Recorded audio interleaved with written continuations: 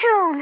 I was just thinking of you. Me and who else? Both my ears were burning. No, Sam, no. With regards to our shortage of office supplies. Don't give it another thought, Ep. This was going to be a short report. Short and sweet, Sam? Hardly, Angel. In fact, barely. Well, Sam, if you had asked me, I could have told you.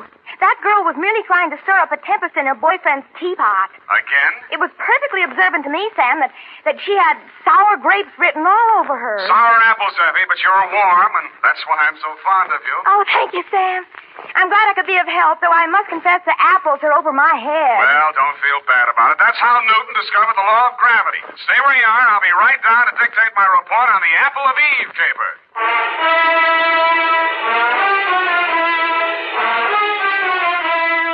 Dashiell Hammett, America's leading detective fiction writer and creator of Sam Spade, the hard-boiled private eye, and William Spear, radio's outstanding producer-director of mystery and crime drama, join their talents to make your hair stand on end with the adventures of Sam Spade. Presented by the makers of Wild Root Cream Oil for the hair. Remember the Romeo of yesteryear? Hair parted in the middle, all plastered down? Man, what a difference today. Today, all a guy has to do to impress a gal is use Wild Root Cream Oil Hair Tonic. Wild Root Cream Oil grooms the hair neatly and naturally, relieves dryness, and removes loose dandruff. If you are still using old-fashioned hair tonics or none at all, then for her sake, spruce up today with Wild Root Cream Oil Hair Tonic. In bottles or the handy new tube, it's again and again the choice of men who put good grooming first. And now, with Howard Duff starring as Spade, Wild Root brings to the air the greatest private detective of them all in the adventures of Sam Spade.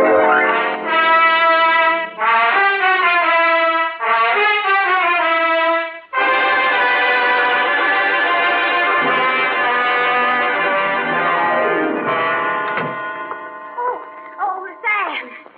Come right in. Sure. Why are you so nervous? Oh, nothing, really. I'm just glad to see you, dear. Oh, I'm glad to see you. That's all. Come on, out with it. What are you hiding behind your back? Well, it's a surprise, Sam. So you just run along into your office, and I'll be right with you. Surprise, huh? Let me think. Father's Day? No, surely not. Oh, no, Sam, no.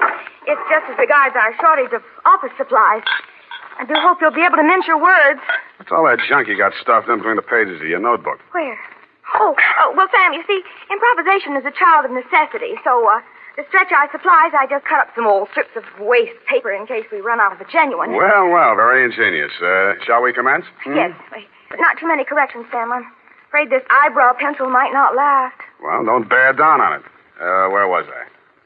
No place, Sam. Date? I already have that, Sam. This one goes to... Hey, Yes, Sam?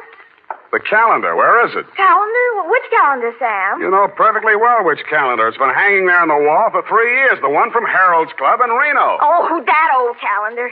It was out of date anyway, Sam. That calendar was timeless. It was not, Sam. It was vulgar. That's a lie. I met the girl who posed for it. In more modest circumstances, I hope. Put it back. Now, Sam, don't. F, what did you do with that calendar? You mustn't excite yourself, Sam. Let me see that notebook. Yes, Sam. Uh-huh. Old waste paper, indeed. An art treasure mutilated. And for what? To serve your own base purposes. Just because you were too absent-minded to order a few office supplies. But I frequently alluded to our dwindling resources, Sam. But no, you were too proud. Take these and put them in a safe place. You can put it back together with Scotch tape on your own time. Oh, we're out of Scotch tape, Sam. We've got a first aid kit, haven't we? We used to. Use the adhesive. Date, June 19, 1949. I won't soon forget that.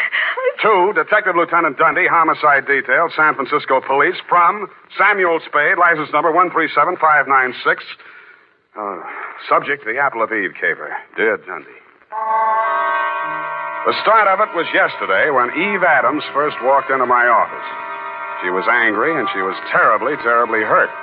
In fact, she had a shiner, a swollen jaw, and somebody had bitten her on the arm. And furthermore, she had the audacity to suggest that there was something shady between I and Mr. Hagen when it is an item of public information that her and Gorse Hagen was washed up practically before they started. And I might just add in passing... Just a minute, Miss Adams. You say this girl came to your apartment in a jealous rage and attacked you without provocation. None whatsoever. I never opened my trap to her, except to remind her that it would have been a blessing to the human race if her old man had never met her old lady. And if she thought those 3 layers of pancake on her puss could fool a blind man as to her true age, and seeing as what her mouth was, she should never open it for fear of what might come out. I see. And the girl's name? Down at that flea bag where she works, she's billed as Dream of Love. And is she ever a nightmare? Dream of Love. That's D-R-E-A-M-A? It says there, but I do not intend to take this episode lying down on my chin, Mr. Spade. Why, if it had not been for the timely arrival of my concertee, that cheap nail would have brained me with my own gin bottle. I see. Landlady broke it up. And you say she threatened to return with a gun and blast you if you continued seeing Mr. Hagen. That is a fact. And she is just cheap enough to try some low trick like that. Mm-hmm. And what do you want me to do, Miss Adams? I want you should pay a formal call on that dame and tell her that upon the very next occasion of any violence or threats thereof out of her, I'm going to yell cop. In fact, Mr. Spade, I am placing my life and limbs in your hands, and if you are anything of what you're cracked up to be, you will have no difficulty in giving that creepy crow the bum's rush straight out of my life.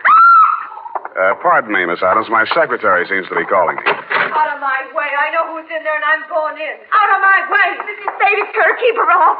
You should have hired the 4th Marines, dearie. Now, ladies. Ladies, please. Break it up. I'll show you who to get tough with.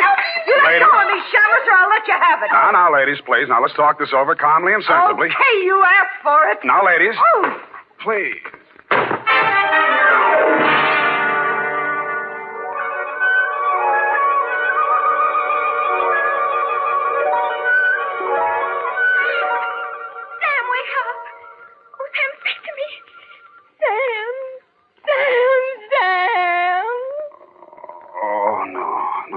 Don't hit me again. Now, you're going to have the jewels. Oh, Sam, you poor darling. Here, drink this. What is it? Tastes awful. Water, Sam. Oh. Where'd they go? Well, they chased each other down the hall. I thought you'd gone out. I did. What did she hit me with? Well, she took a sap out of her purse and let fly before I could prevent it. Yeah. But you were still on your feet when you told me to close the door. Fine thing. Help me up. Yes, Sam. Easy. Oh, when I think of you lying in here unconscious all that time while I went out to lunch. What? If anything had happened to you, I'd never forgive myself. You call this nothing? Oh, you poor, dear, brave boy. Now, you just sit down and relax. Now, the ambulance should be here any minute. Ambulance? Don't you know these things cost money? Oh, I'm sorry, Sam. I lost my head. When I saw you lying there all of a heap, I couldn't help Forget it. What's that gadget there on the floor? Oh, it's lipstick. Must have dropped out of her purse when she opened it for the sap. Huh. Apple of Eve. It's a ghost color, Sam. Apple of Eve. Unique Garage, Harry speaking. Spade, this is Dream of Love. Keep your distance. Look, you left your lipstick, but don't bother to come after it. I'll mail it to you. What kind is it? Apple of Eve. Sorry, I've never used it. Good, then I won't give you another thought. Oh, but you got to. She's dead. Eve Adams? Yeah. She jumped into a taxi in front of your building. I went straight after her. But I got caught in traffic where they're tearing up Market Street. That could be anywhere between the Embarcadero and Twin Peaks. Fine alibi. What comes next? Well, I'm at her apartment now, and she's dead. Sam! Hold on. Yaffee? There's your ambulance. Shall I send him away? What shall I do Well, with it's $10 him? now anyhow. I'll use it for a taxi. Hello, Miss Love? Yeah? Stay there and don't touch a thing. I'll be right over.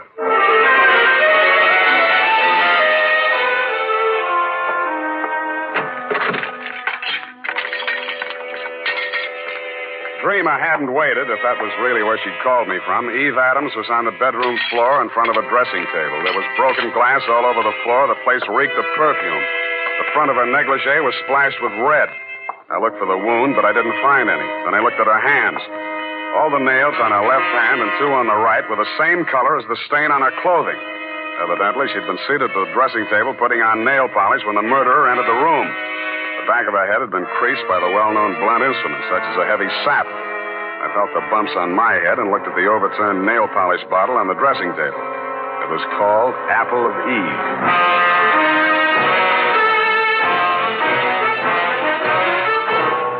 makers of Wild Root Cream Oil are presenting the weekly Sunday adventure of Dashiell Hammett's famous private detective, Sam Spade.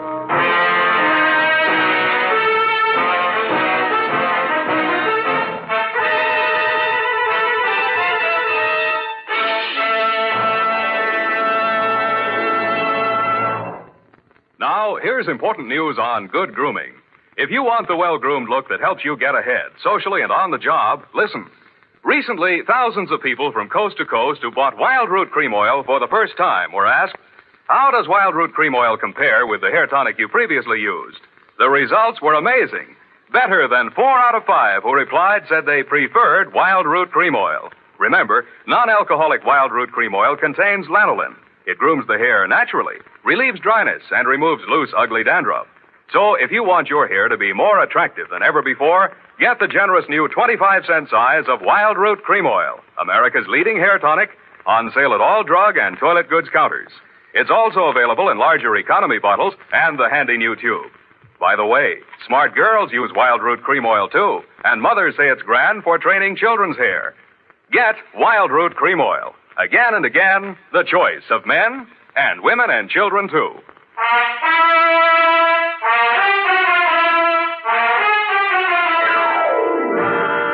And now, back to the Apple of Eve caper. Tonight's adventure with Sam Spade.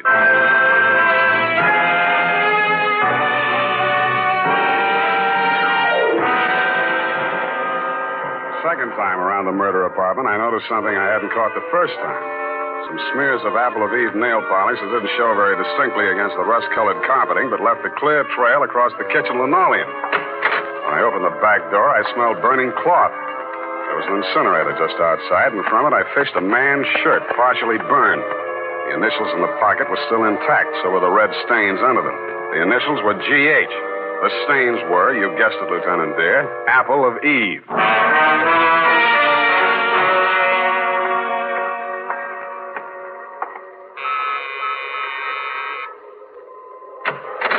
Yeah? I'm looking for Miss Dreamer Love. She home?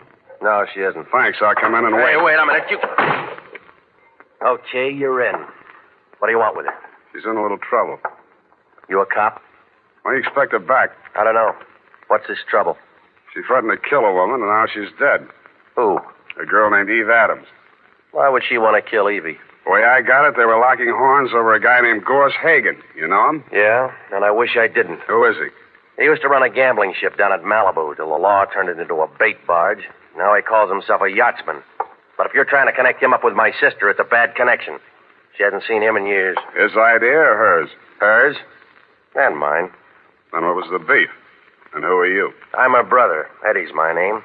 And why would there be any beef between those two? Evie was my sister's best friend, and she was engaged to me. Then this news must be quite a shock to you. You're taking it like a little soldier. She was asking for it. I warned her. I begged her to leave town with me. But no, she couldn't sneak off like that without letting Gorse know the score. I told her he'd kill her before he'd let her go. Mm-hmm. You live here, Eddie? Yeah, what of it? Where do you keep your shoes? In a closet, kidder. Where do you keep yours? Under the bed? Which closet? In here? Hey, wait a minute, Get your hands off of me. Let me see your warrant. It better be good or you're going out of here on your head. Take your hands off me, Eddie. Let's see that warrant. All right, I got a warrant, Eddie. Here.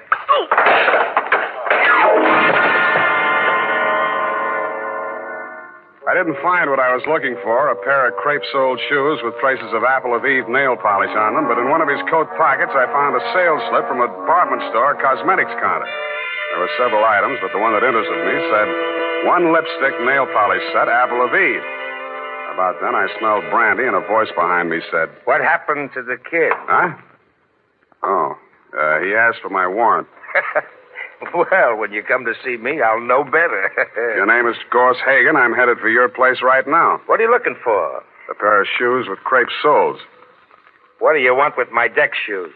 I thought maybe they'd match up with this piece of a shirt with your initials on it. Give me that. That's a fact. Where'd you get that? In the incinerator at Eve Adams' place. Well, that don't prove anything. Lots of people got the same initials. Have you talked to, George Howard? He's alibied. He's out of town. That proves it's a frame. I don't know any George Howard. I thought so. Okay, let's cut out the monkey business. Give it to me. It's evidence. Give it to me! All right, I'll give it to you. I did. but he gave it right back to me. I was only losing on points until I tripped over poor old Eddie and lost my balance. That's when he gave me the coup de grace.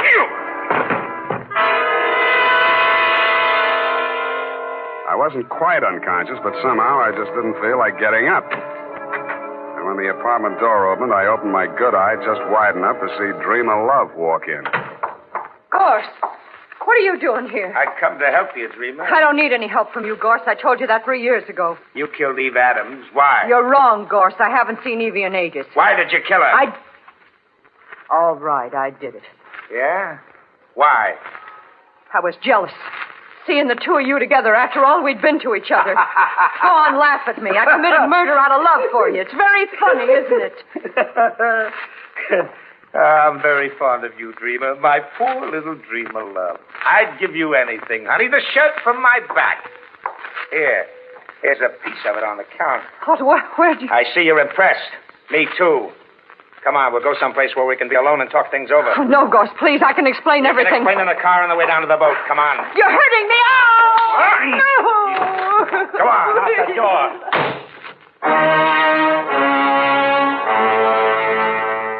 Stupid me, I staggered to my feet and stumbled over to the door. I reached it just as Hagen's car pulled away from the curb. By the time I found a taxi, they were at least halfway to wherever they were going. I didn't know whether the boat he had mentioned was tied up at the Embarcadero, anchored in the marina, moored at Sausalito, or becalmed in Oakland. But there was a seafaring man in our town who knew about such things. My port of call was the Seahorse Bar and Grill just off ahead at Pier 16, or is it the Foot?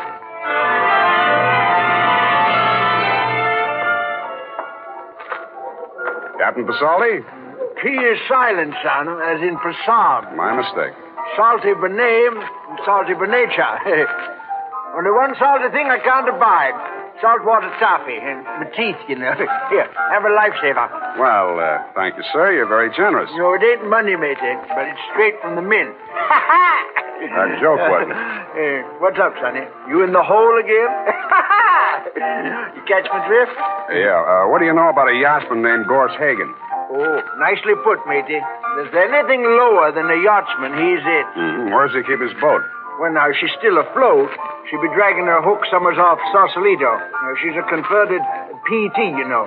He calls her the Sea Queen. Mm-hmm. He had her bottom planks ripped out in the Battle of the Coral Sea, and they patched her up with plywood. Well, she's got 2 diesels, she has, and twin screws, 2-to-1 reduction gear. Yeah. What's the quickest way of getting out to her? Well, no, there's not much craft for charter here about this time of night, you know. There's that Novak fella, but just at present he's sleeping 1 hour. Figures. Might not be worth your while anyways. Why not? Well, Hagen stopped by here 20 minutes ago looking for his engineer. Said he was casting off on-tide, engineer or no engineer. What about your boat? My boat? Well, now, matey, on a plotted course, she'll stand up to any double-ender Monterey dory in the class. Yeah. Without a head sea, that is. Then, on the other hand, you put her in a bottom race, and $1.25 swell. Yeah. How much? How much? $5 an hour. And that's with you, man, and the bilge pumps. Okay, let's go. This, here Hagen fella now. You onto the trim of his sails? Sails on a PT boat? Oh, not the boat, sonny, the man. Cut of his jib. No, I didn't notice that, but he was wearing crepe-soled shoes. I'll tell you about this Hagen, matey. Fella once tried to board him. A customs officer, no less. What's up? Picked him up 4 days later in a gill net with a fish gaff stove clean through his neck. Here, have another lifesaver. You may need it.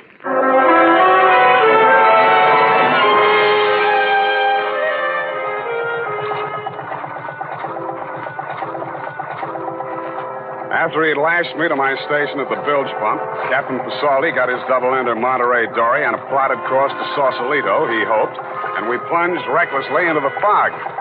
As nearly as I could catch his drift, there was a 50-50 chance that A, Hagen had found his engineer and would be halfway to the Farallone Islands before we could make it past Alcatraz, if we stayed afloat that long, or B, that he hadn't found his engineer and might be having trouble starting up those 2 diesels with the twin screws and the 2-to-1 reduction gears, whatever they are.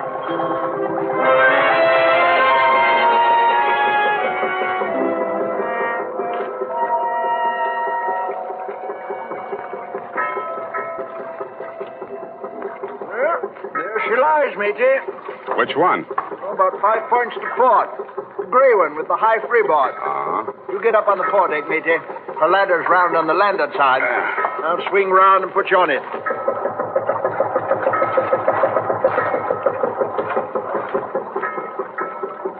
Hey! Anybody home? He's likely below, nursing them diesels. You got to rear back and holler, matey, like this. Ahoy! The sea queen! I like that. I know to raise them.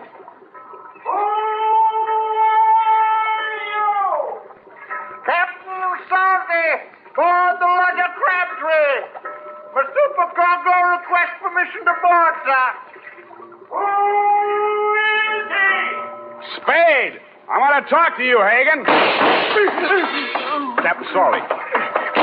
Drop down, you clumsy lubber. Hit the scuppers. Where'd he get you? Don't write the note. Hurts amidships, huh? Here. How do you run this thing? I got to get you to shore. That's throttle. There's your forward gear. Don't pull her back all the way. She'll die. The vacuum tank. You lie still. What are you looking for? Jumper pocket. Lifesaver. In case you need it. I don't know more. Best winds on your after quarter, matey. Remember Okay, that. take it easy, Captain. If he could see us well enough to drop Captain Salty, he'd let it go at that. And I got it. He was listening.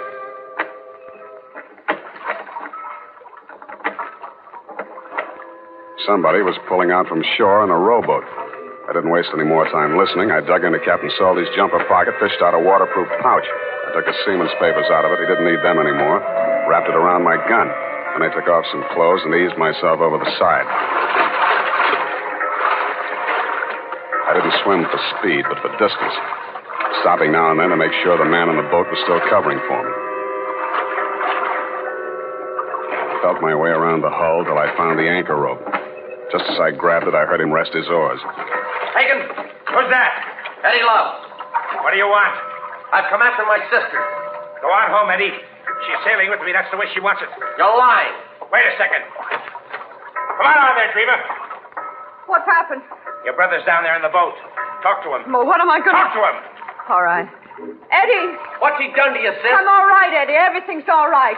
Gorse and I have decided... Go on home, Eddie. He's lying to you. He knows you framed him. If you sail out with him, you won't come back. No, Eddie. I'm coming aboard. Eddie, no! Gorse, please! No! Eddie!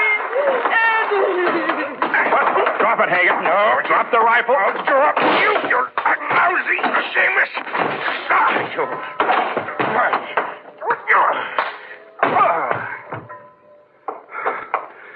Sam, did he hurt you? No, I've been kicked in the stomach before. It takes a woman to kick you in the teeth. I'm sorry. I don't care what you did. What burns me up, you didn't do it right. I hate a bungler, especially a female bungler. I'm a bungler. You're the one. It would have worked if you hadn't gone poking in the incinerator. I should have called the police. They'd have known what to do with evidence like that. They've been wanting to get something on Gorse ever since repeal. Listen, Angel, any flatfoot could have seen through that setup. Eve Adams was sitting in front of a mirror when she was maced.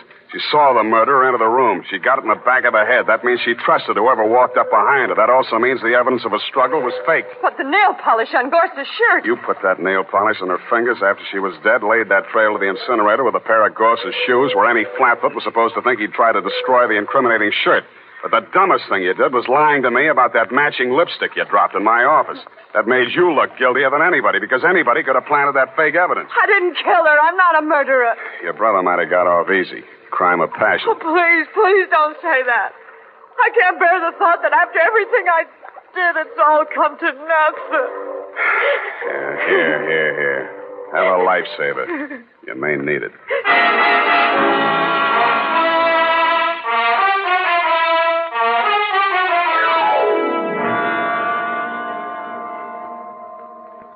Period. And a report. Oh, Sam. Poor Captain Pasolti. P is silent, F is in Passam. Go type that up. All right, Sam. Last one in the package.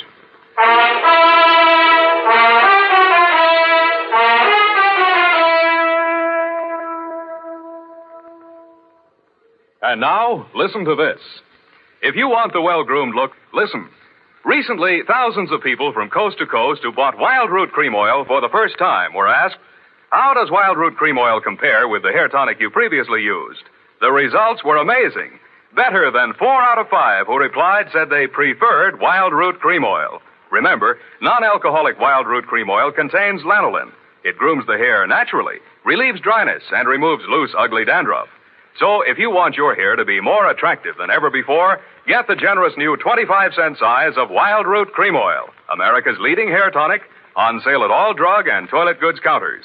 It's also available in larger economy bottles and the handy new tube.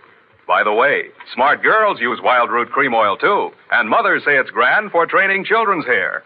Get Wild Root Cream Oil. Again and again, the choice of men and women and children, too.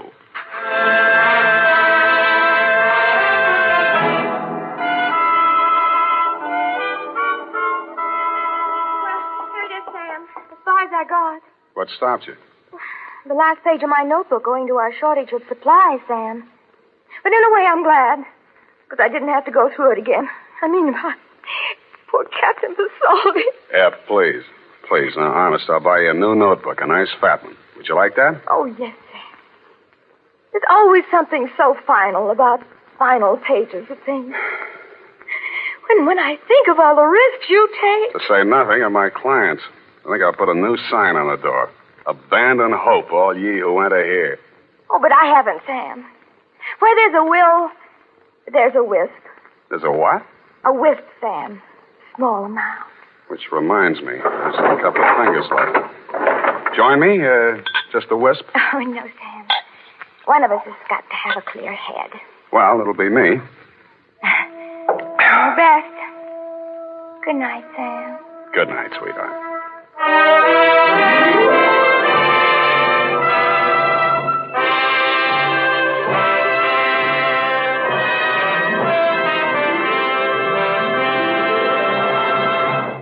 The Adventures of Sam Spade, Dashiell Hammett's famous private detective, are produced and directed by William Spear. Sam Spade is played by Howard Duff. Lorene Tuttle is Effie. Howard Duff can now be seen starring with Yvonne DiCarlo in Universal International's Technicolor production of Calamity Jane and Sam Bass.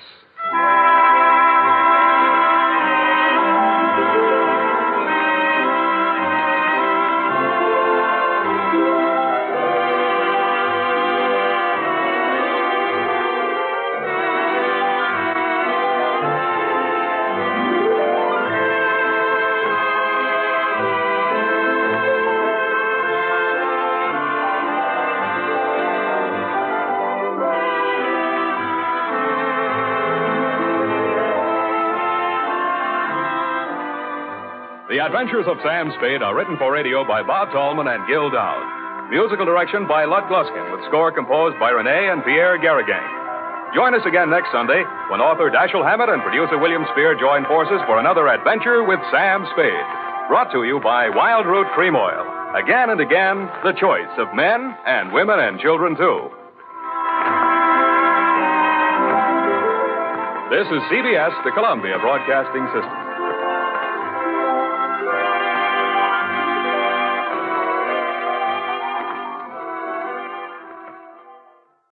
From Hollywood, it's time now for Johnny Dollar. George Atkins at Northwest Indemnity. Oh, hiya, Georgie. How'd you like to go to New York, Johnny, and get into the game-mad world of the theater? Thanks a lot, Georgie, but no thanks. I'm not the grease paint type. I know, but Amy Bradshaw is. Amy Bradshaw? Yeah, we wrote a policy on her a couple of years ago. Look, if it's her autograph you want, why send me? It's not that simple. Anyhow, she's got all the fans she wants. I know. I'm one of them. I think she's great. Johnny, looks like somebody's trying to kill her. Georgie, I'll be right over.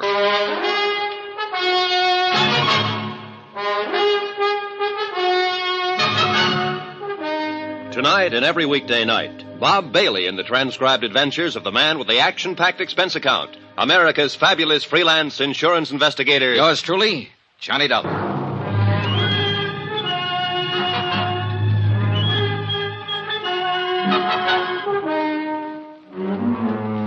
Expense account submitted by Special Investigator Johnny Dollar to the Northwestern Indemnity Alliance, Hartford, Connecticut. The following is an accounting of expenditures during my investigation of the Amy Bradshaw matter. Expense account item 1, $16.50. Transportation and incidentals to New York City. I checked in at a hotel and then went over to the Criterion Theater on West 44th, where Amy was starring in a play called The Unguarded Hour. David Coleman, the director, was standing in the wings watching the third act on stage. There's no other. David Coleman? Yes? I'm Johnny Dollar, insurance investigator, sent over by Northwestern Indemnity. Oh, yes, Mr. Dollar. I called them. Let's go over here where we can talk. Okay. How's the play going? Well, 22 weeks now. Been going along just fine until this business came up. How did it start? Last evening, just before curtain time, I dropped by Amy's dressing room. She looked, well, strange. How so? Pale, trembling. She was staring at a note in her hand. It sounded like some sort of crank note. You know, you are an evil woman. You will be punished by sudden death, unquote. Have you reported this to the police? Oh, no.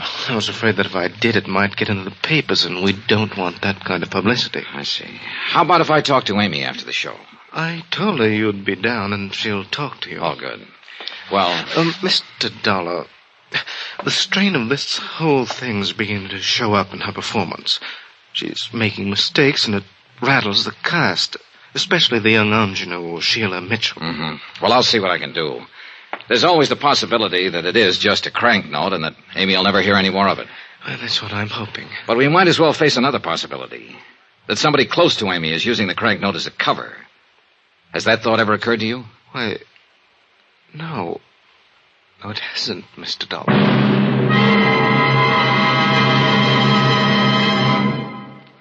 We will continue with the Bradshaw matter in a moment.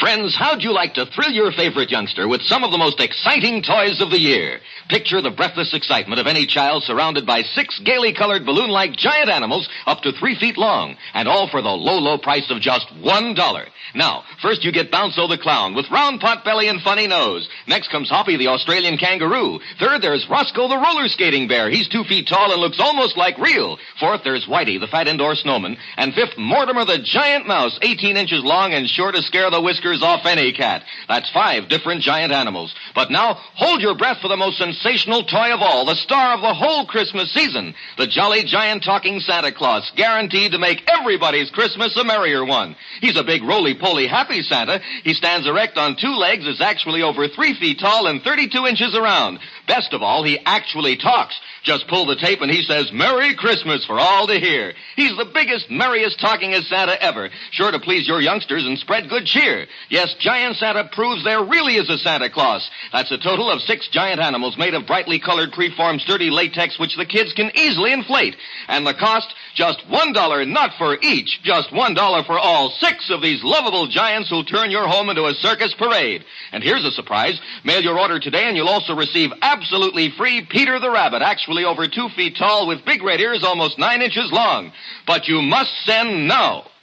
Rush $1 plus 10 cents for packing and mailing for each set you want to Giant Animals Box 1580, Grand Central Station, New York City. If not delighted with every one of your 7 giant animals, return them to the Super Animals Company for a full refund. But keep the giant talking Santa as our gift. Order now. Supplies are limited. Rush $1.10 for packing and mailing for each set in cash, check, or money order to Giant Animals, Box 1580, Grand Central Station, New York City. That's $1 plus 10 cents with your name and address. Mail to Giant Animals, Box 1580, Grand Central Station, New York City. That's Giant Animals, Box 1580, Grand Central Station, New York City.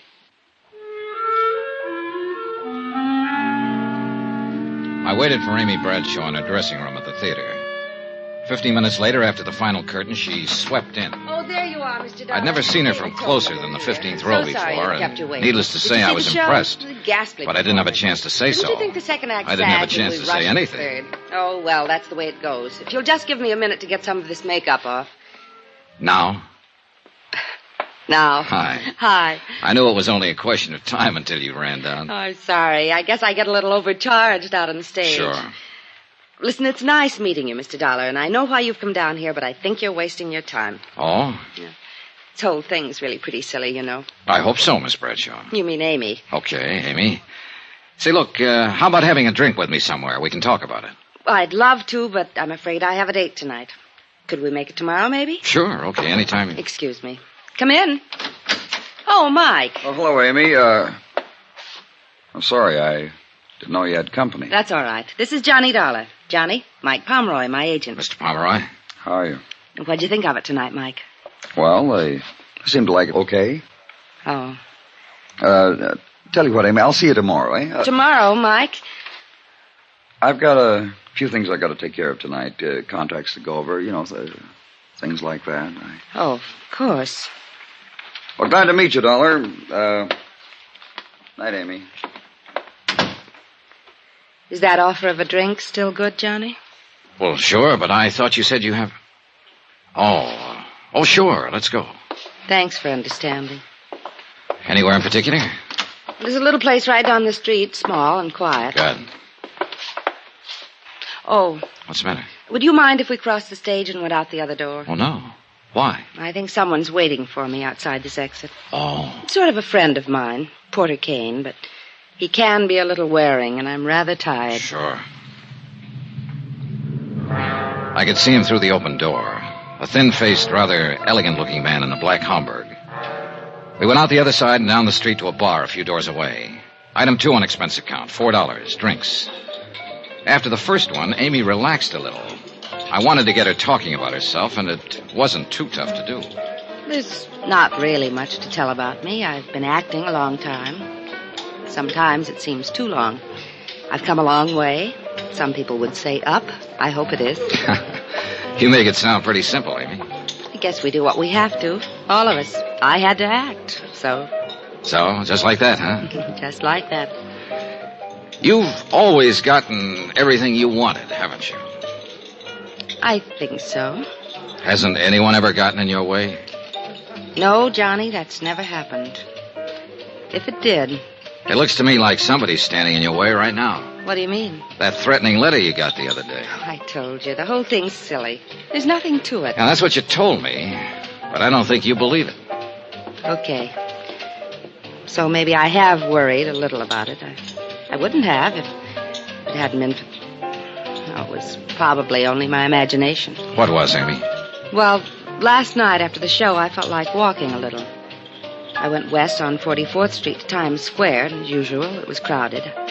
I stood on the curb waiting for the light to change, and suddenly I got shoved out into the street. Oh? Right out into the traffic. I jumped back just in time. You see who did it? How can you tell in a crowd like that? I know. It was probably only coincidence that it happened right after I got that note, but... Oh, Johnny, I still just can't believe anybody's really trying to do me harm, but... I guess what's been making me nervous during the performance is staring out at that blackness past the footlights, wondering if there's somebody out there who hates me. Uh-huh. I guess I can't stand being hated, Johnny. I've got to be loved. Look, Amy, did it ever occur to you this might not be a crank out in the audience, that it might be someone closer to you? What? Johnny, that's impossible. Isn't? I don't have many friends. They've mostly to do with the play, but those I have are good ones. Who else besides your agent, Pomeroy? How about the director? David Coleman. He's a very old friend and one of the best. How about the producer? Emery's the last person in the world who'd wish me harm. On a dollars and cents basis, if nothing else. He and Dora both. Dora? His wife. I like her very much. Does she like you? Why shouldn't she? What about this man you wanted to duck tonight, the one who was waiting outside the theater? Porter Kane? Oh, he's a sort of a fan, I guess. A little eccentric, maybe, but he's been very good to me. Johnny, really, it couldn't be any of them. Maybe, maybe not. Look, Amy, I was sent down here because Northwestern Indemnity holds a policy on you. I know. Now, who's the beneficiary? William York. Who's he? My husband. Oh. I didn't know you were married. We separated 6 months ago. What I wanted, he didn't. What he wanted, I didn't. It's as simple as that. Well, where is he now? Here in New York somewhere, I guess. I don't know. He's a writer, sort of. Johnny, I'm tired. Oh, yeah, sure you must be. I'm sorry I kept you so long. Oh, no, I didn't mean that. It's been nice. Very nice. It's funny. I seem to relax a little when I'm with you. We let that one lay and went outside. Item 3 on expense account, $2, taxi to Amy's apartment. There was a car parked 2 doors down with a man just sitting in it. I saw Amy give it a quick look. Then as she said goodnight to me at the door, I noticed that she slipped the catch on it. I sauntered across the street and stepped into the shadows. A moment later, the door of the parked car opened and her agent, Mike Pomeroy, got out and went into the apartment house. Then I realized I wasn't the only one watching this. Half a block down the street, I could see a figure in a shadowy doorway. I ran toward him, but he took off around the corner. When I reached the corner, he was nowhere in sight. Amy might have been taking this thing only half seriously, but I was real serious about it now. She said she had some very nice friends. But I had a strong hunch that one of these very nice friends was out to kill her.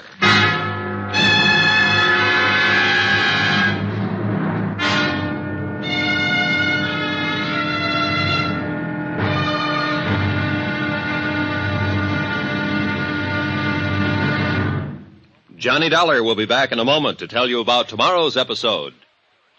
Friends, send for your set of some of the most exciting toys of the year. 6 giant inflatable toys for only $1. Some up to 3 feet tall. You get Bounco the Happy Clown, Hoppy the Australian Kangaroo, Roscoe the 2 feet long roller skating bear, Whitey the fat indoor snowman, Mortimer the giant mouse 18 inches long, and last but not least, the great giant talking Santa, a roly-poly giant over 3 feet tall and 32 inches around the belly that actually says Merry Christmas out loud when you pull the tape. That's 6 sensational giant toys for only $1, made of sturdy, gaily colored latex that the kids can easily inflate. Send $1 for each set to Giant Animals, Box 1580, Grand Central Station, New York City. And if you order right now, you get Peter the Rabbit over 2 feet tall absolutely free. If not delighted with your Giant Animals, your money refunded immediately. Order today. You may never hear this offer again. Rush $1 plus 10 cents for packing and mailing in cash, check, or money order to Giant Animals, Box 1580, Grand Central Station, New York City. That's $1 plus 10 cents for each set with your name and address to Giant Animals, Box 1580, Grand Central Station, New York City.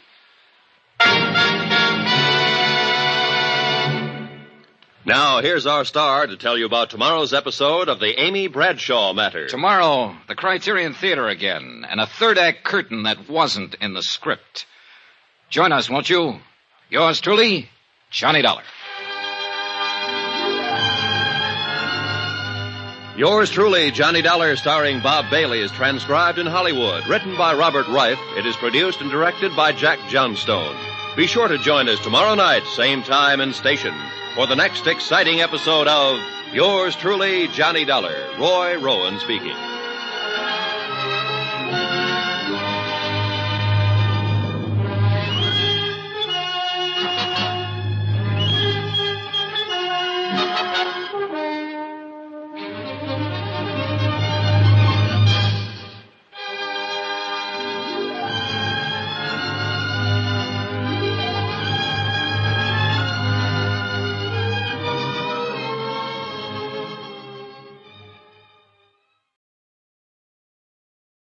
From Hollywood, it's time now for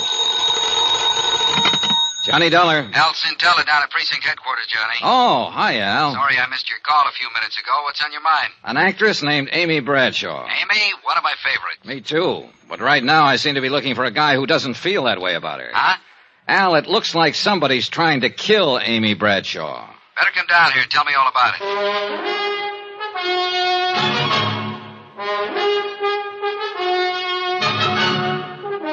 Tonight and every weekday night, Bob Bailey in the transcribed adventures of the man with the action-packed expense account, America's fabulous freelance insurance investigator. Yours truly, Johnny Dollar.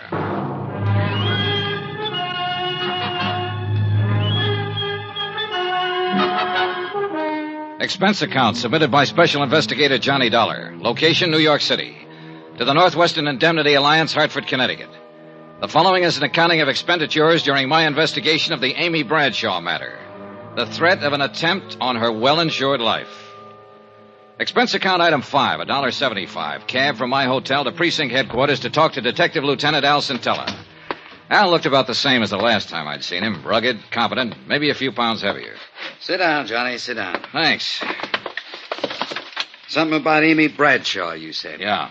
Didn't know you were a friend of hers. Northwestern Indemnity holds a $25,000 life insurance policy on her. Here, take a look at this note. Amy got it several days ago. You are evil. You will be punished by sudden death. Oh, come on now, Johnny. A couple of nights ago, after the show, somebody shoved Amy off the curb and out into the traffic over in Times Square. Well, the same thing happens to me almost every time I'm around Times Square. You know what I smell in all this? Oh, sure. You probably smell a publicity stunt. I sure do. You think I'd fall for a thing like that? You known Amy Bradshaw very long? No. I'd seen her in a few shows, but last night was the first time I'd ever met her in person. If I didn't know you pretty well, I'd say you might be getting a little stage struck on her. Uh-huh. What about the man who trailed Amy to her apartment last night? Oh?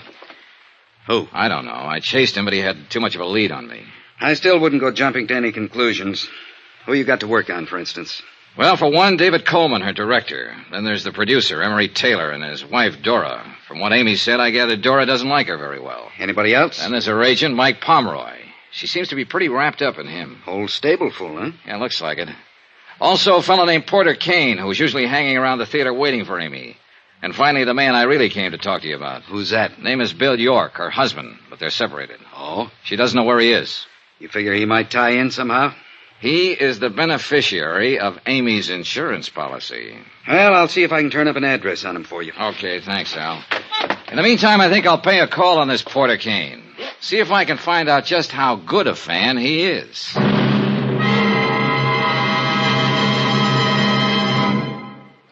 We will continue with the Bradshaw matter in a moment.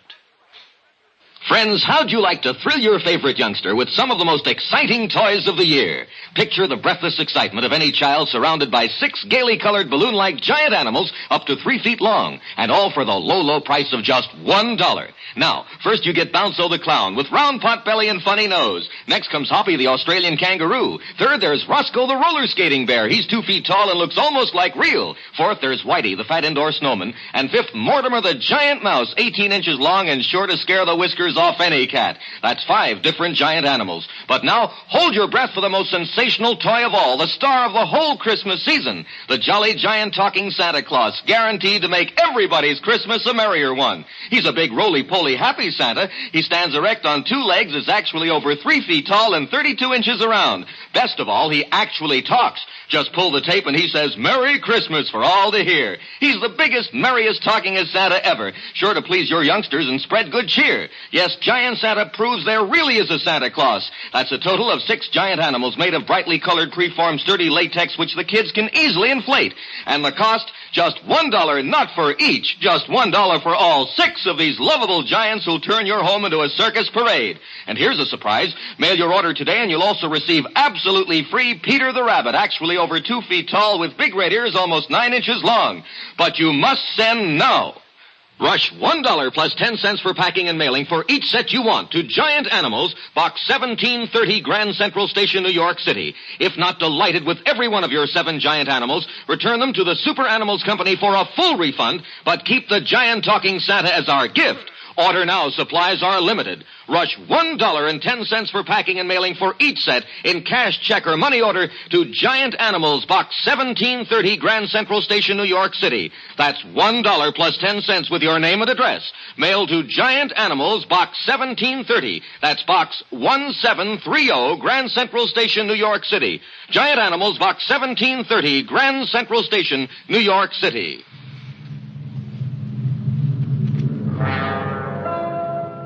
Expense account item 6, $225. Cab to the apartment of Porter Kane in the East 70s.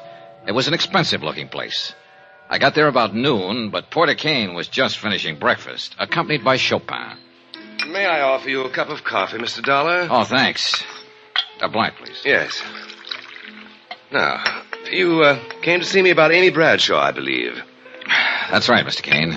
I represent Northwestern Indemnity Alliance. They hold a policy on Miss Bradshaw. You perhaps want some sort of character reference on her? You, might put it that way. Well, in that case, you couldn't have come to one better qualified than I. You see, Amy is my career at present. Afraid I don't understand, Mr. Kane. Well, some years ago, I was relieved of the sordid but customarily necessary task of working for my bread and butter. The result is that I've been able to devote myself to a fascinating hobby. What kind of a hobby? I collect things. Oh? The objects of my interest vary, but they all have one thing in common. Oh? This signet ring I'm wearing, for instance. Yes, I noticed it. Very unusual. The crest is that of the Medici family, Renaissance Italy. The only ring of its kind in the world, so far as any of the authorities on that period are aware. That vase on the table, the painting on the wall, that sculpture. One of a kind, huh? Precisely. Which brings us quite logically to Amy, who is clearly one of a kind. So? So I plan to add Amy to my collection. Just like that, huh? I'm certain Amy will see it my way in time. And I have time. Now, if you'll excuse me, I must dress for the matinee. Will I see you again, Mr. Dollar? Yes. You probably will, Mr. Kane. I was glad to get out of the hothouse atmosphere of Kane's apartment. Real weird, this character.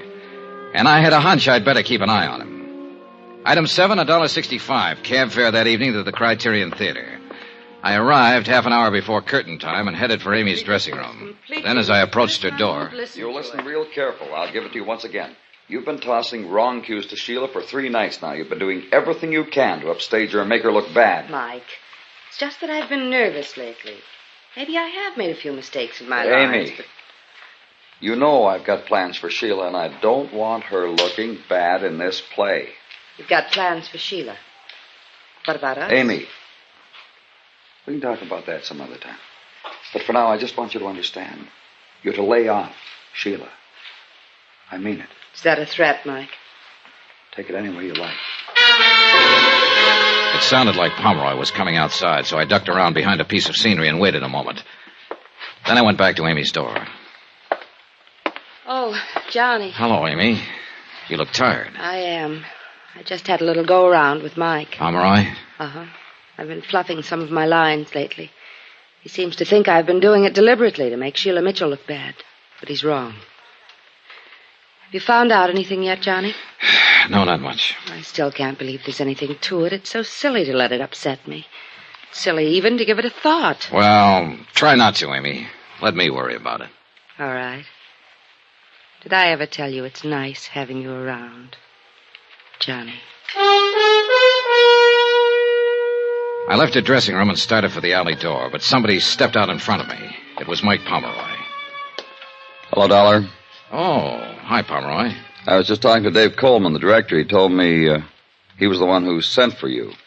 He told me why. You didn't know about the threatening letter Amy got? No, I didn't. Look, Dollar, every actress I've ever known has gotten at least one note like that during her career. You don't think this should be taken too seriously, then? No. Amy's pretty nervous these days, and as long as you're around stirring things up, she'll be worried about it. If there's anything to be done about it, I can handle it. In other words, you want me to mind my own business, that it? You said that, Dollar. I didn't. It might not be a bad idea. Funny thing. When somebody tells me to lay off a case, my interest in it always doubles. After the final curtain, I went backstage to wait for Amy. The stage door was open, and I could see Porter Kane waiting in the alley outside. So I went over to him. Well, Mr. Dollar, good evening. Hello, Kane. On duty again tonight? Perhaps that's one way of putting it. I thought I might have a little chat with Amy after she's changed. I'm afraid she has a date. Oh? Do you happen to know with whom? Yeah, me. Mr. Dollar, are you suggesting that I'm to regard you as some sort of rival? Not at all, Kane. I'm just suggesting that I'm a friend of Amy's. I see. Good night, Mr. Dollar.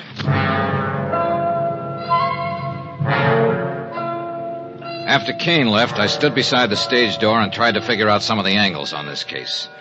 There were too many of them. By the time I went in, the theater was dark, except for a dim light bulb over the stage, and everyone had gone. Everybody, that is, except Amy. I ran into the darkened theater. She was standing horrified next to the stairway by the dressing rooms, her eyes fixed on something that lay on the floor. Johnny, I was on my way out to meet you. I heard a swish through the air. This heavy sandbag. It barely missed me. Oh, Johnny! Stay back against the wall, Amy. You'll be okay there. I climbed the long ladder up to the catwalk above the stage where they sometimes use the sandbags to balance hunks of scenery. It was dark up there. I started edging along the catwalk. Suddenly, my foot hit a loose board. I almost lost my balance. A loose board that could have been left for me. And it was a long, long drop down to the stage. Whoever had been up there knew the theater pretty well. Finally, I went back down to Amy. She was trembling. Johnny? It's okay, Amy. It's okay. Johnny? Maybe I didn't take it seriously before, but I do now. Somebody dropped that sandbag from up there deliberately. Somebody is trying to kill me, and I'm scared, Johnny. I'm scared.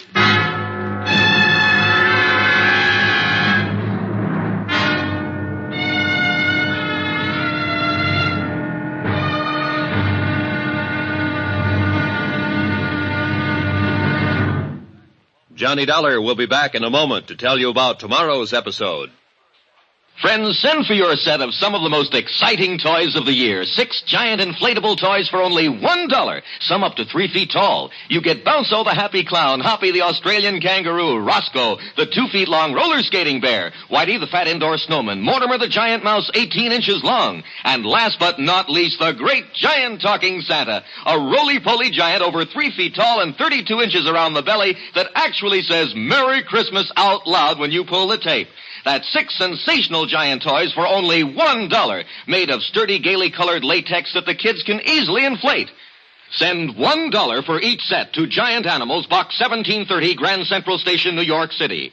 And if you order right now, you get Peter the Rabbit over 2 feet tall absolutely free. If not delighted with your Giant Animals, your money refunded immediately. Order today. You may never hear this offer again. Rush $1 plus 10 cents for packing and mailing in cash, check, or money order to Giant Animals, Box 1730, Grand Central Station, New York City. That's $1 plus 10 cents for each set with your name and address to Giant Animals, Box 1730, Grand Central Station, New York City.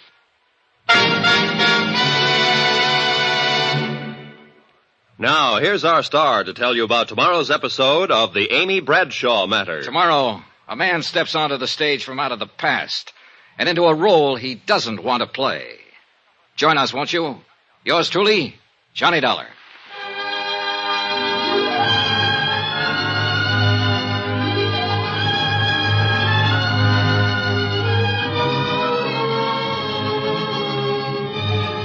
Yours truly, Johnny Dollar, starring Bob Bailey, is transcribed in Hollywood.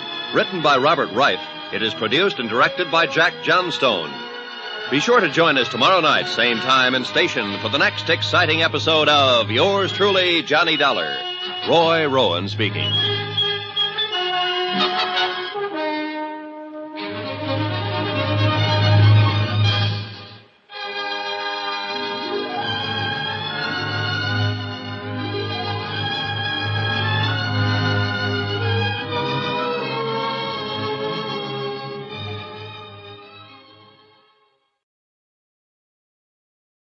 From Hollywood, it's time now for Johnny Dollar. Al Santella at police headquarters, Johnny. Yeah. You hear what happened at the Criterion Theater after the show last night? I was off duty when you called, but Sergeant Rogers gave me a fill-in this morning. So somebody tried to drop a sandbag on Amy Bradshaw backstage. Yeah, a real near miss. You still think these attempts on her life are publicity stunts? No, looks like your hunch was right. I'll have a couple of my boys keep an eye on Amy. Thanks. Johnny, you wanted to know the whereabouts of this guy, Bill York, the husband Amy separated from. What have you got on him, Al? 768 West 4th Street, down in Greenwich Village. Thanks, I'll check it.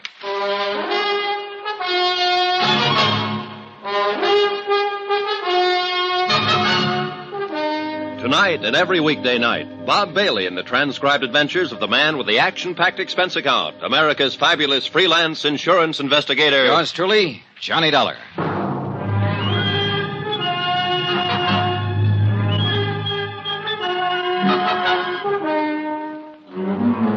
New York City, expense account submitted by Special Investigator Johnny Dollar.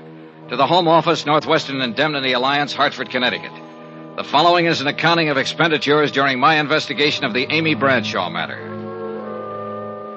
Expense account item 8, $275. Taxi from my hotel to Greenwich Village to try and locate a writer named Bill York, who had separated from Amy 6 months ago. Amy was a good actress, but she couldn't hide the fact she was plenty scared by the attempts on her life in the last 3 days. My hunch was it was someone close to Amy, and Bill York was very much on my list. After all, he was the beneficiary on her life insurance policy. I hadn't been to this part of the village in 2 or 3 years, but from the looks of it, it hadn't changed a bit. Defiantly shabby and run down. A few beards here and there, a few gals with long, straight hair. Bookstores and bars, side by side. I checked at the address Al Centella had given me. It was a beat-up old rooming house. Come down here to interview the famous writer, something like that? Not exactly. Too bad. Here I thought you wanted to carry my message to America. No, I'm afraid that's a little out of my department, Mr. York. Amy did mention that you were a writer. I can tell you exactly what she said. She said, you know, Bill's a writer, sort of, right? Well, as a matter of fact. Amy always felt it necessary to apologize for me. That was one thing about our marriage that was always so charming. Well, look, I didn't come here to discuss your marriage, York. I don't know what you're so bitter about. It's none of my business. But... Why, darling, what do I have to be bitter about? Here I am, an artist, living an unfettered life of freedom in Greenwich Village. What more could I ask? I guess I haven't read any of your books. Don't worry about it. You're in good company. You and the publishers. Oh, that's too bad. Must make a little problem in the grocery department. Oh, that doesn't worry me. You see, one can always manage to live comfortably in hock. Oh? And if one is willing to hock his soul, of course the returns are much greater. I don't get you. That's not surprising, because nobody else but me would call it my soul. It's just the manuscript for an unpublished novel. 3 years of work and sweat and pain. But my clever pawnbroker, Mr. Pomeroy, has a fair idea what it means to me. Mike Pomeroy, Amy's agent? Charming chap. Quite shrewd. In other words, if you could raise some money, you could get this brainchild of yours out of hock from him. Tell me, how long's it been since you've seen Amy? Several months. Why? You haven't been uptown near her apartment the last few days, huh? No. You sure? Of course. Anything else? No. Not for now.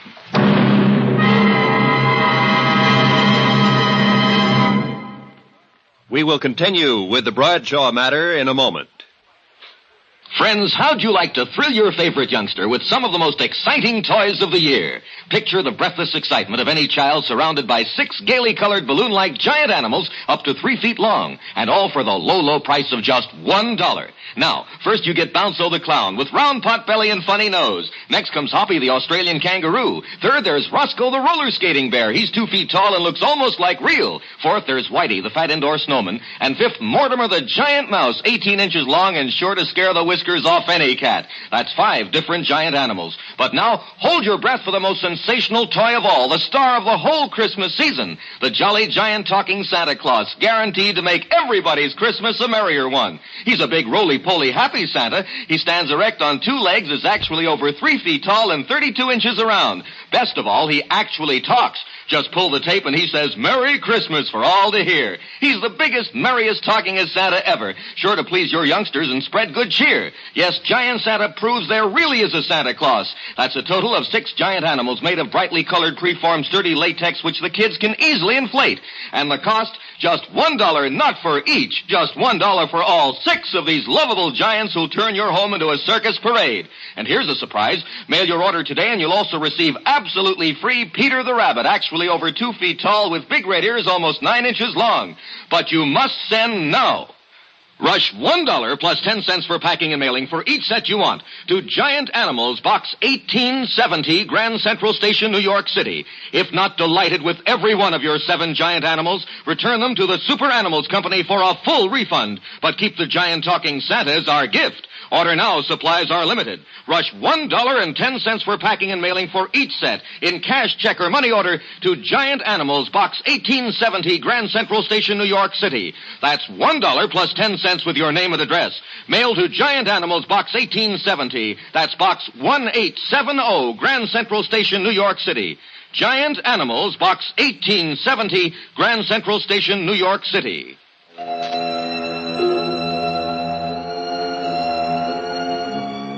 I was getting nowhere in my attempt to find out who was gunning for Amy Bradshaw, and I knew it. I called Mike Pomeroy, her agent, but he was out, so I took the next name on my list, the producer of Amy's play, Emery Taylor. Expense account item 9, $175, cab fare to Taylor's apartment in the mid-50s near the Museum of Modern Art. Taylor wasn't in, but his wife Dora was. She was sleek-looking and a little on the brittle side. She was sitting behind a small bar in the den, and she looked quite at home there. Drink? Thanks. Will your husband be back soon, Mrs. Taylor? Who knows? Yeah. Oh, thank you. What do you want to see him about? Amy Bradshaw. What about Amy Bradshaw? I wanted to ask him if he knew of anyone who might want to harm Amy for any reason. Oh, I could answer that better than Emery. There is someone? There certainly is. Who? Me. Why? Would you like it if your husband was knocking himself out for for a younger woman? Well, now, isn't that part of the business? Is it? That's not all. Amy's hurt plenty of people getting where she is. You think your husband's one of them? I hope not. Who has she hurt, Mrs. Taylor? Do you know Dave Coleman? Her director?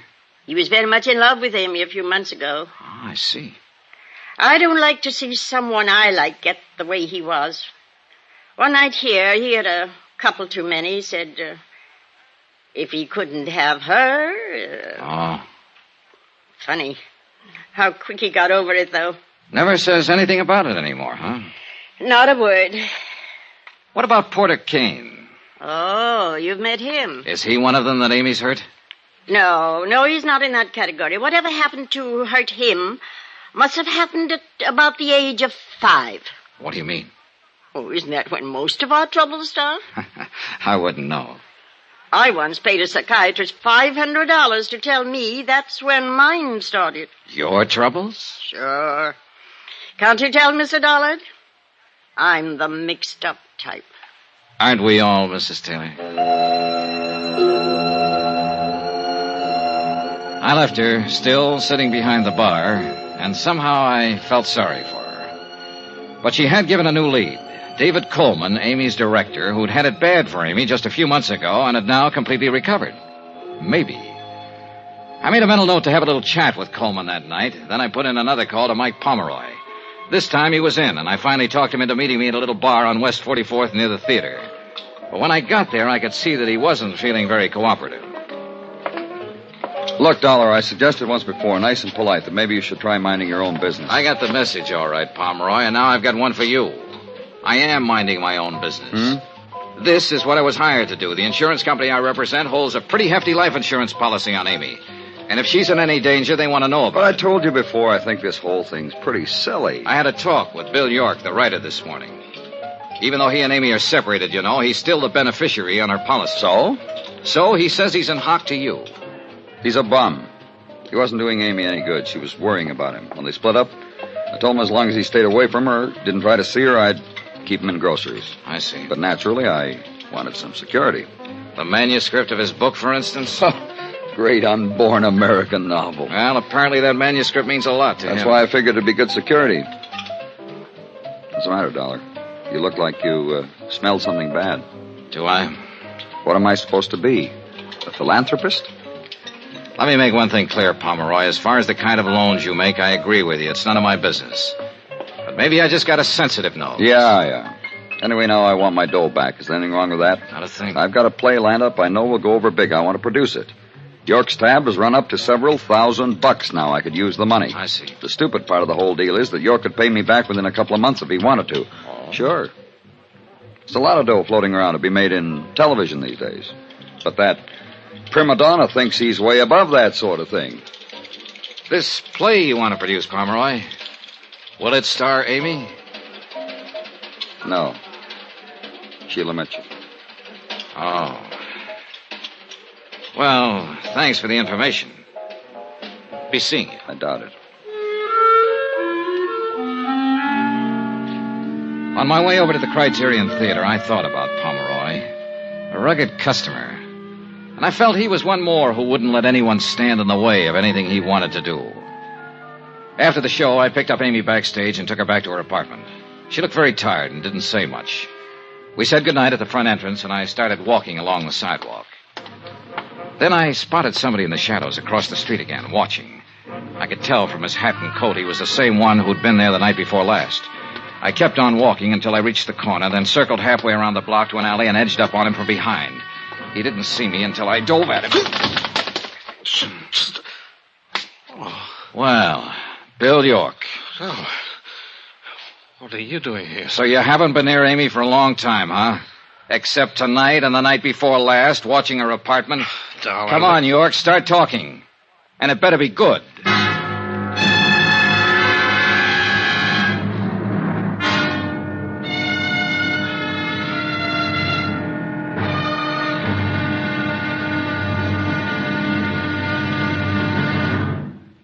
Johnny Dollar will be back in a moment to tell you about tomorrow's episode. Friends, send for your set of some of the most exciting toys of the year. 6 giant inflatable toys for only $1. Some up to 3 feet tall. You get Bounco the Happy Clown, Hoppy the Australian Kangaroo, Roscoe the 2 feet long roller skating bear, Whitey the fat indoor snowman, Mortimer the giant mouse 18 inches long, and last but not least, the great giant talking Santa, a roly-poly giant over 3 feet tall and 32 inches around the belly that actually says Merry Christmas out loud when you pull the tape. That's 6 sensational giant toys for only $1, made of sturdy, gaily colored latex that the kids can easily inflate. Send $1 for each set to Giant Animals, Box 1870, Grand Central Station, New York City. And if you order right now, you get Peter the Rabbit over 2 feet tall absolutely free. If not delighted with your Giant Animals, your money refunded immediately. Order today. You may never hear this offer again. Rush $1 plus 10 cents for packing and mailing in cash, check, or money order to Giant Animals, Box 1870, Grand Central Station, New York City. That's $1 plus 10 cents for each set with your name and address to Giant Animals, Box 1870, Grand Central Station, New York City. Now, here's our star to tell you about tomorrow's episode of the Amy Bradshaw Matter. Tomorrow, I find I have even more of a reason for keeping Amy alive than I'd realized. Join us, won't you? Yours truly, Johnny Dollar.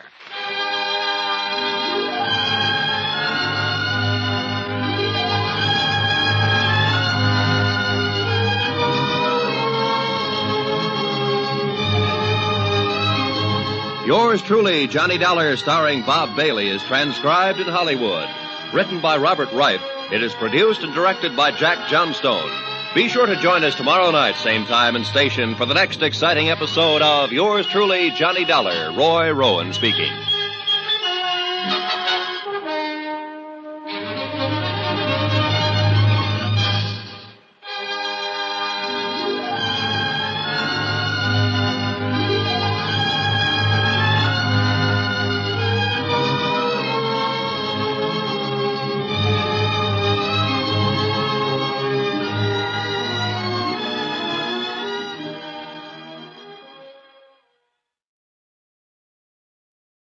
From Hollywood, it's time now for Johnny Dollar. Al Centella at police headquarters, Johnny. Better get over here to my hotel room, Al. I've got company. Who is it? Bill York.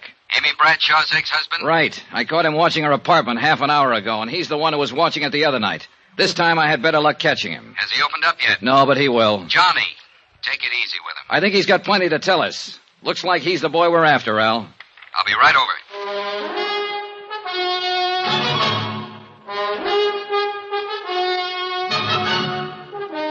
Tonight and every weekday night, Bob Bailey in the transcribed adventures of the man with the action-packed expense account, America's fabulous freelance insurance investigator. Yours truly, Johnny Dollar.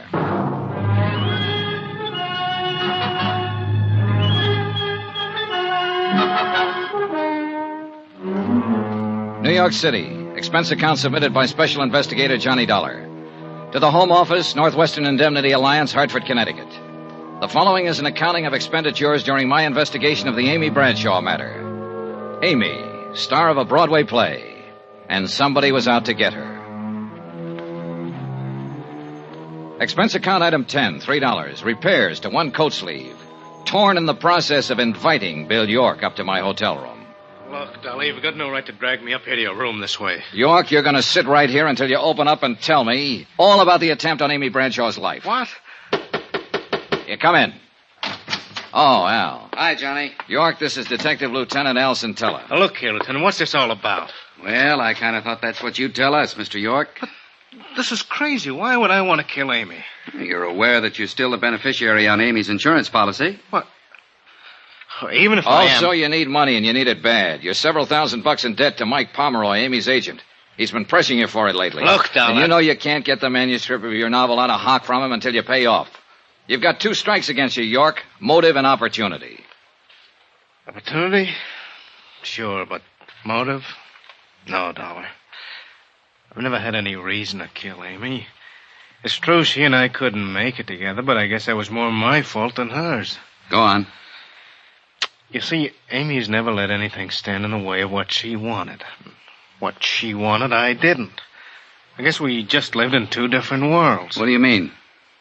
She's always been a success, and I've always been a failure. You still haven't explained why you lied to me, York. Lied? When I talked to you this morning, you told me you hadn't been near Amy for a long time. But when I caught up with you in front of her apartment tonight, I realized you were the same one who was watching it night before last. How about that, York? You fellas don't believe me much. What do you mean? Sure, once in a while I go stand outside her apartment house, look up at the light on the window, maybe think a little about how things might have been. That's all. Maybe you better come downtown with me, York. We'll check your story further. If you're clean, you got nothing to worry about. All right, Lieutenant. Sergeant, take Mr. York down to the car and wait for me there. Johnny? Who else have you talked to? Oh, everybody close to her. But the one who interests me most is her agent, Mike Pomeroy. He can be a pretty rough customer when he wants to. And he thinks Amy's standing in the way of a career for an actress he's currently interested in. Let's talk about somebody else for a moment. Who? You, Johnny. I think you're getting a little bit out of line. What do you mean? Down at police headquarters, we got a little black book. It tells us what to do and what not to do. It doesn't say anything about insurance investigators dragging possible suspects to their hotel room to question them. Listen, Al, when I'm assigned to a case, I usually try to break it any way I can. I know. It's just that I think you're taking this case pretty big. Meaning? Yesterday I told you that if I didn't know you better, I'd think you were falling for Amy a little yourself. Think it over, Johnny.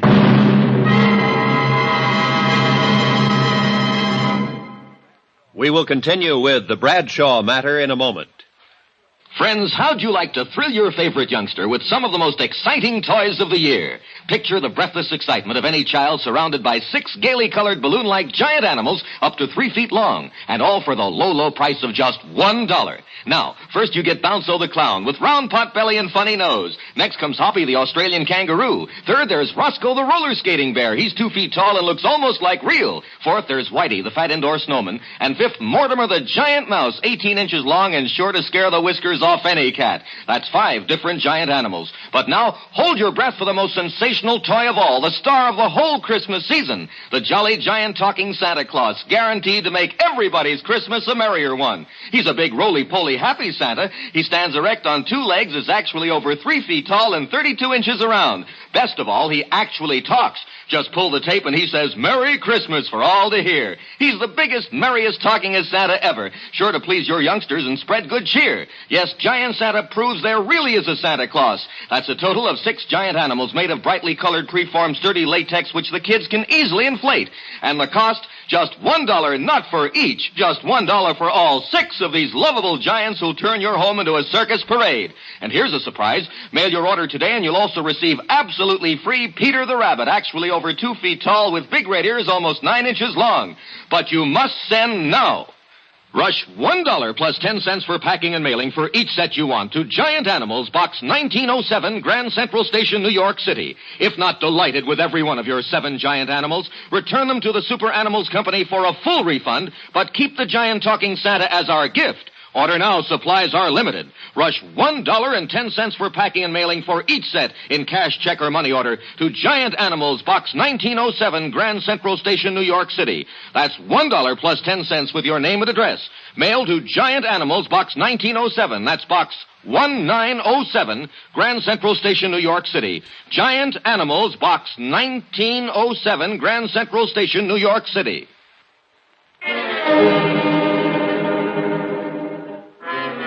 Expense account item 11, $4, drinks.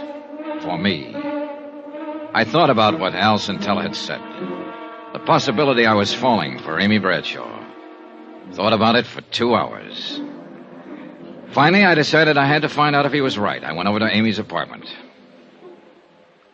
It was good of you to come over, Johnny. I just can't seem to sleep lately. Yeah. I noticed there's a policeman on duty down in the lobby. Lieutenant Centella arranged for that. It's funny. It should make me feel better, but it doesn't. Just keeps reminding me of it. Threat on my life. I'm glad you're here, Johnny. So am I. Awfully glad. Maybe I shouldn't say that, but... Do you hear any objections? Well, who could... Excuse me. Yeah, sure. Hello? Yes? Oh, Porter. What? No, I'm sorry. No, really, Porter, it's out of the question. No, Good night, Porter. Kane, huh? Yes, I suppose he means well. But he can be rather annoying. Do you have a cigarette, Johnny? Here. Thanks. You seem rather quiet tonight. Oh, just thinking, I guess. It's funny. A meeting like this. Yeah. Just a few days ago, I didn't know you at all. And now... And now what? I don't know, Johnny. I don't know. Amy... It was a mistake, Johnny. I'm sorry. Was it? Yes. Johnny, I'm afraid I've hurt a couple of people in the past. I don't want to hurt you. Don't worry, you won't. And that's the wonderful thing about being an actress. You play so many parts. The kiss. That was playing a part, huh? Even if it weren't, Johnny, it'd be no good. There'd always be something between us. It's right over there on the mantel. The clock? Yes. We can't turn it back. If I'd met you a long time ago before Mike, but I didn't. No. So? Is the clock so bad, Amy? It is to an actress. Sometimes I pretend it isn't there. You ever do that, Johnny? No, it doesn't do any good. But you can try. You can live a whole life trying. Isn't that really what we all do? I don't know. We go along playing our parts, doing what we have to do, pretending the clock isn't there. But all the while it is. And though we keep on fighting against it, we know we can't turn it back. We can't even stop it. One thing I'd accomplished, I guess. I'd decided I wouldn't be seeing Amy anymore after this case was wound up. Winding it up, though, was another question, and I was still as far from home as ever on it. But I couldn't seem to get Porter Kane and his quaint little hobby of collecting things out of my mind. Why, good evening, Mr. Dollar. Hello, Mr. Kane. Come in, come in. Thanks. I know it's late. I'm sorry. Not at all. As a matter of fact, I was hoping I'd see you again. I don't want to keep you. I see your hat and coat. No, I'm not going out. I've just come in. Oh. You said you were hoping you'd see me again? Yes, I enjoyed our other little chat very much. I suppose you came to talk some more about Amy Bradshaw. Matter of fact, Mr. Kane, I came to talk about you. Splendid. And about your hobby. Collecting. A fascinating hobby, Mr. Dollar. You take it pretty seriously, don't you? I've devoted most of my life to it. And I may say that I've succeeded rather brilliantly with it. Each item in my collection is incomparable, without equal. Yeah, one of a kind. And that, of course, is precisely why Amy is necessary to complete the collection. The crowning and final edition. Final? Yes. For your information, Mr. Dollar, when I've acquired Amy, I intend to cease my hobby. Oh. She will complete my collection. Without her, though, it is still incomplete. Mind if I ask you a couple of questions, Mr. Kane? Not at all. You seem to have been pretty successful with your collection. Have you ever run up against an item you wanted but couldn't get? Of course not. That just doesn't happen. Has it ever happened? I can't remember that it ever... Yes. Yes, it did happen once. When? When I was 9 years old. A playmate of mine had a lollipop that I admired greatly. He wouldn't give it to me, and he wouldn't sell it to me. What did you do? I did the only logical thing there was to do. I smashed the lollipop, Mr. Dollar.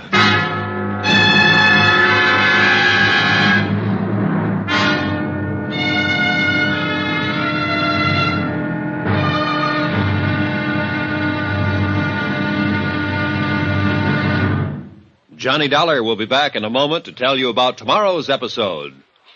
Friends, send for your set of some of the most exciting toys of the year. 6 giant inflatable toys for only $1. Some up to 3 feet tall. You get Bounso the happy clown, Hoppy the Australian kangaroo, Roscoe the 2 feet long roller skating bear, Whitey the fat indoor snowman, Mortimer the giant mouse 18 inches long, and last but not least, the great giant talking Santa, a roly-poly giant over 3 feet tall and 32 inches around the belly that actually says Merry Christmas out loud when you pull the tape.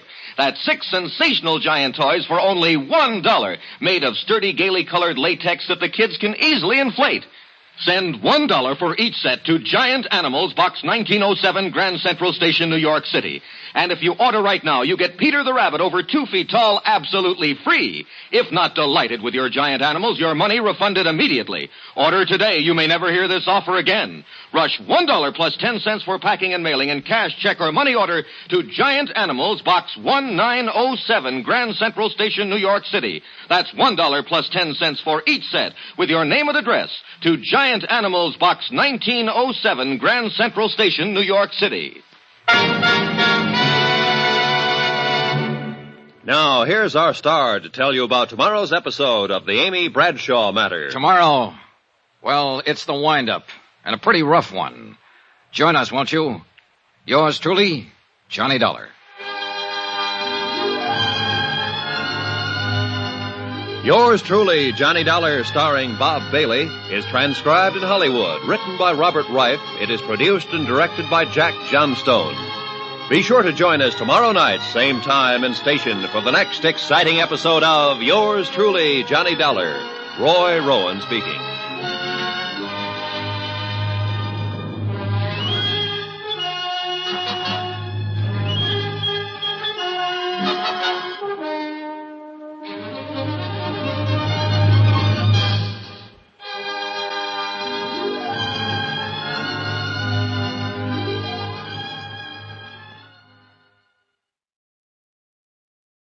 From Hollywood, it's time now for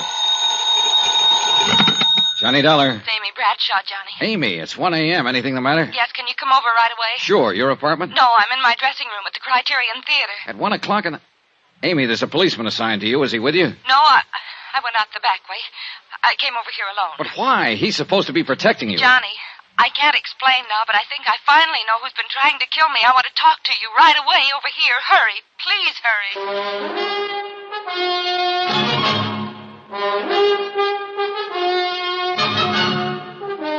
Tonight and every weekday night, Bob Bailey in the transcribed adventures of the man with the action-packed expense account, America's fabulous freelance insurance investigator. Yours truly, Johnny Dollar.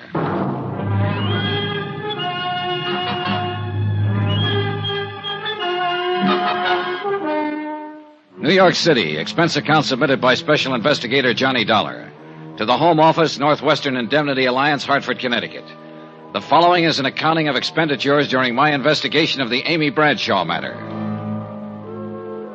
Expense account item 12, $5. Taxi from my hotel to the Criterion Theater on West 44th.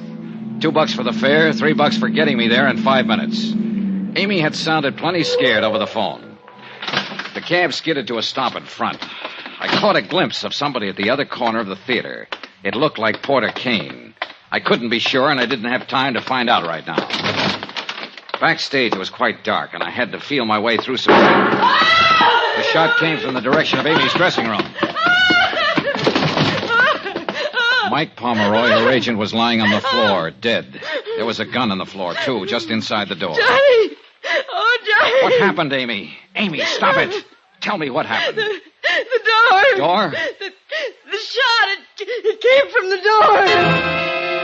I ran outside the dressing room, across the stage, into the alley. No one in sight.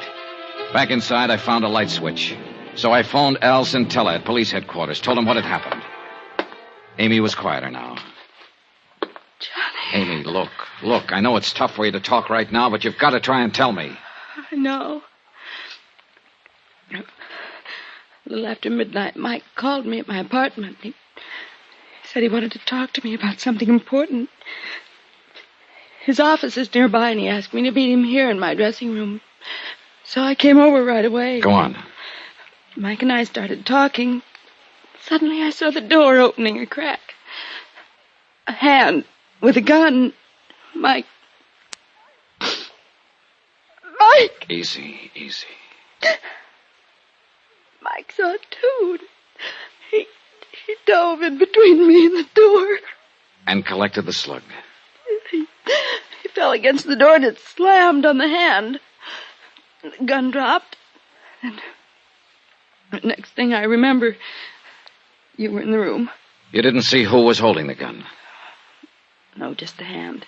Amy. And there was something on one of the fingers that I recognized. A large signet ring? Yes. Yeah. It belonged to the guy out on the sidewalk. Porter Kane.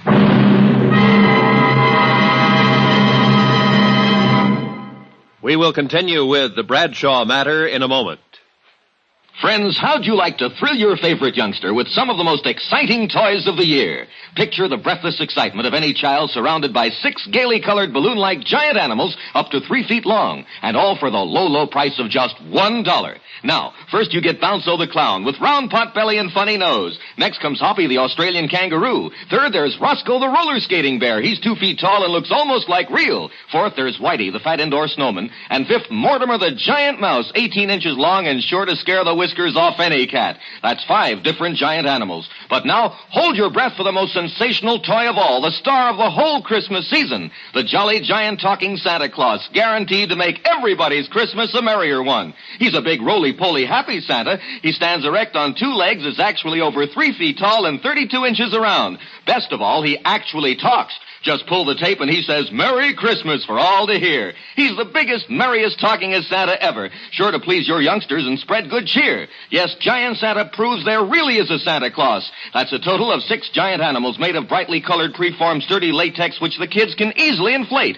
And the cost, just $1, not for each. Just $1 for all 6 of these lovable giants who'll turn your home into a circus parade. And here's a surprise. Mail your order today and you'll also receive absolutely free Peter the Rabbit, actually over 2 feet tall with big red ears almost 9 inches long. But you must send now.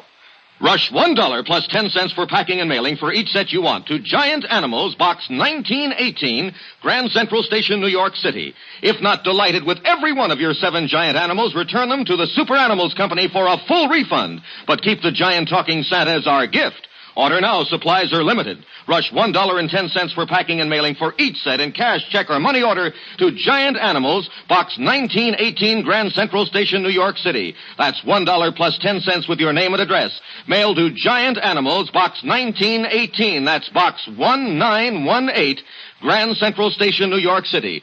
Giant Animals, Box 1918, Box 1918, Grand Central Station, New York City.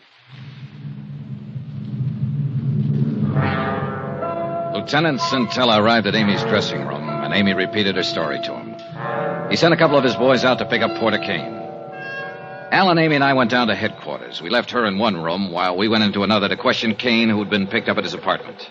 See here, Lieutenant, I don't know what this is all about, but I certainly object to being routed out Just hold it, Kane. You know why you're down here. I certainly do not. You don't know that Mike Pomeroy's dead, eh?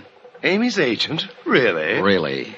Well, I never did like that chap. Quite an insensitive person. Well, he's real insensitive now, Kane. He's dead. How did it happen? Mike was shot by mistake. The real target was Amy. Good heavens, no. When's the last time you saw Amy? The night before last. I spoke to her briefly after the show. You haven't talked to her on the telephone? No. You're lying. Now, see here, you Dollar. phoned her at her apartment about 11 p.m. I was there. All right. I did telephone her.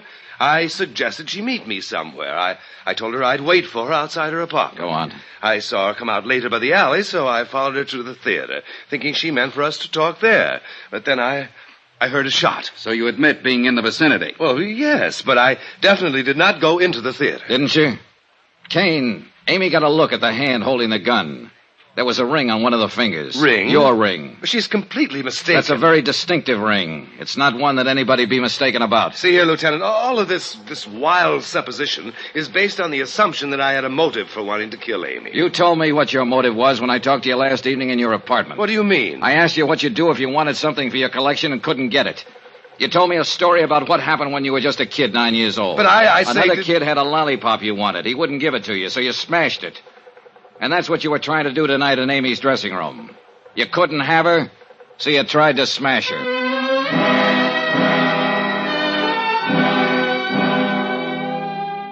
There wasn't much point in my hanging around. So I got Al Centella's permission to take Amy back to her apartment. We could wait there for any new developments. Amy didn't say a word all the way. When we got there, she sat in a chair staring at the wall. When she finally spoke, it was more like she was talking to herself. He's dead. Amy. He's dead because of me. Stop talking that way.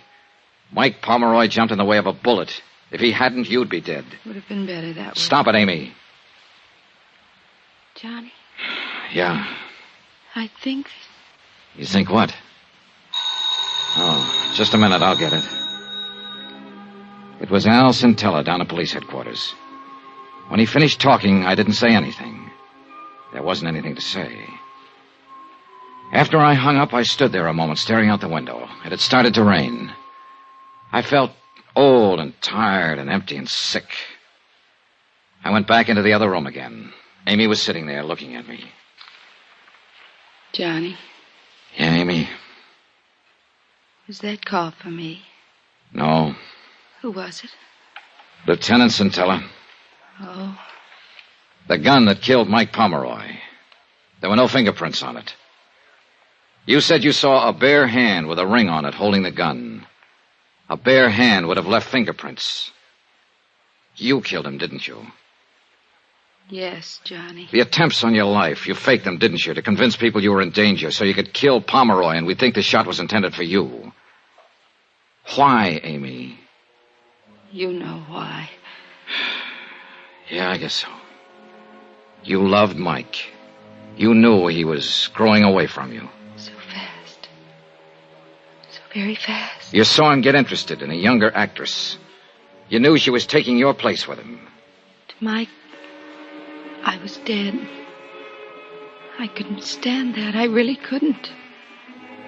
So I started making it look like I was in danger. It wasn't very hard, Johnny. I'm a good actress. Yeah. After a while, I almost began to believe I was in danger. Something was after me, was hunting me. It finally caught up with me, and I did what I did. Which of us is the hunted, Johnny? And which is the hunted? Amy, Yes. I think one of Lieutenant Centella's men is waiting for you out in the hall. All right. Just one thing, Johnny. What is it? I'll need something now. Something. Don't forget me, Johnny. Give me that. That you can count on, Amy.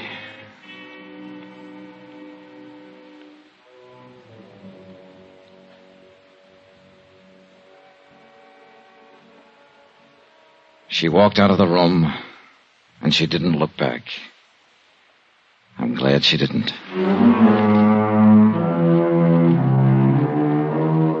Expense account item 13, $16.50. Transportation and incidentals from New York back to Hartford.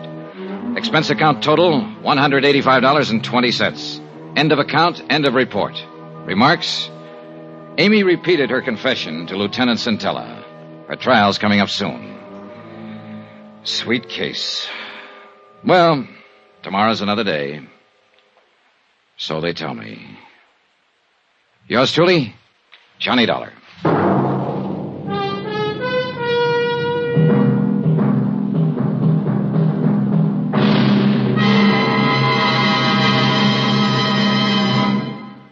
Johnny Dollar will return in a moment to tell you about next week's intriguing story. Friends, send for your set of some of the most exciting toys of the year. 6 giant inflatable toys for only $1. Some up to 3 feet tall. You get Bounso the Happy Clown, Hoppy the Australian Kangaroo, Roscoe the 2 feet long roller skating bear, Whitey the fat indoor snowman, Mortimer the giant mouse 18 inches long, and last but not least, the great giant talking Santa, a roly-poly giant over 3 feet tall and 32 inches around the belly that actually says Merry Christmas out loud when you pull the tape. That's 6 sensational giant toys for only $1, made of sturdy, gaily colored latex that the kids can easily inflate. Send $1 for each set to Giant Animals, Box 1918, Grand Central Station, New York City. And if you order right now, you get Peter the Rabbit over 2 feet tall absolutely free. If not delighted with your Giant Animals, your money refunded immediately. Order today. You may never hear this offer again. Rush $1 plus 10 cents for packing and mailing and cash, check, or money order to Giant Animals, Box 1918, Grand Central Station, New York City. That's $1 plus 10 cents for each set with your name and address to Giant Animals, Box 1918, Grand Central Station, New York City.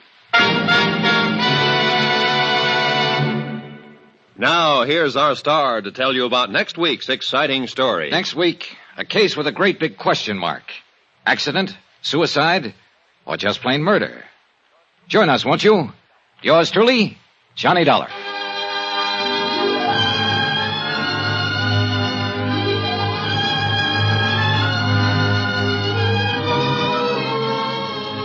Yours truly, Johnny Dollar, starring Bob Bailey, is transcribed in Hollywood. Written by Robert Reif, it is produced and directed by Jack Johnstone. Heard in this week's cast were Virginia Gregg, Florence Walcott, Don Diamond, Larry Thor, Vic Perrin, and Carlton Young. Musical supervision by Amerigo Marino. Be sure to join us on Monday night, same time and station, for another exciting story of Yours truly, Johnny Dollar. This is Roy Rowan speaking.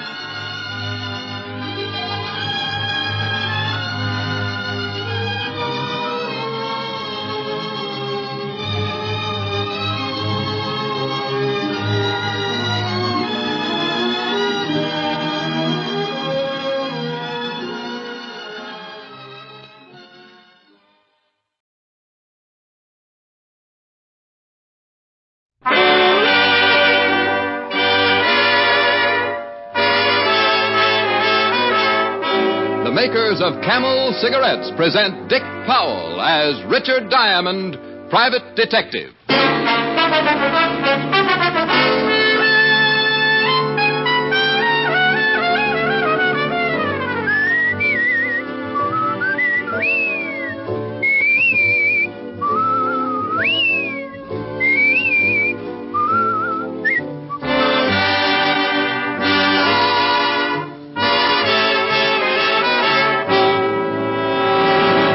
One puff won't tell you. One sniff won't tell you. It takes day in, day out smoking to find out how mild a cigarette is, how well it agrees with your throat. Make the sensible cigarette test, the 30-day Camel mildness test, and see just how mild a cigarette can be. Yes, and you'll find out why more people smoke Camels than any other cigarette.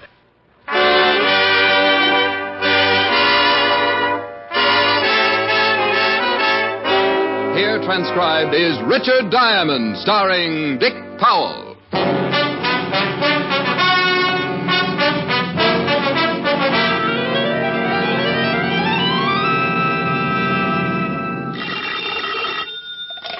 Diamond Detective Agency, the Milton Berle of Homicide. Pretty bad. Oh, hi, Helen. What are you doing? Playing canasta. Who's there? Well, just me and that Japanese beetle I found hiding in my bills. Japanese beetle? Yeah. And you're playing canasta? Well, what do you expect us to do? I'm tired. He just finished giving me my judo lesson. Mm-hmm. I don't think you believe me. Oh, sure I do. Who's winning? I am. He can't speak English. Besides, I make up the rules. Mm-hmm. Am I going to see you tonight? Well, You what? I don't know. Something just came into my office. Client? I don't know.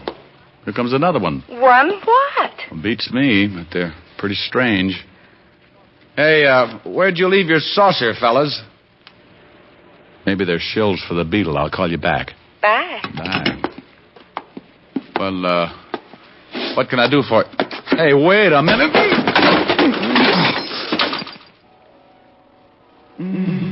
Oh, that was a peach, Salvador. Now pick him up, drag him over to the chair. Sure thing, Yuki. He is certainly very unconscious. He seems to be. See if you can revive him, Salvador. A pleasure. Would you mind holding my nuts, Yuki? I don't want I should break his jaw by accident. Such a nice man. You are so considerate. I would be happy to hold your nuts for you, Salvador. Diamond. Diamond. He is very out. Well, here, Salvador, try this pitcher of water. Wait, I'll remove the gladiolus.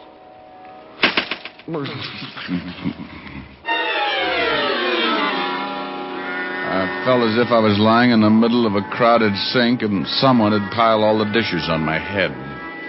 They turned on the faucet and I floated up with a dirty coffee cup and took a look around. I treaded water and squinted through my dewy eyelids at two of the ugliest dishwashers I had ever seen. Look, he's twitching. You see, Salvador, it's just a little lazy. How do you feel, Diamond? Let us know when things start making sense. What's going on? What happened? He's confused. Yeah. I think maybe you sapped him too hard. Yuki, I take that as an insult. You know how careful I am. I apologize, Salvador. Thank you. Hey, how'd you monkeys get in here anyway? Well, it sounds like he's collected most of his marbles. Looks like a complete recovery, Yuki. I want to know what this is all about. Obliged to man, Salvador. Sure. But keep him with us. Naturally. Hey, now wait a minute. Oh. That's enough, Salvador. That's enough.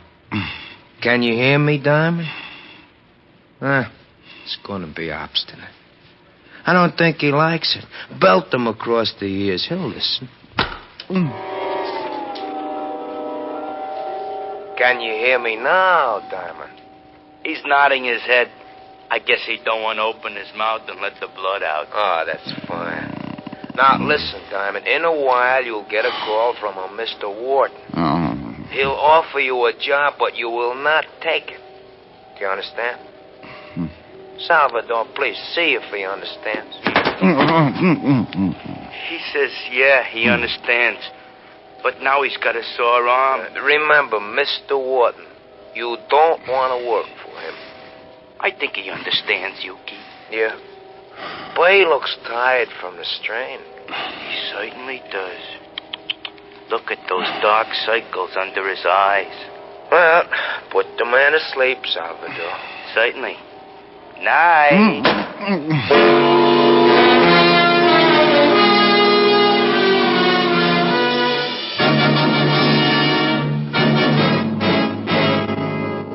Mr. Diamond? Mr. Diamond, can you hear me, Mr. Diamond? This can get monotonous. Go away, will you? Should I call the police, Mr. Diamond? What? I was expecting uglier company. Can you sit up? I'll take a crack at it.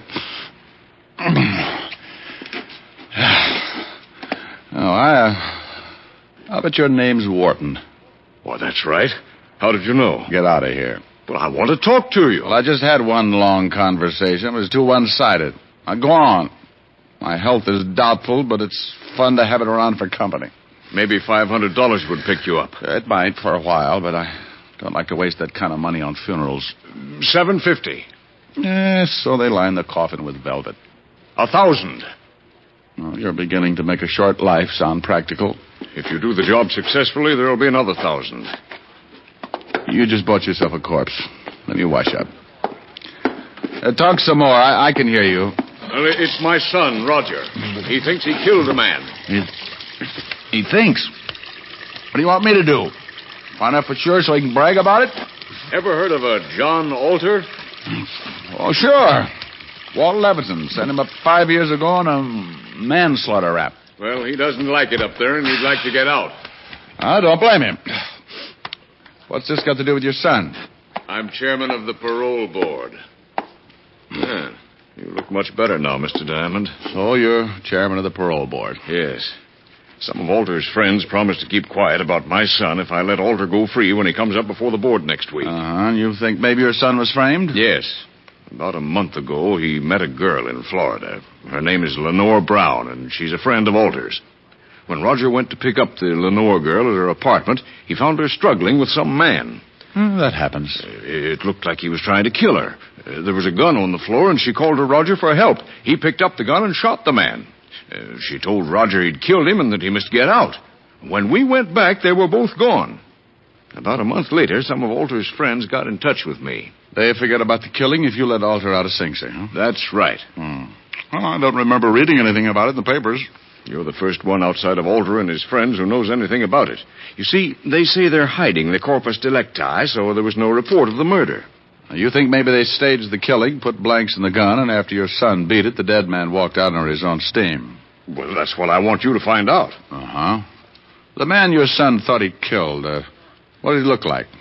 Dark man with a scar from his nose to his chin. Mm-hmm. If my son is innocent, I want you to bring the parties responsible to justice. Amen. Well, here's a check for $1,000. Thank you. If you find the girl and prove my son innocent, there'll be another $1,000 in your pocket. Well, I'll sew up the holes. Thanks, Mr. Warden. I'll start right away. Goodbye, Mr. Diamond. You can reach me at the Wentworth Hotel. I'm staying there until this matter gets cleared up. Well, I won't get in touch with you unless I find something. The guys who worked me over are pretty set in their ways, and there's no sense in you tripping over a lot of dead bodies.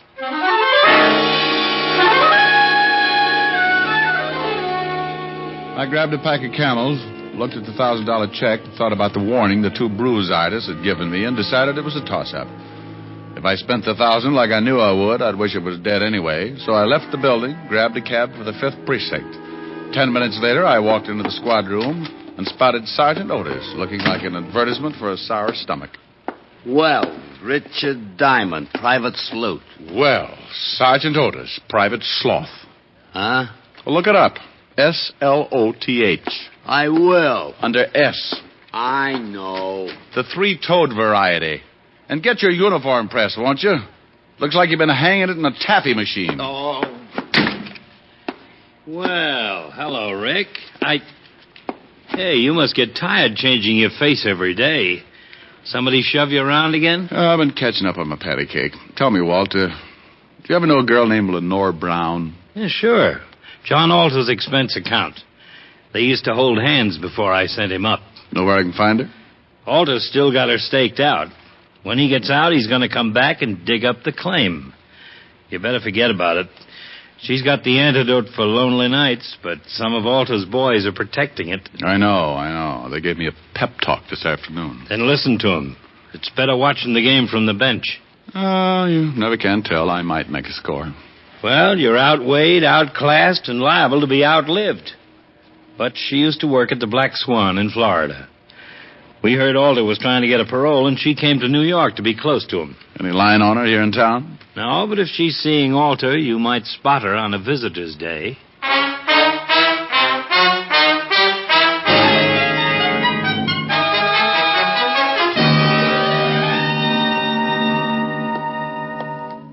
Well, Rick, how are you? It's been a long time. I know a lot of people who wouldn't like to hear that, Warden. How are you? Oh, fine. What's on your mind? Well, I hear Johnny Alter's been having company. I'd like to take a look at her. Oh, Miss Brown. Mm-hmm. Well, I can't blame you. Well, I just want to spot her and see where she goes. You can't miss. If she walked through the yard, there'd be a jailbreak tomorrow. What time are visiting hours?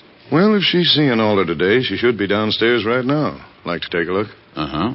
I'll have a guard take you down. Good. Well, on second thought, I'll go myself.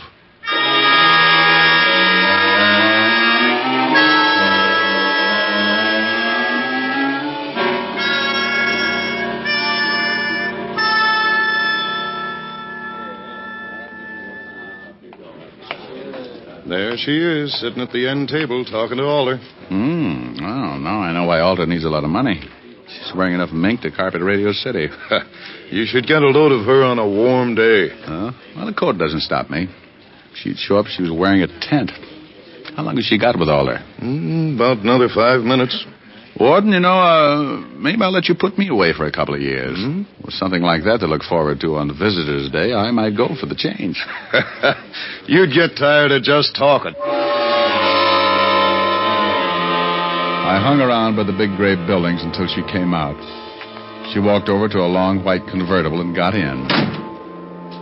I decided to let her buy me a new fuse, so I walked over to the car. Going into town? Oh. Back up 3 feet and I'll let you know. 3. Okay. Mm-hmm. Your tailor couldn't do all of that. Get in.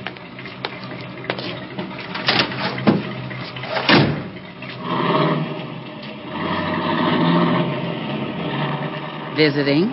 Oh, yeah. The warden's an old friend. How many years did you know him?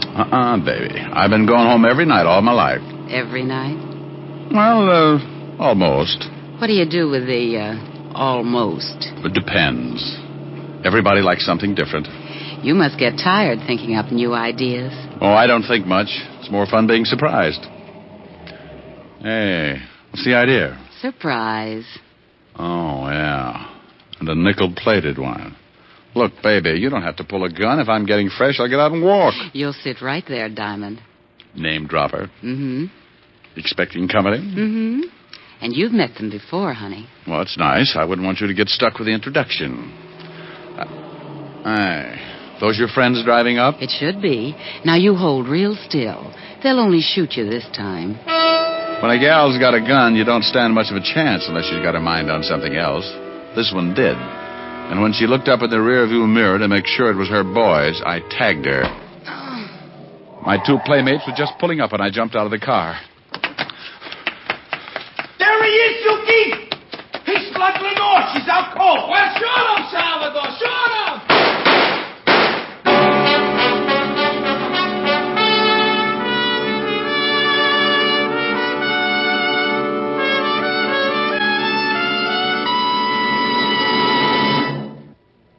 Before we continue with Richard Diamond, Private Detective, here are a few words about smoking enjoyment. More people smoke Camels than any other cigarette. Yes, more people smoke Camels than any other cigarette. One reason is flavor. Camel's costly tobaccos have a rich, full flavor you won't find in any other cigarette. Another reason is mildness, proven mildness. In a coast-to-coast test of hundreds of people who smoked only Camels for 30 days, noted throat specialists reported not one single case of throat irritation due to smoking Camels. Make your own Camel 30-day test. The sensible, thorough test. Not just a sniff of the tobacco. Not just a puff of smoke. Only by day in, day out smoking can you discover how well a cigarette agrees with your throat. Smoke Camels for 30 days and see how mild Camels are, pack after pack, week after week. See why more people smoke Camels than any other cigarette. How mild, how mild, how mild, how mild, how mild can a cigarette be? Make the Camel 30-day test and you'll see. Smoke Camels and see. And now, back to Richard Diamond, Private Detective, starring Dick Powell.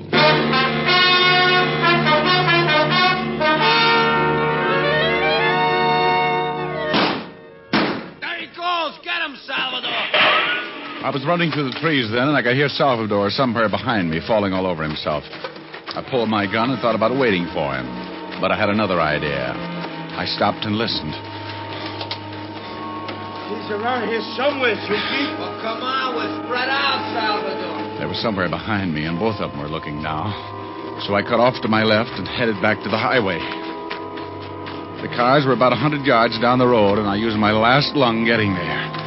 Lenore was still unconscious, so I climbed in the white convertible with the unconscious nylons and drove off.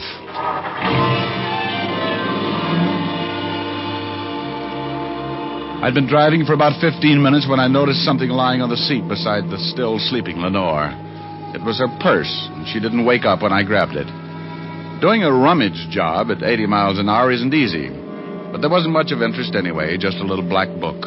I needed a gimmick, so I stuck it in my pocket. I put the purse back on the seat just as she started coming around.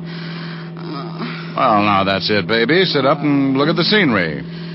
How did you get here? Where's Yuki and Salvador? Playing Peter Pan. Jaw hurt? Yes, you heal. Well, play rough and you get hurt. Where do I take you? My apartment, I guess.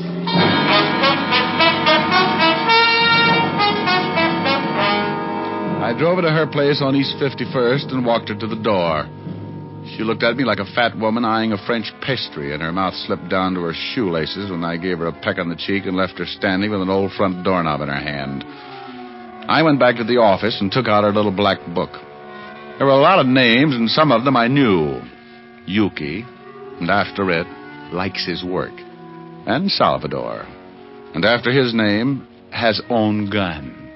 And oh, yes, Richard Diamond, too. I never did figure out what the 3 stars were for. But 3 other names and addresses put me in second gear. One was in the village, another down by the East River, and the last was somewhere in Chinatown. All of them were a setup for a dead man who wanted to make himself scarce. I wanted to talk with Wharton before I started hunting, so I called him at the Wentworth. Did you find out anything yet, Diamond? Not yet. Look, Mr. Wharton, you said the man I was looking for was dark with a scar, Yes, from his nose to his chin. Well, thanks. Maybe I'll call you tomorrow. I hope you clear this thing up in a hurry. Well, so do I. I want to get my nerves untangled. I took the easy address first, grabbed a cab, and 30 minutes later I was walking down the steps of a shabby little dive on the east side of Greenwich Village. You want something, Mac? Yeah, a pound of egg noodles. Just sweep them up off the floor. Hey, you know anyone around named Lenore? Sure, Lenore Brown.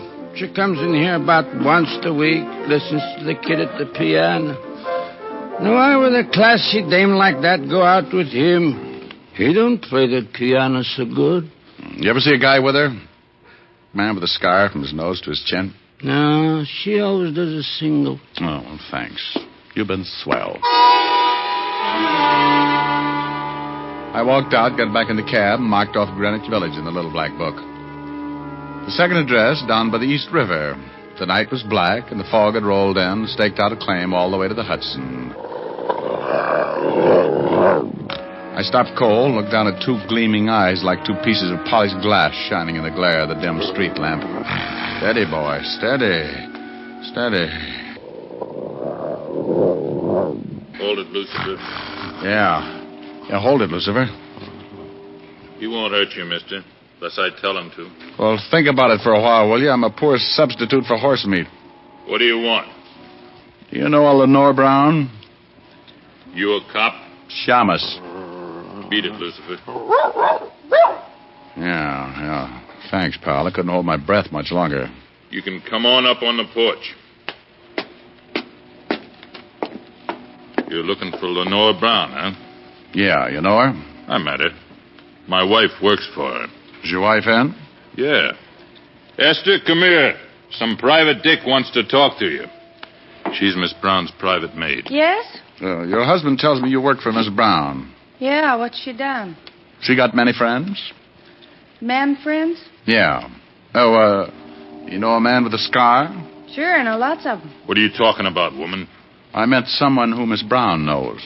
What did you mean by that, mister? Look, I really don't know anybody with a scar now. You better beat it. Yeah, get moving. And I want to talk to you, woman. Get in there. Yes, honey.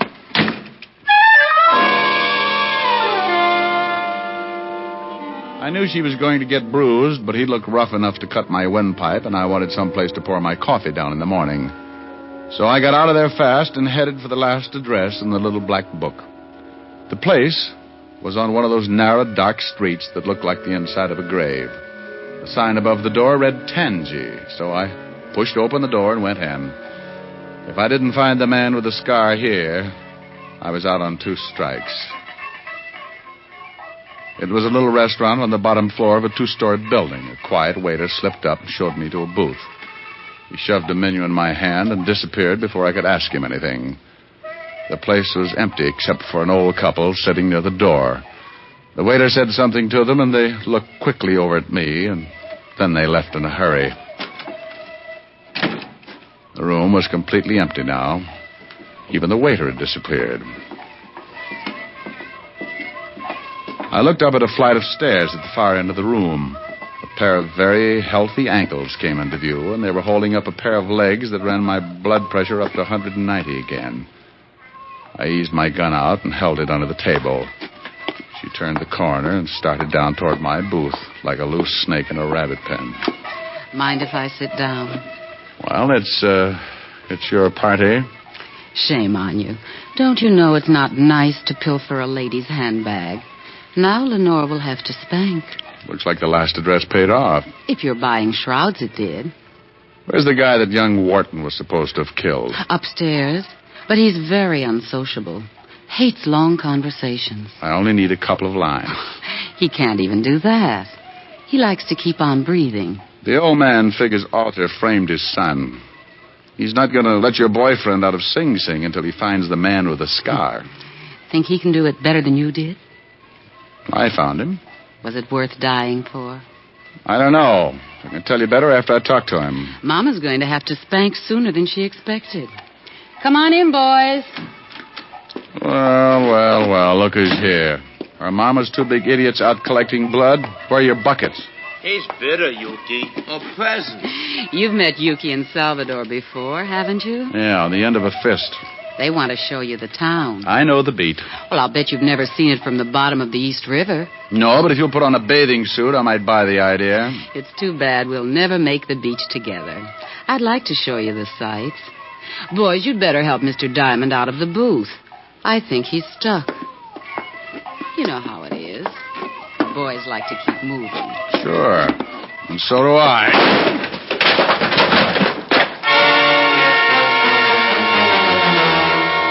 I shot once and caught Yuki in the stomach, and I dumped the table over on Salvador. He grabbed like he was going to waltz with it and went down on his back. I didn't even have to get up. I just shot him through the table. Lenore was out of the booth fast and running for the stairs. Look out, Tony! Tony, look out! I caught up with her at the foot of the stairs, and she started up. I saw him standing on the upper landing, scar and all. All, meaning gun in his hand. He missed me, but nailed her halfway up. She spun around and fell all over me. With both of us down, he was in a good spot to finish the job, but my arm hit the lower post of the staircase and swung me right into line.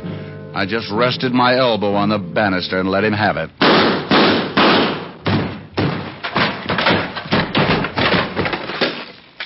You should have kept your nose up, mister. A bad landing washes you out.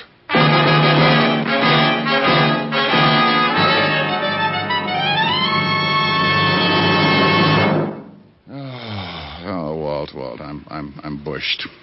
Tell me, did Wharton's son identify the man with the scar? Yeah, he was the one he thought he killed. Mm-hmm. But the old man's feeling pretty good. Yeah, just left. He's happier than Otis on payday. Who was the guy with the scar? A cheap hood, record, named Lucio.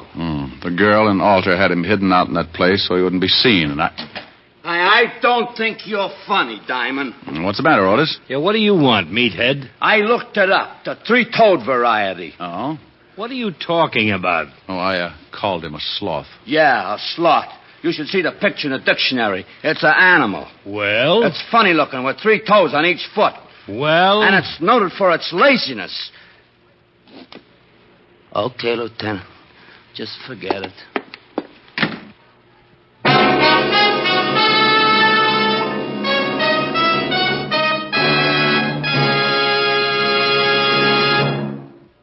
Dick Powell will return in just a minute. What cigarette do you smoke, Doctor? That question was asked of doctors in every branch of medicine, doctors in all parts of the country. What cigarette do you smoke, Doctor? The brand named most was Camel. Yes, according to this recent nationwide survey, more doctors smoke Camels than any other cigarette. Friends, buy your Camels the handy, thrifty way, by the carton. That way you always have Camels when you want them. How mild, how mild, how mild, how mild can a cigarette be? Make the Camel 30-day test and you'll see. Smoke Camels and see. Here's Dick Powell with a special message. Thank you. Ladies and gentlemen, the makers of Camels deem it a privilege to send free cigarettes each week to hospitalized servicemen and veterans. This week's Camels go to Veterans Hospitals, Topeka, Kansas, and Oakland, California. U.S. Army Percy Jones General Hospital, Battle Creek, Michigan. U.S. Naval Hospital, Portsmouth, Virginia. More than 194 million Camels have now been sent to servicemen, servicewomen, and veterans. Now, until next week, enjoy Camels. I always do. How mild, how mild, how mild, how mild, how mild can a cigarette be? the Camel 30-day test, and you'll see. Smoke camels and see.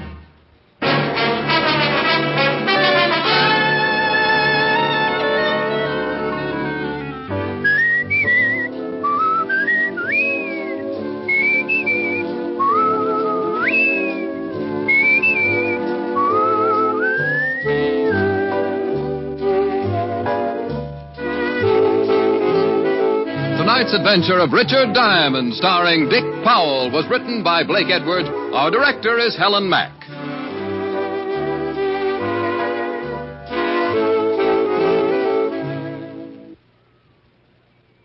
Men, for pipe smoking pleasure, get Prince Albert, the national joy smoke. Prince Albert's choice tobacco is rich and flavorsome. It's crimped cut for smooth, even burning, and specially treated to ensure against tongue bite. Yes, PA is America's largest selling smoking tobacco.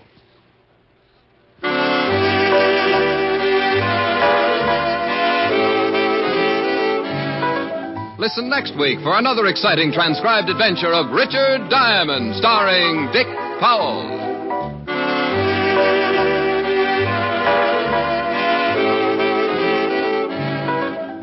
This is Your FBI. The official broadcast from the files of the FBI follows immediately. Stay tuned. This program came to you from Hollywood. This is the American Broadcasting Company.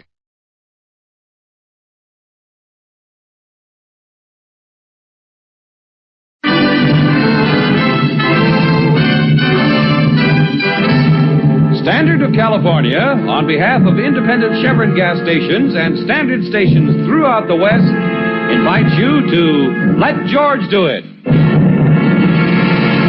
Death in Fancy Dress, another adventure of George Valentine. Personal notice, danger's my stock and trade. If life's tossed you a wet blanket and you're trying to stagger out from under, call on me, George Valentine. Write full details.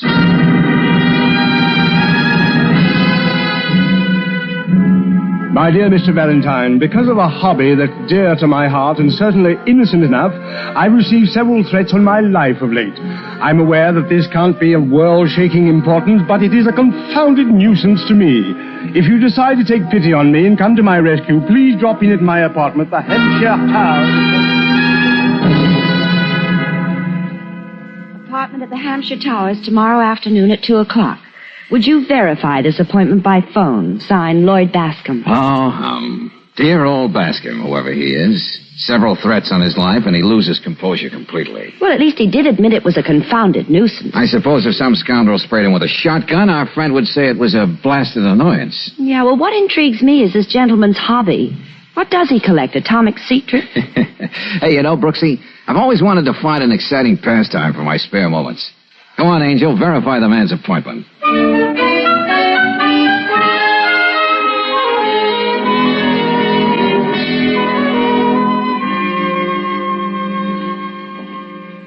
Well, here we are. My trophy room, you might call it. Mr. Bascom, all I see is a lot of junk. Yes. Now, take this particular piece of junk. A broken wine glass. The one with which Lucy Graham plunged her coming-out party into a furor. She practically gouged Tony Warren's eye out with it while she was deep in her cups. I bought it from the caterers. As you see, I have it all neatly tagged. The occasion, the date, etc. And this 1945 license plate, Mr. Bascom? Yes. The very proper and respected Mrs. Arlington Mackenzie was dragged into court on a hit-and-run charge. That's the plate off her Duesenberg. I bribed her chauffeur to get it. Oh, it was a beautiful scandal. Well, I can see where this sort of thing wouldn't make you the most popular boy in your set, Bascom. I could not help being born with a silver spoon. But there's nothing to prevent me from reminding my friends of their more scandalous escapades. Now, look here. This lovely lock of red hair. A very lurid story goes with this. If you like, you gentlemen can retire to the smoking car. No, this little affair was quite well publicized. Celeste Dupre, the nightclub singer who was accused of the murder of Malcolm Gardner, the broker. She was acquitted. Dear me, I wonder whatever happened to the dear girl. Now, over here... Yeah, well, we get the general idea, Bascom. This is your private wax museum of dead scandals you like to keep alive. Oh, well put, Valentine. I must remember that phrase when I show off my collection at my next party. You mean you deliberately keep bringing up all this? Oh, pardon me. I'll see who's at the door. Huh. Man after my own heart. If you're not careful, Angel, he'll cut it out and put it in his collection. What surprises me is that Mr. Bascom's been allowed to go on breathing this long. What's the matter with you, Reynolds? I didn't come here to talk. What is the matter? Have you lost your mind? George. Yes, maybe I have. Stop it, Reynolds, you fool! Valentine, kill you! Come on, boys, break it up. You heard me, Fred. Get off of him. Get out of my way. Now, listen, Buster, don't make me hang you up to dry. I'm a peace-loving man. What else have you got here that belongs to my wife, Bascom? I don't know what you're talking about. Oh, yes, you do. You see, I found those letters you left under the Christmas tree. Very well, you found them. I'm as good as my word. I promised Donna I'd let her have them back as a present. But too bad you had to find them. The package wasn't addressed to you, Reynolds. Never mind that. I burned them without telling her I saw them. That's too bad. Donna must be very distressed at my breach of faith. Now, Reynolds, if you don't mind, I do have company. Oh, don't mind us. I don't know how much Donna paid you for them. Lord knows she's the one with the money. I don't care. But if you have anything else of hers that you can hold over her, I swear I'll break your filthy neck. Just remember that. Oh, dear. See what I mean, Valentine? No. Suppose you draw me a diagram. You've already earned part of your fee when you hauled Reynolds off me. That was on the house, Bascom. What do you mean? I think he means it's no go. If you want protection, you better call out the National Guard. To put it another way, I don't like your idea of fun. I don't like your museum, and I particularly don't like you. Now, wait a minute, Valentine. Let's get going, Brooksy. I don't want to be late for my paper route. Hey, hold it a minute, Angel. What is it, George? Anything wrong, Reynolds? What? Oh, I was just sitting here trying to calm down. I had a few drinks before and... Yeah, you look in pretty bad shape. Hey, let me have the wheel. I'll take you home. Hop in the back, Brooksy.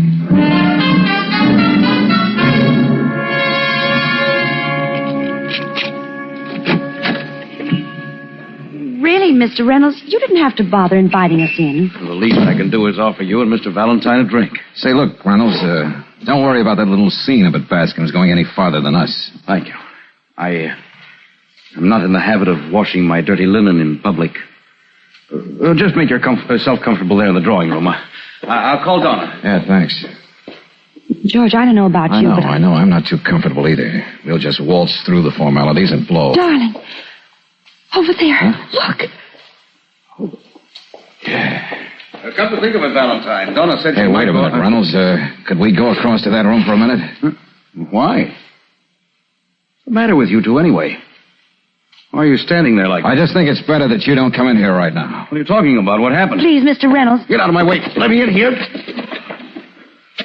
Donna. Take it easy, Reynolds. Don't. But she's dead. Here, you better sit down. Oh. Bascom drove her to this. Might just as well have pulled the trigger himself. I felt like killing you before, now I will. You can't do that. Let go of me, you...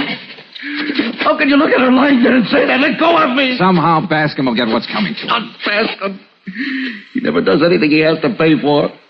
The law can't punish him. That's why I've got to do this myself. Sorry, Reynolds. I got to hold you right here till you pull yourself together. Brooksy, call Lieutenant Riley.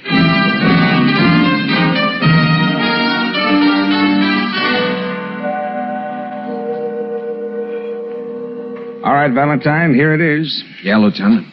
Between the medical examiner's report and my amateur sleuthing, it's just what you thought it was when you walked into that room across the hall. Suicide, pure and simple. I wasn't questioning that. What? Then what were you questioning? Why did you drag me into the case? Just for old lang syne? Oh, well, it just seemed a good idea at the time. It isn't easy, Lieutenant, to know that a man has driven a woman to suicide and not try to do something about him. Okay, Valentine. I know your heart's in the right place, but look, chum boy, why don't you grow up? There's a lot of slimy characters in this world. But, Lieutenant Riley, we know Bascom was blackmailing Mrs. Reynolds. Oh, do we? All I know is she wrote him some silly letters and he was gallant enough to return them to her as a Christmas present. If anything, that makes him out just Ginger Peach. You know, I'd give a lot to get something on that guy. Go to it, chum boy. Go to it. But remember, keep it legal. Now I gotta mosey along. Oh, Reynolds. Leaving, Lieutenant. Yes, there's nothing more for me to do. I'm sorry about everything. Well, so long, Valentine, and good luck. So long. I suppose I should thank you for holding me back before, Valentine. I don't know what I would have done. Skip it. But there's something else, Reynolds. Yes? Nobody can go racketeering with other people's lives without making at least one bad slip somewhere along the line. It seems there are others who feel like you do and would like to see Bascom dead. I want to find out why. What's that? I want you to hire me to look into our friends, past and present. See if I can find that one little slip. Is it a deal? I suppose so, sure. Okay, you got yourself $1 a year, man. It may take you years. That's okay, Reynolds. This is going to be a labor of love.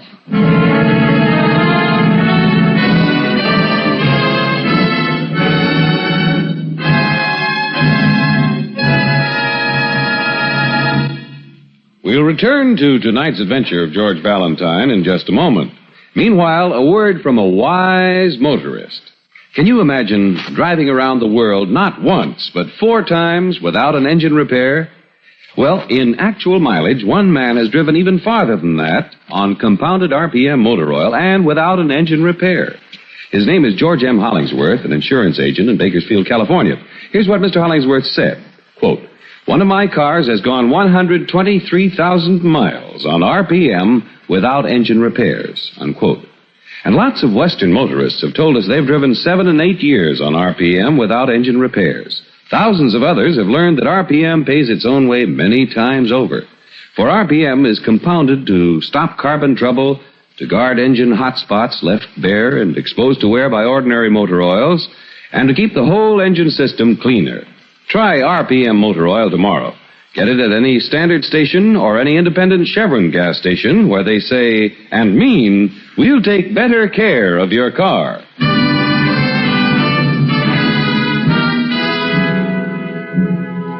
And now back to tonight's adventure of George Valentine.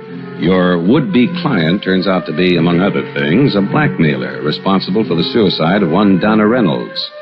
So in a complete reversal, you find yourself pitted against the gentleman, determined to find just one slip-up somewhere in his checkered career. If you're like George Valentine, you're as patient as a terrier watching a gopher hole. But you get nowhere, except to Lieutenant Riley's office down at headquarters, where you've been rudely summoned. I think you know this gentleman, Valentine. I wouldn't admit it to anybody but you, Lieutenant. Hiya, Bascom. How are you enjoying your incursion into my life? I've had pleasanter assignments. What do you want with me, Riley? Well, as you know, we're a close little family down here at headquarters. You better give me the next line. I've forgotten my cue. Sergeant Olson downstairs told me that this gentleman would like to swear out a warrant against you. Oh. So I thought we'd better talk it over first. Now, Mr. Bascom... You're doing very well, Lieutenant. Go ahead. Yes. Complaint number 1, illegal entry. Valentine, have you been prowling around in Mr. Bascom's apartment? Well, I never. Yeah, An apartment? Why, I thought it was a museum. Such fascinating exhibits, broken wine glasses, old license plates. I thought it was open to the public. So, as I remember, I did drop in. Yes. Complaint number 2, questioning Mr. Bascom's friends and causing him unwarranted embarrassment. Oh, now, that's not fair, Lieutenant. Sure, I talked to a lot of people who knew this, gentleman, but not one of them would admit to being his friend. Come now, Valentine. Let's not have a battle of wits. You're so unequipped. Touché, Mr. Bascom, touché. Cliché, Mr. Valentine, cliché. What the devil's going on here? In 2 words of 2 syllables, Lieutenant. If he doesn't stop bothering me, I shall expect that warrant to be served. I think that will be all. Good day. Lieutenant, did you get that? Can you tie that monkey? Now look here, Valentine. We've broken bread together. Mrs. Riley likes you, well, like a son. Yeah, and I think of her every time I hear an Irish tenor. I told you to keep it legal when it comes to Bascom. He and the commissioner have mutual friends. I gotta find a lead. There's gotta be one. Well, why do you keep saying that?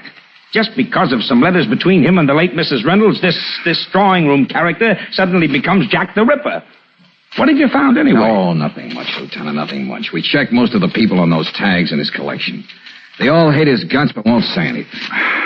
Okay, but remember, pal, I warned you. Hello, Lieutenant. May I come in? Oh, Brooksy. Sure. You told me to meet you downstairs. Yeah, I know. Sometimes I'm just an old chatterbox. What'd you find out, Angel? Well, the last anybody heard of Celeste Dupre was 2 years ago. She was working in Jake Swansea's cocktail bar out on Fulton Boulevard. Celeste Dupre, how's she mixed up in this? One of her beautiful Titian locks is in Bascom's collection of mementos. Remember, she was accused of murder once? I was going to stop by at Swansea's new club. I thought I'd better talk to you first, darling. Good girl, Brooksy, good girl. We'll go over and have a talk with Jake right now.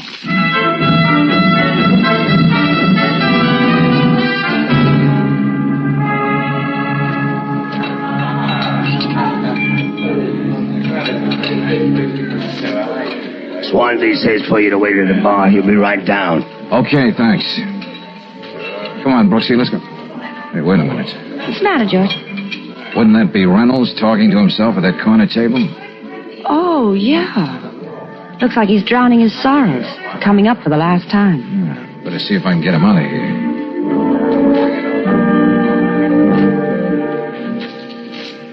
Hello, Reynolds. Don't you think you ought to go home? Oh, Valentine. Would you like us to call you a cab, Mr. Reynolds? What I'm doing, I can do better right here. Thank you, Miss Brooks. You know, getting crocked isn't going to help anything, Reynolds. Tell me something, Valentine. Did you get anything on Bascom? Skeleton up in the attic? Trunk full of counterfeit $1,000 bills? When do I come to his trial? Okay, Reynolds, you win. But take it easy, will you? Hey, is Swansea waving over here at me or you? Oh, I think that's our cue, Mr. Reynolds.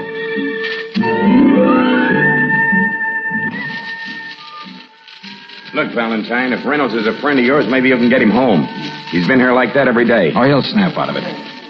Look, Swansea, maybe you can help me. Sure, sit down. Can he get you anything, Miss Brooks? No, thanks. What can you tell me about Celeste Dupre? Well, Swansea? Cigarette? You didn't answer my question. When did you leave that kid alone? Didn't she have enough trouble back there being accused of murder and everything? Didn't she work for you once? Yeah. After it happened, I was the only one that'd give her a job. Well, if you want anything, it's on the house. Sit down, Swansea. I asked you, what happened to Celeste Dupre? Where do I find her? Can't you see I don't feel like talking? You know I'm going to find her sooner or later anyway, and when I do, I may come back and want to know why you didn't tell me. Okay. But don't build any fires under. Make that a personal favor to me. I don't like to see anybody hurt, Swansea. Red lives at the Shelby Arms. Only now her name is Seal Dawson.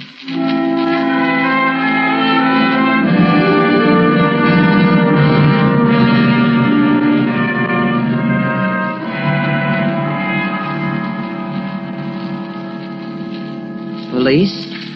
Not exactly, Celeste, or do you prefer Seal? Does it matter? My name's Valentine. I'd like you to answer a few questions. Just whom do you represent? In this case, Valentine, as much as anybody else. I can't keep you from asking questions. Why did you give Lloyd Bascom a lock of your hair? What did you... And when did he give you for it? He usually pays for mementos like that. Why don't you leave me alone? I hate to come at you from left field like that, but sometimes it gets results. Oh, during my trial, Bascom asked me for a lock of my hair. I didn't see any harm in giving it to him. The one I saw looked like a recent acquisition. But we'll let that rest. It's not too bad. What do you mean? Well, you've done pretty well for yourself, Celeste. This teepee you live in must run you quite a nut. What do you do for a living? I model clothes. The wampum a model gets wouldn't rent a doghouse in this neighborhood. Now, suppose we get out of... Excuse me. Hello? Yes. Yes, that's right. I didn't expect you to call. Oh, you should. Take your hand off the phone. Say what I tell you, Celeste, and I'm not fooling. Valentine just left. Go on. Valentine just left. What's that? Tell him you want to see him. Get right over here because it's important. No, nothing's wrong. But I wish you'd come over. Yes, very important. Goodbye. I believe you would have hit me if I didn't play parrot for you. Could be, Red, could be. I'm not on my best behavior these days. You don't know who that was. Could have been my cousin from 29 Palms. Whoever it was, Celeste, I'll be waiting downstairs in front of the house to greet him.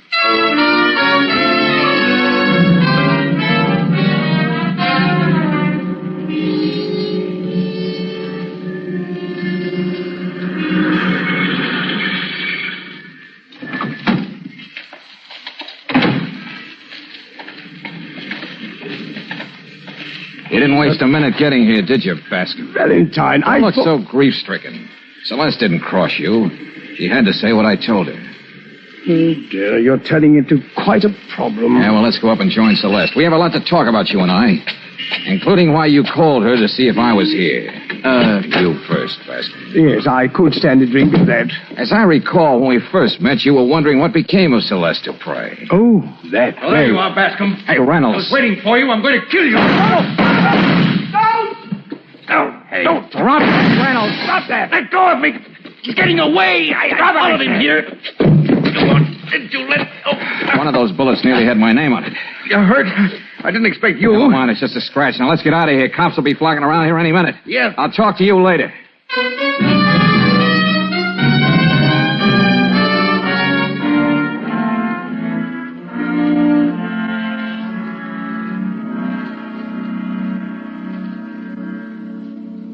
Oh, hey, will you take it easy, Brooksy? All the pieces of the puzzle are there, but it's still a puzzle. All right, but hold your arms still. Bascom is in the middle of something big. It may be genteel, but it's against the law. Now, what could it be?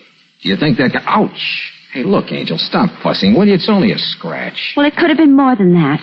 Darling, why don't you let this thing ride? Somebody's going to make a little hole in you yet. Anyway, Reynolds isn't going to rest till he gets Bascom, and there's nothing you can do about it.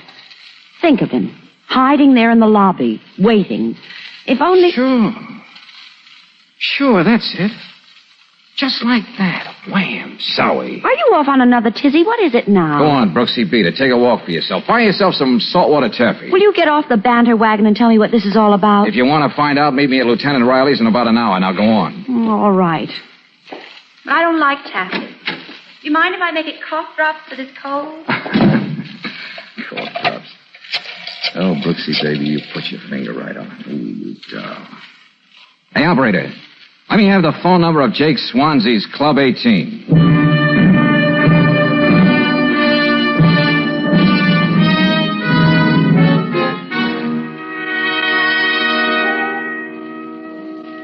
Look, Valentine, you could have come over to the club if you wanted to see me. Oh, no, Swansea. You wouldn't want anything like this to happen in your club. Hey, what is that for? What's the play? I gotta get you in the mood to talk about the tie-up between you and Celeste and Bascom. They say around town you're a little buzz-headed. And I never believed it before. Come on, now, do you talk, or do we have ourselves a game of ping-pong first? I don't mind playing. You want to fight me, Jake? You keep him up there. I know. What about it, Swansea? What about it? Smart guy, huh? I'll put my knee right through you if you don't open up. All right. Okay. Just lay there. Catch your breath. What do you want to ask me? First, I'm going to tell you. Yeah? What? You're not just mixed up in blackmail, Muster. There's murder involved. Go on. You know about it, and you profit by it.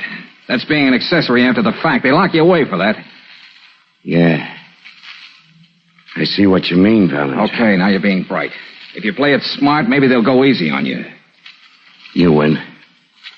I guess this calls for a drink. Yeah, Swansea. And a little trip down to headquarters.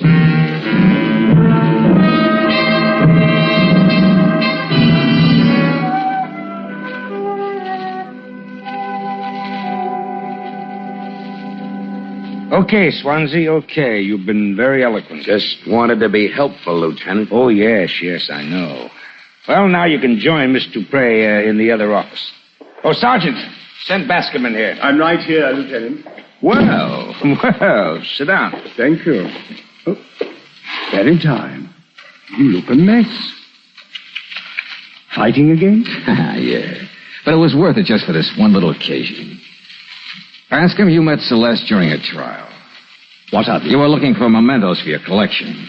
You didn't get one until some time after.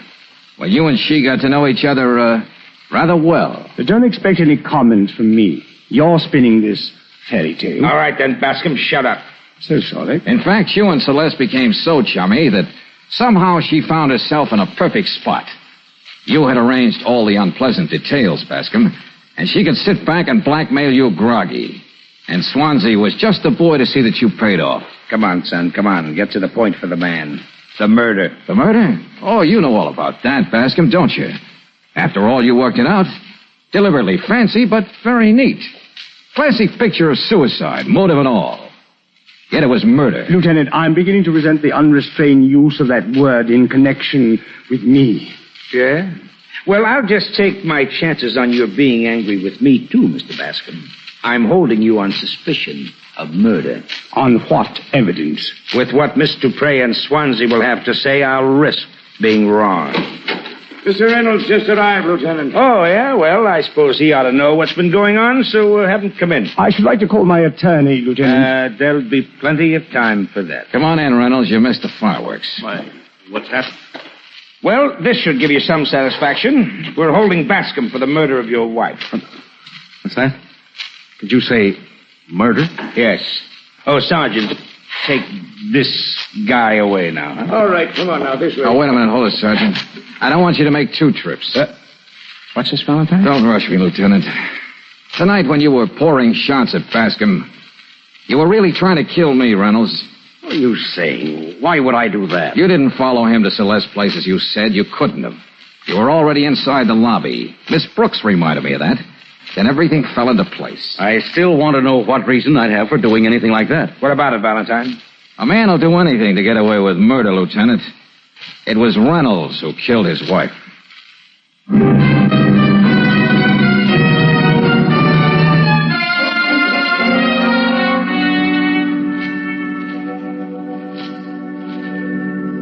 Ouch. Oh, will you stop it, Brooks? Oh, be still. You're just a big baby. This is nothing but a little iodine. Oh, little iodine. Lieutenant, do something. She's torturing. Oh, you'll live, chum boy. Fine thing. I fix your arm and you have to go and get into a fight. Yeah. I guess people never will learn. I mean about murder. If they want to kill, why don't they just bash somebody over the head without being fancy? What a fine way for a lieutenant to talk. Oh, they'll get caught, sure. But think of all the trouble they'd save. Oh, but don't forget the creative touch, Lieutenant. Means a lot to a man like Bascom. Think of the setup. Months back, he introduces his charming pal Reynolds to the wealthy Donna. She marries Reynolds, all according to the plan. Ouch! Oh, quiet, Junior. Then it's all a build-up to our entrance, Angel. We were there to witness the clash between the aggrieved husband and the supposed blackmailer. And all the time the poor woman was lying home dead. No threats on Bascom's life, no letters for Reynolds to burn, no blackmail, no nothing. Just a plain, unsimple murder. Reynolds gets the money from the estate, divides it with Bascom, then Swansea and the girl get their cut from him. That's it, Lieutenant. Don't tell me you're through, Brooksy. Yes, sissy. I can see that when little George falls off his scooter, I'll have to render first aid. What's that, little George? And when his baby sister tumbles out of her high chair, I'll have to... Oh, George Valentine, sometimes you get me so mad I could... Oh, Brooksy. Oh, what? That's no way to talk to the father of 2 children.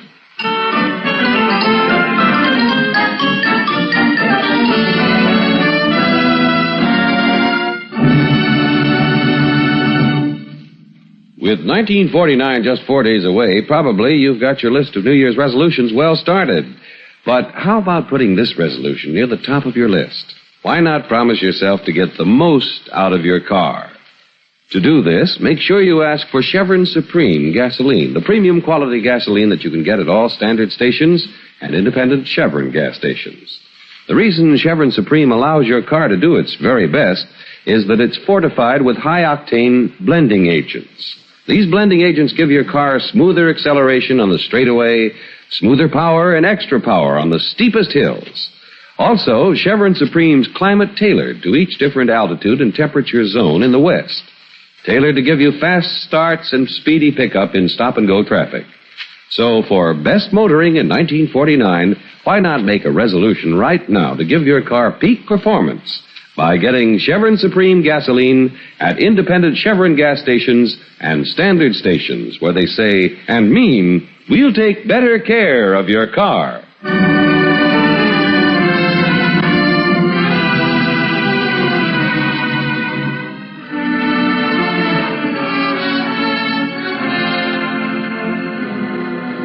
Next Monday night, a new case for George, Murder and One to Go. Tonight's adventure of George Valentine has been brought to you by Standard of California on behalf of independent Chevron gas stations and standard stations throughout the West. Let George Do It stars Robert Bailey as George with Frances Robinson as Claire. Wally Mayer appears as Lieutenant Riley.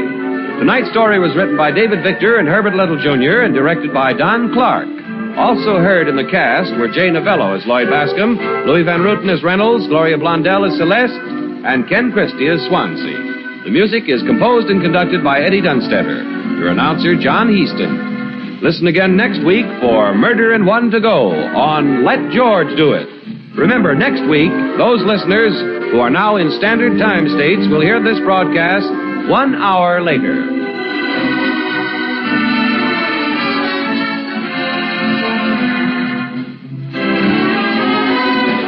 This is the Mutual Don Lee Broadcasting System.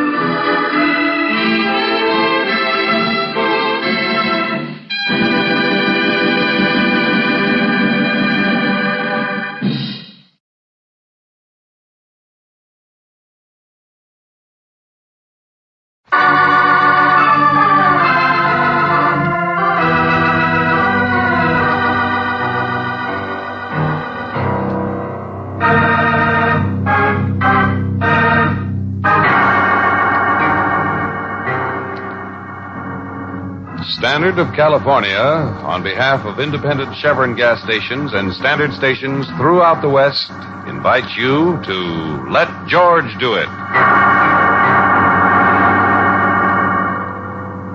Journey into Hate, another adventure of George Valentine. Personal notice. Danger's my stock and trade. If you're in a jam, you got a job for me, George Valentine. Write full details.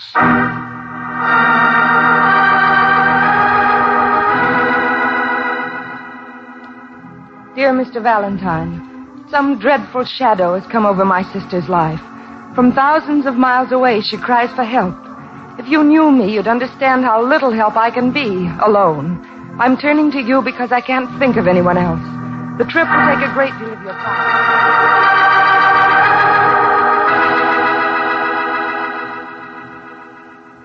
Great deal of your time and may even prove fruitless. But I can assure you I'll make it worth your while. And it's signed, Janice Gibson. I wonder what kind of letters we'd get, Angel, if our ad didn't say write full details. I'd hate to think probably communiques in Morse code. But Janice here doesn't sound like she's in a mental state for details. Here, let me see that letter. Here.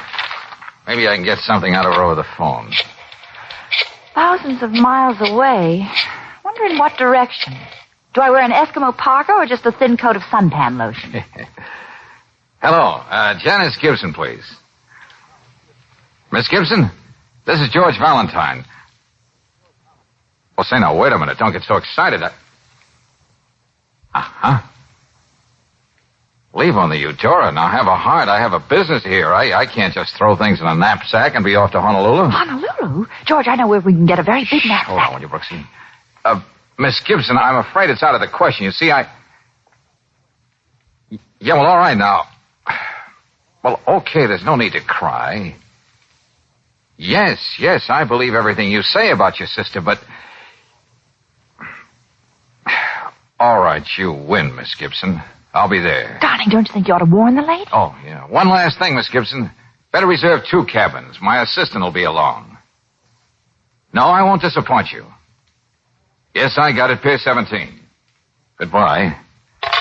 Hey, Brooksy, where you going? Well, don't be masculine, darling. If we're going to be leaving in a few days, I've got to get some shopping done. Oh, no, I'm afraid this is really going to be a knapsack deal. Huh? Yeah. The Eudora leaves at 11 o'clock tonight.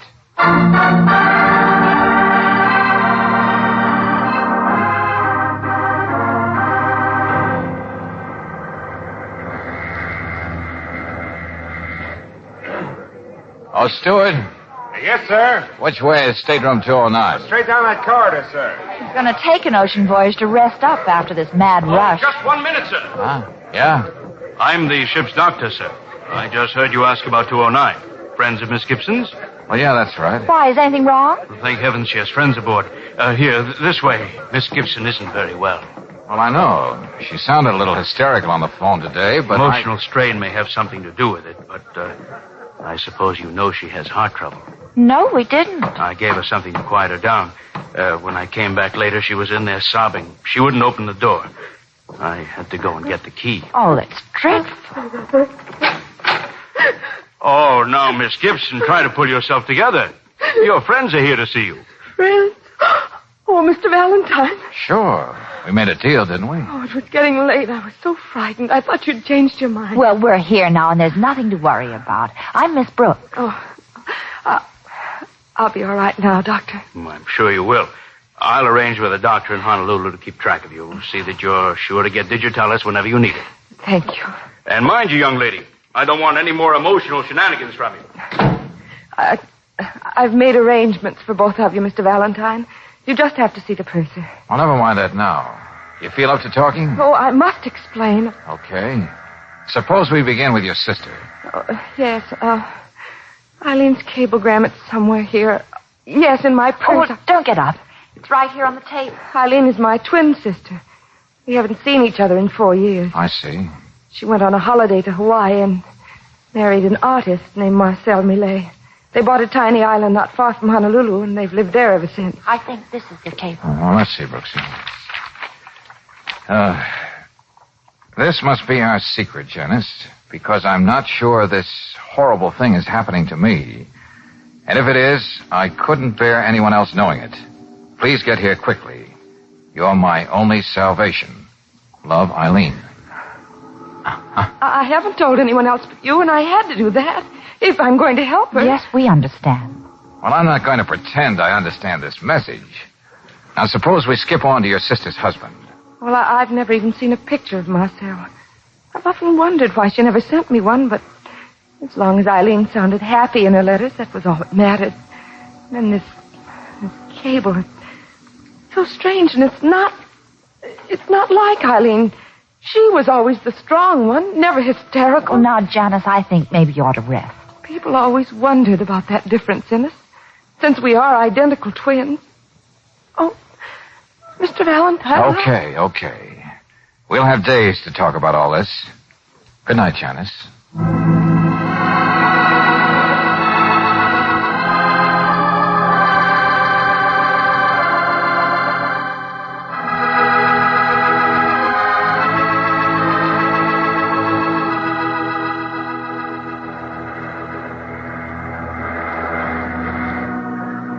I can't understand why Eileen isn't here, Mr. Valentine. I cabled her that I'd arrive on the Eudora. Eileen's usually so punctual. How it would take a magician to spot us in this crowd. Come on, let's get down to the end of the dock. Here, hold on to me, Janice. Johnny! Oh, of course. There you are. What? I beg your pardon. Well, you might at least kiss me. Please, don't. Hey, now, wait a minute, Buster. Well, you needn't look so shocked, Janice. I know I'm not the handsome specimen you probably expected, but you might try to bring yourself to kiss your brother-in-law. Marcel? What's that? Don't be so taken aback, my dear. After a while, people get used to ugliness. Especially when they realize that very often it has compensating qualities, huh? Oh, I didn't mean... I know what you meant, but it doesn't matter. I must say it was the easiest thing for me to spot you. You look exactly like Eileen. It's uncanny. Oh, come along. I'll have someone take care of your baggage. Huh? I hope you don't mind, Marcel, but I brought 2 friends along. You, Oh, these people, your friends. Mr. Valentine, Miss Brooks, I want you to meet Marcel Millet, Eileen's husband. Hello. How do you do? I understand you and your wife have a whole island to yourselves. Hope there's room enough to fit us on. Well, we weren't expecting visitors, but we'll make out somehow. Besides, as an artist, I'm grateful to have beauty around me. Welcome to Hawaii, Miss Brooks. Why, thank you. Oh, wait, there's a Filipino chap over there who takes pictures of tourists. I'm sure Eileen would love to have one of you and me, Janice, huh? A memento of this happy occasion. Oh, Juan!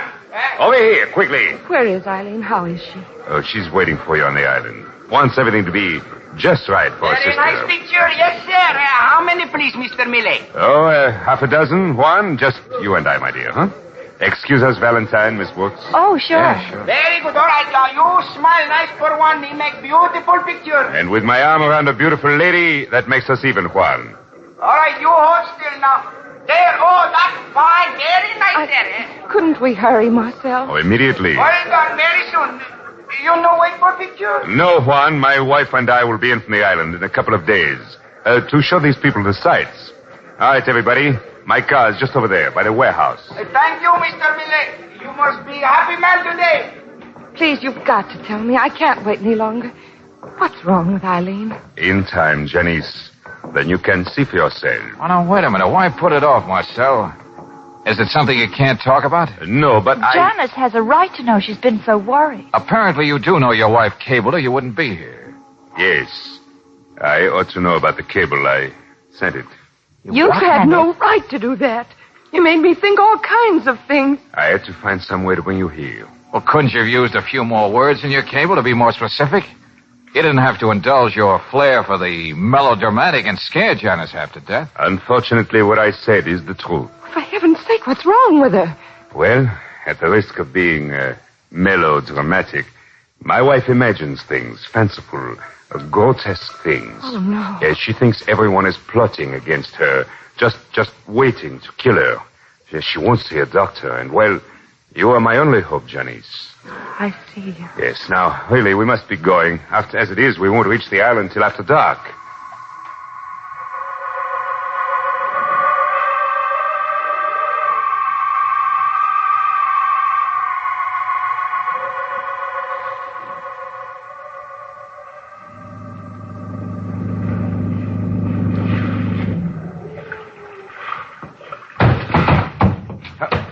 Easy now. You can't see a thing when the landing light's off. Okay, you better go first, Janice. All right. Where's that tropical moon people write songs about? Hiding tonight, Miss Brooks. I think we've got a storm coming up. Now, you just wait till I get on the dock. Hey. Oh, it's just an overgrown mongrel Eileen insisted on bringing to the island. Lord knows we don't need any protection. There's just the two of us. I should say you'd welcome the company. Oh, I must admit, he's devoted to my wife. But I'd prefer if he kept tied up. He's a vicious beast. Oh, the house is right up here. Oh, George. Oh, now what's wrong with her? You can't mean that's Eileen. I think I saw her run around that side of the house. Well, Marcel, don't just stand there. Well, if she intends to hide, as she usually does, we'll never find her till morning. But we've got to do something. Valentine, there's a flashlight on the porch in the back. You and Miss Brooks can look for her out there near the cliffs. Okay. You come with me, Johnny, huh? But first I want to tie this animal up. Brooksy, no matter what Millet says, the first thing we're going to do is get a light on in that house. Now, you do that, and I'll go around and get the flash. Oh, couldn't we kind of do those things together? No time, Angel. I'll make it snappy. Oh, golly.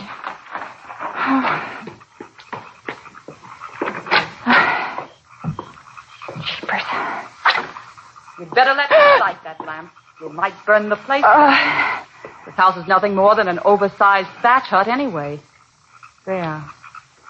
You're pretty, aren't you? Well, who are you? That's my question to you. Why did Marcel bring you here? Are you one of those simpering ladies he trips off to see now and then? Get away from me. You know, he does have a strange fascination, that ugly Casanova. And if I thought you and he I'd hate to haul off and hit a stranger, but I could force myself. Better listen to her, sister. What? The young lady's quite capable of taking care of herself. Yeah. Looks as though Marcel's decided to turn this place into a resort. Now, look, I've been fumbling around in the dark long enough. Since you're not Eileen Millet, who are you? How did you get here? Miriam Denton's the name. House guest, model. Lately, I've turned into a nurse for Marcel's mad wife. If you want to know anything else about me, ask him. Well, George, what are we going to do? Well, right now, Angel, we're going down to the boat landing and get my gun out of the luggage.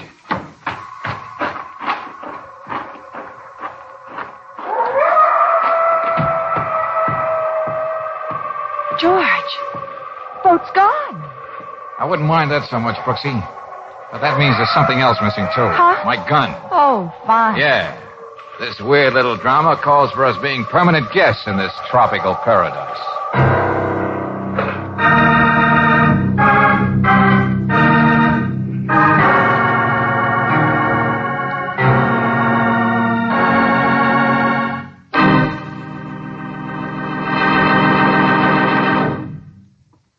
return to tonight's adventure of George Valentine in just a moment. You know, in every town, when 5 p.m. rolls around, there's a big parade, a traffic parade of folks who are homeward bound. If you're part of this daily parade, and if your car has so little pep that you have to stay in the creep-along lane, better switch to Chevron Supreme gasoline.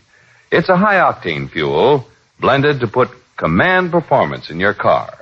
You'll find Chevron Supreme commands speedy pickup at every green light, smooth acceleration on the open highway, and all the extra power to make your car great on hills. A premium quality gasoline, it also commands fast starts every time you use the starter. For Chevron Supreme is climate-tailored, tailored to the different altitude and temperature zones between Canada and Mexico. So wherever you drive in the West, rely on Chevron Supreme to give your car command performance. Try a tankful tomorrow at a standard station or an independent Chevron gas station where they say and mean, we take better care of your car.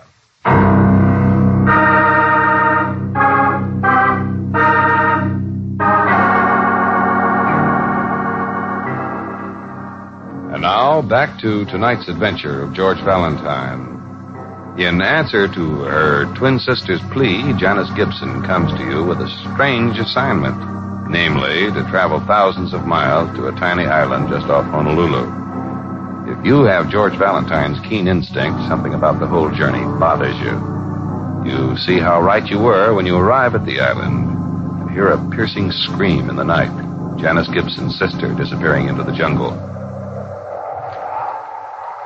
Can't anyone hear the storm out there? Doesn't anyone care if my sister's out in it? We all care. Very deeply, Janice. But we'll never find Eileen if she doesn't want to be found, huh? I'd like to disagree with Millay, Janice, but I'm afraid he's right. You've seen what it's like out there. Incidentally, Mr. Millay, what happened to the boat?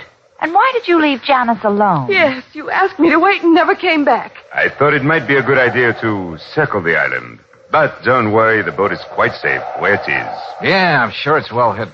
What's that? Skip it, Buster. I'm going to look for her. Hey, Janice, stop. Listen to me. No, now let go of me. Brooksy, take her upstairs and stay with her. Any one of the guest rooms? Makes no difference. Come on, honey. You've got to think of yourself, too. Think of myself. Oh, Janice. I've got to get rid of that blasted dog. What's the matter, Marcel? You seem nervous. You shouldn't be. You've got a gun. My gun, to be exact. What do you mean? It's missing from my luggage. Valentine, I don't know what you're talking about. And I don't like your insinuation. I'm not insinuating anymore. I'm going to find out the reason for everything that's happened. There's only one reason. I was at my rope's end. The only person I could think of with Eileen was her sister. Huh? What's happened tonight may have upset you and Miss Brooks, but I did not ask you to share in it. Oh, listen to me, my friend, and listen carefully. I have no choice. Why don't you hit me? Don't tempt me. It happens I don't want to bring things to a head because I have my own plans for tomorrow. Really? If I made a cup of tea, could I persuade you gentlemen to be civilized? Here's your persuasion on Marcel here, Miss Denton. And while you're at it, you might persuade him not to let those fancy maneuvers with the gun and the boat go to his head. What are you waiting for? I didn't expect her to bring those people. It changes our plans. But he suspects something. You think I'm a fool? I know that. I've got to have a chance to think. You wouldn't stop to think if you really loved me. You do, don't you? What a woman. Love and murder in the same breath. I told you, Miriam, give me a chance to think.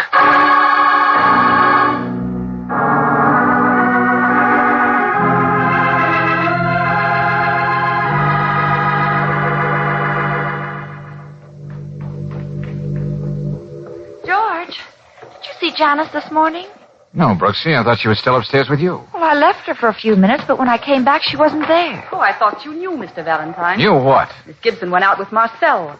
Naturally, she's anxious to find her sister. Well, isn't that something we were all going to do together? I didn't know what your plans were. Not much you didn't. You know darn Save well... it, Brooksy, come on. Oh. Hey, George. Well, now, easy, easy. What's the matter, fella?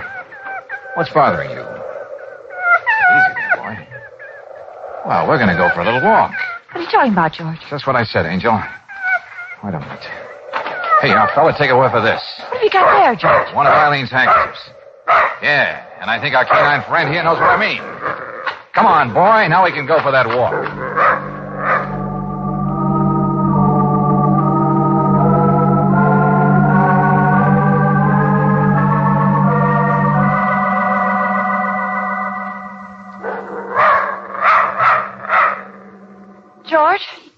going back to this spot. Yeah, I know. But there's nothing here but the beach. Wait a minute, hold it.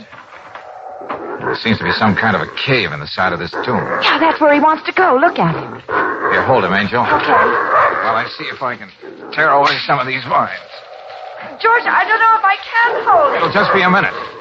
I want to see if... What is it? Oh, good Lord. No, Brooksy, stay where you are. Yeah, if this dog will only let me... Give me, I'll take him. But don't go in there.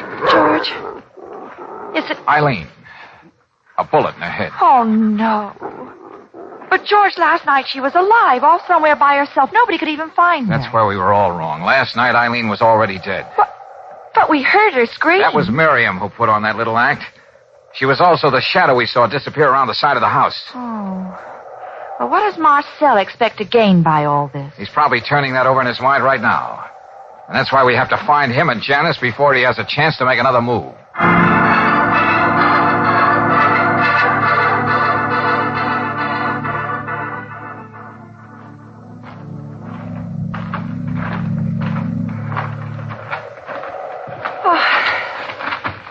It seems so useless, George.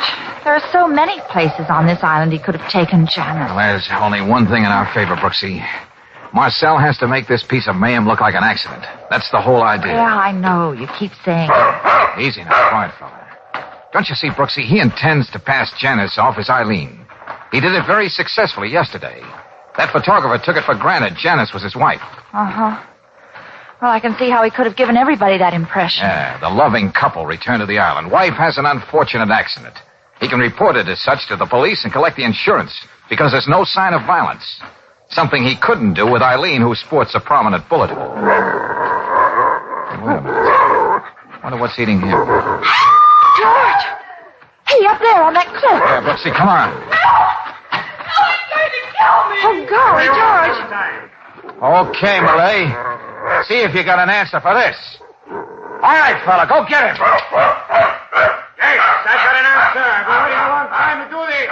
Don't stand there, Jenny. Come down here. You killed us all. Oh, Mr. Rose. Here, Brooksy, you take care of it. Okay. I want to see what he intends to do next. Claire, he told me about Eileen. Yes, I know, honey. He was going to push me into the ocean. Make it look like an accident. Stay where you are. The three of you. You're riding for a fall, Buster. You make another move toward me, and I'll let the women have it first. You know I have no compunction about it either. Yeah, I know. You're a brave boy when it comes to shooting dogs and women. Keep you away from me. Oh, please. Don't, please. Janice, don't. Once more, your intrusion interfere with my plans, Valentine. It breaks my heart. I suppose the best way to do it, after all, is to get rid of the three of you at once. I think we're going to have another little storm tonight. It's the time of year, you know. We can do without the weather report. Oh, yes. The story will go something like this.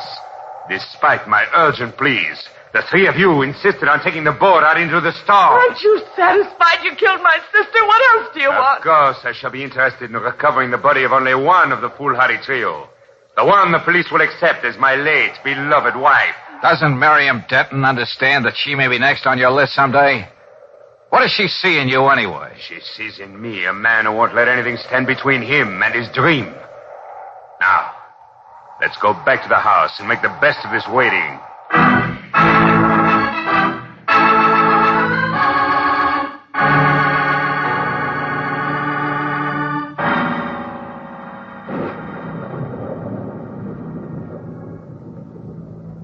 Oh, for heaven's sake, Marcel, get this over with. In a few minutes, I think we can be ready. Of course, Valentine. I shall have to shoot you and Miss Brooks. I couldn't expect you to jump into the water at my command, eh? Why don't you stop posturing? No, let him go on, Miriam. He just wants to show you how much power he has. All because he didn't turn out to be a Clark Gable. Shut up, Valentine. I'm as good as any man. Better. You're not a man. You're something that crawls. I'm something that uses his brain, Miss Brooks. Since no one knows Janice is here, the insurance company will ever question a routine police report on my wife's death. We'll be able to do a lot of things with $50,000. Won't we, Miriam? Yes, if you'll only stop talking. I'm not afraid anymore. I'm just sorry I got you and Claire into this thing. I'm so glad to see you take this philosophically, Janice. I doubt if I would have had many more years to live anyway. He kept telling me it could be. Don't say any more, Janice. Why do you stop her? What was she going to say? She was just going to crack a very grim joke, Marcel. And it happens to be on you. What do you mean? And don't get up. Stay where you are. No, I feel like walking around. You know what I'll do if I try... You're not going to do anything. What's more, you're not going to live to spend that $50,000. Be careful, Marcel. Something's happened in the last 4 years that you don't know anything about. Something that's going to hang a crepe on that rosy future of yours. You don't say. Yeah. Janice has been ill, very ill, under constant care of a doctor. What's that to do with me? Now, let's get started. Come on. Andre Boyard, M.D. What? Uh-huh. I thought you'd recognize the name. Dr. Boyard. The best heart specialist in Honolulu. Of course, the one the ship's doctor mentioned. What is this? He more than mentioned him, Marcel. He gave the doctor specific instructions to locate Janice.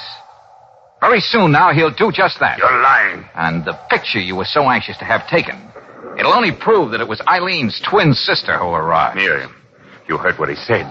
Look at Janice. There's nothing wrong with her, is there? Is there? Marcel! You're as good as cook, brother, and you did it yourself. No. Watch out for him! Let go. Don't let me break your arm. Let go of the gun. I've got it, George. Well, Marcel, what is it now that stands between the man and his dream?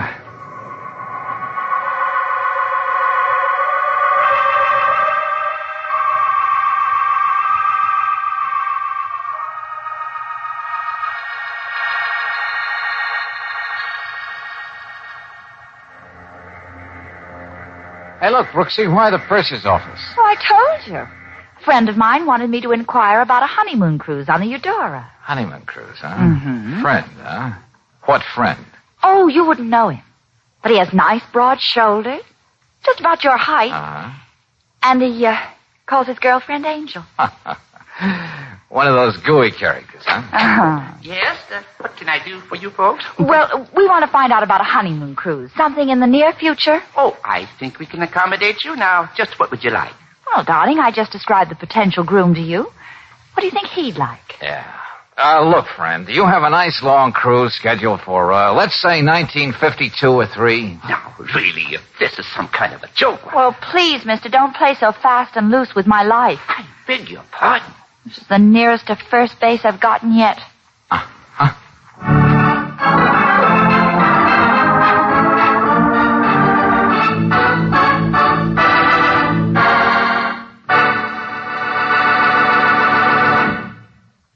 I think everyone will agree that cutting down the cost of car operation is an economy step in the right direction. And if there's anyone who hears more about budgeting and economizing than a grocer, who is he? Mr. J.W. Hogan of 301 H Street, Bakersfield, California, is a grocer, and here's his statement about RPM motor oil. Quote, I must confess I don't know much about a car, but there's one thing I'm sure of. I haven't had to spend 1 cent for repairs since I started using RPM motor oil in 1945. And thousands of other users of RPM, folks in all walks of life, have had the same success with this premium motor oil. For RPM is specially compounded to keep your car's engine clean, to fight off internal rust and corrosion, to keep cylinder walls cool when engine temperatures get hottest. So for protection you trust and the finest wear-saving lubrication, give your car a break by giving it RPM motor oil. Ask for it at independent Chevron gas stations and at standard stations where they say and mean, we take better care of your car.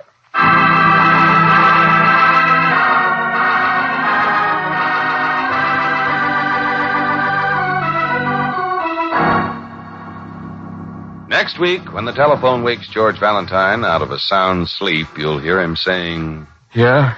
George, wake up. Huh? We got a letter this morning you're going to love. Harger is right in the middle of it. Harger? Yeah. Oh, I hope it's something big. I'd like to nail him good. Well, if you can, it will be good. Meet me at Molly's Cafe, 12 sharp. Yeah, got it. Hey, you know, Angel, I was just thinking, how nice it'd be to have your dulcet voice wake me up every morning. Oh, well, I got news for you, Mr. Valentine. That could be arranged.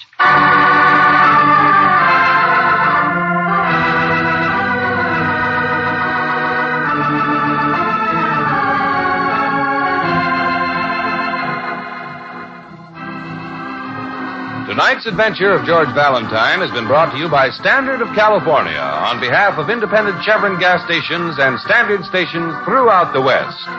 Let George Do It stars Robert Bailey as George with Frances Robinson as Claire. Tonight's story was written by David Victor and Herbert Little, Jr. and directed by Don Clark. Also heard in the cast were Virginia Gregg as Janice, Gerald Moore as Marcel Millet, Louise Arthur as Miriam, Jack Crucian as Juan, and Earl Keane as the purser. The music is composed and presented by Eddie Dunstetter. Your announcer, John Heaston. Listen again next week, same time, same station, to Let George Do It.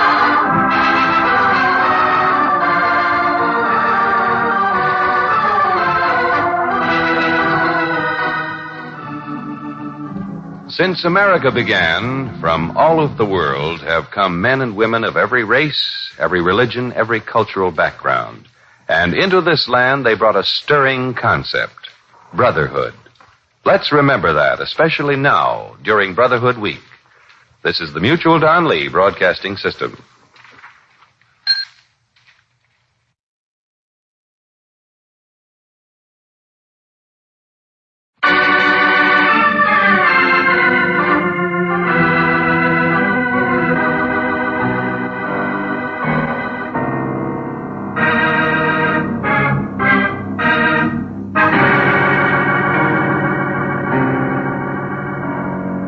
Standard of California, on behalf of independent Chevron gas stations and standard stations throughout the West, invites you to Let George Do It.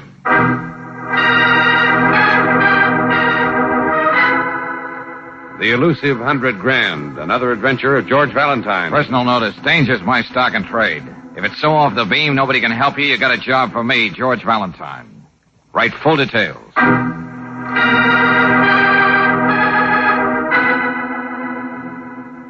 Dear Mr. Valentine, this is not a quiz program, but how would you like to get paid for spending a weekend at the fashionable resort of Las Rositas? Doing what? Just having fun. Indulging yourself luxuriously at my expense. Fulfilling an ambition most men merely dream about. Alas, these pleasures which I cast at your feet, denied me because I must spend the weekend being charming, glib, and hilarious, entertaining the wealthy yokels in the Peacock Room of the Pioneer Hotel, where you can reach me if this letter intrigues you. Just write, wire, or simply drop in. Signed, Walter Haney. You know, you keep reading that letter, Angel, and I'm going to stop and make you hitchhike the rest of the way to Las Rositas. Well, I'm sorry, George, but I'm fascinated. Well, things like this just don't happen to people. Unless they guess the name of the song. With humor like that, Brooksy, you may be able to follow Walter Haney in the Peacock Room. Yeah, but seriously, why would a man who's been a star for years, making thousands of dollars a week, write a letter like this? Maybe it's just a gag. Well, how do you know? I called the hotel. There's a suite waiting for me, all paid for. Oh, a whole big suite. Yep, that's right. So I reserved a room for you on the second floor, right over the laundry.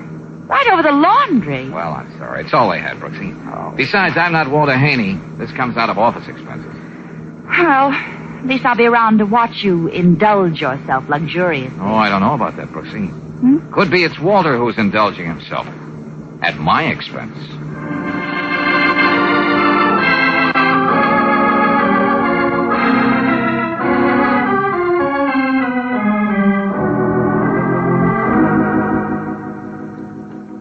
Dear Valentine, here's something I want you to spend for me. $15,000 in cash. Jeepers. May I touch it?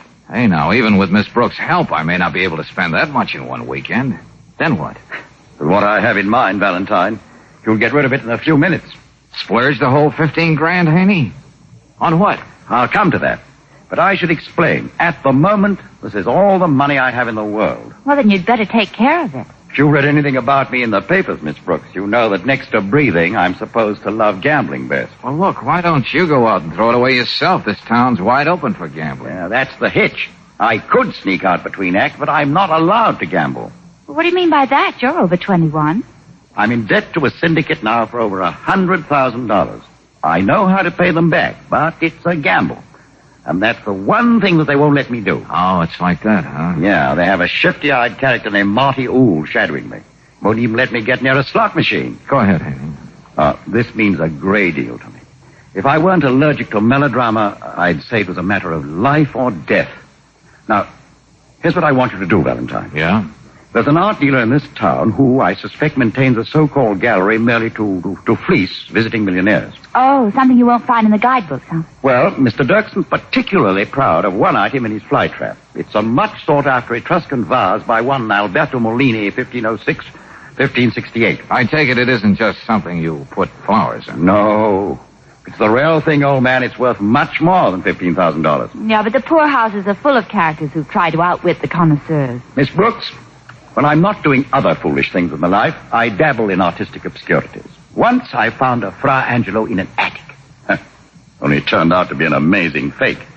But I still think that there's nothing like... Nothing like coming to the point, Haney. Yes. Well, if I'm right, Valentine, Mr. Dirkson's vase is not only authentic, but it's the mate of another masterpiece by Molini. All of which adds up to what? $100,000. My, how you do toss off round numbers. Oh, I'm quite serious, Miss Brooks. There's a fabulous cattleman, one Hank McCrary, who lives just outside of town here, and who owns the other Molini. Incidentally, he does use it to put flowers in. He can afford it. Uh-huh. And he'll pay you the $100,000? As I said, if I'm right about Dirkson's vase, that's the gamble. I may lose my $15,000. This Hank McCrary knows as much about these things as he does about longhorn steers. Well, it seems to me a simple risk for you to walk in and make the purchase yourself, as long as your intentions are honorable. You don't know these gentlemen I'm indebted to. Flinty individuals, one and all. And they don't believe in anyone gambling with what they consider their money. Oh, Walter, I didn't know you had visitors. I was inside knitting. Did I hear... Adele, I want you to meet some friends. Miss Brooks, Mr. Valentine. Oh, how do you do? How do you do, Mr. Valentine? Oh, I'm glad to meet you, too, Miss Hayden. Oh, Walter, just what are you up to now? Now, look, please, Adele. You know, Mr. Valentine, my brother doesn't tell me a thing that's going on. Really? Still, I don't know what he'd do without me. Which reminds me, Walter, I'm going down to see the manager. Adele, I shall tell him we want those lights changed for your performance. And you be sure to take a nap now, dear. Oh, yes. Goodbye, Mr. Valentine. Nice to have met you. Me, too. Oh, Miss Brooks, you must forgive my sister. She makes my work her whole life. Hey, you know, Haney, between a stage sister and a gambling syndicate, you don't seem to have a life of your own. I'm rather sensitive about that, old boy. Supposing we don't discuss it. Is it a deal? Why not? There's no law against it. And it's your money. Good. Believe me, I'm more worried about Adele than I am about myself. She can't sleep because of that $100,000 debt. I see. Oh, Brooksy, you'd better go and check in. Oh, yeah, my room over the laundry. I want to see what I can find out about Mr. Dirksen. I'll meet you downstairs in the drugstore.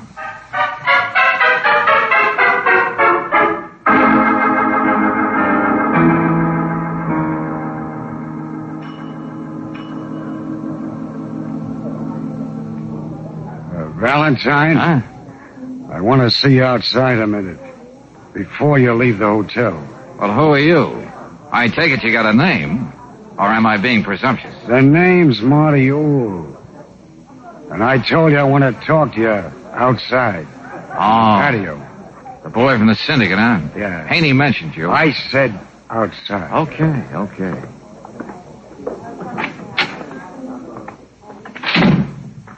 Well, here we are, Marty. Alone at last. I don't know what Haney is cooking up with you, How did you know about me and Haney at all? Never mind. Just shut up.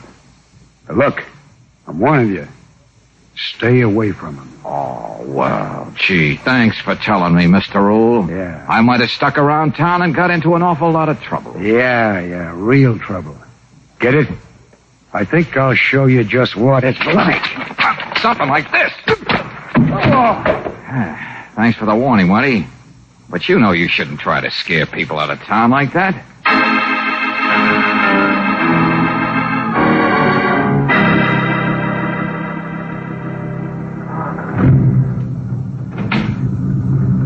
Would you mind waiting for me, Mr. Valentine? Oh? Well, ordinarily, no, but right now I'm in a hurry. It's all right if I come along, isn't it? Hey, you know, this seems to be my day for meeting people I don't know.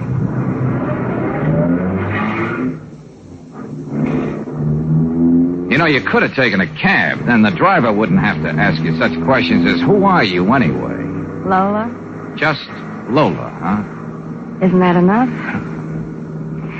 Tell me, why did you come here to Las Rositas to see Walter Haney? Oh, now this is getting to be a routine. What did he say to you? And I thought you wriggled in here because you were interested in me, and me alone. I could be interested in you, if you would answer my question. So this is how beautiful redheads named Lola act. I must know why he wanted to see you. How did you even know I met Hank? Suppose we stop off down the block for a drink. I'm sure you'll tell me what I want to know.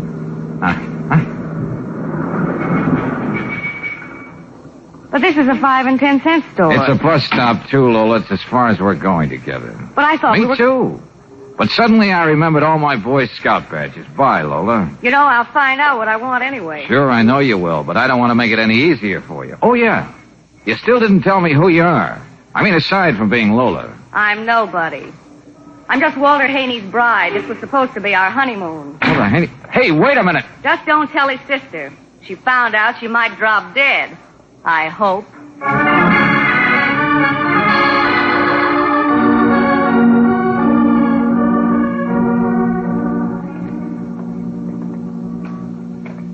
What'd you find out about Dirksen, darling? The most charitable report. Nothing that could send him to jail. Oh. So these are the galleries. Well, let's go in and get it over with. Welcome. Dirksen's Temple of Art is honored. We want to buy a vase, Buster. Yeah, and the 5 and 10 doesn't have just what we wanted. What? You do not understand.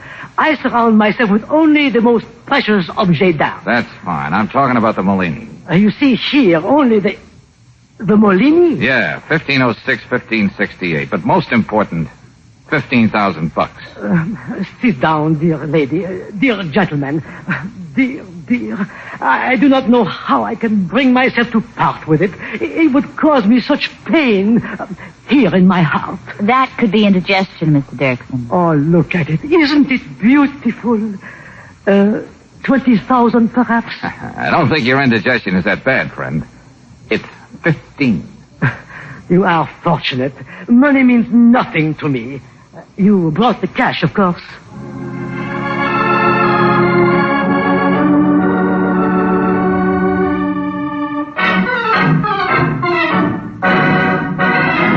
Well, what do you know? That Haney fella wasn't trying to pass off a phony on me after all. This here vase is the real thing, Valentine. Yeah? I mean, sure. Oh, it ought to be just the right thing for Petunia. Well, it was right there in Las Rosaritas under my own nose. Well, that's life, Mr. McCreary.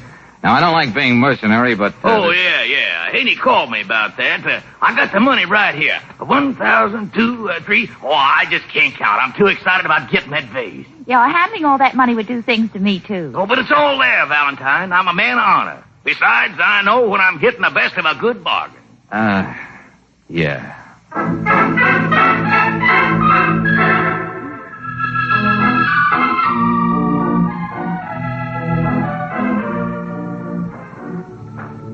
And so we leave the hallowed precincts of Fort Knox, otherwise known as McCreary's Ranch, and make our way back to Las Rosaritas, the Monte Carlo of the West. You're in rare form, Brooksy. Yeah, but not before I ask a couple of questions. Well, this gunful Marty and the redhead Lola you refuse to talk about. What's going on anyway, George? Long stories I don't mind telling, Brooksy, but this is kind of complicated. You see it... Uh-oh, another one of my loyal followers. I knew my brother was planning something with you today, Mr. Valentine. Remarkable insight, Miss Haney. You don't have to play cat and mouse with me. I happen to know what this is all about and what's involved. Okay, that's the end of that game. What do we play next? Get in the car, Angel. Okay, George. Just a minute. Yeah? You probably think I'm interfering with my brother's life. Everybody does. But I'm going to protect him as long as I live. Against every grasping female that comes along. Miss Haney, this is just another job for me, and it's almost done. Frankly, that's all I'm interested in. I see. Would you mind giving me a lift back to the hotel? No, of course not. I'd like to see how it feels to ride with someone who's carrying so much cash.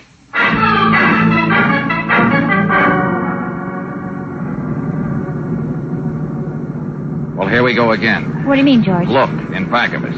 Huh? Oh, you mean that car? Yeah, we're being followed, and this time by experts. What's that? They're staying just a nice half block behind us, waiting for the tire to close in. Well, hurry, do something. That money belongs to me and my brother. Every cent of it. They can go as fast as I can, Miss Haney, even a little faster. knowing they're catching up with $100 grand.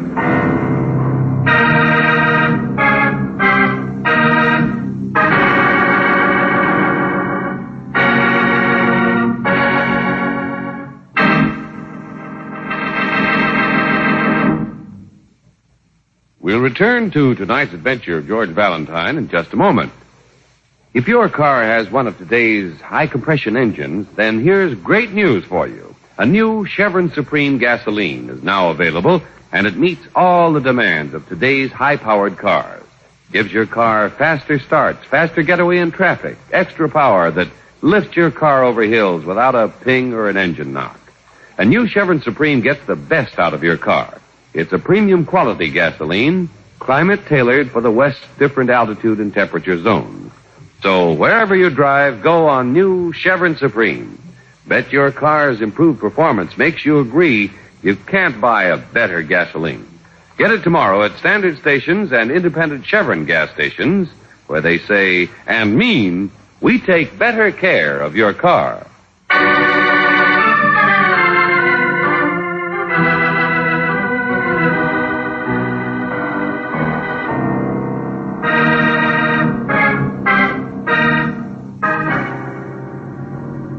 Now back to tonight's adventure of George Valentine. A famous nightclub entertainer, Walter Haney by name, invites you to Las Rositas, a fabulous, really, gambling resort. Gives you $15,000 to buy a rare vase. That you do, and on a quick resale, end up with $100,000 in cash. You're headed back to turn the money over to your client when suddenly you notice a car on your tail. You've got to think fast, and if you're anything like George Valentine, you do.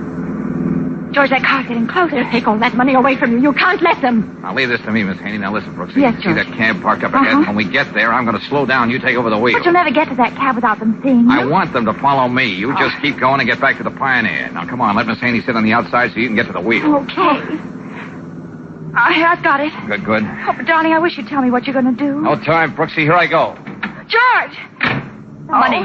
They'll find him. Take it away from him. Oh, Miss Haney, stop talking about that money. But it's my brother's. I'm beginning to wish I'd never heard of your brother.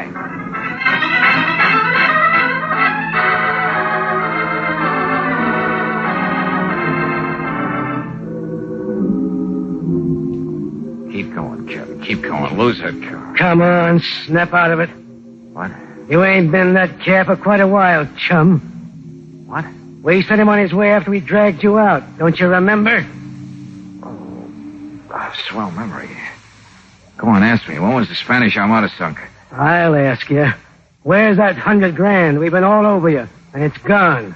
I lost it in the crap game. Where'd you stash it? Or did somebody get to you first? Who hired you for this job, monkey face? Turkson? McCurry trying to get his money back? I'll ask the question. Monty Old? Or maybe Lola trying to get the most out of a honeymoon? Okay, if that's the way you want to play it.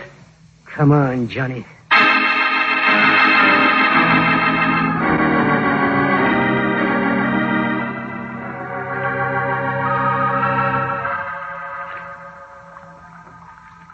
Hey, give me another towel, will you? Yeah, sure thing, boss.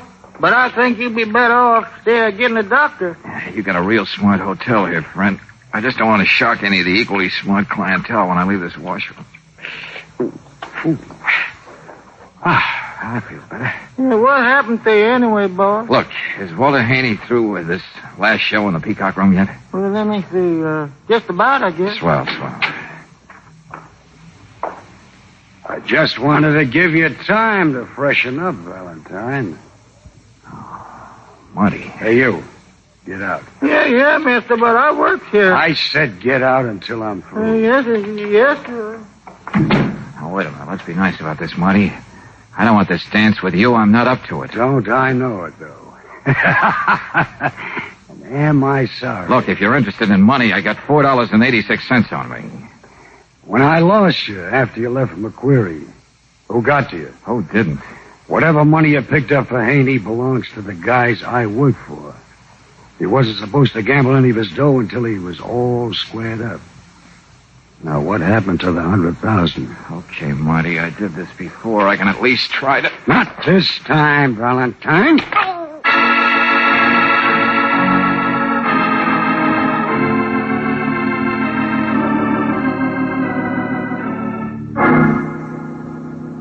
You don't know what it was like, going through that last show, not knowing what happened to Valentine and the money. That money means everything to us, Walter. Doesn't anybody care about Valentine just for his own sweet self? Well, of course, Miss Brooks. I care very much. It's just He that was doing everything to save that darn money of yours. When he hopped out of the car, he knew he was making a clay pigeon of himself.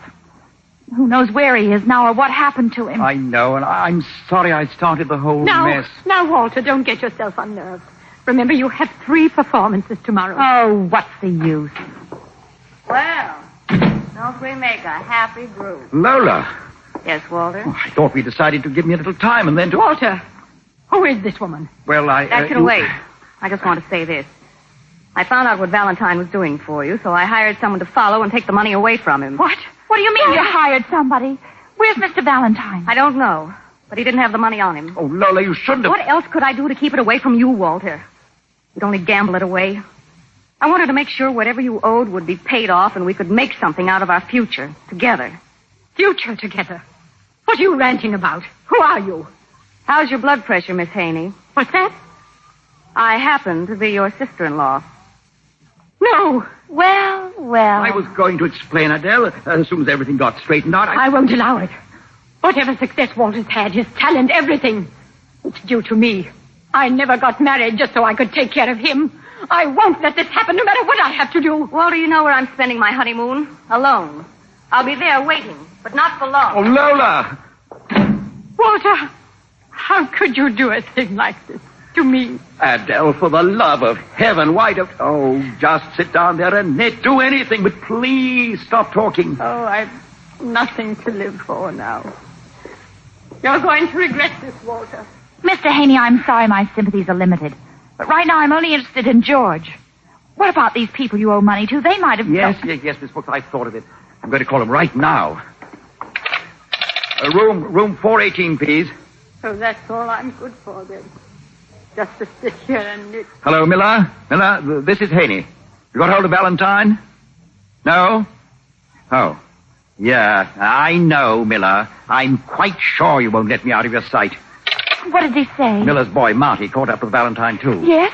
I don't understand it. He didn't find any money either. It was already gone. Then, Walter, you mean you still owe all that money? That's right, Adele. Miss Brooks... Oh, save it, Mr. Haney. From here in, I'm crying copper and see if they can't find George.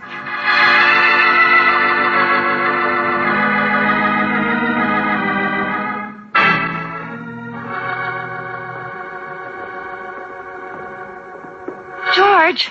True love. She can still recognize Oh, me. darling, when I saw you coming across the I lobby... know. Is that Haney's dressing room over there? Yes, George, but you're in no condition to do anything more tonight.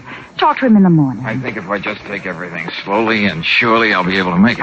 Golly. You see? There's nobody here. Come on, George, please. Wait a minute, Brooksy. Slowly and surely. Remember? What is it? It's a note. Would you mind reading it, Angel? My eyes seem to be closing earlier tonight. It isn't addressed to anybody. Go on, read it, Angel. It says, when you've done what I've done to a life and seen the way it all worked out tonight, there's only one answer. When you find me, you'll know I wasn't afraid to face that answer. Wait a minute. This sounds like... Yeah, George. Slowly but surely, let's get down the hall to Haney's apartment.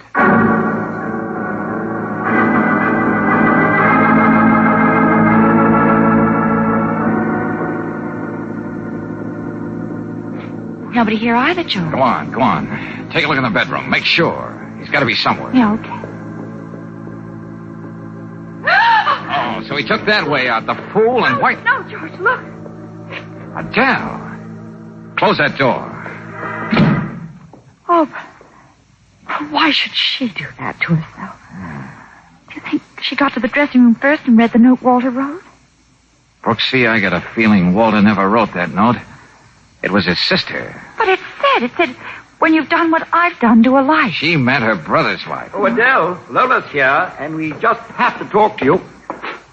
Valentine. Hi. You all right?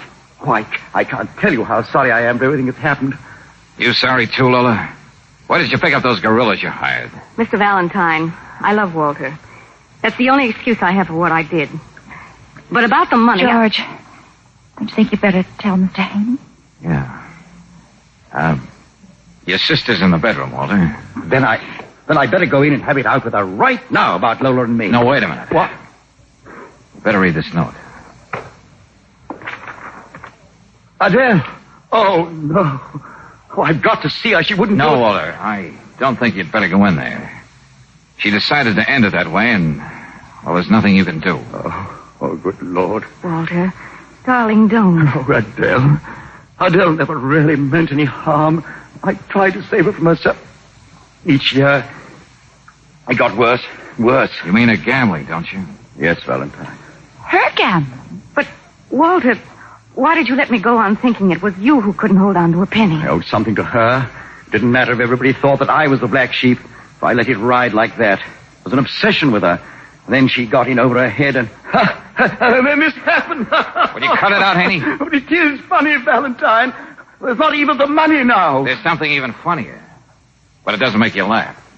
What do you mean, Valentine? The $100,000. When I jumped out of that car, I slipped it into your sister's knitting bag. George! Valentine. Yeah. She didn't know it, but she had it with her all the time. You see, your stage sister still took care of you, Haney.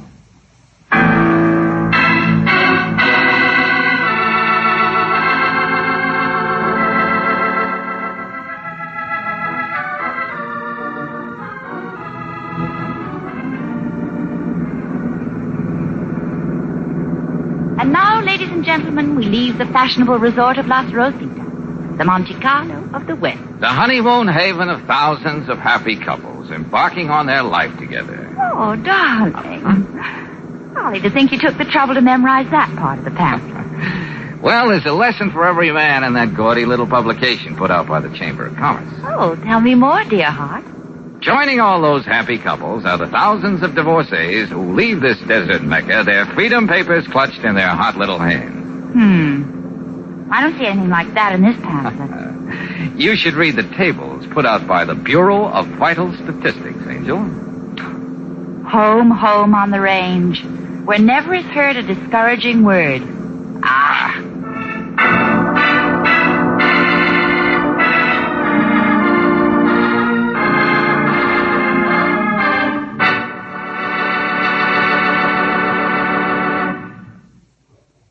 If you've read your newspaper, then maybe you've read all about it. All about the new Chevron Supreme gasoline.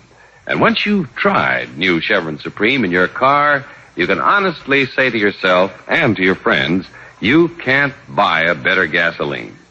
Look what it does for today's high-compression engines. Faster starts, quicker warm-ups, speedier getaway, and extra power on hills with never a knock. Count on new Chevron Supreme for all the power your car can deliver. It's a premium quality gasoline that's climate tailored. It gets the best out of your car in each different altitude and temperature zone wherever you drive in the West. Try a tank full of new Chevron Supreme tomorrow, and you'll agree it's unsurpassed. Fill up at an independent Chevron gas station or a standard station where they say and mean, we take better care of your car.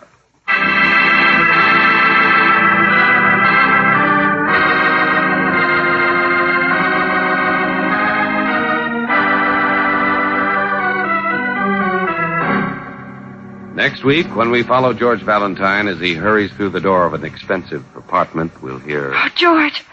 George! Easy. Take it easy, Brooksy. Who's been pushing you around? I don't know what happened, George. That's just the way he was when I came to. With that letter opener in his back. Who's he? Well, his name is Glenn Cooley. Oh, darling, I don't know whether I did it or not. Oh, this is just great. What are we going to do, George? Well, we can't find out by standing here. I gotta prove you didn't do it before the police try to prove you did.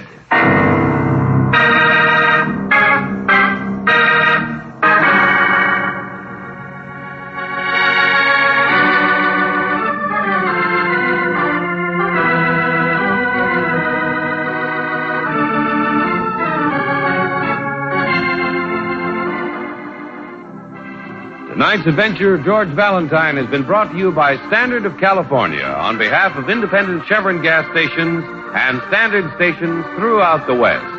Robert Bailey is starred as George with Francis Robinson as Brooksy. Let George Do It is written by David Victor and Herbert Little Jr. and directed by Don Clark. Also heard in the cast were Ramsey Hill as Haney, Jeanette Nolan as Miss Haney, Ralph Sedan as Dirksen, Mark Lawrence as Marty, Pinky Parker as McCreary, and Charlotte Lawrence as Lola. The music is composed and presented by Eddie Dunstetter.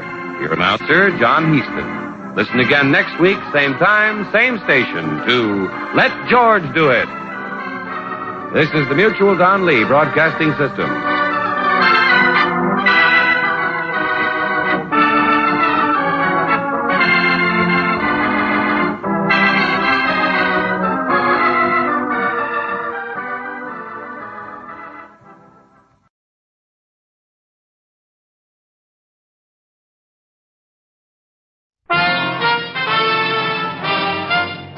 Listen while the makers of Rexall drug products and 10,000 independent Rexall family druggists bring you Dick Powell as Richard Diamond, private detective.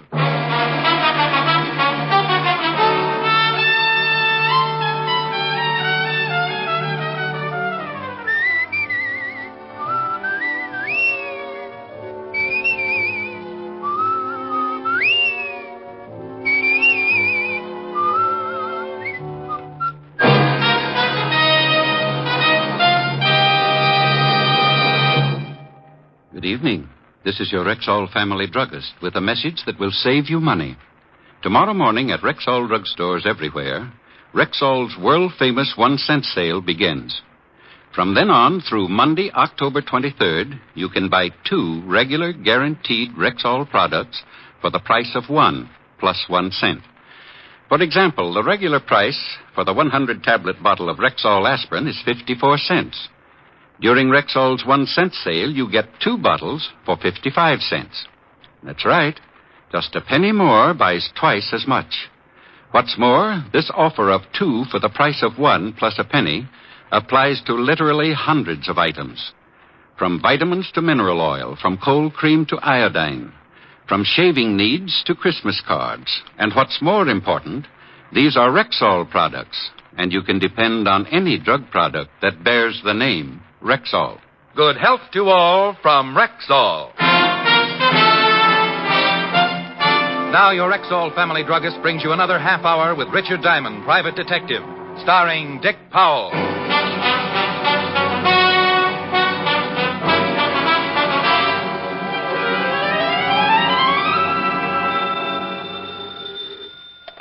Diamond Detective Agency. We can solve any crime but television. Diamond, stop clowning and get right down here. Well, Sergeant Loveland. What's the matter, Otis? Didn't the zoo pick up your option? Oh, now quit that. You gotta get right down here. Something terrible's happened. They haven't made you commissioner. Worse than that. Lieutenant Levinson's been kidnapped.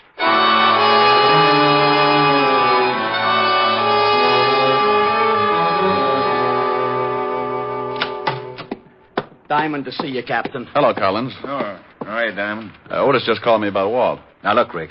I know Walt's a personal friend of yours. He's a good friend of mine, too. But this is police business. A cop's been kidnapped. Diamond was a cop for 6 years. I don't need a case history, Sergeant. Oh, get off it, Charlie. I'm down here to help. Of course you are. But there's one thing I won't stand for, Rick. The way you operate. Well, what's the matter with the way I operate? I know how you feel about Walt, and when a guy feels that strongly about someone, he's liable to do a lot of things to get a few answers. Oh, for Pete's sake, Charlie. What are you going to do? Hold a tea party and hope someone will spread some gossip? That's not fair, Rick. Well, if you think I'm going to sit back knowing that Bert Fisher's got Walt... Who said anything about Bert Fisher? Well, nobody had to say anything. Pretty obvious, isn't it? Walt sent Bert's brother Art to the electric chair. Bert swore he'd get Walt for it. Fisher dies tonight, doesn't he? Yeah. Sure, I think it's Bert Fisher, too. And we're going to do everything about it we can. Bert's been in Detroit, hasn't he? Yeah. I've got a call into Detroit. Should be hearing any time.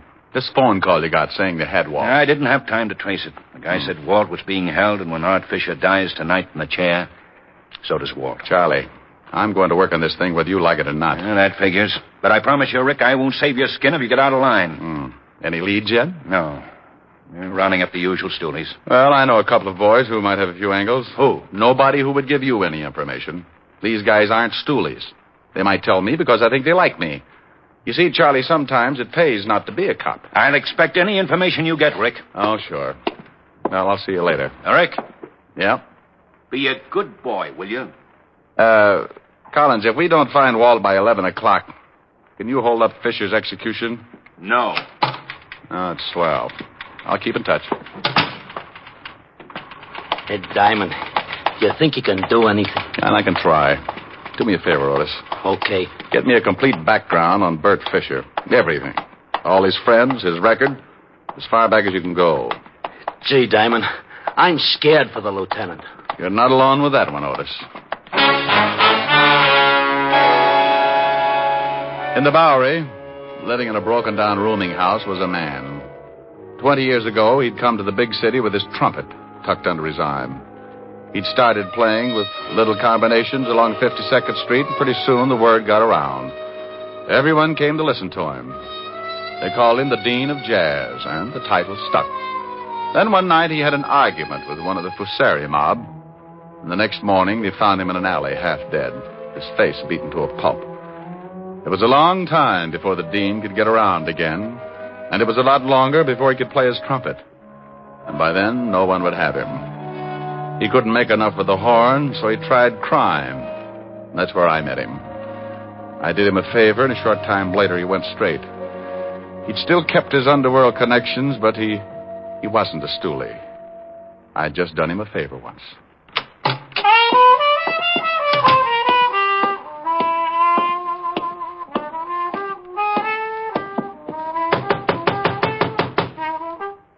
Yeah, who is it? Richard Diamond. Oh. Hello, Diamond. How you, Dean? Like to see you. Yeah. Yeah, I kind of figured you would. Dean, you ever run into a guy named Fisher? Bert Fisher? How about a drink? No, thanks. Skull. Oh, man, it's going to be hot today. This, Bert Fisher grabbed Lieutenant Levinson. Says he's going to kill him. I can't help you. Oh, Dean, I just need one little lead to get started. Yeah, sure. I wish I had a fan in here. How's business? It isn't. I make enough to pay the rent. How about a few bucks to keep you going? Well, I ain't proud, but it won't buy you anything. The lieutenant's a good friend. Yeah. Word got around this morning. Yeah. Here's 10. Buy yourself some groceries. Oh, thanks. You did me a favor once. Forget it. Bert Fisher's got a lot of rough hoods working for him. They're most all from Detroit, but they kill the same as anyone from here. Mm-hmm.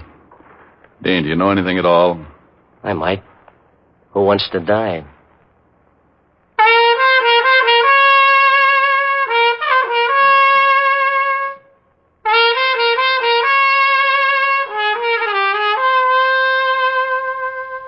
Hey, still blow pretty good. Sure, me and Bix. Well, I'll see you around. Yeah, thanks for the 10. Oh, Dean, about 11 o'clock tonight, play a few bars at the funeral march. Oh, Diamond. Yeah? You remember this tune, don't you?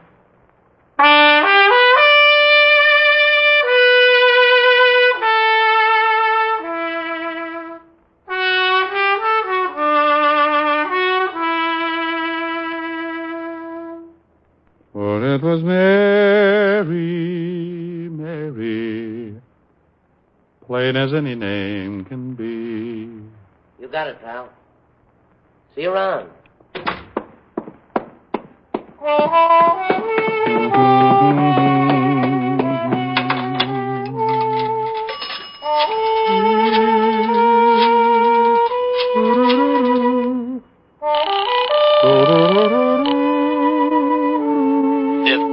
Sergeant Loveloon. Oh, this is Diamond, Otis. What'd you find out? Oh, I got reports on everybody we know is connected with Bert Fisher. You want me to read them off? Anybody on that list named Mary? Mary? No. These guys are all named Hallelujah or something. Look, check all of those names and see if Fisher or any one of his boys ever knew a girl named Mary. Then after you do that, You'll what? Holy smoke, I'll talk to you later.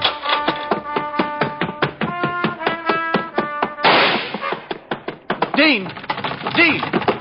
Dean! Dean!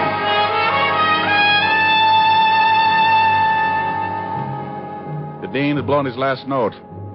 He was sprawled face down on the dirty carpet, clutching the shiny trumpet. A thin line of red was spreading out from a bullet hole in his chest, and the open window sent me across the room in a hurry. I looked out on the fire escape to see a man drop to the alley below. We both fired a split second apart. He staggered as my slug knocked him against the building, and then before I could try again, he disappeared around the corner. I turned, looked down at the dean, and wondered if Gabriel was getting a lesson in jazz.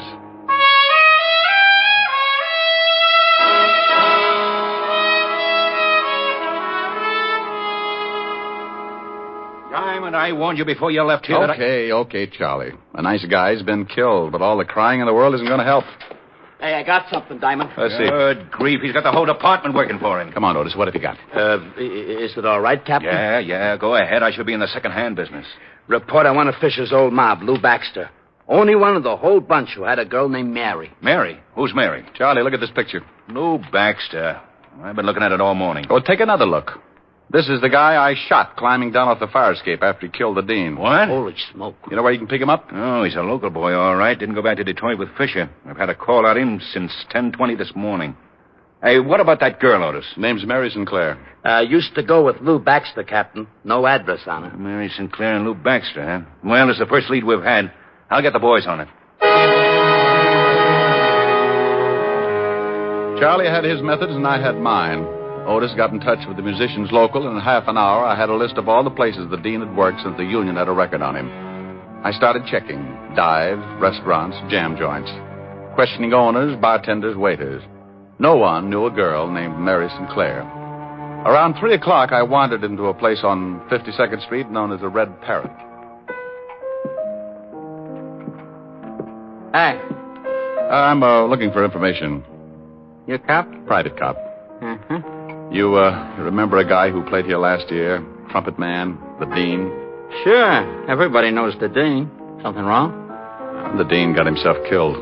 Oh, no. Gee, that's too bad. Real nice guy. You ever know a girl named Sinclair? Mary Sinclair? No. No, I don't think so. Oh, okay.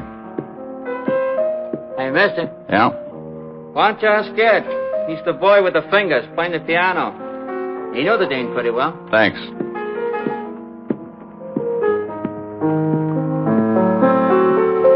You, Ed? Yeah.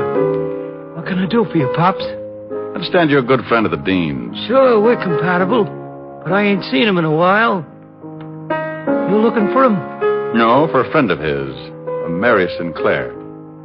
Cute chick. Where can I find her? Why do you want to find her, Pops? Well, the dean was murdered a few hours ago. She used to live over on 47th Street, 69 West. That was a year ago. You sure about the address? Couldn't forget it. We had a few balls up there. She was kind of a flip. We had a little combo in here, pretty crazy, too. She used to come in and listen. Real hep on jazz. Knew all the old-timers by name, like the dean. Remembered when he was tops, before he got hurt. You ever hear him in those days? Yeah. I played with him a lot. Used to watch him real close sometimes, after hours. And the boys would just sit around and blow because I felt like it. The dean used to lean back and close his eyes and blow things like he was getting the word from the other side. It was great. Might have been the greatest. Well, we all got to go on ahead sometime. I guess it ain't so bad, though. The harp's a real wild instrument.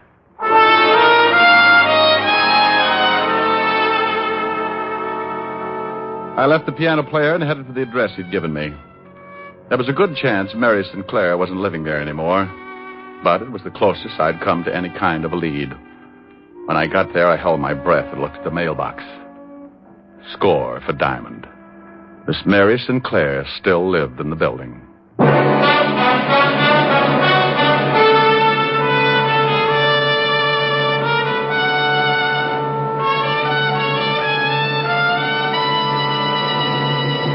Before we continue with the adventures of Richard Diamond, here's your Rexall family druggist.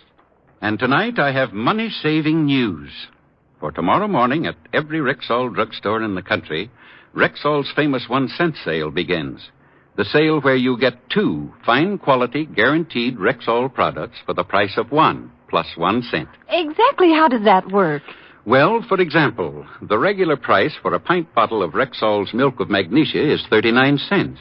But during the 1-cent sale, you can buy 2 bottles for 40 cents. Why, that means a penny more buys twice as much. Exactly, ma'am. What's more, you'll find some 347 of these twin bargains in our stores. Everything from Rexall rubbing alcohol to stationery, from Rexall foot remedies to Rexall dental products. Plus 85 other sales specials you can't afford to miss. Well, I'm putting my pennies to work tomorrow. Then use a lot of them, ma'am, for every one of them doubles your buying power. Best of all, you'll be getting Rexall products, and you can depend on any drug product that bears the name Rexall. And now back to tonight's adventure with Richard Diamond, Private Detective, starring Dick Powell.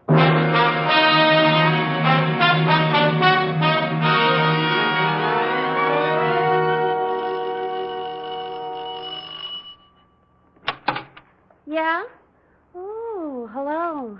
Mary Sinclair? Yeah. Whatever you're selling, I'll take a dozen. I'd like to talk with you. I'd like you to. Some other time. I'm busy right now. I'm afraid this can't wait. It'll have to, baby. Give me a call. Plaza 45466, Mr. Diamond. Okay, doll. Call me tomorrow, huh? You got your foot in the door, honey. Old habit. Can't seem to break it. Well, I'll break it for you, honey. Your whole leg. You'll be sorry, doll. All right, baby. Make it quick, huh? What do you want? Let's talk inside. I told you. Yeah, I know. It's cooler in here. The coolest. But it won't be for long. Where's Lou Baxter? Who? You know, the boy you used to run around with. I ran around with a lot of boys. Ever since I was in grammar school, I ran around with boys. It's a hobby. Where's Lou Baxter? Baby, I don't know. You want to twist my arm? Go ahead, it might be fun. He just killed the dean. You did? Shame on him. Forget it, Mary. Hey, Lou. Get out of the way. That's the guy who put a slug in me. Look like you're in pretty bad shape, Baxter. Doctor's coming. But he ain't going to be able to help you. See, honey, you should have come back tomorrow. Shut up. Well, wouldn't have been half so painful. I want Bert Fisher. Well, good for you. Get away from that door. Now, walk into that other room. Stop it, Baxter. You didn't want to play. Oh, you shouldn't have done that, Charlie. I needed him alive. That's gratitude for you. I knew you'd get into trouble, Diamond. So I tailed you from that last bar on 52nd. Is this, Mary Sinclair? Charmed, I'm sure. Ought to stay here. Call the wagon. Right. There's a doctor coming up. I doubt if he's legit. Wait for him, then bring him down to the station, Otis. Right. Come on, Miss Sinclair. Sure, honey. You know, Mr. Diamond, I think I'll have to break that date for tomorrow.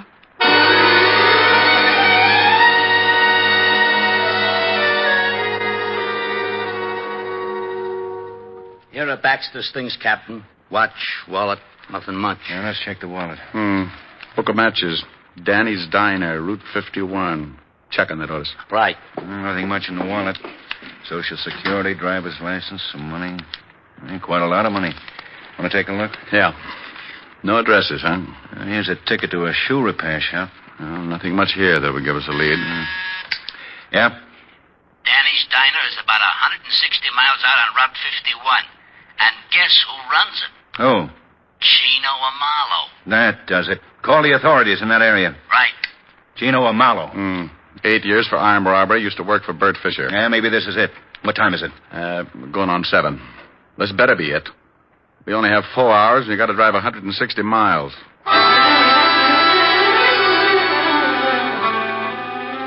Captain Collins talked to the sheriff's office and set up a rendezvous with him near Danny's Diner. Then we piled into a squad car and roared across the 59th Street Bridge for Route 51. Step on it, Otis. We're doing 80 now. Then do 90. It's getting late. Rick, you think we should bust right in the diner and take Amalo? No. Amalo doesn't know me. Never seen me. You stake out your men around the place and I'll go in. Give me a couple of minutes, then you come in, work on Amalo a little, and then leave. If he knows where Fisher is, he'll try to get in touch, and I'll tag him.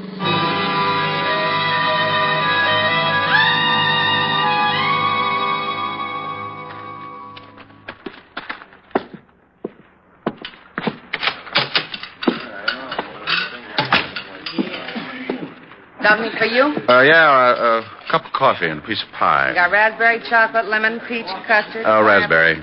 Yeah.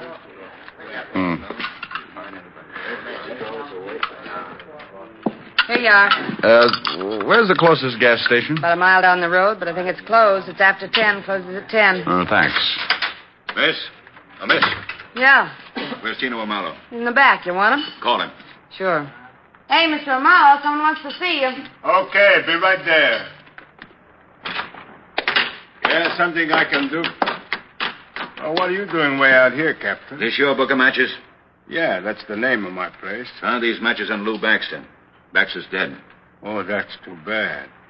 You're not going to tie Baxter up with me, are you? Lots of people come in here and take my matches. If Baxter came in here, you saw him. You're an old friend. Well, sure, I know Lou, but I ain't seen him in years. We got word your old boss is in town, Bert Fisher. Oh, is that right? Know where we might find him? No, I haven't seen Bert in years either. Look, Captain, I've been going straight. Sure. You're a little out of your territory, ain't you? This is unofficial. If you were in my jurisdiction, I'd haul you in. Look, I tell you, I'm going straight. I don't know nothing about Lou Baxter or Bert Fisher. Okay, Amaro. You may hear from me again. Nice seeing you again, Captain. No, miss. More coffee? Yeah. Where's the phone? Right over there on the wall. Is there another one? In the kitchen, but you can't use that. Hey, you can't go back there. Honey, it's the police. You stay where you are. Oh, okay. Yeah. This is Tino. Let me talk to Fisher. Hey, what are you doing? Don't move, Amalo. What is this? Cover up that mouthpiece. Cover it up. Okay. Now, when you get Fisher on the line, say what I tell you. Hold that receiver out so I can listen. Look, friend. You look. Say one thing wrong, and I'll use this gun. You a cop? None of your business. Well, look, I... Yeah, what do you want, Amalo? There he is. Tell him you just heard Baxter was killed. Hello. Tell him. Hello. Look, I just got news that the Baxter was killed. Yeah? Okay, anything else? Say no, that's all. No, that's all. So what's the matter with you? Oh, nothing. Okay. You got any more news? Keep in touch. Hang up. Now, where's Fisher hiding out? Get up. Where's Fisher hiding out? You dirty flat-foot, you nearly bust my jaw. Only nearly? Where is he, Amalo? Well, look, you kill me if I tell you. That's getting late. Are you going to tell me? Okay. He's in a cabin about a mile up the road. Come on. You're going to show us.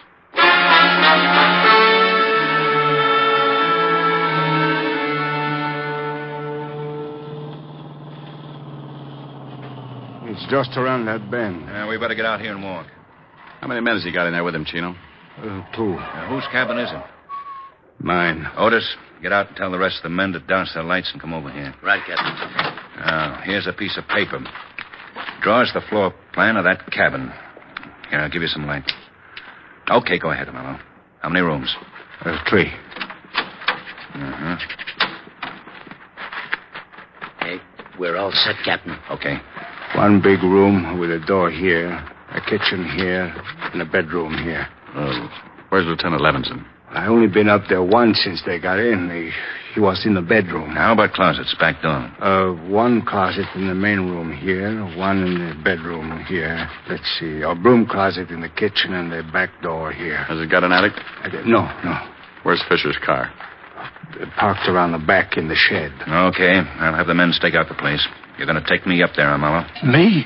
He's going to take us up there. You're a civilian, Rick. If there's any shooting to be done... If there's going to be any shooting, I'm going to be in on it. Wait a minute. Who said I was going to take you guys up there anyway? I did. I told you everything I know. I ain't going to get my head shot off. You're going to walk us up there, Marlowe, and you're going to knock on that door. No. And you're going to get them to open up. Look, they're loaded with artillery, shotguns. When the door opens, you duck. Look, it's suicide. You heard what the captain said, Marlowe. I'm a civilian. Without a badge, I'm allowed to get pretty nasty with you. Look, you can't make me do something I don't want to. I know my rights, Captain. You know something, Rick? I think I'm catching a cold. I can't hear a thing. Now, wait a minute. I'll go check the men. I Trust you'll not take advantage of the prisoner, Rick. I couldn't hear if he yelled or something. Wait. Okay. Fine cop. All right, let's go. All right, men. Yes, sir. Listen now. I'm going up with Diamond. 3 of you take that side of the house. 3 take the other. Yes, sir. You and you go around in the back to the shed where the car is. Yeah. Otis? Yeah? You and this man cover the front, but stay out of sight. If it comes, it'll come in a hurry, so close in fast. And look, boys, the lieutenant's in the back room, so try and be as careful as you can. All set? Yeah. Let's go, Amalo.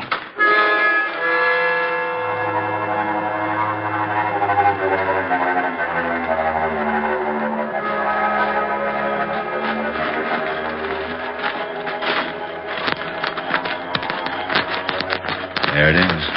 Light in the front window. It's 10 minutes of 11. I hope their watches aren't fast.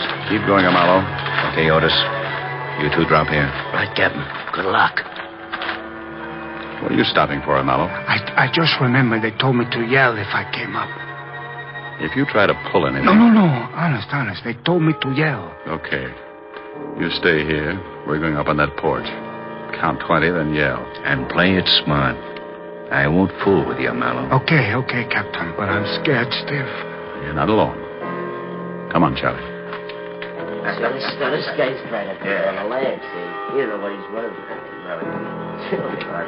I told the guys. Get on that side of the door.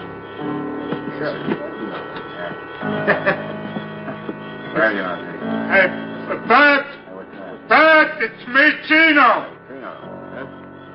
Hey, Bert, I gotta see you. You alone? Yeah. Can I come up? Throw a light on him, Ed.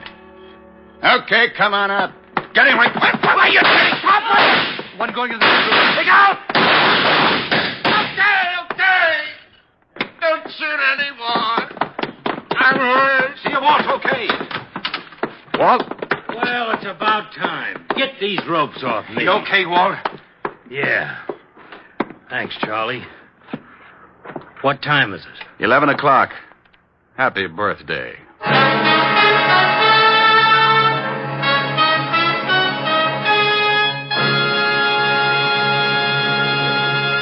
Again, here's your Rexall family druggist.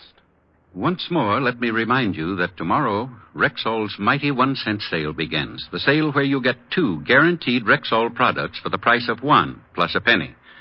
For example, the pint bottle of MI31, Rexall's famous mouthwash, regularly costs 69 cents.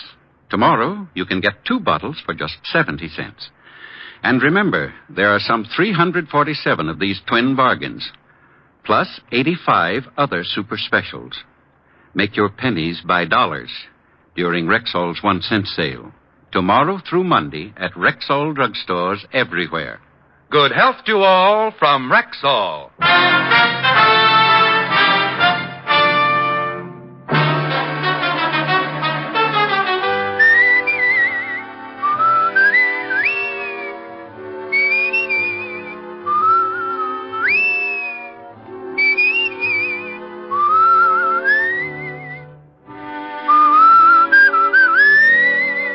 Richard Diamond, Private Detective, stars Dick Powell in the title role and was written by Blake Edwards, with music composed and conducted by Frank Worth. Dick Powell can soon be seen in the Metro-Goldwyn-Mayer production, Bright Cross, in which he co-stars with June Allison and Ricardo Montalban. Featured in tonight's cast were Wilms Herbert, Bill Johnstone, Sidney Miller, John Stevenson, Arthur Q. Bryan, Virginia Gregg, and Jay Novello. Richard Diamond, Private Detective, is produced and directed in Hollywood by Jaime Del Valle.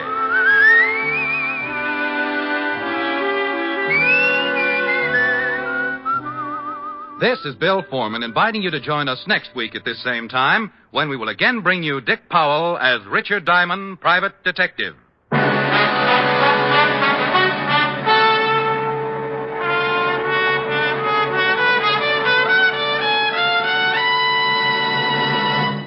Remember, tomorrow starts the 4 biggest bargain days in the year. Rexall's nationwide 1-cent sale. The sale where you get 2 top-quality guaranteed Rexall products for the price of 1 plus 1 cent. Remember, tomorrow, Friday, Saturday, and the following Monday, just step inside a Rexall store where you buy twice as much for a penny more.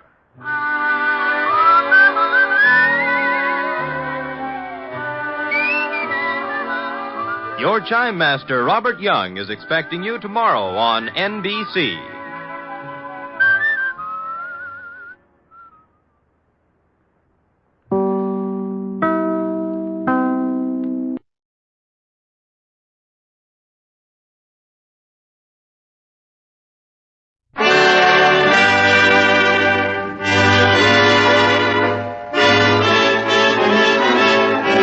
The makers of Camel cigarettes present Dick Powell as Richard Diamond, private detective.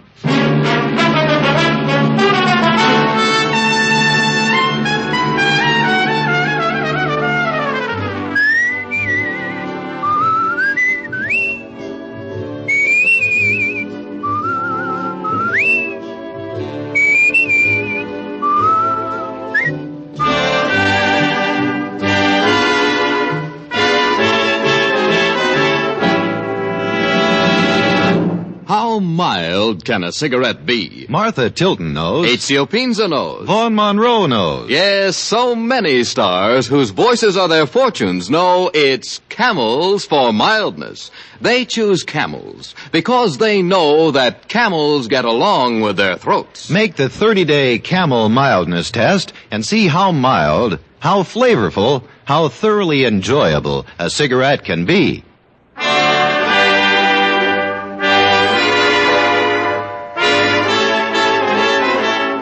Here transcribed is Richard Diamond, private detective, starring Dick Powell.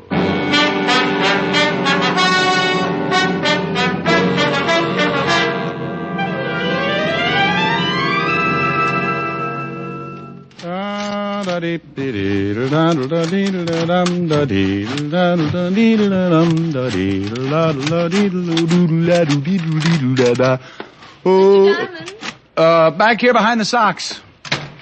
Care for the clothesline. I thought you were a detective. Oh, it's been a rumor for some time. Do you always do laundry in the office? Only on Fridays, honey. Have a seat, Miss... Caspery. Well, I'll be right with you, Miss Caspery, as soon as I ring out these, as soon as I ring them out. Go right ahead. There. Mm-hmm. All right, Miss Caspery, what can I do for you? It's Mrs. Well, now, what's it all about? My husband's going to kill me. Just frisky, or has he got a reason? I found out he's been stealing from his partner, and when I faced him with it, he threatened me. Has he done anything more than threaten? Last night he went out and said he'd be gone for most of the evening. I went to bed, and about an hour later, I thought I heard somebody start upstairs. I got frightened and put pillows in my bed to make it look like I was sleeping. Was it your husband? I hid in my dressing room and watched, and then the door opened. It was too dark to tell, but I'm sure it was Phil. He came in and had a knife, and he jabbed the pillow several times before he realized it wasn't a real body. Couldn't he see? What do you mean? Well, there's some things a guy remembers. Even if you slept in a diving suit, you'd have a hard time hiding them. I like lots of covers. Yeah. Now, you said Phil.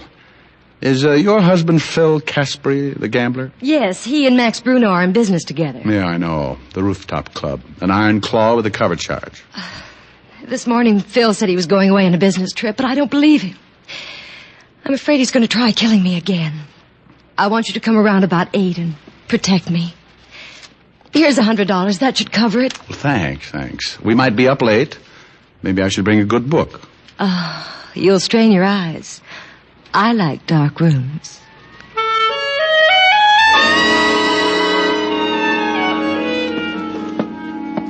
She got up then and walked slowly across the room like a big cat that had just finished eating its keeper. She stopped at the door and smiled a promise. I thought how Samson must have looked with a crew cut.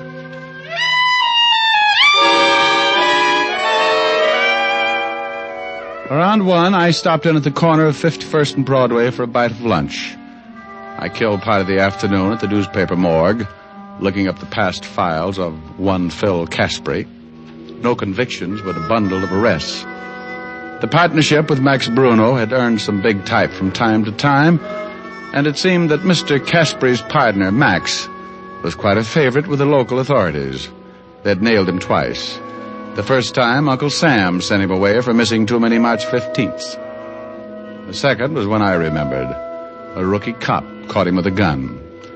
The parole board said shame and sent him up for the rest of the stretch. I went back to the apartment, dressed, and by 8 o'clock I was ringing Mrs. Caspery's doorbell.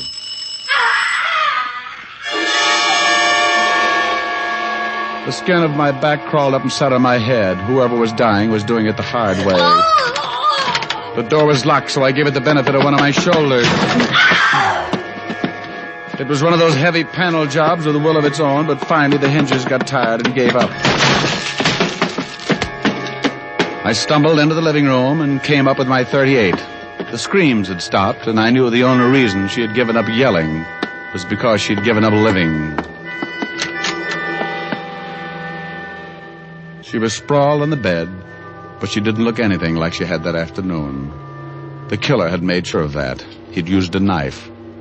And now she just didn't look like anything. I took a quick look around, found no one, so headed for the phone on the nightstand to call homicide.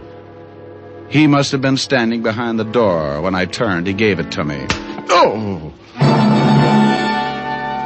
He used something heavy enough to split a block of cement. It caught me across the nose, and I went down like an express elevator. While I was thinking the floor looked silly trying to be a funnel, he nailed me again. Oh, and this time he pushed back the ceiling and let the night in.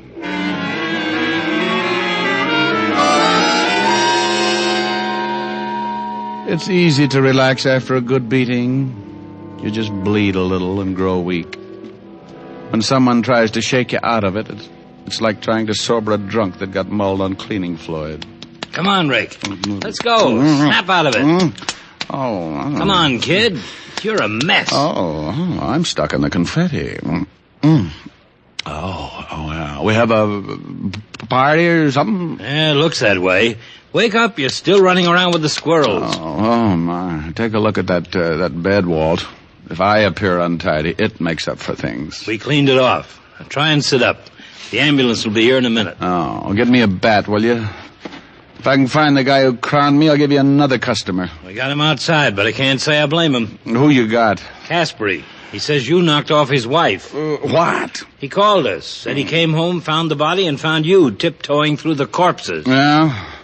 Well, maybe he told you his wife came to see me today and gave out with $100 to protect her from him. No, as a matter of fact, he didn't. Well, then don't stand there on your swollen bunion, Walt. He's got me in line for a murder rap, and I don't like it. Don't blame you.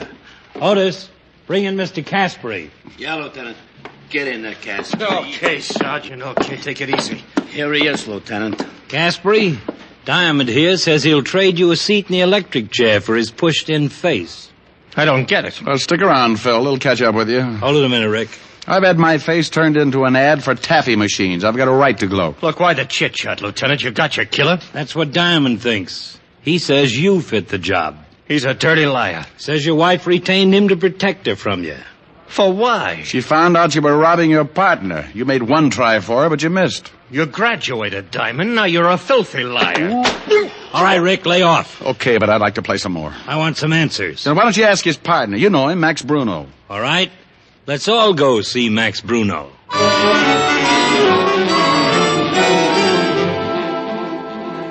A prowl car on Park Avenue is as conspicuous as an outside shower at a girls' camp. A crowd of people watch Sergeant Otis herd us into the back seat. Even if you aren't guilty, you feel like you've got the Chrysler building tucked away under your coat. I waved goodbye to a good-looking blonde with a poodle, and we took off for Bruno's office. It was an old building on 6th Avenue, and a goneth named Tony Garcia with a big bulge under his arm met us at the door. What is this, a convention? Hello, Tony. Tell Bruno I want to see him. The whole party or just you, Lieutenant? I'm enough. Sure.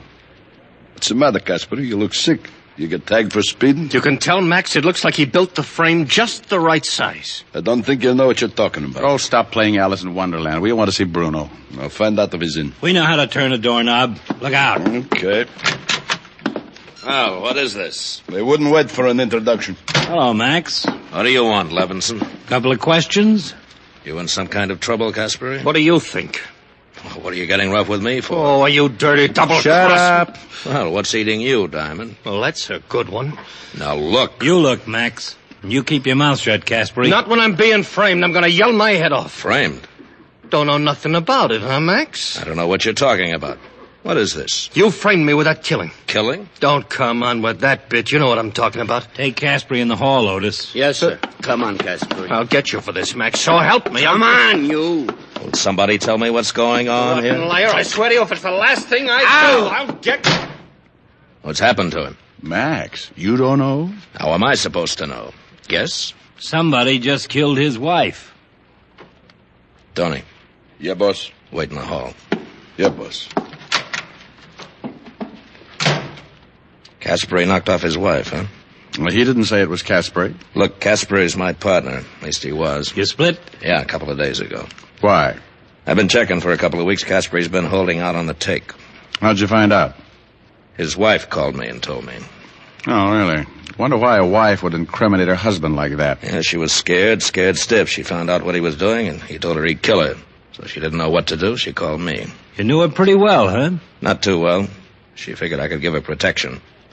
I told her to see you, Diamond. Well, now, that was very nice of you, but what did you do about Caspery when you found out he was robbing you? Told him to get out, have the money back by tomorrow morning. You tell him his wife tipped you about him? Are you crazy? Of course not. Said I'd been checking on him for a long time, that the books didn't tally. And what did he say? He said he didn't do it. What you expect him to say? Well, are your books short? 200,000 worth. Okay, Max. We'll be talking to you. Wife's dead, huh? About as dead as she can get. See you around. Yeah. Okay, so he told you how I've been robbing the till. Yeah, he did. Well, let's go. What's the matter, Caspery? You give it up? I'm framed. That's it. Let's go. Oh, by the way, what did you do with the murder weapon? Don't be surprised if you wake up some morning and find it sticking in your back. Get him out of here, Otis. Come on, you. Come on. Well, Levinson did it again. Suspect in custody. What do you do for an encore? Sleep? You want me to drop you off in emergency? You could use a new face. No, I'll grab a cab and go to the apartment and clean up. Got to see Helen later. Okay, but stay off the streets. Somebody's liable to think you're dead and bury you. Oh, that's a good one. Night. Good night.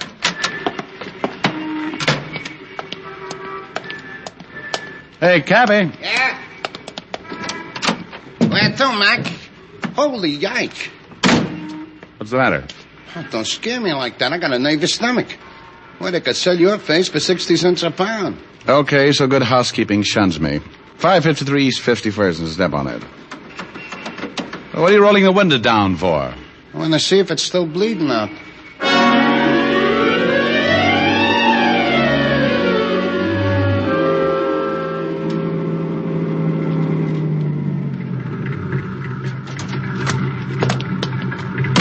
$0.35. Here you are. Thanks.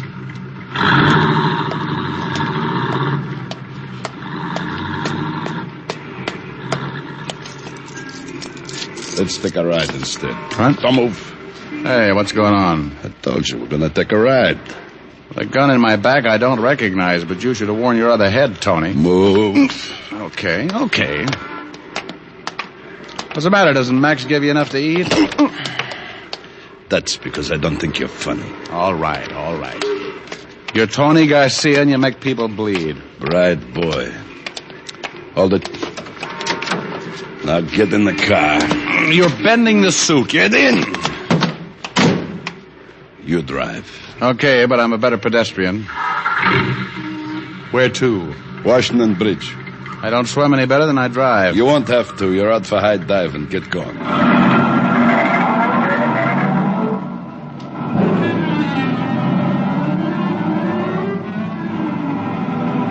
Come on, hurry it up. I thought we were going to a funeral.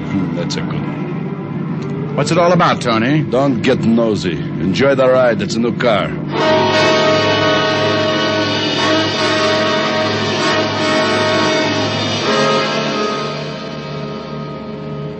We rode like that.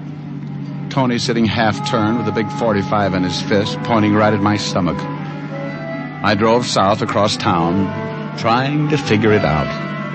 Max Bruno's killer getting ready for a job. Why? Why me?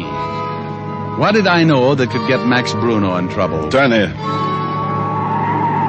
I I turned, and the Washington Bridge wasn't far away. I could see it, stretched out across the river like a long coffin lined with bright candles. I eased down on the accelerator, and by the time we reached the bridge, I was doing a good 60. Slow down. We were near the toll gate. I took my foot off the accelerator and then jammed down on the brakes as hard as I could.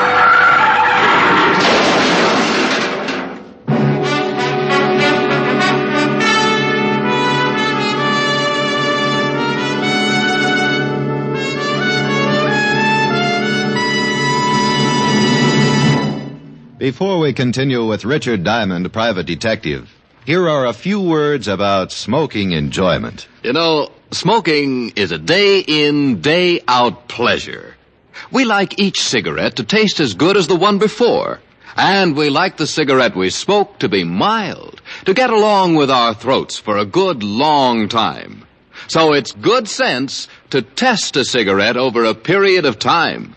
Not just a puff of this cigarette or a sniff of that. Yes, make the sensible cigarette test, the thorough test. Smoke only Camels for 30 days as you normally smoke, and you'll see how rich and flavorful Camels are, pack after pack. You'll see how mild Camels are, week after week. In a coast-to-coast test of hundreds of people who smoked only Camels for 30 days, noted throat specialists reported not one single case of throat irritation due to smoking Camels. That's real proof of cigarette mildness. Make your own Camel 30-day test, the sensible test, and see for yourself why more people smoke Camels than any other cigarette. How mild, how mild, how mild, how mild can a cigarette be? Make the Camel 30-day test and you'll see. Smoke Camels and see. And now back to Richard Diamond, private detective, starring Dick Powell.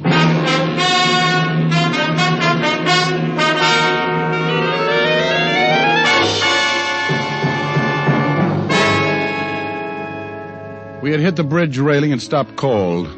The steering wheel had caught me in the stomach. I opened my mouth to make my lungs work. It was like sucking air through a bent straw. I didn't know how long I sat there before I finally made it, but a slow, dripping sound made me remember Tony and look over. He was halfway through the windshield, and the dripping wasn't a broken radiator. His life was running out all over the hood.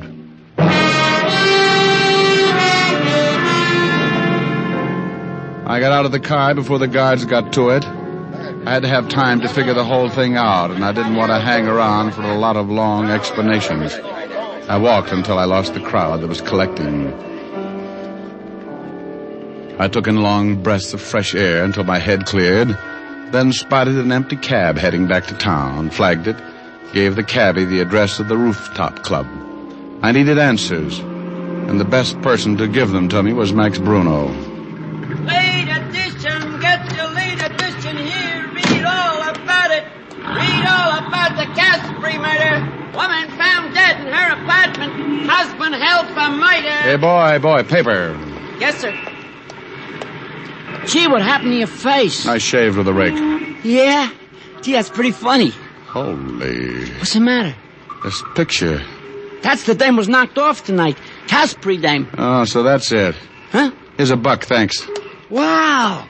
Take my advice, mister. See your analyst. You'll get rid of them bells.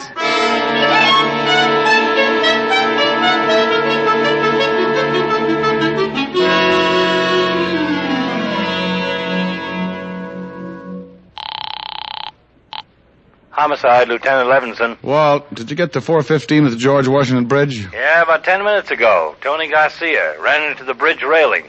Some other guy with him. How'd you hear about it, Rick? Well, I was the other guy. What? Yeah, Tony was going to show me the bottom of the river. Are you nuts? Not at all, no. And have you seen the evening papers? No. Well, there's a picture of Mrs. Caspary on the front page. So what? Well, so this. The girl in the picture isn't the same girl who came into my office this afternoon. Who was she? I don't know. Now, wait a minute, Walt, Rick. well, no. Don't you get it? That's why Tony was supposed to gun me tonight. No, I don't get it. Oh, Walt, somebody wanted to frame Phil Caspary. They sent a girl to my office posing as Mrs. Caspary, so I'd swear she suspected that Phil was going to kill her. When I found the wife dead, she was cut up so bad I couldn't tell the difference. Well, then why kill you? To prevent what's just happened. Get me out of the way before I saw the evening papers. Then Max Bruno was lying about Caspary taking the money. Sure. There had to be a motive, so he cooked up the story about Mrs. Caspary calling him and telling him about Phil and the money. Then Bruno's our man. Oh, Walt, you're such a good boy. I knew you'd get it.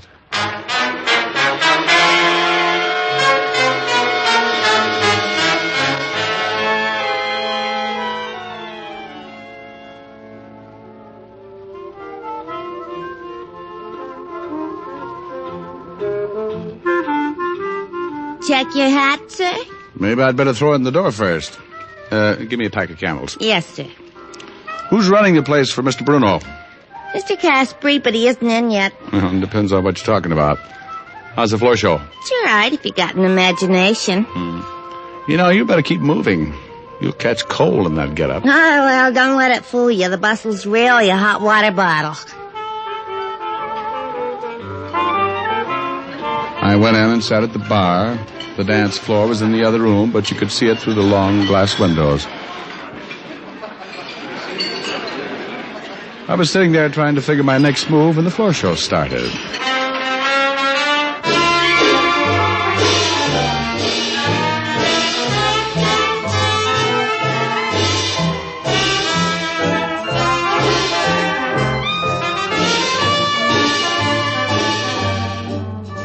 The usual line of cuties came out. The hat check girl was wrong.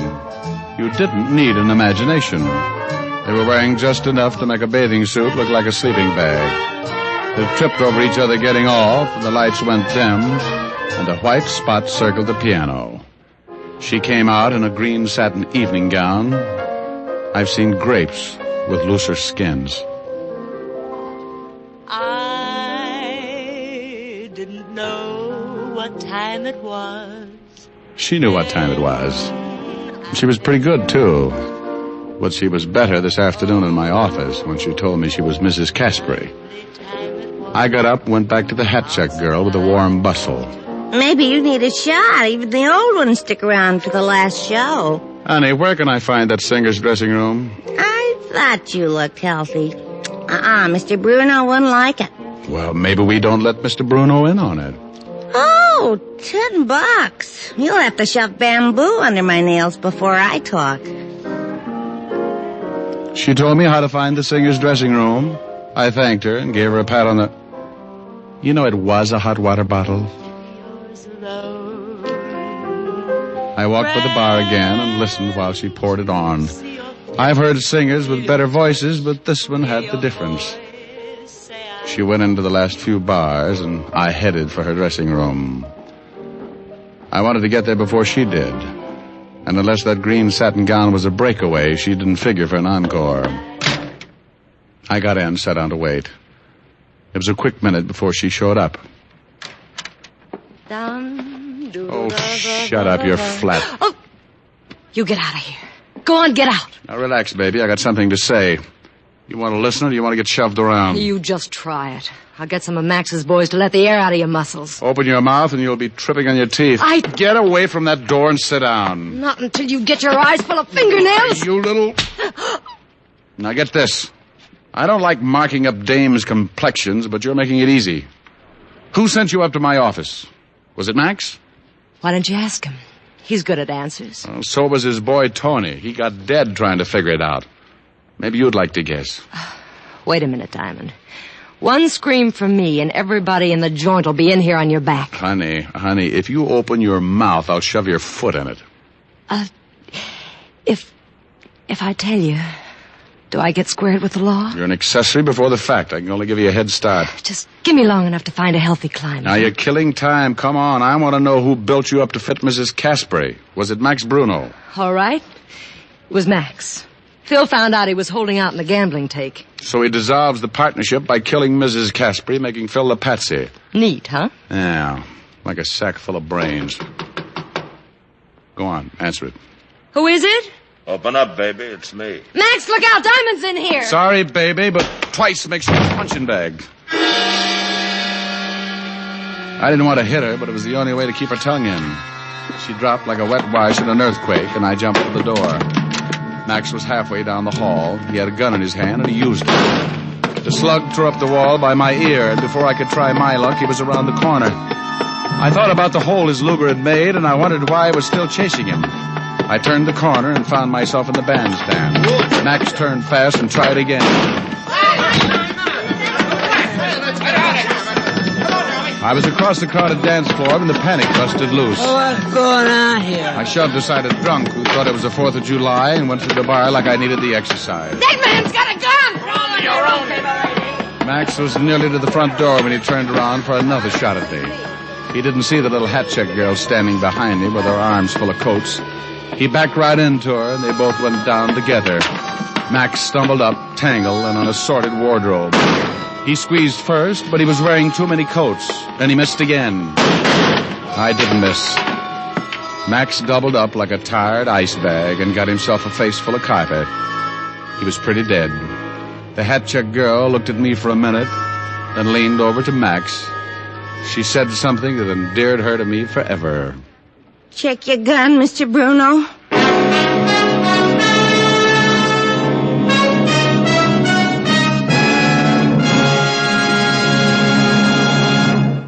Dick Powell will return in just a minute. What cigarette do you smoke, Doctor? That question was asked of doctors in every branch of medicine, doctors in all parts of the country.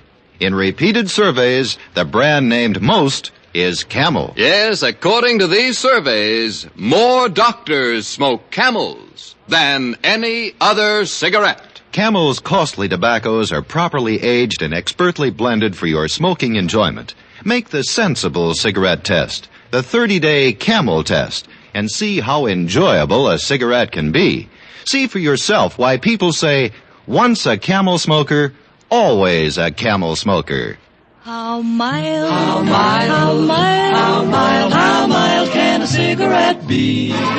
Make the Camel 30-day test and you'll see. Smoke Camels and see. Here's Dick Powell with a special message. Thank you. You know, it's a pleasure for me to make this weekly announcement, ladies and gentlemen, because each week the makers of Camels send gift cigarettes to a most deserving group of people, servicemen and veterans who are hospitalized. This week's Camels go to Veterans Hospitals, Fargo, North Dakota, and Alexandria, Louisiana. U.S. Air Force Hospital, Randolph Air Force Base, Texas. U.S. Naval Hospital, San Diego, California. Now, until next week, enjoy Camels. I always do. How mild, how mild, how mild, how mild, how mild can a cigarette be? Make the Camel 30-day test and you'll see. Smoke Camels and see.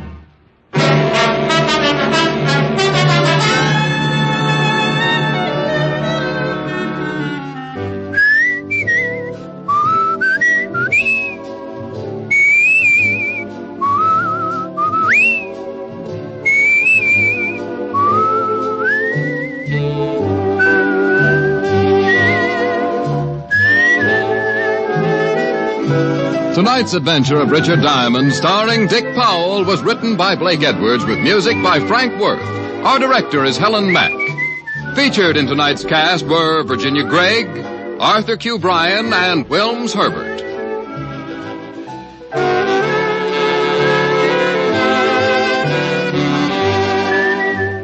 Men, whether you buy the handy pocket tin or the big 1-pound tin of Prince Albert, you're in for real smoking joy. PA's Choice Tobacco has a rich taste and delightful natural aroma. It's specially treated to ensure against tongue bite, and it's crimp cut for smooth, even, cool smoking. Get Prince Albert, the National Joy Smoke, America's largest selling smoking tobacco.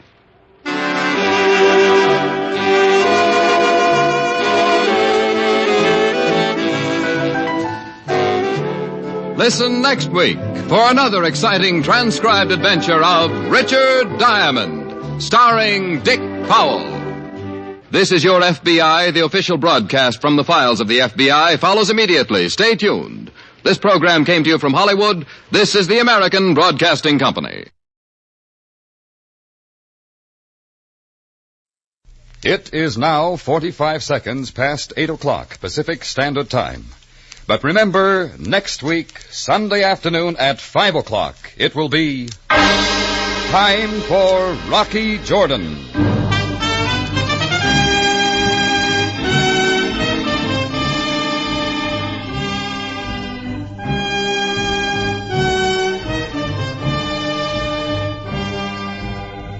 Not far from the Mosque Sultan Hassan in Cairo stands the Cafe Tambourine, run by Rocky Jordan. The Cafe Tambourine, crowded with forgotten men, alive with the babble of many languages. For this is Cairo, where modern adventure and intrigue unfold against a backdrop of antiquity. Tonight's story, The Man They All Loved.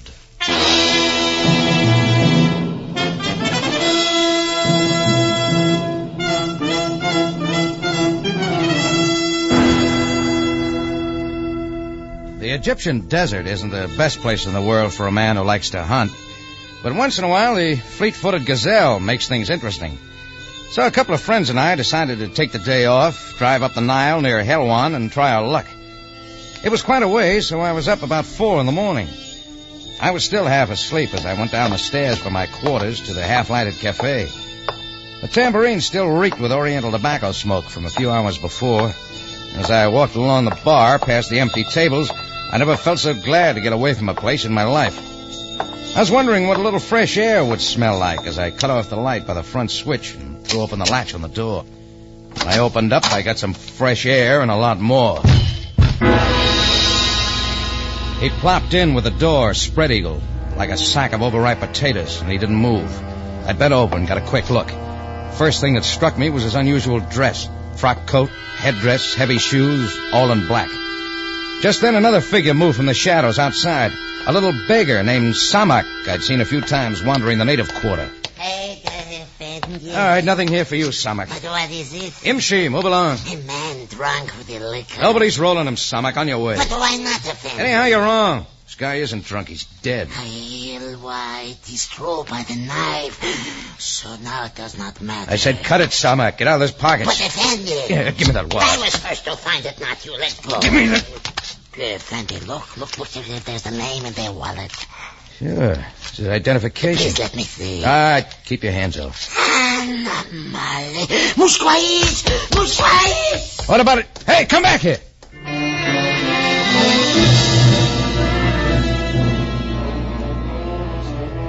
Samak was gone just that quick. I caught the look in his eyes, and it was fright that sent him scampering off into the dark. Something about the wallet. So I took a closer look, and the name meant everything. It was the name of a man I'd heard a lot about, but had never seen before. Jonathan Mello. Jonathan Mello.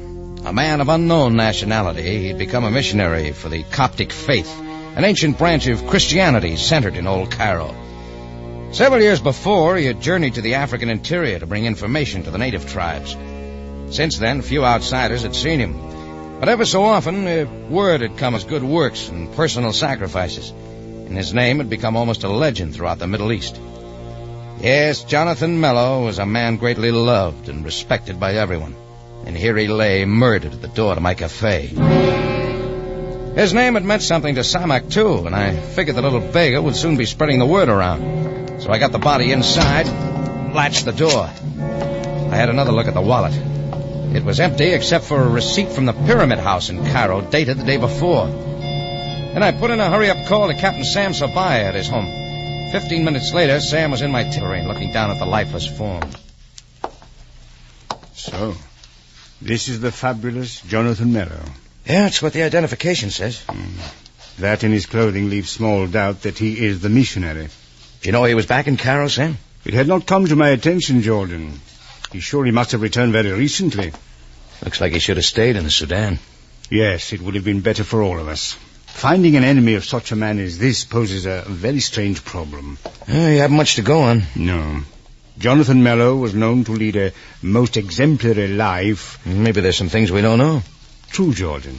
For example, why he should be found dead at your cafe. Oh, now, look, Sam... No, Jordan. You have many accomplishments, but the skilled use of the knife such as this is not one of them. A lot of Coptics might not agree with you, Sam. It is not necessary that they learn of your connection with this Jordan. No, they'll find out. Leave that to Samak. Sure. Samak? A little beggar who came up a couple of seconds after I found Mello's body here. And the beggar knows who this man is? That's right. He got away fast when he found out. I see. You see where that puts me, Sam? Yes, I do, Jordan. Jonathan Mello's death will be a profound shock to his people. They will demand immediate justice. Yeah, after Samak gets the word around. I bet it doesn't take him long. Jordan, you say you were going hunting up the Nile. That's the way it started out. Let me suggest that you continue with your plans. Stay out of Cairo for a while. You're suggesting I run away? Only until this matter is cleared up. Supposing it isn't cleared up, Sam. If I leave Cairo now, I'll never get back. Do you not realize that it is for your own safety? Sure, but you don't know me better than that. Jordan, for once in your life, you must listen to me. It is my duty to protect you when it is possible, but I can offer no guarantees. No good, Sam. I'm staying right here. Very well. But you have been warned. Sure. Thanks. We will cart the body away secretly and trust that Samak does not spread the news.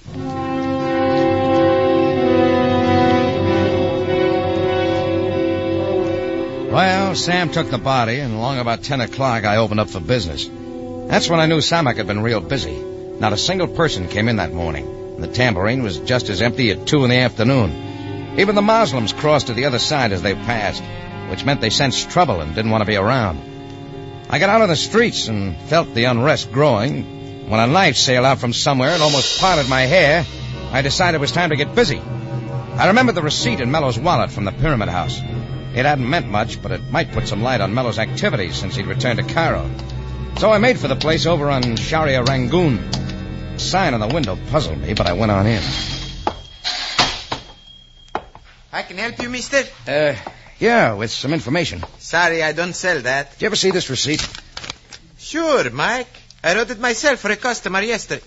Hey, wait a minute. Where did you get it? That's not important. What did he buy? Liquor. What else? Maybe I don't tell you. You sold that man liquor? What do you think I sell here? Elevator shoes? What kind of liquor? Champagne, scotch, bourbon, arak, gin. The very best. 50 cases. What did the man look like? All in black. Headdress, frock coat, heavy shoe. Wait a minute. You don't tell me where you got that receipt. I don't tell you. Yeah, maybe you're mixed up anyhow. You think I forget him? When I going to make him a special price for a big sale, but he pays me like that? All in cash for quick delivery? Delivery? Where to? His boat, the Delta Queen. Wharf 4 it was. Don't you ask me. All right. Thanks, I won't. Yeah, sure. I clam up for guys like you, mister. I don't gonna tell you nothing.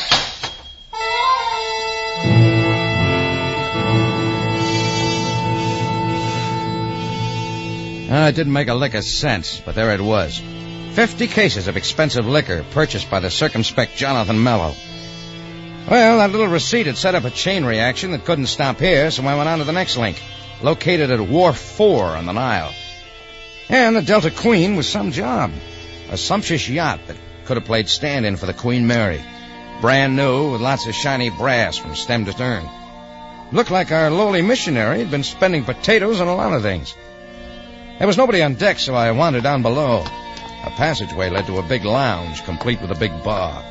There were some cigarettes on a side table, American brand, so I took one. I reached for a match, but I didn't need it. And I saw her walking toward me, the flame of the cigarette lighter glowing on her face, green eyes, tawny blonde hair, and round shoulders. A perfect piece of equipment to make a layout like this complete. I accepted the light. Thanks. Not at all. Was I expecting you? No, I'm an intruder. Suppose I start screaming. Suit yourself, lady. I'm a little out of practice. Well, how do you like it?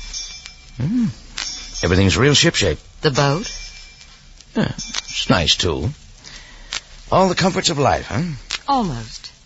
But I like to keep looking around, meet new people. Yeah. Your deal here looks good to me.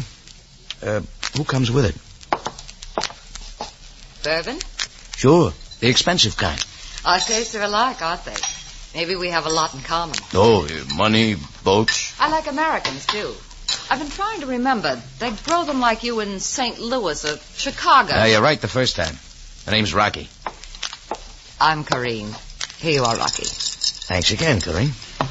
Why don't we sit down? Over here. Maybe I ought to check the passenger list first. We're alone, Rocky, for a while. Okay. Now, why'd you ask me why I came here? Is that important? Oh, makes good conversation. Wouldn't you rather just... Yeah. You get on the sail fast, don't you? We like boats, remember? So does your boyfriend. Do we have to talk about him? Yeah. Tell me about Jonathan Mello.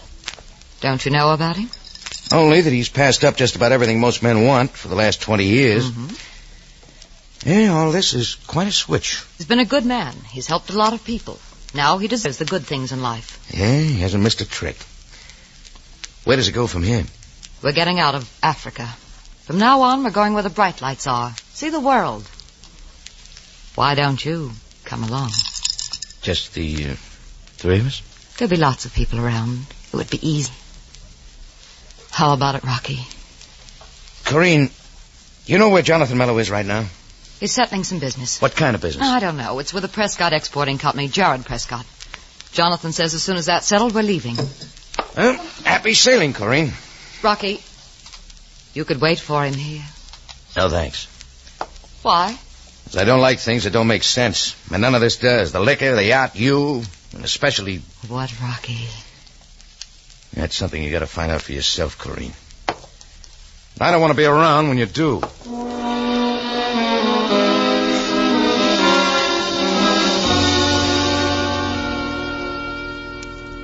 There was no place to go now but to the Prescott Exporting Company.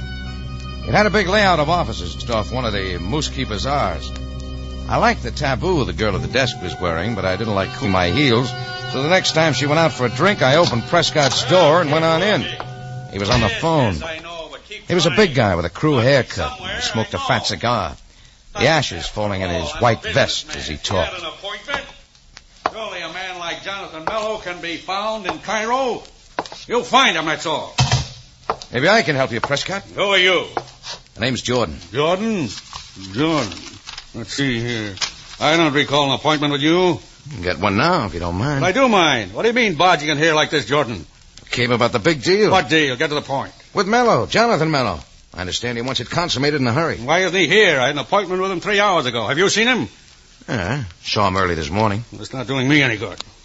Mr. Prescott, has it occurred to you that Jonathan Mello won't be here at all? That's ridiculous. Look, Jordan, I don't know what he's trying to pull on me, but you tell him ivory or no ivory. If he doesn't show up here before Wait a minute. Ivory, did you say? Certainly I did. Let's not beat around the bush, Jordan. And, by the way, what have you got to do with it? Maybe there isn't any ivory. Look, I'm nobody's fool. Why do you think I sent a safari to the interior myself to check on it? My mistake. Jonathan Mello discovered the hoard of ivory himself. He has a right to sell, and I'm ready to buy. For how much? $50,000, $100,000? We deal in Egyptian pounds here, Jordan. Besides, nobody's going to top my price. Mello knows that. Just how much do you know about Mello, Mr. Prescott? That's beside the point. Everyone knows about him. Yeah, I thought I did, too. A lowly missionary with a lot of high ideals. And get the picture now. Expensive liquor, a yacht, and a slick girlfriend to go with it. How he spends the money is none of my affair. But his own people will be interested. You know anything about the Coptics? I'm a businessman, Jordan. I'm not interested in Coptics or anything else except a perfectly legitimate deal. Okay, we'll leave it that way. Jordan, I don't know who you are or what you want, but you tell Mr. Mello I won't wait much longer. Either he shows up today or the whole deal is off. Sure, I'll tell him. Next time I see him.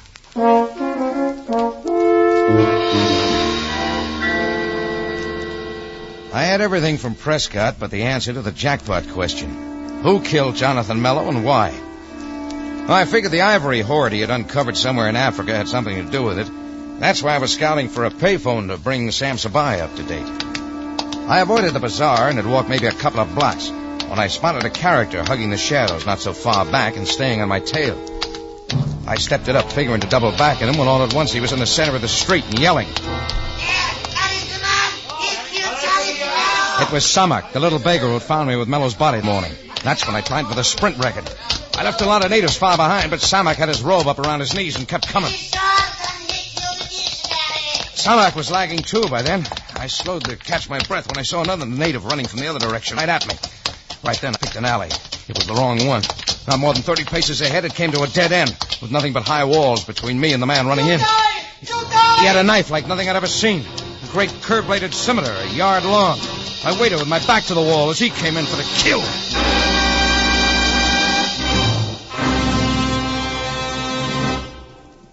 You are listening to The Man They All Loved, tonight's adventure with Rocky Jordan.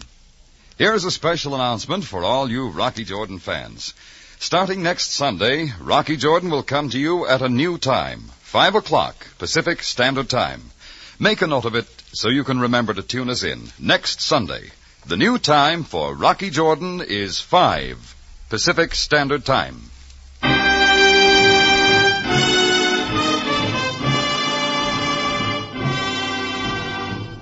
Now we return you to Cairo and Rocky Jordan for tonight's adventure, The Man They All Loved.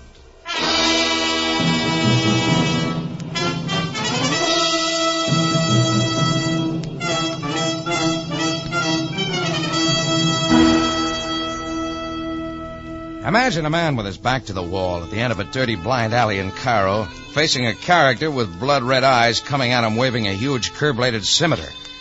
Well, that's me. Not the one with a knife, but the one backed against the wall. And the guy kept coming with Samak the beggar somewhere behind. Killed Jordan by the scimitar, you die! In the split second it took him to reach me, I thought of a million moves, but none of them worked. I knew one swing of that blade and I was finished. My eyes were on the raised scimitar, so I didn't see a third figure into the alley. But all at once he was there. A tall, dark-skinned man who had my assailant by both arms from behind, and the knife never came down. I had the feeling he could have crumpled the guy in his powerful hands, but he only slammed him back and rolling. Little Samak was already gone, and his chum got up running. Another time, Jordan, we'll meet again! Then I was alone with the man who had saved my life. His intelligent eyes watched me as I got my breath. Well, maybe we better shake hands. I'm most honored, Mr. Jordan.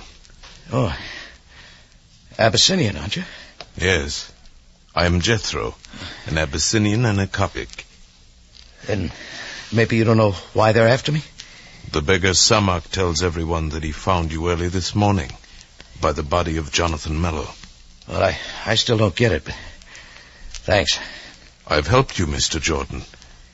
Now you help me. You think I can help you? We both share certain interests in this affair, do we not? Yeah. Maybe you've been finding out some things about your missionary you didn't know before. Maybe he's not such a big man. Mr. Jordan, no one grieves more for the death of Jonathan Mello than do I. How well did you know him, Jethro? He was my greatest friend. To him I owe everything. He taught me kindness and understanding. It was he who provided the funds for all my education. Yeah, I used to hear things like that about him. It was his wish that with my training and education I would go back to the tribes and bring enlightenment to my people. You mind if I ask you something, Jethro? Not at all, Mr. Jordan. When did you see him last? Not for a long time. When he first brought me and my family to Cairo. Were you expecting him back? Yes. Let me explain that my father and I have a small construction business here. About a month ago, we received a letter from Jonathan Mello, who was then in the Sudan. It stated that he would soon be in possession of a great deal of money with which he wanted my father and I to construct schools and other installations for the tribes of Sudan. He was to arrive here a few days ago. But you never saw him? The next I heard was the news of his death. I wish to know why he died and why he did not contact us upon his arrival. I can't answer the first one, but you'll find the second answer down on the Nile. I do not understand. It's all his, brand new, and loaded with all the provisions for a big joyride around the world. Looks like all that money turned his head a little. Mr. Jordan, have you said that you will help me? Of course, anything. I wish to see Jonathan Mello's remains, if you can arrange it. Right away, Jethro. Let's go.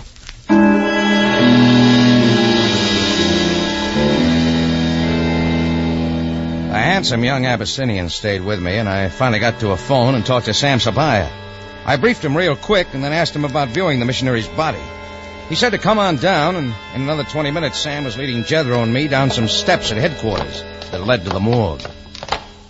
This way, gentlemen. Right behind you, Sam. I had the remains moved to a room off the main hall. You will understand why. Oh, sure. Every precaution was taken to conceal his identity, Jordan. However, many people already know of Jonathan Mellow's death. Yeah, I found that out. You would still do well to take my advice and hide out for a time. No, not interested, Sam. In here. Was this the one? It is. Yeah. 3 stab wounds. Any one would have brought instant death. And somebody sure wanted him out of the way. Indeed. Would that be all, Jethro? Jethro only nodded his head and moved silently out. He had nothing to say to Sam, so we left headquarters.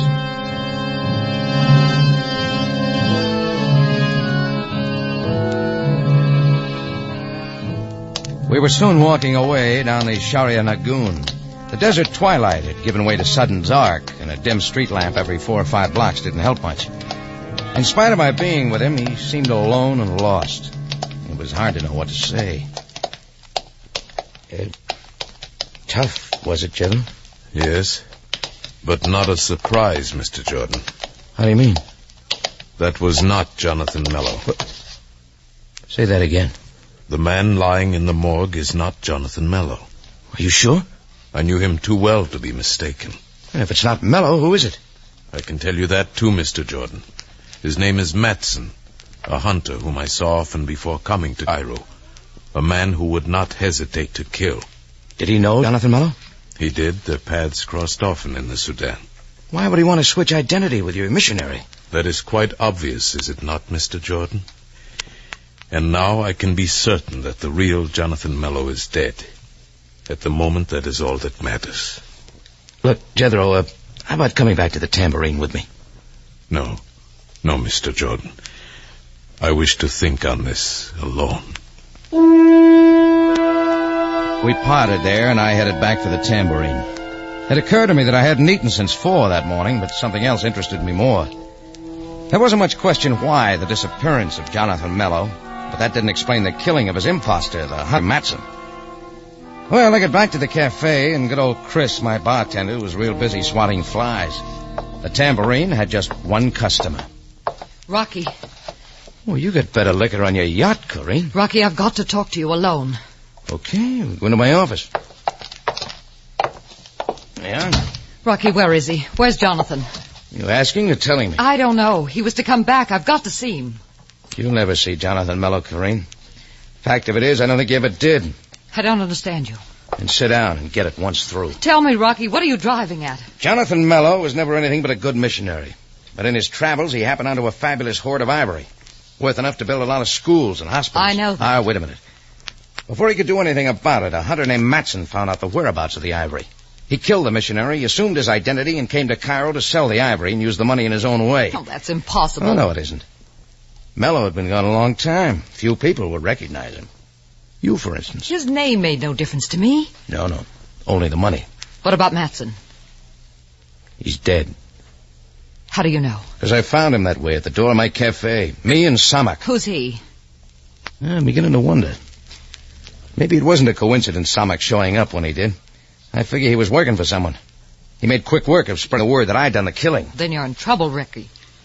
A lot of Coptics don't like me. Rocky, listen, the yacht, it's ready to go. We can get away if we hurry.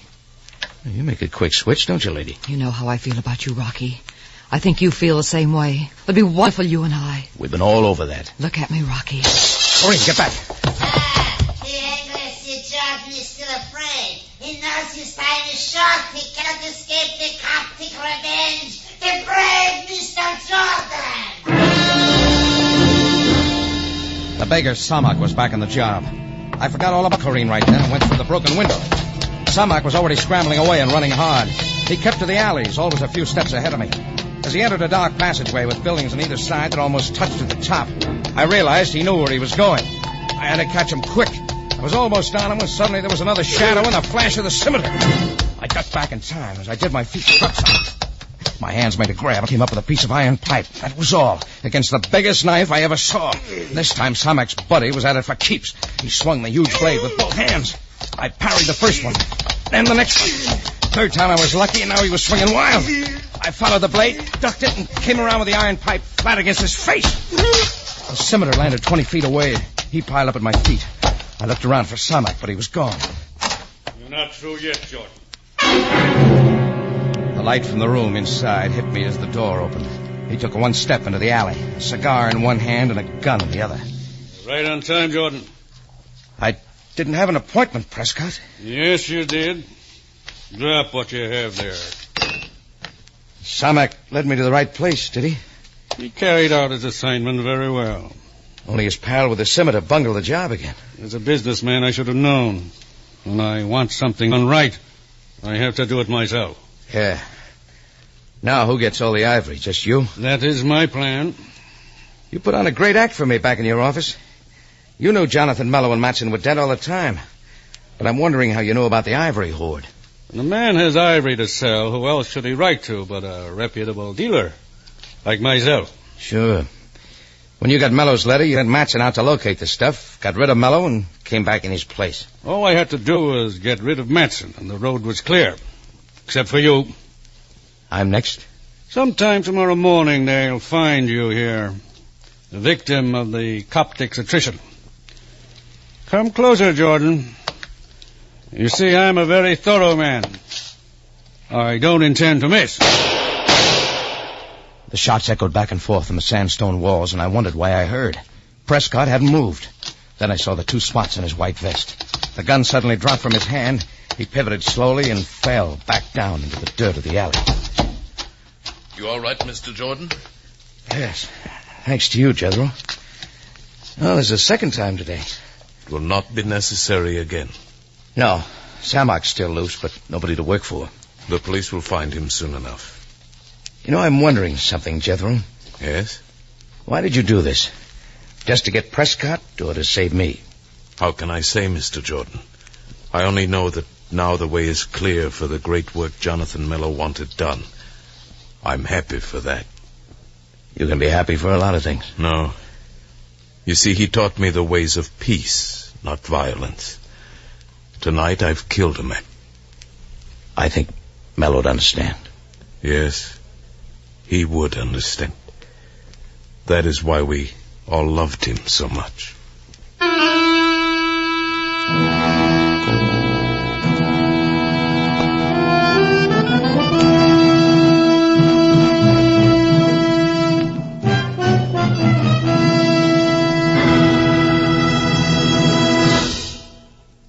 It's CBS at a new time next week, 5 o'clock Pacific Standard Time, for another story of adventure and intrigue when we take you back to Cairo and the Cafe Tambourine, run by Rocky Jordan.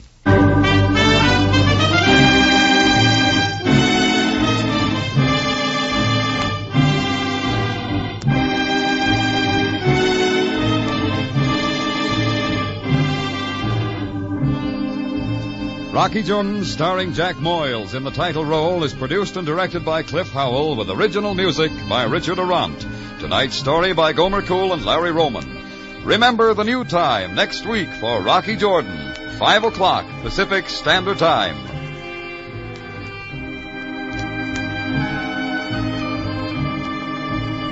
Larry Thor speaking. This is CBS, the Columbia Broadcasting System.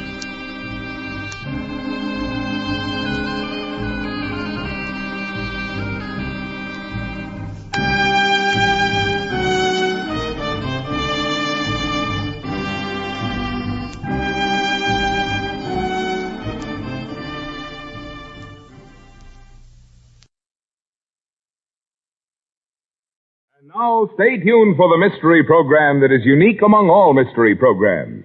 Because even when you know who's guilty, you always receive a startling surprise at the final curtain. In The Whistler.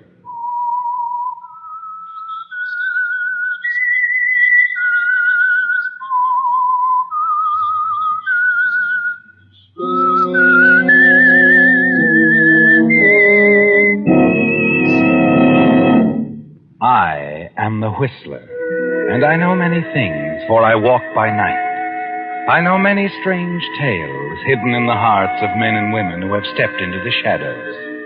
Yes, I know the nameless terrors of which they dare not speak.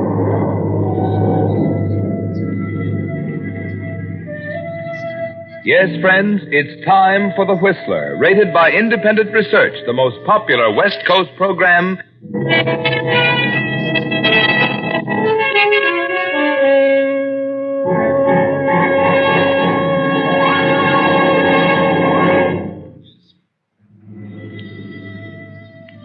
And now, The Whistler's strange story.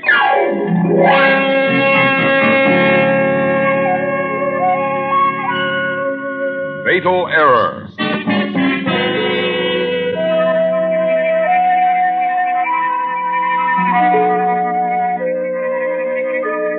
It was a unique arrangement between Lloyd McCrae and his partner, Matt Banyan. On the surface, they appeared to be realizing only a modest average income, quite in keeping with their operations of a few air cargo planes. But beneath the surface, that was something else again.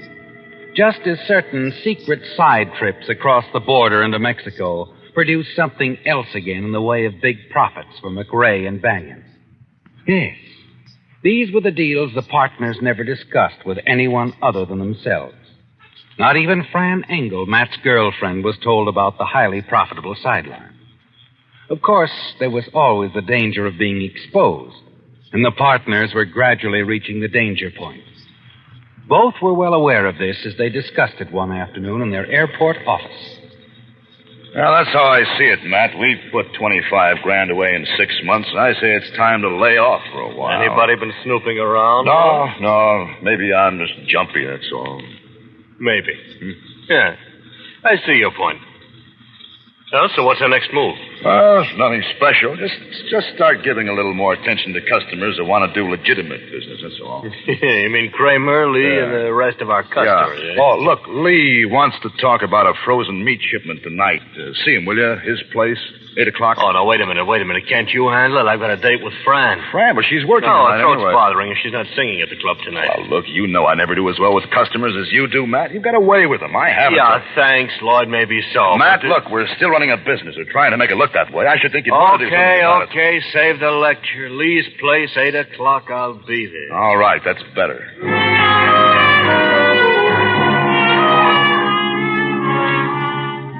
Yes, Lloyd, it's better all the way around, isn't it? Because you lied when you told Matt that there was nothing special about the next move. But then you couldn't very well tell him the truth, could you?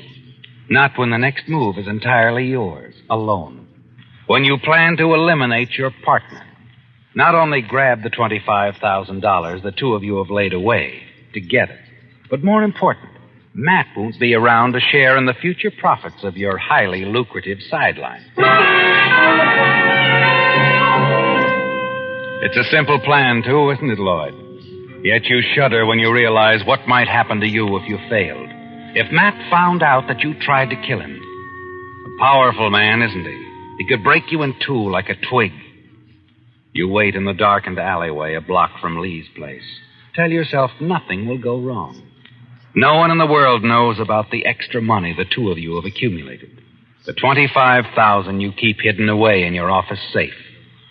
There won't be a single reason for suspicion to be pointed in your direction.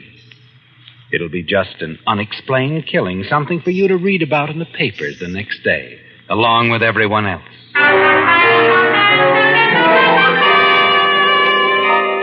It's almost 8, but now you hear them. Footsteps. Closer. He's right on time, isn't he, Lloyd? Right on time. You whirl, run from the alley. On the sidewalk, you almost knock someone over. Look out, let me by. You turn your face away from the woman, shove roughly past, and then break into a run, certain that she didn't get a clear look at you.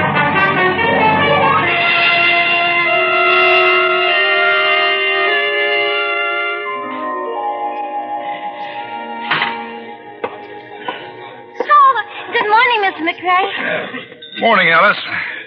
Cup of coffee, huh? Yeah, sure, right away. Oh, here's the paper. You can read about the shooting last night over by the Lee Frozen Meat Company. Shooting? Yeah, a fellow named Joe Ramos got himself blasted by... What? Well, let me see that. Well, there it is, right in the front page. Let's see, Joe Ramos, shot. Killed by unknown assailant. Witness described killer as a... slight of build. Wearing trench coat. Hey, what's the matter, Mr. McRae? You don't look so good. Did you know this Ramos guy? No. No, I didn't know the guy.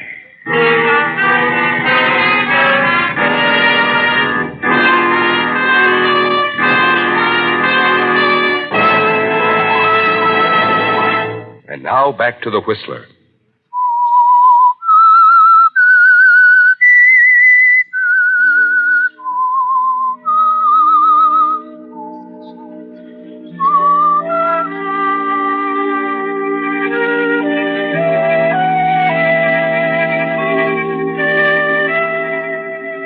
It was a shock, wasn't it, Lloyd?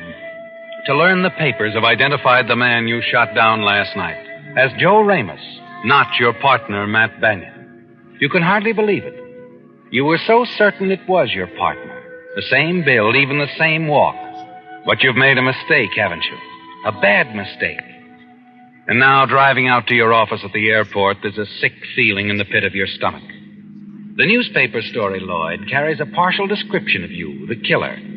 Enough for Matt to add things up, especially if he was early to keep that appointment with Lee, only to learn that there was never such an appointment. That you lied to him.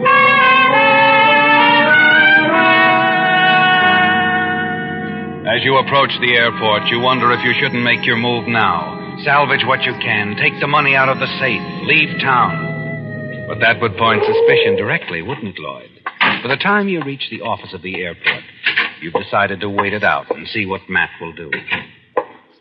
There's no sign of Matt having been here, is there, Lloyd? So you sit at your desk, stare out the window toward the parking lot, and wait for Matt to arrive. 10 o'clock. 11. There's no sign of him. It's almost noon when you finally pick up the telephone and call your partner's girlfriend, Fran Engel.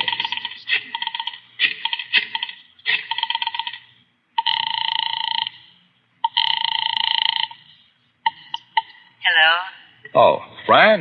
Yes, this Lloyd?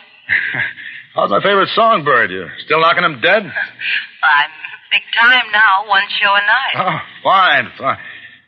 Fran, I've been trying to locate Matt. You see him this morning? Matt? Yeah. Why, just a minute, Lloyd. I'll be right with you. Clutching the phone tightly in your hand as Fran excuses herself, you strain to listen. She talks to someone softly. Someone there in their apartment. It could be Matt, couldn't it? Finally, she comes back on the phone. Oh, I'm sorry, Lloyd. The cleaning man just came by to pick up some things. You were asking about Ned. Yeah, it isn't anything special. Just thought if you'd seen him, you know. Oh, yeah. Yes, I saw him. He was by here a couple of hours ago. Dropped in to say goodbye. Goodbye? Yes, he had to drive up to Bakersfield on business. But didn't you know? Oh, sure, yeah. Today is Tuesday, isn't it? Yeah, that's right. Yeah, he did say something about it a few days ago. Anything else on your mind, Lloyd? I mean, in case he should call me later. No, forget it, Fran. Thanks. Bye. Bye.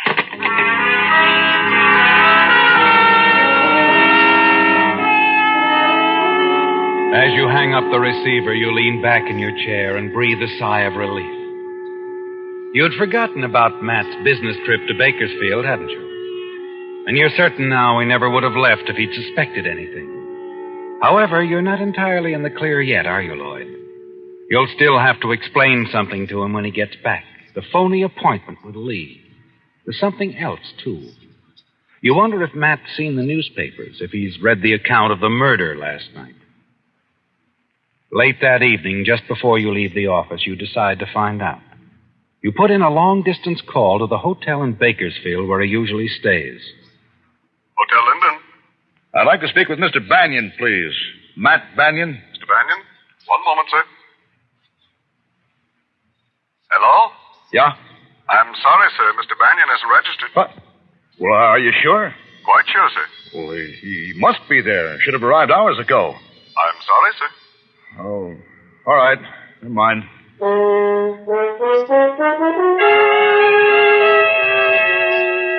Something's wrong, Lloyd. You can sense it, can't you? As you close up the office and walk to the parking lot, a feeling of uneasiness builds within you. You try to fight it off. Find some reason why Matt hasn't checked into the hotel. An accident, perhaps, on the road. Yes, or motor trouble. Or he might have finished his business early and started back to town. There's nothing to be gained by staying at the office, is there? So you decide to drive on to your apartment. As you approach the all-night garage where Matt usually parks his car, an idea suddenly occurs to you. You swing into the driveway, pull up inside. Okay, coming. Hello, Frank. Oh, hiya, Mr. McRae. How's everything? Oh, can't complain. Hey, this baby of mine needs a tune-up. It's okay if I bring it in tomorrow? Oh, sure. We'll take care of it, Mr. McRae. Do a good job for you. Yeah, Matt said you would. He's your best booster, you know. Nice guy, that Mr. Banyan. Yeah. Don't get to see him much now that I'm on the late shift. How's he doing? Oh, fine. He's on a trip upstate right now. He drove up this morning. Drove up? Funny. What do you mean?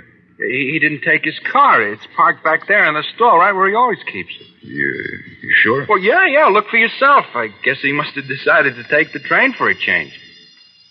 Yeah, I guess so.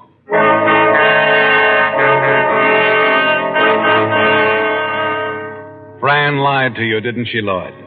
And you remember your phone conversation with her, overhearing her talking to someone in the apartment.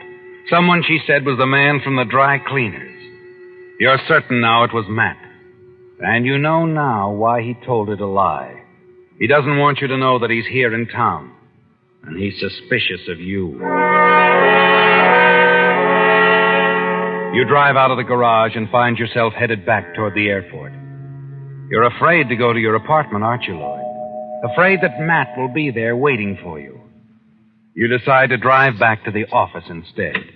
As you enter and lock the door behind you, without turning on the lights, you step over to answer the telephone. Hello? Hello? Hello? Who is it? Hello? Your hand is shaking badly, isn't it, Lloyd, as you replace the receiver? You move slowly to your chair, sink down into it, and sit there in the darkness of your office. The phone call. It could have been a wrong number, couldn't it? Yes. You've got to get hold of yourself, Lloyd. Your nerves are on edge. You've got to be very careful. You can't afford to make a mistake now and give yourself away. You're sure you know why Matt is keeping out of sight. He's waiting for you to make a move, isn't he? The wrong move. But you're not going to, are you, Lloyd? You sit there for some time thinking things out, gradually becoming more and more confident. And then suddenly, you wheel around in your chair, stiffen as you hear the key in the lock of the office door. You're unable to move, to call out. Unable to take your eyes off the doorknob as it turns slowly. Oh, Mr. McRae, I didn't know you were here. What do you want? I just come in to do the cleaning up, Mr. McRae. I didn't know you were here. The lights was Yeah, out. all right. If you want, I can come back later. Yeah. Come back later, will you? Okay, I'm sorry, Mr. McRae. I didn't mean to... Sure.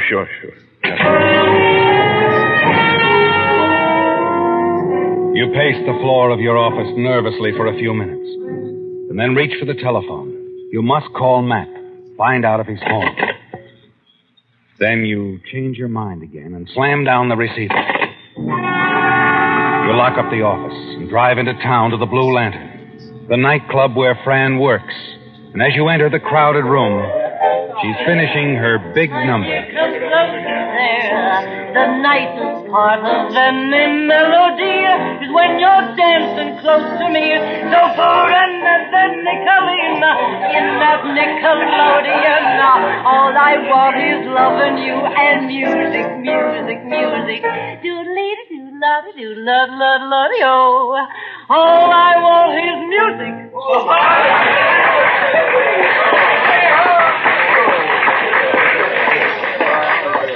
Hello, Fran. What? Oh, Lloyd. Nice song. Very nice. Oh, thanks. Buy a drink? Oh, some other time, Lloyd. Oh, okay. What brings you around? We don't see you here very often. Oh, just bored, I guess. You know, I really don't get out as often as I should, or work no play. That's bad. Yeah, I spend entirely too much time at the office, I guess. Take Matt now. At least he gets a chance to take a few out-of-town trips once in a while. Too often to suit me. Maybe I ought to make those trips instead. Fine. That way I'd have Matt where I could keep my eye on him. You know, I often wonder about those business trips. Oh, you haven't a thing to worry about, Fran. There's only one doll in his life. It's you. Yeah, sure. That's what he tells me. You know, you've got a great guy there, Fran. Great guy. I know. I guess you know, too, how I feel about him. The best friend I ever had. There's nothing I wouldn't do for Matt. He's a real guy. By the way, did he call you tonight? Huh? Oh, yeah. Yeah, he called from his hotel. Huh? Sir Lyndon? Yeah. Why, something on your mind? Well, I wanted him to check on something while I was up there. I happened to think about it this afternoon. Oh, I see. I could call him in the morning, I guess. It Yeah. really isn't too important. Sure you won't have that drink, Fran? No, thanks, Lloyd. Well, if you don't mind, I think I'll go back to my dressing room. I have a horrible headache. Oh, it's too bad. Well, I'll see you, huh? Well, you ought to come around more often. Sure. I'll do that, Fran. I'll do that.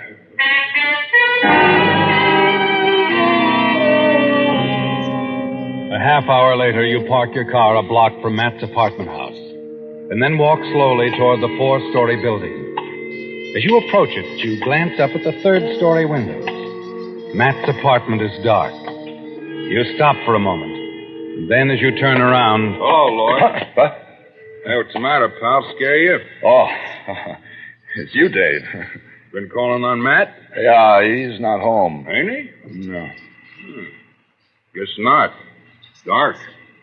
Well, you couldn't have missed him by much.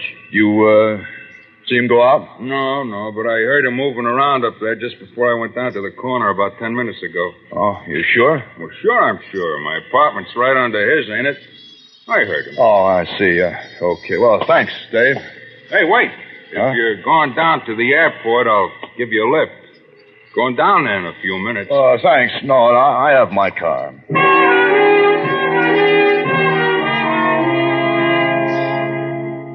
Shortly before midnight, you're in the residential section.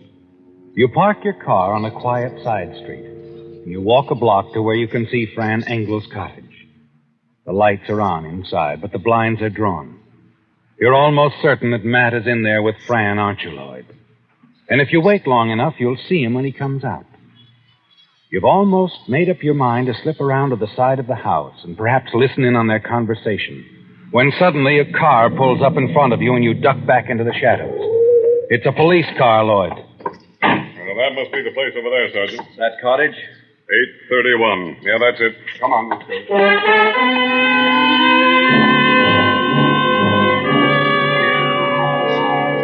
A wave of panic sweeps over you as you watch the police officers ring Fran's bell. Then the door opens and she stands there for a moment, then nods and the officers step inside. You're sure Matt's called them in, aren't you? Certain he's found the proof that you tried to kill him. That he knows you killed Joe Ramos instead, and now he's telling the police about it. You hurry back to your car and start toward town. So frightened you're unable to think clearly. Finally, you know what you must do. You drive back to your apartment, pack your bags, slip the murder gun into your coat pocket. You can dispose of it after you're safely away. And then you hurry to the airport. As you reach the parking lot, you're surprised as the attendant stops you. Say, Mr. McRae. What is it, kid? Thought maybe you ought to know. The cops were here asking for you. What? Yeah. Probably at your office now. They, say what they wanted? No. Okay. Here. Hey, thanks. Park this crate for me, will you? I better go over to the office and see what they want. Sure, Mr. McRae. Sure. You decide to leave the car on the lot, and then you hurry over to the terminal building. Go to the cocktail lounge, and from the window you can see the police car parked in front of your office. 2 policemen inside talking to Pop. You've got to get them out of there, Lloyd, if you're going to get the money out of the safe. $25,000. You'll have to be satisfied with that, won't you?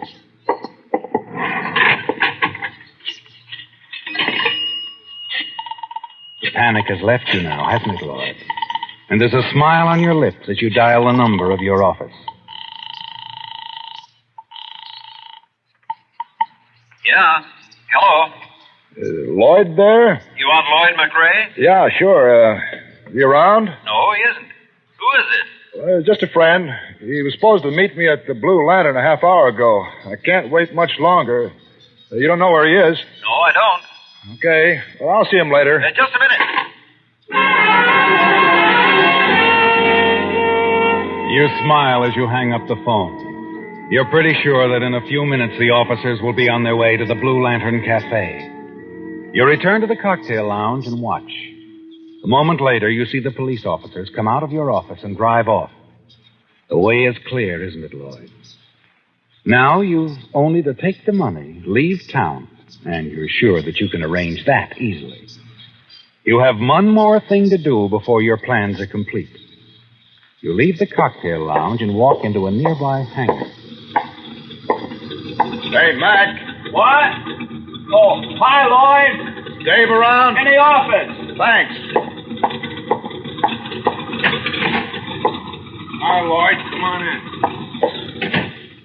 Dave, I got a job for you. Yeah? Yeah, this is a special sort of a job. Oh. One of those, then? Yeah. Well, I've always cooperated in the past, Lloyd. You know me, anything for a fast buck. Well, there's $1,000 in it for you. Same as always. Tell me more. Fly me to Mexico. When? Right now. It's a deal. Good. All right, get that crate of yours warmed up. I've got to go back to the office for a minute, then we take off, eh? Oh, Dave. Yeah? Keep your mouth shut. I'm a clam, pal. A clam. You don't have a thing to worry about. Not a thing. I'll land you in Mexico in an hour.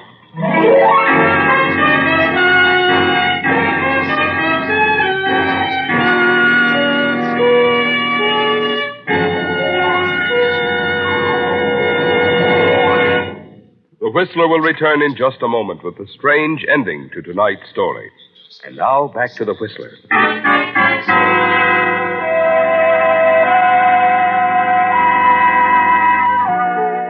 A curious crowd had gathered in front of the McRae-Banyan office at the airport, milling around and talking in excited whispers.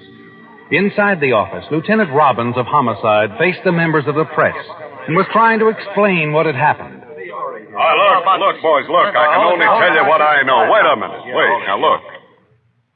I can only tell you what I know. A lot about this I don't know. A lot I don't understand. Yeah, well, okay, Lieutenant. Now, so McRae was opening the safe here when the Prowl cowboys walked in on him, huh? He turned around, started shooting. That's right. The boys had to give it right back to him in self-defense. So McRae is dead. Now, what did the law want with him in the first place? Well, a man named Joe Ramos was killed last night. He was murdered. Yeah, I know, Lieutenant. I wrote that yarn myself. Now, what about it? Well, we made a couple of interesting discoveries about this Joe Ramos tonight. Now, first, the boys down at the morgue found $25,000 hidden in the lining of his overcoat. 25? This is big. I'm going to phone my paper. Now, wait a minute. You better wait until I finish. Second, the identification papers on him were phony. He wasn't Joe Ramos. We found this out after we checked up on a dame. We found a picture of her in his wallet. A case of find the woman, huh? Right. Well, we picked her up, brought her down to the morgue. When she recognized the body, she went all to pieces. Told us about the $25,000. Bank loot? Nope. His girlfriend told us he was double-crossing his partner, running out with the firm's dough. The $25,000 we found on him. Uh-huh. Yeah, he was going to skip last night on the midnight plane for Mexico City. The girl was going to meet him there later. Only at 8 o'clock last night, somebody bumped him off in that alley. Mm-hmm. He had an appointment near there with a frozen meat dealer named Lee.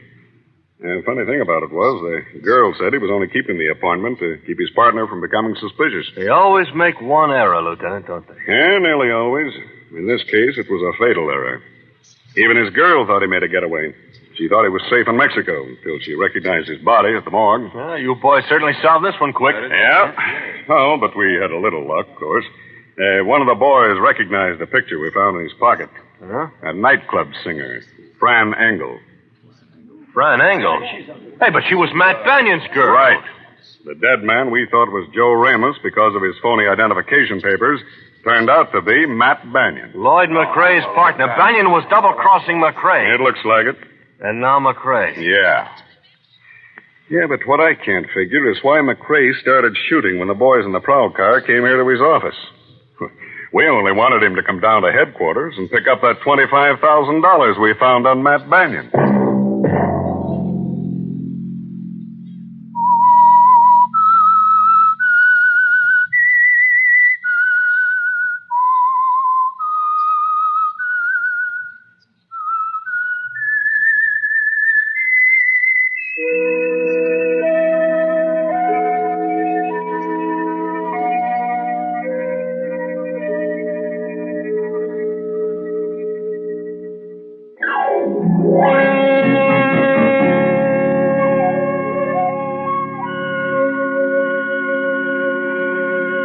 All music for The Whistler, composed and conducted by Wilbur Hatch, and is the property of Herman Music Incorporated, ASCAP, Hollywood, California. Broadcast rights granted solely to Audio Arts Productions, La Mirada, California.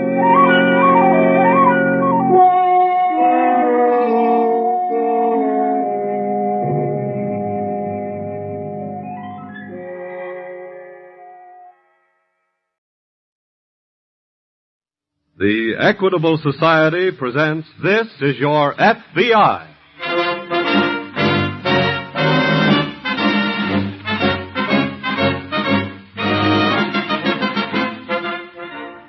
This is Your FBI, an official broadcast from the files of the Federal Bureau of Investigation, presented as a public service by the Equitable Life Assurance Society of the United States and the Equitable Society's representative in your community.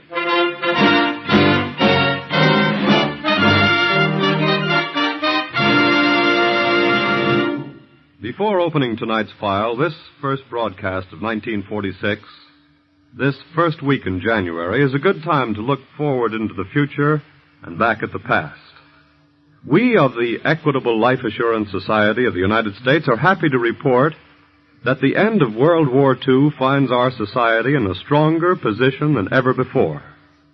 Our membership, our assets, and the amount of life insurance owned by our members increased during the war years. So the Equitable Society has weathered this war as successfully as it did 3 previous wars and 7 major depressions. We wish to report also that in the future, as in the past, the premium dollars of Equitable Society members will be invested in ways that benefit the entire country.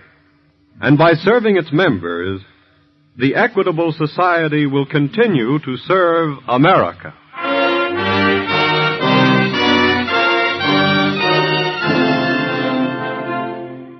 Tonight's file, Crime in the Roaring Twenties.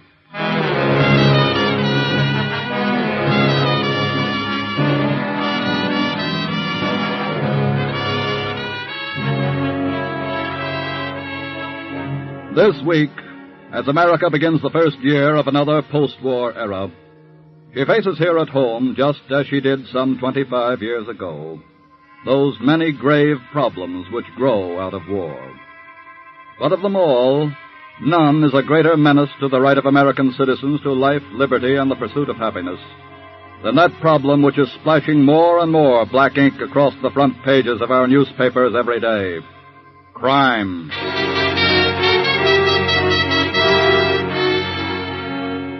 Addressing the International Association of Chiefs of Police recently, Director J. Edgar Hoover of the Federal Bureau of Investigation, your FBI, uttered this warning. After every great war, there has been a recession of moral fortitude. This one will be no exception. I hope as you do that the racketeers, the overlords, the desperados, and the criminal scum who characterize the Roaring Twenties will not come back to the American scene. I fear, however, that this is wishful thinking. Once they get a start and find they can succeed, we shall face very serious trouble. It is the delinquent youngster of the war years who is now graduating into the ranks of seasoned criminals.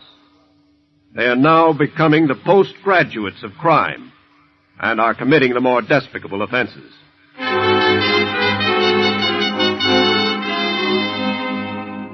It was the delinquent youngsters of 1917 and 18 who graduated into the seasoned criminals of that post-war era. who made the Roaring Twenties roar. Roar with the explosions of pistols, machine guns, and pineapple bombs. Will it happen here again? This is how it happened then. This is how one delinquent youngster of 1917 became a postgraduate of crime in the Roaring Twenties.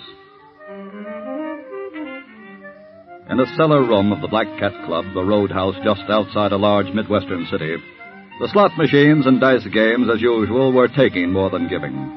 While upstairs on the main floor, the young hip blast set were drinking bootleg liquor in dim corners and dancing the black bottom to a pasty-faced orchestra. Presently, young Red Martin and two companions sweep into the room and take over a booth in a corner. Hey, waiter. Yeah? Give these guys a setup and bring me a Coke, will you? Okay. What's with the Coke? Why don't you take a real drink, Red? None of that rot gut for me, pal. You can't make dough out of it and ulcers, too. And I'm going to make dough out of it. Yeah? How do you mean? Tell you all about it in a minute. Hey, look. Yeah? Couple of dames over there making a big play. Forget 'em. I'll show you something with real class. Where? That blonde. Huh? There she goes now, toward the back. Hey. That's for me, fellas. Are you kidding, Red? You know who that is? That's Legs Miller's dame. I know. Guy that runs this joint? Yeah. Look, stupid. Don't you know who Legs Miller really is? Yeah, I know. He does a little bootlegging. A little? He ain't in the pint and quart business. He runs the stuff by the truckload. Yeah? Sure. And he's the guy I'm here to do business with. Are you kidding, Red? Here's your setup, boys. Your Coke, Red. Okay, say, tell Casey I want to see him. Sure. Now, before this Casey gets here, I want to tell you guys something. Okay. Up to now, we've just been playing a nickel and dime rackets. It's time we graduated. How? We'll hook up with a gang like Legs Miller's, make some real dough, and if we're smart, we'll have our own business before you know it, okay? Well, gee, Red, What's the matter, you yellow? No, of course not. You want to but... see me, Red? Yeah. Well, what about? You know what about, Casey? Yeah, but Legs ain't... Don't give me that, he's here. I saw his dame go back a minute ago. Look, Red, the guy is busy. I want to see him, now. Okay, kid. Come on. Stick right here, boys.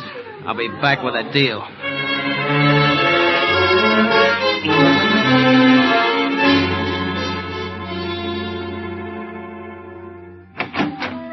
Legs.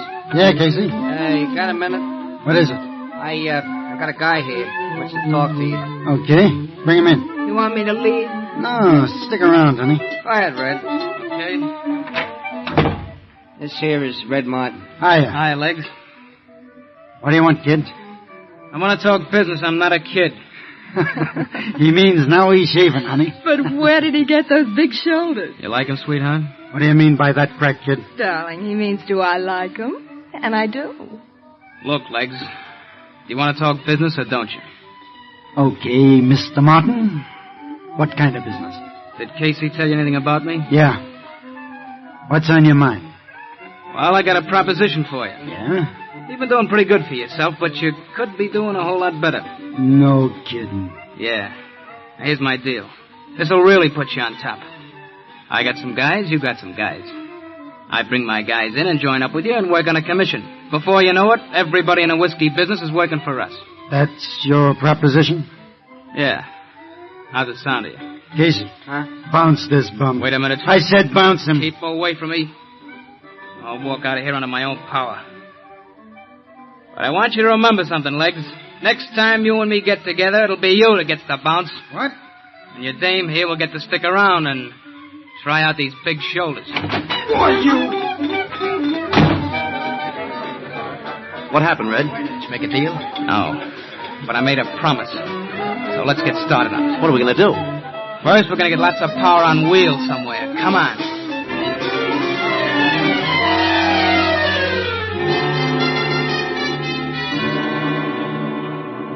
Crime, like history, repeats itself. This juvenile delinquent product of World War I has his counterpart today.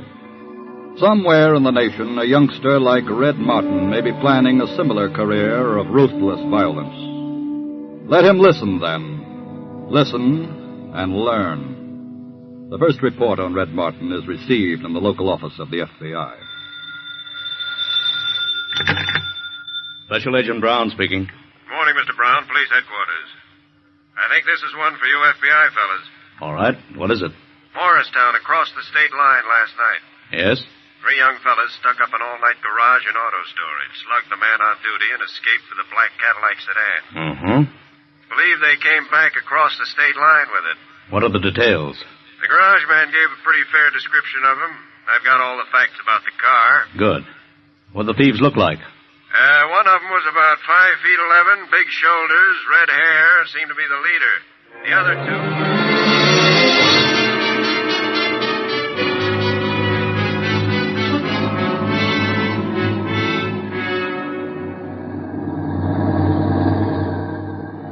Give me a light, will you, Casey? Better wait. We gotta stop for this railroad crossing, you know. Don't worry. I ain't taking no chances with a load of legs booze. Well, looks clear to me. Give me that light before I put your hands up and get out of that... What is it? Hey, what's the idea? Shut up and get out of there quick. They ain't fooling, Casey. We better haul out. Yeah. Go ahead, kid. Right. And this is for not moving when I told you. Drag more to the ditch, Al, quick. Okay. You know where to drive the truck, Joe. Get at it. Sure. Casey, I guess we better rough you up a little, too, so everything will look on the up and up for you when your pal comes out of it. Okay. And you better not ride the next load we knock off. Legs might start wondering. Just tip me off about it. Right. Hey, you know something? What? Knocking off this truck makes me and Legs partners after all.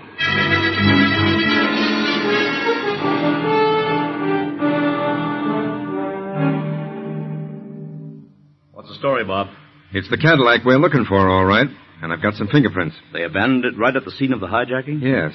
The watchman at the crossing who saw it take place said one hijacker drove off with a truck. And while he was calling the police, the other two disappeared on the run down the tracks.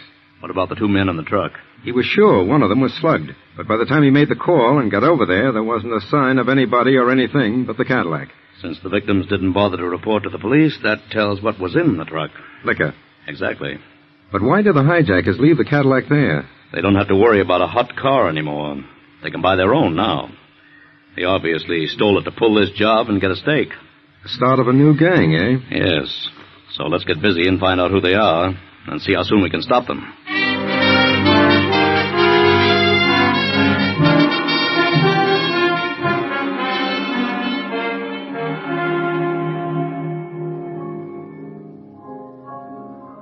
Hiya, Red. Oh, hiya, Joe. I've been looking all over for you. What's the matter? Huh? Nothing. I just thought we might get a couple of dames and go dancing. I'm a scratch. Why? I already got a date. Oh, yeah? With who? Legs Miller's dame. Huh? Yeah, I sent word to her. I told her I'd be here. Oh, you did, huh? What makes you think she'll come? She'll come. You know, can mean plenty of trouble, Red. This kind of trouble I like. Yeah, but if Legs finds out... Wait a minute. Huh? She's coming in the door. Blow, will you? Okay, but take it easy, will you, Red? Hello, Shoulders. Hi, honey. Sit down. Thanks. You want a drink? No. Okay. How's Legs? He's all right. Did you, tell him you were coming here? Now, what do you think? Well, he's got to know sooner or later. What do you mean? About us. You're wonderful. That's right. What about us? We're in business, baby. Just like that, huh? Look, I had this figured months ago. And when I got ready for you, that's when I sent you the word. Really? Yeah. You see, there was a lot of things I had to do along the way. Get cars, which I got. Get dough, which I got. And now you. Which you ain't got. Don't be a sucker, baby.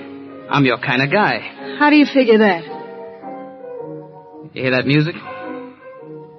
Hear what the guy is playing? Yeah. That's my favorite song. That's why he's playing it.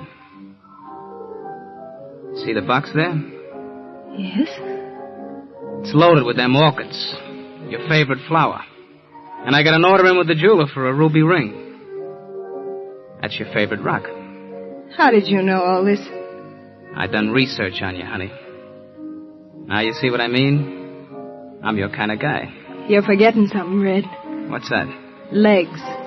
What about him? He's going to have something to say about this. I figured that too, honey. You know something? I'm going to give him a chance to say it. Got to pay a call on Mr. Legs Miller tomorrow night.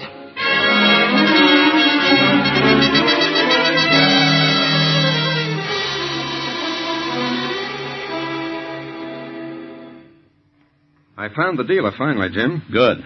He sold them 2 second-hand Cadillacs. Here are the descriptions. Registered in what name? Jack Smith, obviously an alias. What did Jack Smith look like? The one with the red hair, according to the dealer. There's a report from Washington. Those fingerprints, Jim. Thanks. Did we get anything? On the redhead, yes. His name is George Red Martin. Served 6 months in a reformatory in 1917. Here's the full description and photos on the way. Good. I think I'd better get over to police headquarters and see if they have anything on the private life and public habits of said George Red Martin.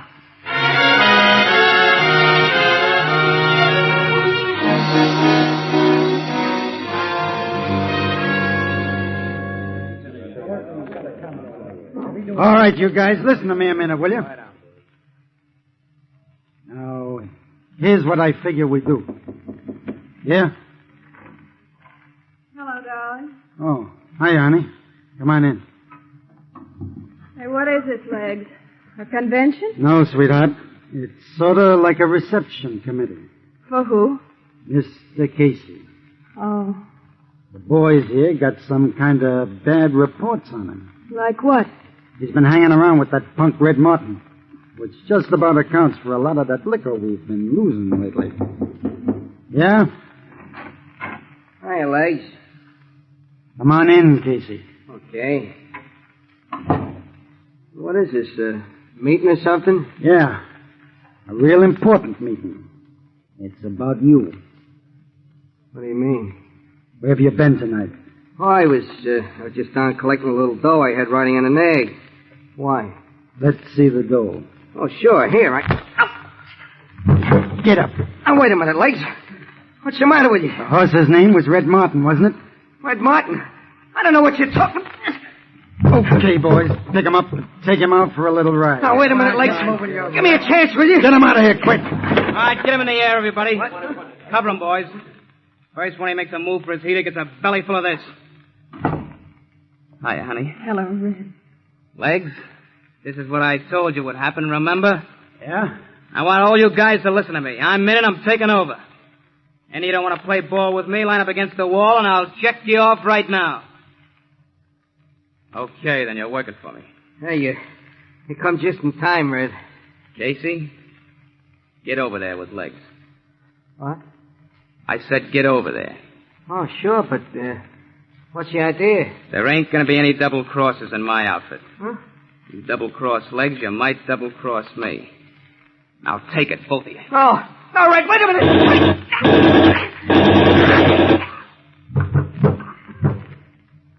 Honey, from now on, as long as you play it straight, these big shoulders are yours.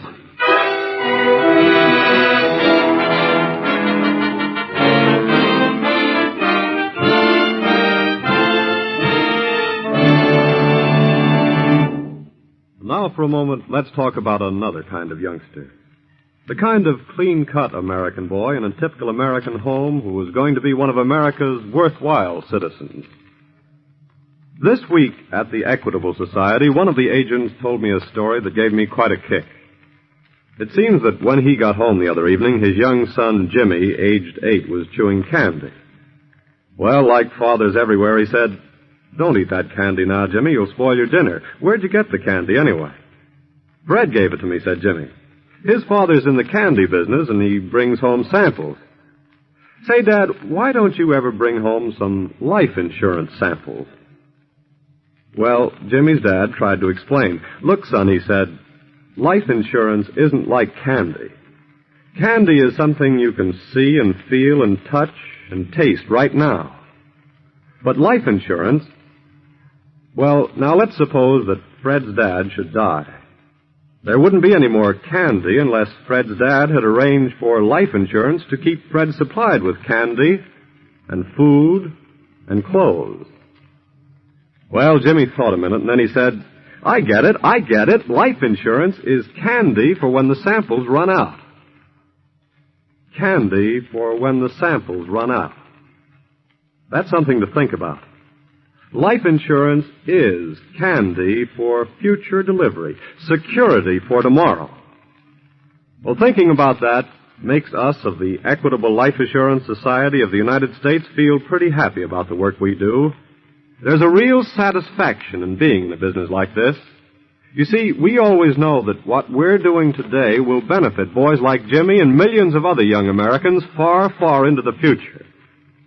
Yes, this week and every week for more than 86 years, the Equitable Society has been building security for you, your home, and your country. And now back to the file on crime in the Roaring Twenties.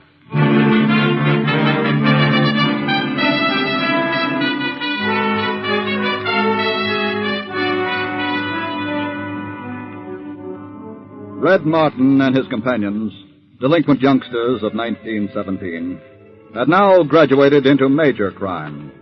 And together with thousands like themselves, whose potential counterparts after this war were to be far greater in number, had added the explosions of their guns to the roar of the Roaring Twenties.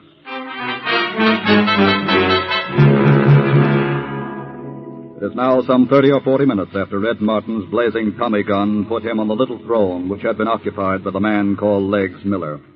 The murdered man has been discovered. The police notified. They, with special agents of the FBI, are now viewing the bodies. That's Legs, all right. The other one I've heard him call Casey. Who did it, waiter, do you know? Let me answer that, officer. It was Red Martin, wasn't it, waiter? Well, It's Red Martin and his gang who've been knocking off Legs Miller's trucks. That right? I've seen Casey and Red Martin together. But why did Casey get it? I guess Martin doesn't want any double crosses on his staff. Find anything, officer? Couple of slugs on the floor that went clear through him. I'd like to have them for a lab check, if you don't mind. Here you are. Obviously, Martin doesn't intend to do business here. No, he'll probably set up a new headquarters. Waiter. Yes, sir. Did Legs Miller have a girlfriend? Yes, sir. Is this her picture on the desk here? Yes, sir. With all my love, Honey. That's what she was called. We're taking this picture along, too, officer. All right, Mr. Brown. I guess we can go now. And let's keep our fingers crossed. This picture could be the clue to the whereabouts of Red Martin. Assuming you mean that when Red Martin takes over, he takes everything over. Right.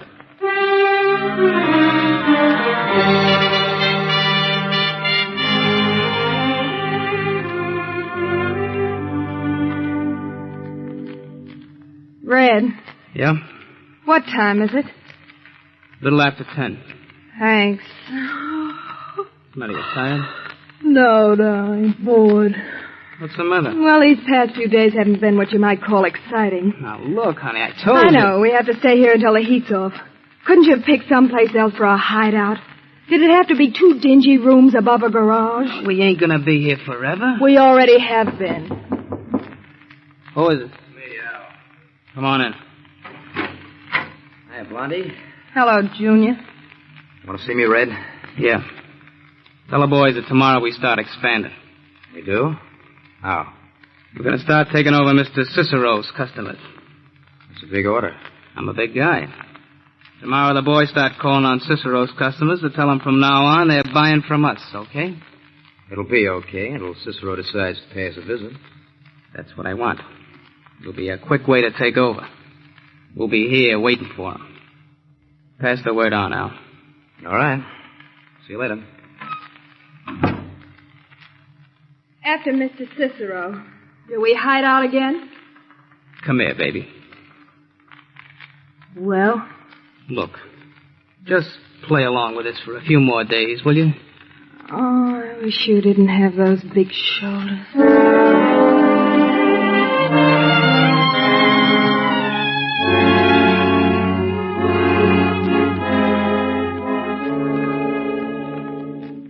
What luck, Bob?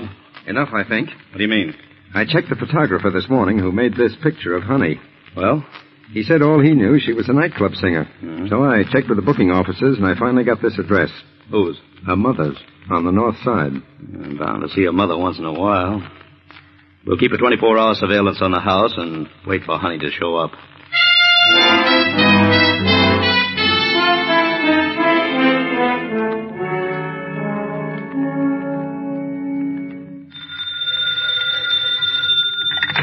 Brown speaking.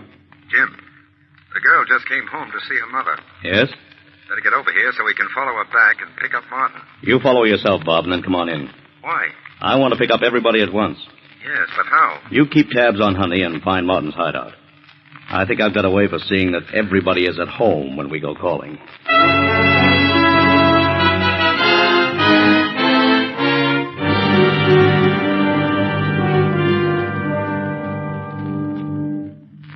Joe? Yeah? Stand over there by the window. Right. Al, find yourself by the door. Okay. And don't take any chances. Have your rods on that door when she opens. And, honey, Yes, darling. for the 10th time, go on back home to your mother. Nothing doing. I'm staying here. Look, baby, that was Cicero that called and said he was coming over, not a magazine salesman. Cicero. I'm not afraid of Cicero. So I suppose you like his shoulders, too. Darling. Okay, then get out of line of that door anyway. Hey, Red. Yeah. They're here. How many? 3 cars full. Get set for anything. They'll be upstairs any minute. But they won't all come up here. Never mind what stays downstairs. Just take care of what comes in that door. That's all we have to... Listen, Red. Only one guy coming up. Yeah. Must be Cicero himself. Gonna try talking first, I guess. Shall we let him have it when he comes in? I'll take care of him.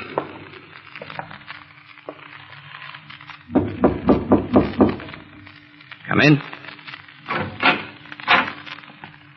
Evening. That's not Cicero. Hey. Who are you, pal? I'm Special Agent Brown of the FBI. FBI? You better get out of here. There might be a lot of shooting in a minute. There'll be an awful lot if any of you starts at Martin. Those are FBI agents down there, and they're ready to blast you to kingdom come. But Cicero... I'm afraid I'm guilty of impersonating Cicero, Mr. Martin. What? We just wanted to show you how easily you boys can be taken over, that's all. Now, drop your guns and file quietly downstairs. We'll go to headquarters and arrange futures for one and all.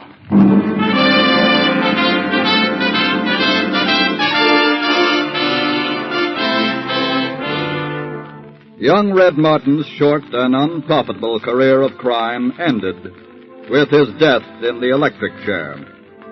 The members of his mob were sentenced to long terms in prison.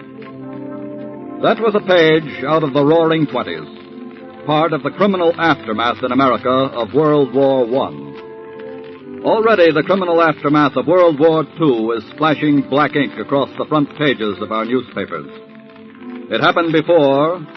It can happen here again. The FBI and your local law enforcement officers will fight it day and night. But it must be fought by all the people if it is to be licked. What are you doing about it in your community?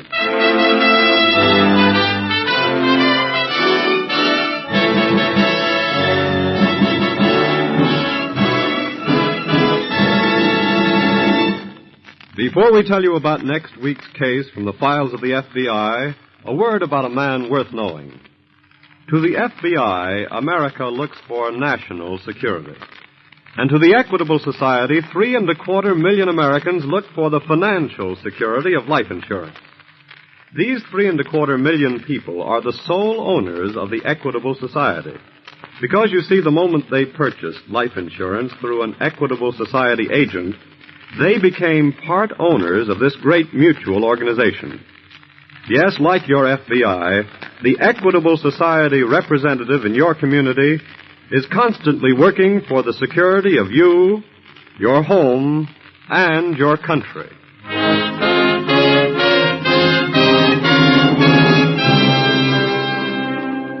Next week, we will bring you another colorful story from the files of the Federal Bureau of Investigation.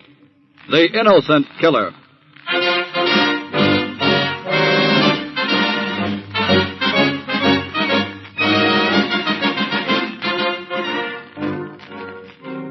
The incidents used in tonight's Equitable Society's broadcast are taken from the files of the Federal Bureau of Investigation. The role of J. Edgar Hoover was impersonated, but all other names used are fictitious, and any similarity thereof to the names of persons living or dead is accidental.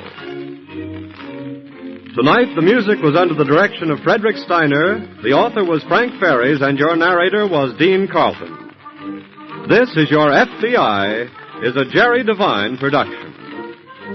And now this is Carl Frank speaking for the Equitable Life Assurance Society of the United States and the Equitable Society's representative in your community, and inviting you to tune in again next week at this same time for This is Your FBI.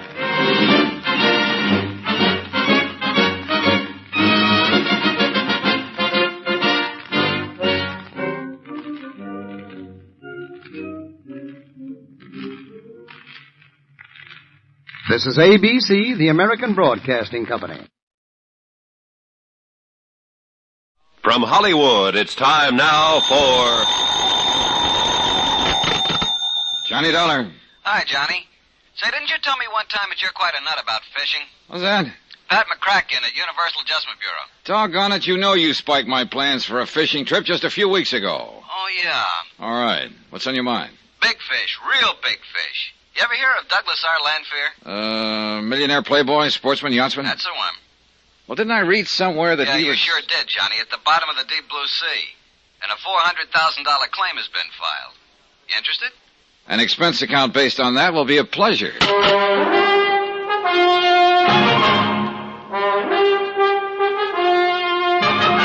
Tonight and every weekday night, Bob Bailey in the transcribed adventures of the man with the action-packed expense account, America's fabulous freelance insurance investigator. Yours truly, Johnny Dollar.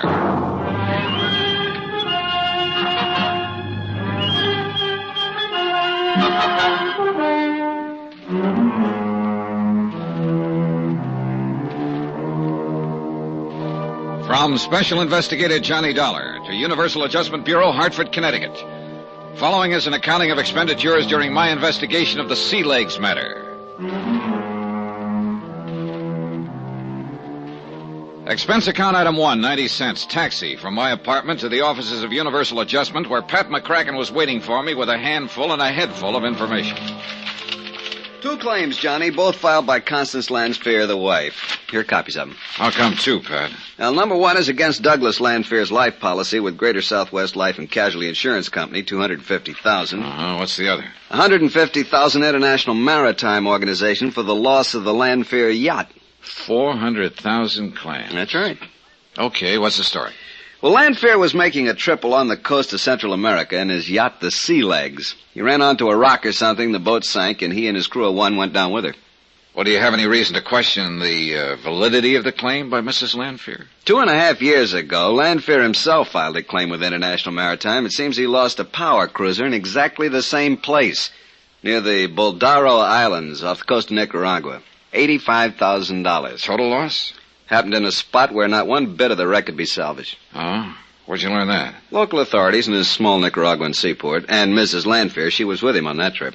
But she wasn't with him on this one, aboard the Sea Legs. No, or presumably she wouldn't be around to file the claim. Where's Constant Lanfear now, Pat? Home, as far as I know, lives on their small estate on Long Island out near the town of Cutchogue. You want to call her, talk to her? No. I think I'll go down there. Item 2, 2120, fare and miscellaneous to Cutchogue, Long Island. Item 3, $1 even for a taxi from the little station to the Lanfear estate. Estate, did you call it, mister? Well, isn't it? Well, it used to be, before the Lanfear sold off a lot of it. Oh, that's so? Yeah, guess there wasn't nothing else they could do to keep up with that high way of living. Keep talking, fella.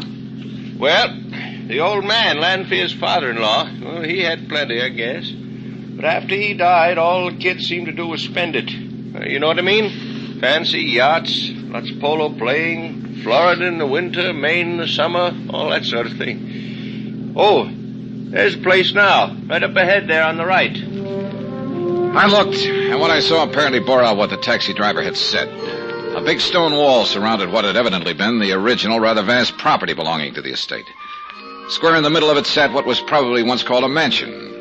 But small, new, modern homes were crowding in on the old house.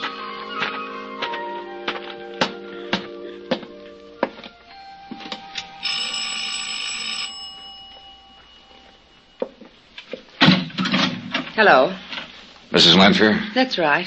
I'm Johnny Dollar. I'm representing the Universal Adjustment Bureau in Hartford. Oh, yes, of course. In connection with the insurance. Yes, ma'am. Well, won't you come in, please? Right in here, Mr. Dollar.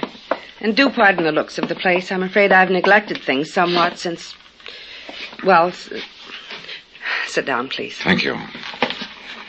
I hope you don't mind answering a few questions, Mrs. Lanphier. But since you've already filed claims on the insurance policies, well, I'll try to be as brief as possible. I don't want to seem cold-blooded about it, Mr. Dollar, but the initial shock of losing Doug and the loss of the yacht is past. And there's nothing to be gained in just sitting around feeling sorry for myself, particularly in view of the day-to-day problems I have to face. What problems, Mrs. Lanphier? To be perfectly blunt about it, financial mostly. Well, I must say your attitude is very commendable. It's a necessary attitude under the circumstances. Now, what may I tell you?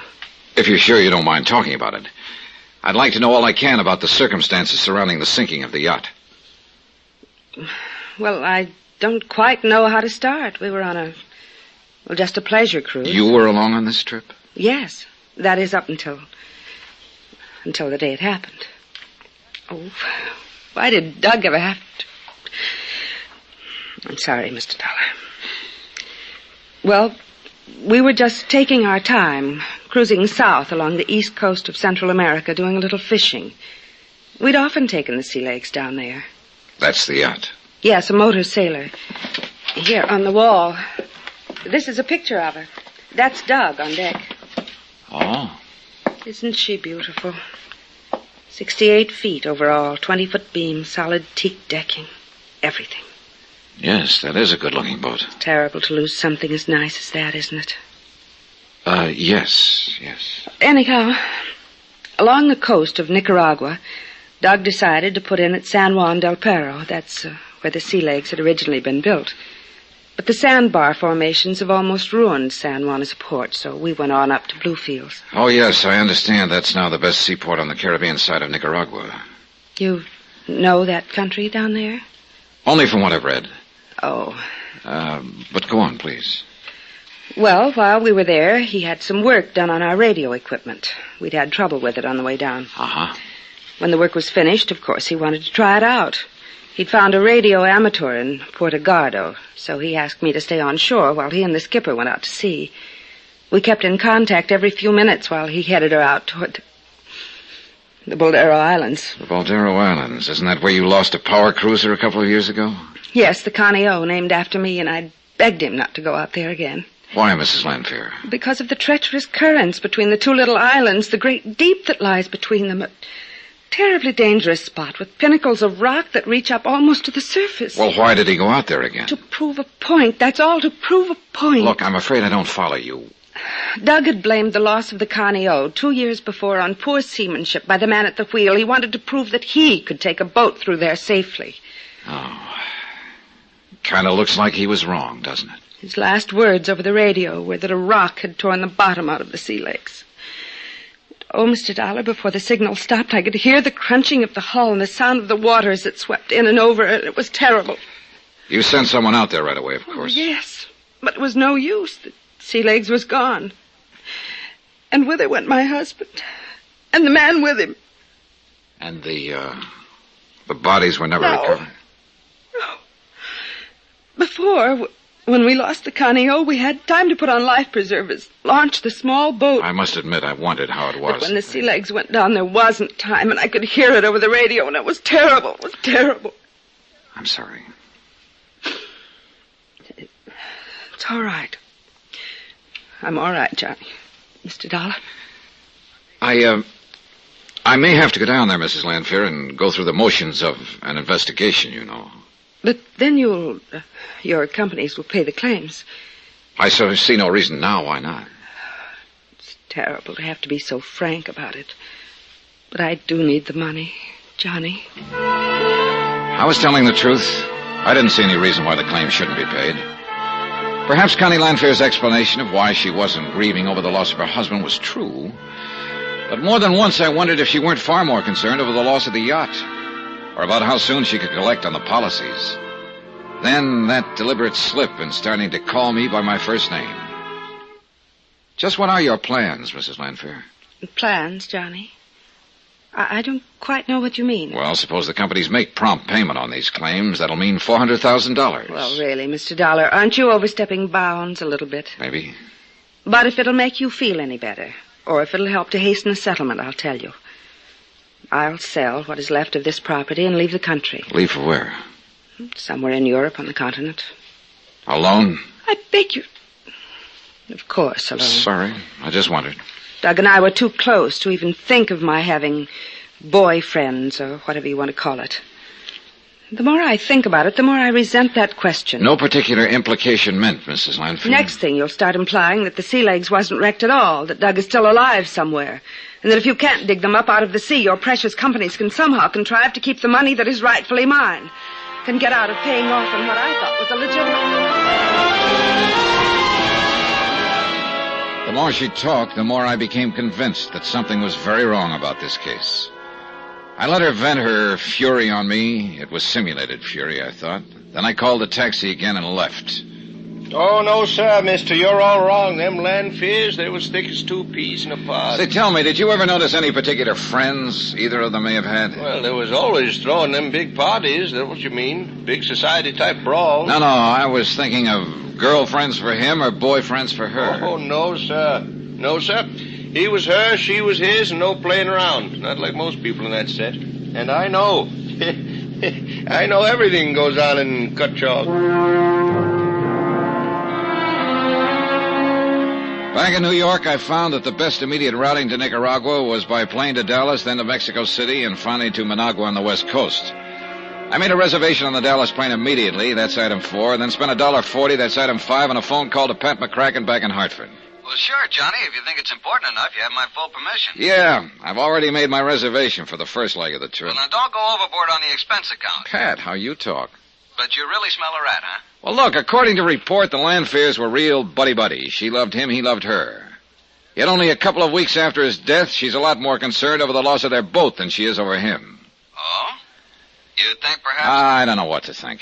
Meantime, if you can afford it, why don't you have somebody keep a check on her? Well, sure, Johnny, but with what specifically in mind? I don't know. After all, I didn't have any real concrete reason for feeling that this case was fishy. It was more a hunch than anything else, but a real strong one. And I felt that after my visit to her, Connie Lanfear would do something, just what I hadn't the least idea. But whatever it was, I wanted to know about it. It was a couple of hours later that I started to pick up the telephone to order a cab to the airport. Johnny Dollar. This is Pat again, Johnny. Oh, hi. I ordered a man to keep tabs on Connie Lanfear. Good. It's your old friend, Detective Randy Singer. Fine. Hey, but you know what? What? She seems to have left town in a hurry. No trace. Uh-oh. You still going to Nicaragua? Yeah, but keep looking for her. Right. Expense account item 6, $475. Taxi and tip to LaGuardia Field, where my ticket and seat reservation were waiting for me. Within a few minutes, I was comfortably ensconced in my seat by the window. The passenger door was closed, and the big plane's engines were warming up for the trip to Dallas. Then suddenly, the cabin door opened again. A feminine figure skipped lightly in and plunked herself down on the seat next to mine. Well, how nice. Mrs. Lanfear. Surprise, Johnny?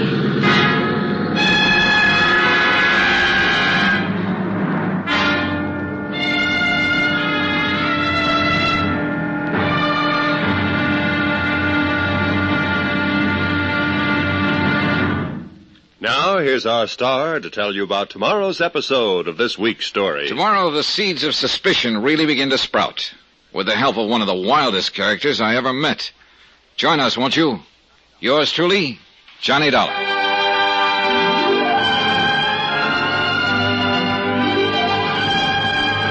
Yours truly, Johnny Dollar, starring Bob Bailey, is transcribed in Hollywood. It is produced and directed by Jack Johnstone, who also wrote this week's story. Be sure to join us tomorrow night, same time and station, for the next exciting episode of Yours truly, Johnny Dollar. Roy Rowan speaking.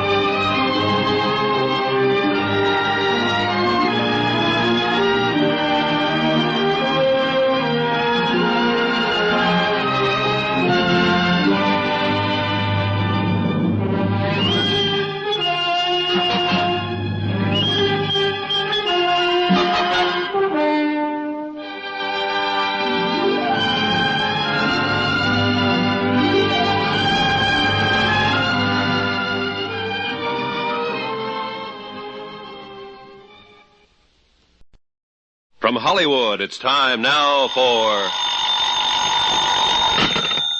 Johnny Dollar. Here's your call to Hartford, Mr. Dollar. Go ahead, please. Hello? Pat McCracken. What'd you get me out of bed for this time? I'm calling from the airport in Dallas. Does that mean you're going on to Nicaragua? Yep. All right, did I know why you're calling? The answer is no. We still haven't found any trace of Constance Lanphier. So why don't you come on back here and start from scratch? Because I have found some trace of Connie Lanphier.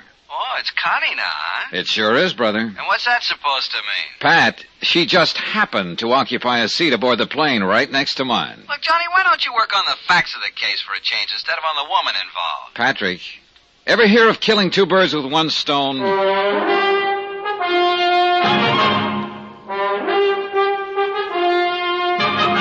Tonight, and every weekday night, Bob Bailey in the transcribed adventures of the man with the action-packed expense account, America's fabulous freelance insurance investigator. Yours truly, Johnny Dollar.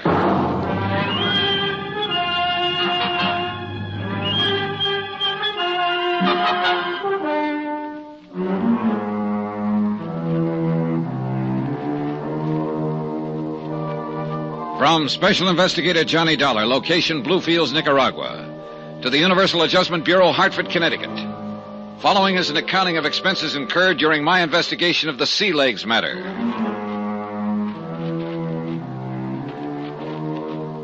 Expense account item 8, 525, late supper at the Dallas airport for Connie and myself during the wait for our midnight plane to Mexico City, which we finally boarded and which finally took off.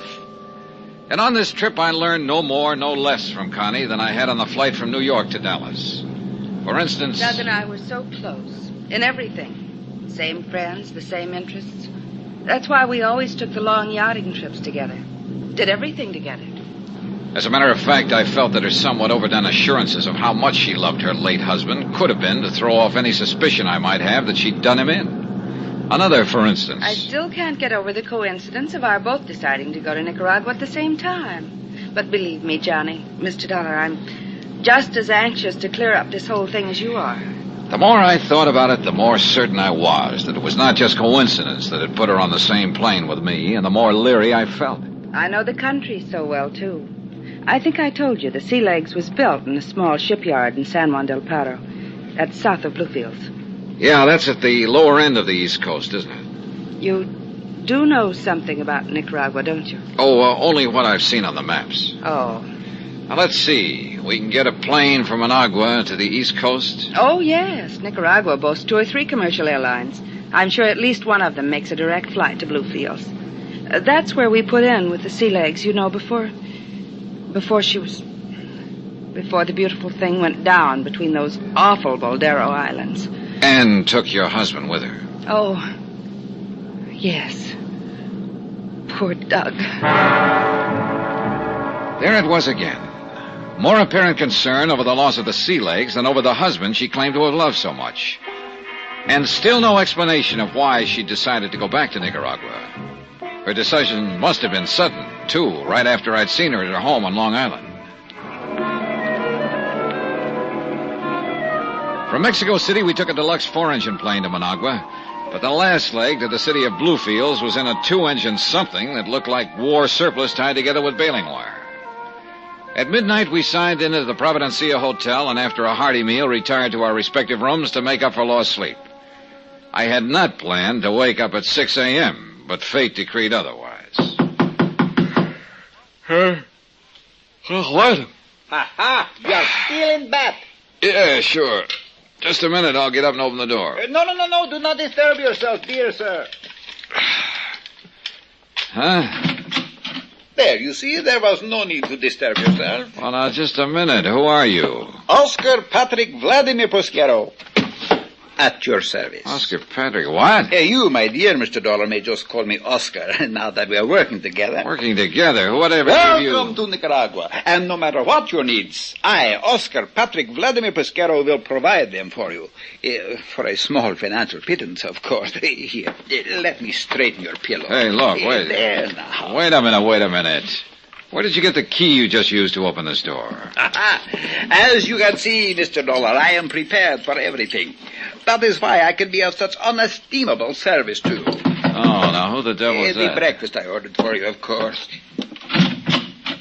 Here, my good man. I will take the tray. You may collect the tip some other time. Get lost. Is this a gag of some kind? Mr. Dollar, how can you say such a thing after I just saved you paying that menial servant a big tip? Here now.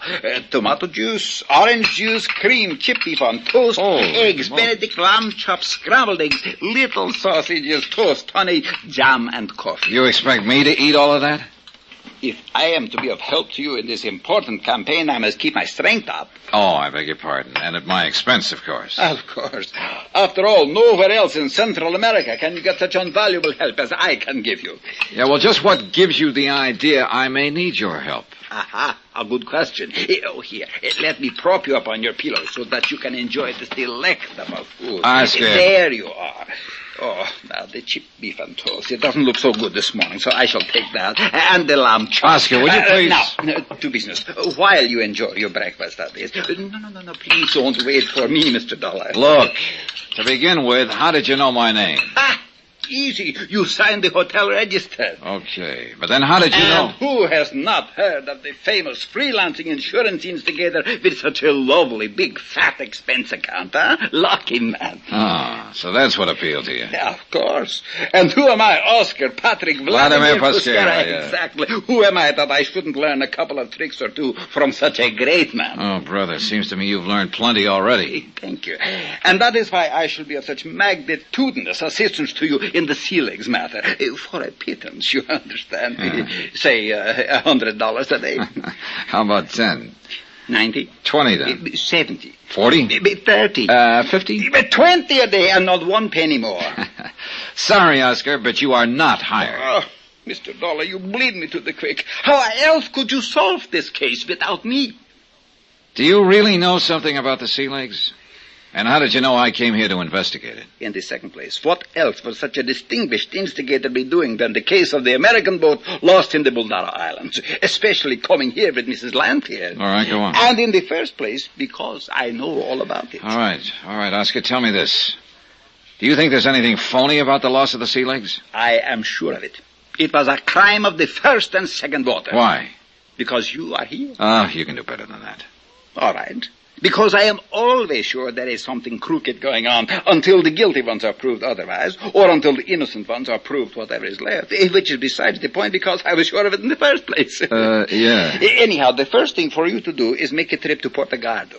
The last point of contact with the sea legs before she was wrecked. Exactly. I have a plane ready and waiting for your own personal use. A plane? Yeah. How else? 150 miles by ox cart? Or boat? Well, no. First, however, I'd like to contact the authorities here in Bluefields. Wait, what do the authorities know about crime? Me, I know all about it. Yeah, I'm beginning to think you do, Oscar. Too much, probably. Thank you, Mr. Dollar. I respect your high opinion of myself. All right. I don't know yet what your racket is, but... That I can make plain to you in 2 words. Money. Okay, look. If you can get me a small plane... Here, good sir, is the address to give to the taxi driver when you are ready to go to the airfield, where I shall be waiting for you. Oh? Not the big airport? No. That is where the lady, Mrs. Lantier, would expect you to look for transportation. Oscar, you are the craziest. Thank you. I knew you wouldn't want her coming along, and if she ever gets in your way during your campaign... You'll keep her out of my way. Yes. At my expense. What else? I'll tell you something, Oscar. If there is a wrong angle to this case, I can't help wondering if she isn't a part of it. You read my mind. You see, we are like brothers under the chin. You say you have a plane all ready to go, A charter plane. Then we can be on our way before Mrs. Lanfear knows we've left. Hey, you want to set the tray over there so I can get up? Oh, yes, of course. I'll set it right over here on the... Hey, wait a minute. What are you going through my pockets for? Oh, just accepting a small tip for bringing up your breakfast. Thank you.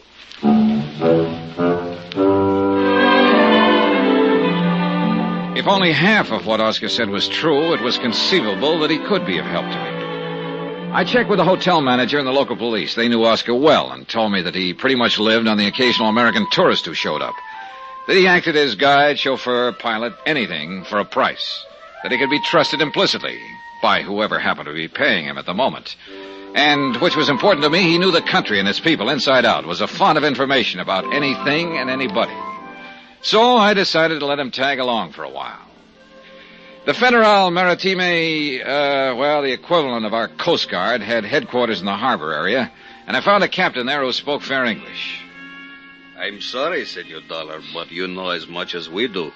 We sent a boat, of course, but we find no sign of the sea legs or the poor people who go down with her. Nothing. Yeah. Well, I'm thinking of going up to Puerto Gardo, where she took off on her last trip, you know. Excellent idea. From there, you can fly out to the Boldaro Islands where the wreck did occur. Now, that's what I was thinking of. But in addition to an airplane, you must also need a pilot and a guide. You have someone to suggest? I see. There is but one. Senor Oscar Patrick Vladimir Pesquero. Precisely. Item 9, 20 cents American for a 3-mile ride in an old Model T Ford to the little private airstrip where, true to his word, Oscar had rented an almost brand new 2-place plane for us. He had it warmed up and ready to go. So fasten your belt, Mr. Dollar, relax, and enjoy it, and we will take off. You sure you can fly this thing, Oscar? Ha! I am the finest pilot in Nicaragua, maybe in the whole world. I'm even a co-pilot. Just how much is the use of this plane costing me, Oscar? For me, a special rate, so don't worry about it. Here we go into the... How much? Well, the usual price is $35 a day, American. But me, I always have a deal. That's on account of I give the field so much business. So now that is settled... Oscar, how much? $45 a day. Do you see what a beautiful view we have from... 45? Look, the bay and the Caribbean on one side, and the flat, empty marshes and plains on the other. Now, wait a minute, And look. there, If $35 a day is the regular rate, what's so special about $45 for me? Oh, no, Mr. Dollar. For me. Surely you wouldn't expect the finest pilot in the whole entire world to work for nothing. Why, you... Okay. But what took you so long getting to the airfield, Mr. Dollar? Oh, a couple of calls I wanted to make us all. Why? Why, you have disappointed me. And all the time, I thought you had the uttermost confidence in me. Now, what's that supposed to mean? First, you tell me you do not want the lady to know you're awake and out and going. Mrs. Lanfear? Yes. And then what happens? You tell her all about it. What makes you think that? Why else did she come tearing out to the airfield while I was waiting for you? Wait a minute. Rent herself a plane and take off in it. What? She took off just a couple of minutes before we did. Connie Lanfear, chartering a plane. Why? And to go where? And after her offer to stick by me and help me, why would she do it without letting me know? There were a lot of questions to be answered in this case, and most of them to be answered by Connie Lanfear.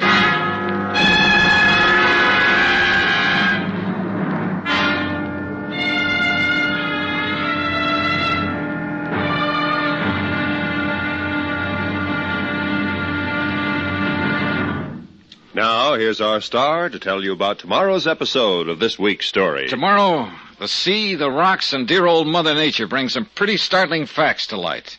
And the case takes a sudden twist. Join us, won't you? Yours truly, Johnny Dollar.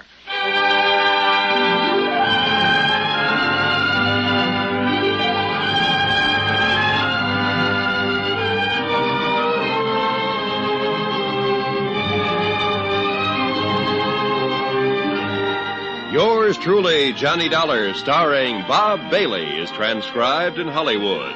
It is produced and directed by Jack Johnstone, who also wrote this week's story.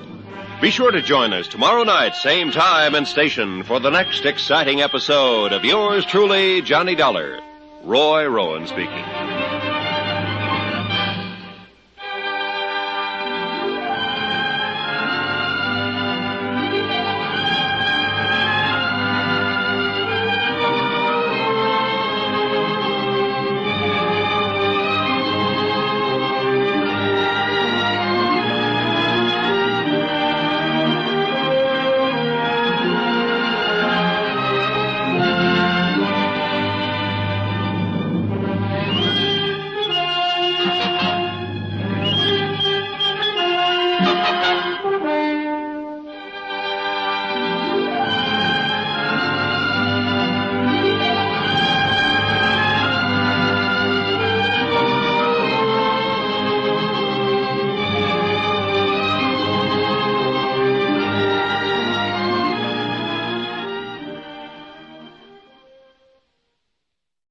From Hollywood, it's time now for... Johnny Dollar. You hear me? Johnny Dollar calling. This is Pat McCracken, Universal Adjustment Bureau. Hi, Patsy. Johnny Dollar. Johnny, what kind of a noisy hookup is this anyway? Pat, this call is being relayed to you from an amateur radio station. Well, next time, try the telephone. From Puerto Gardo, Nicaragua? Oh, now you're coming in quite clearly. Puerto what? It's a little spot on the Caribbean coast, the last port of call for the Sea Legs before she was wrecked. Mrs. Douglas Lanfear still with you? No, and I don't know where she's gone, which is why I called. So? She acted just as surprised as I was that we both took the same plane down here. And, Pat, I still don't know why she decided to come here at all. Maybe she doesn't like the idea of your going down there to investigate the case. She wouldn't admit it, of course, but that's what I think. You think she may try to obstruct your investigation? Right now, I don't know, because she suddenly chartered a small plane and disappeared. To work her way back here to the States? Your guess is as good as mine. Look, why don't you hire a watch on her place on Long Island? And if she shows there, call me at the Hotel Providencia. It's in the city of Bluefield. Nicaragua? Right. In any event, you think her claims for insurance on the Sea Legs and on Douglas Lanfear are fraudulent? Pat, at this point, I don't know what to think.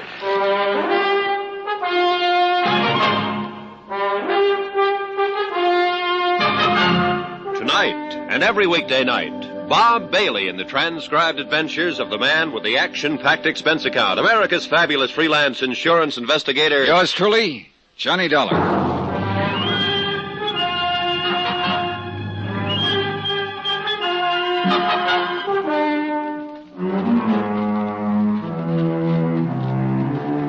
From Special Investigator Johnny Dollar, location San Juan del Perro, Nicaragua, to the Universal Adjustment Bureau, Hartford, Connecticut. Following is an account of expenditures and report of activities during my investigation of the Sea Legs matter. Pat, I lied to you during that radio contact a few minutes ago. I do think Connie Lanfear's claims for $400,000 insurance are fraudulent. Fraudulent as the very devil. But just why I think so is beyond me.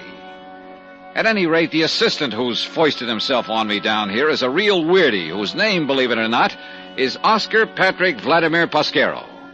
He rented a plane and has flown me here to Puerto Gardo, a half-baked little town on Nicaragua's east coast. Here is where a radio amateur made the last contact with the Sea Legs before it smashed up and sank off the Baldero Islands. And who is the operator of this ham station? Oscar Patrick Vladimir Pasquero. Phew, such a long talker, Mr. Dollar. I'm cranking this generator until my arm is nearly dropping off. Well, I'm sorry, Oscar, but that contact with the States was important. Even my back is tired. I know.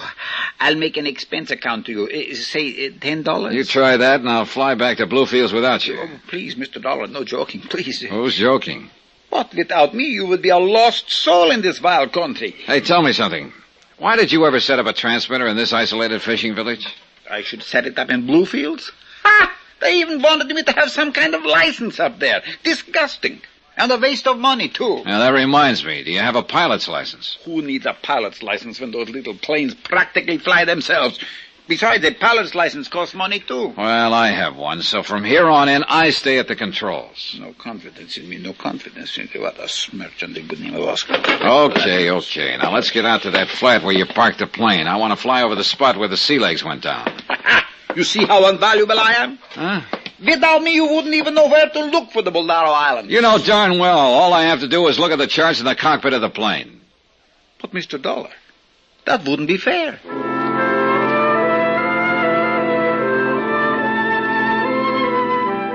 The Balderos turned out to be only 6 or 8 miles offshore.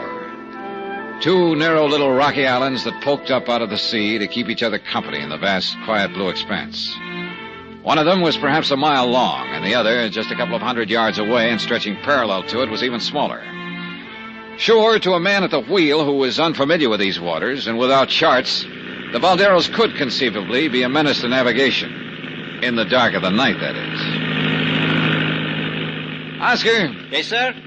Do you remember what time of day it was when the Sea Legs went down? Of course, I remember anything. Names, dates, places. Well, how about the Sea Legs? Of course, I was talking to her by radio. Well? Such a lovely day, too, just like today.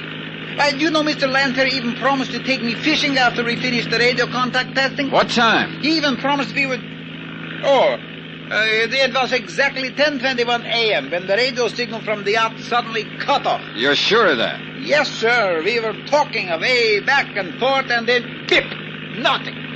10:21. One question, a couple of real good answers. A day like today meant it was clear and calm, and 10:21 a.m. meant full daylight. The Bolderos must have stuck out like a sore thumb. Hang on, Oscar. I'm going to make a tight circle over those islands for a closer look. You sure you wouldn't like for me to steer, Mr. Dollar? I'm sure. But if you do all the work, how am I ever going to earn the handsome restrainer you're going to pay me? Wait a minute. Yes, sir? That channel between the islands is as smooth as a mill pond. Sure, it always is, except during a storm. And so clear you can see way down into it. Oscar, I thought there were a lot of pinnacles of rock sticking up in that channel. Oh, maybe at low tide, one or two on the east side, very shallow, otherwise like you see it now. And what's supposed to make the channel so dangerous? The current that runs through it when the tide is changing, Mr. Dollar, it's how you say, ideally. Like now, when the tide is coming in. Enough to wreck a boat like the Sea Legs? If the skipper wasn't watching the road. You should see how the current wobbles and squirms. Hey, look, there's a packing case down there floating around. You see? First one direction, then the other, shifting around like a crazy. Yeah. Oscar, I think that packing case is going to be a big help to us. Maybe there's something in it that might be worth money or something? Oh, stop thinking of money. Then how? We're going to see just where the current delivers that packing case. You want to know where that packing case will be ending up? That's what I said. Then steer back to Portugaldo, to the beach in front of my superlative radio station. Huh? Sure. How else do you think I got all the lumber and furniture and stuff from my radio shack?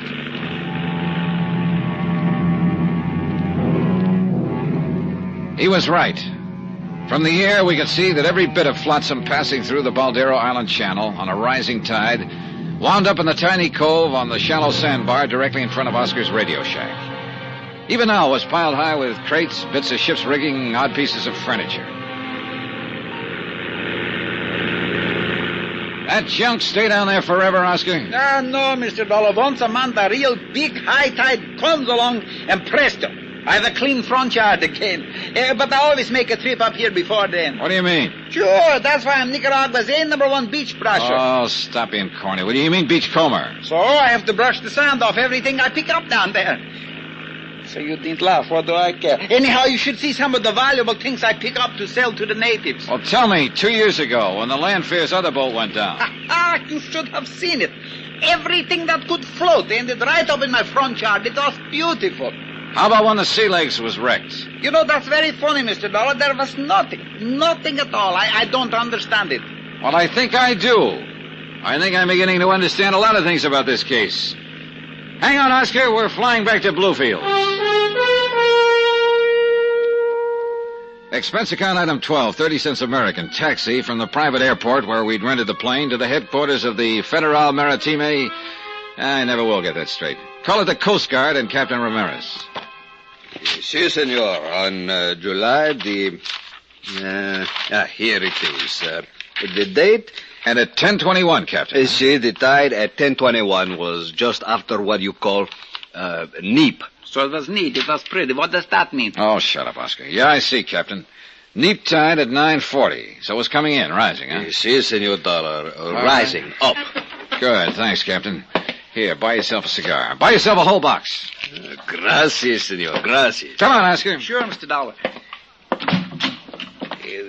Nothing for me? Later. Come on, we're going back to the airfield. And from there, we're going to fly down the coast again. But, Mr. Dollar... And I feel so good, I may even let you fly that plane this time. For a small pittance, even? For a small pittance, even. Now, drag out your best dialect and call that taxi over here.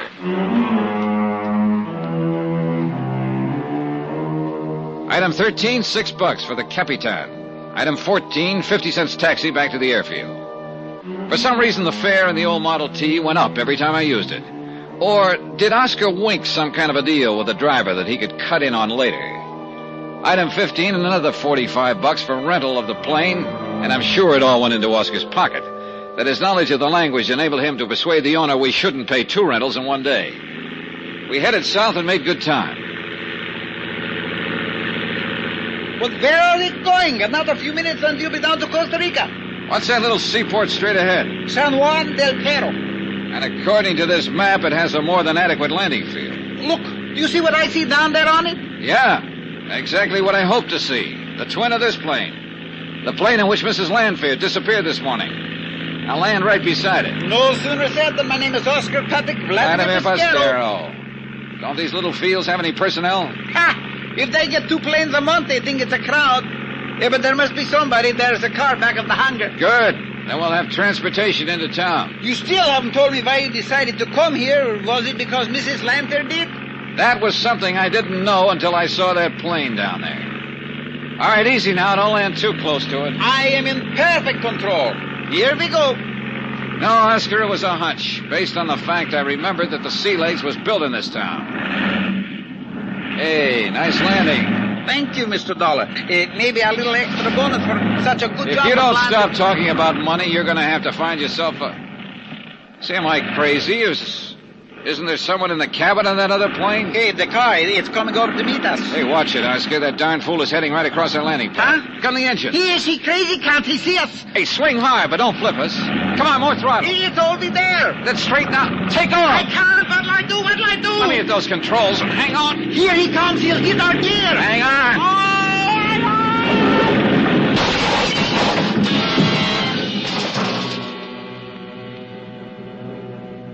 For a long moment, there was nothing but a vague blackness all about me, and the sound of our crack-up seemed to roll and echo almost dreamily back and forth in the deep recesses of my mind.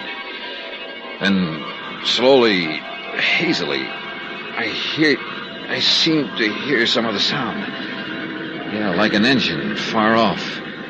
An engine of a plane starting up and lazily moving away. Sure, yeah, of course I did hear it. It was the other plane, the one that had been parked on the landing strip. Then as my mind began to clear, I realized I'd seen something, someone else. I'd caught a glimpse before the car struck our landing gear of the man behind the wheel of it. A man whose picture I'd seen briefly at the home of Constant Lanfear. But it couldn't be.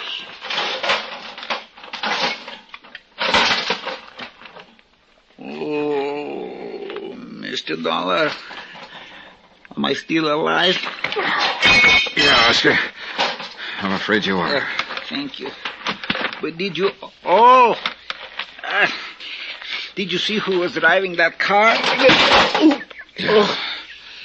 You recognize him? Look, maybe they're both dead like he is. And that's why we saw him. Douglas Lanfear? Yes, sir. Mr. Douglas Lanfear.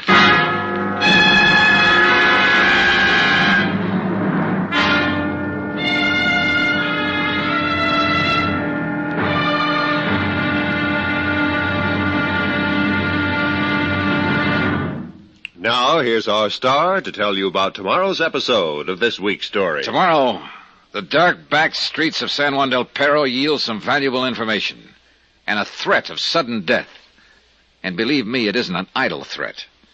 Join us, won't you? Yours truly, Johnny Dollar.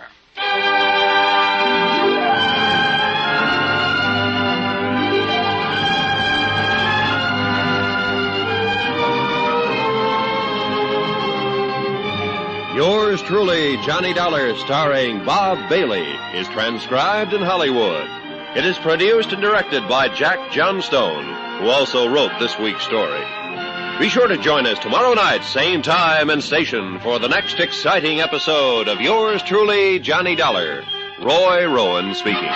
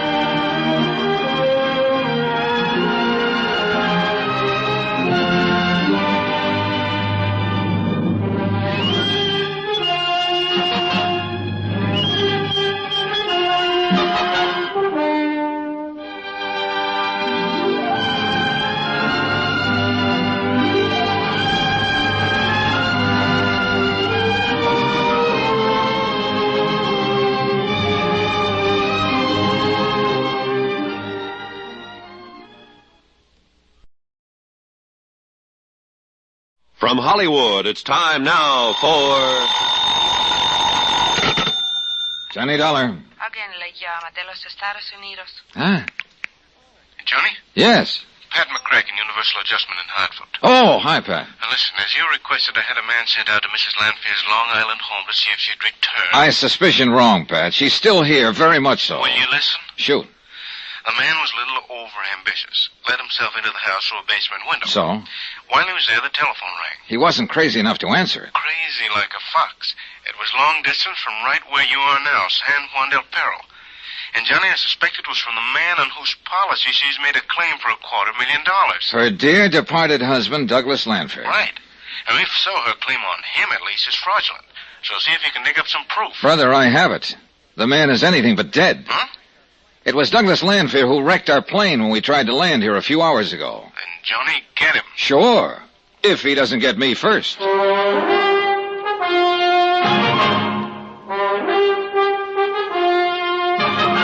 Tonight, and every weekday night, Bob Bailey in the transcribed adventures of the man with the action-packed expense account. America's fabulous freelance insurance investigator. Yours truly, Johnny Dollar.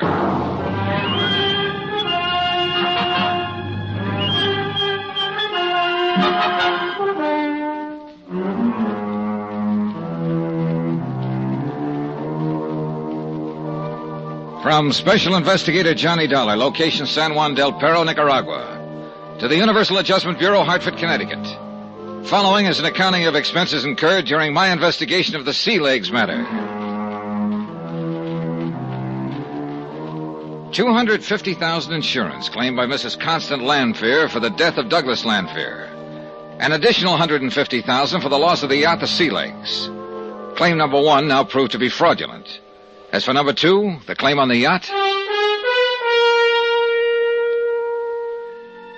Expense account item 14, $2 American. To the banana plantation worker who pulled us out of the small plane that Douglas Lanfear wrecked as we tried to land. And another $1 to said plantation worker for a ride into town in his ancient truck. I must admit that this is one time that my ubiquitous assistant, Oscar Patrick Vladimir Pasquero, came in handy through his knowledge of the Spanish Indian dialects spoken in these parts. Apparently, San Juan del Perro had once been a fairly busy little seaport. But over a period of years, the sea had slowly, inexorably washed in shallow sandbars, and only a handful of small cargo and fishing boats now negotiated the narrow channels that led out to the Blue Caribbean. The town itself was scattered around a small marketplace near the docks. There were a few stone and brick buildings, including the San Andrea Hotel, but most of them were weather-beaten frame structures. An occasional aged American car kicked up the dust, but most of the street traffic was ox carts. Item 15, $2 American, to a doctor with an unpronounceable name who came to our room at the San Andrea and patched us up. And about 7 p.m. he left after instructing us to spend the rest of the night in bed. Item 16, another $2 for a sumptuous dinner brought to our room. American dollars, I learned, go far in this place. Unless, of course, Oscar gets his hands on them.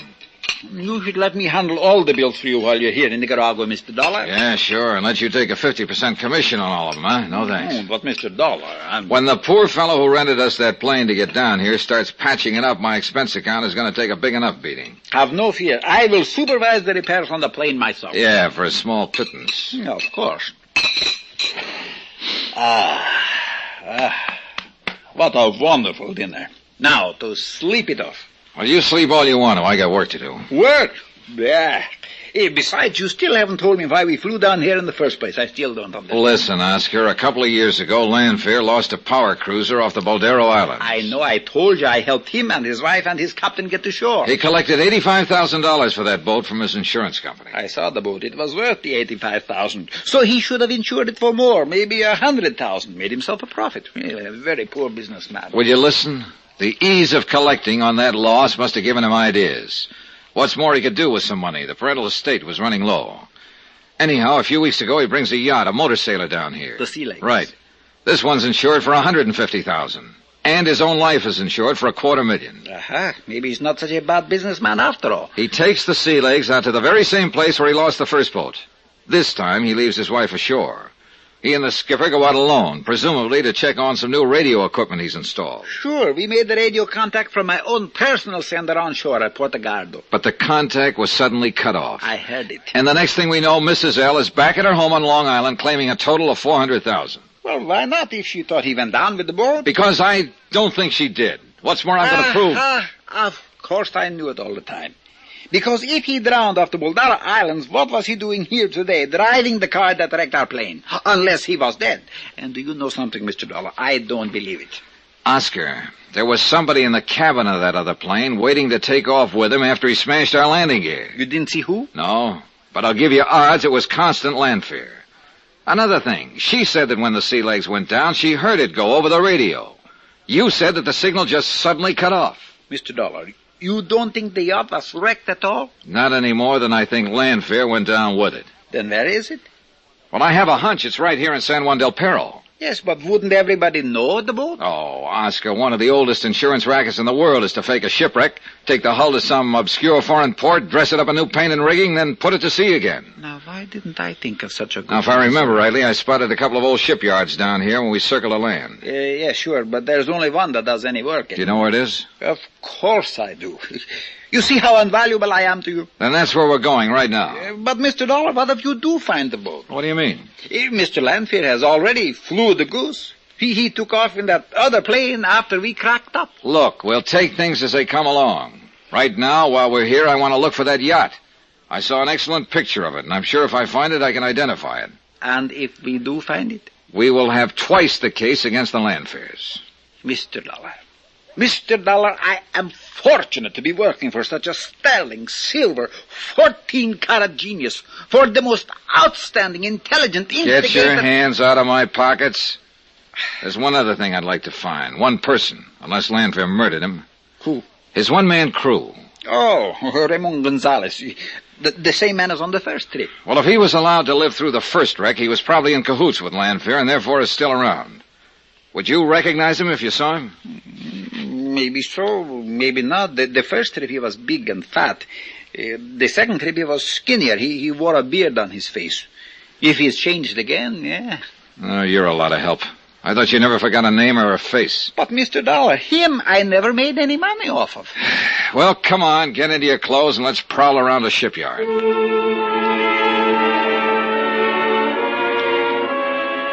It was only a few minutes after 8, but the town was practically asleep, except for an old saloon down near the docks.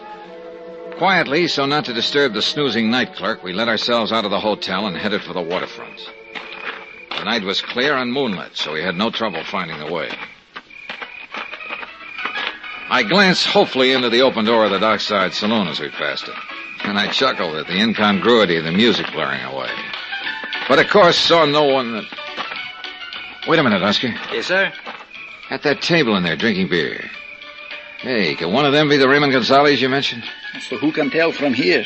In San Juan del Perro, there must be 100 who are skinny and wear a dirty little beard on their face. Could you tell from close up? Sure. Would he recognize you? So what? Well, it might not be very healthy for you.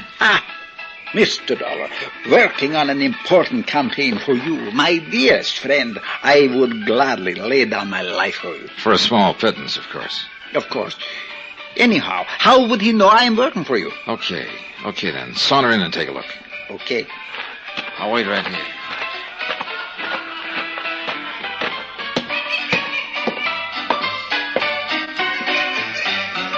Good evening, gentlemen. Nice weather we're having, huh? Es buen día, no?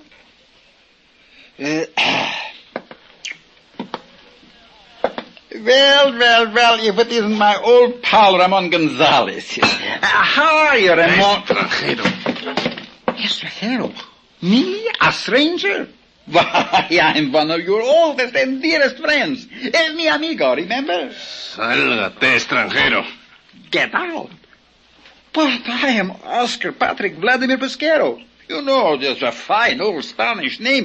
Who helped you ashore that time when you... No. Put on that bottle. Salga, lárgate de aquí, o si no te mato. No. Te mato.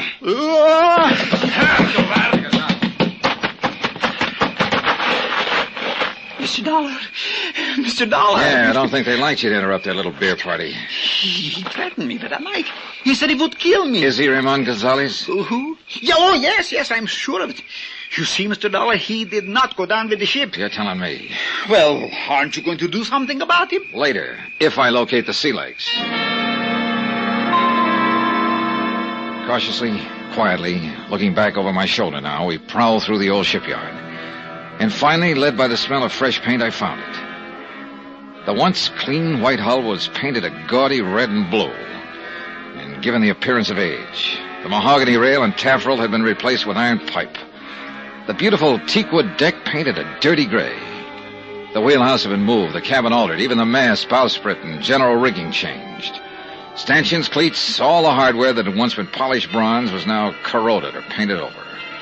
All in all, a quick, very thorough job of disguise, of change, from a graceful, expensive yacht to a rather weary-looking fishing schooner. But it was the sea legs, all right. I would never believe it, Mr. Dollar. I never would have recognized it. Are you sure? Wind your hand over the transom here. You can feel where the lettering has been painted over. Don't strike a match. I can see. Better not. Somebody... It's too late now. But do you see where the outline of the lettering is underneath this last coat of paint? Sea legs. But it was such a beautiful boat. And now it looks like a dirty old tramp. Well, what do we do now? Go back to that saloon and latch on to Ramon Gonzalez. Make him talk. Sure. Only, I'll wait for you. Huh? Well, he's so big and strong, Mr. Dollar, and that knife in his belt. Why, I thought you said you'd lay down your life. Sure. But what could he tell you that you don't already know now? Where the Landfair's headed when they took off in that plane. Come on. But Okay, you lead. Alto, senor. Mr. Dollar, it's him. You light a match to show me the way. Gracias. I was afraid of that. Look, the knife in his hand. Oscar, if he makes one move to throw it, pull the trigger. Trigger? What trigger? Am I good? No, I swear But I have a couple of fists.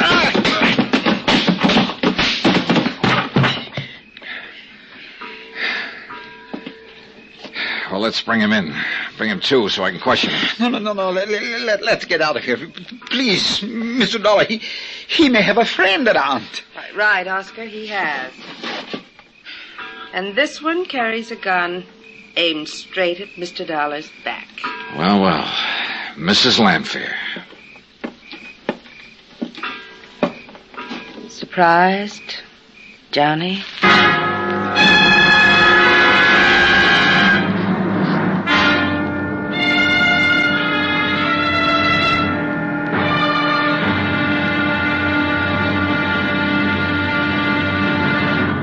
Now, here's our star to tell you about the final episode of this week's story. Tomorrow, sometimes when you wind up a case, things take a turn, a sudden switch that makes you wish you hadn't won.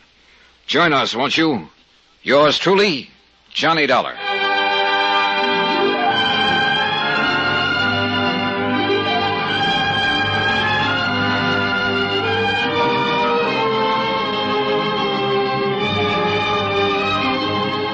Yours truly, Johnny Dollar, starring Bob Bailey, is transcribed in Hollywood.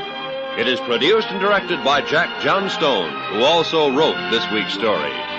Be sure to join us tomorrow night, same time and station, for the next exciting episode of Yours truly, Johnny Dollar. Roy Rowan speaking.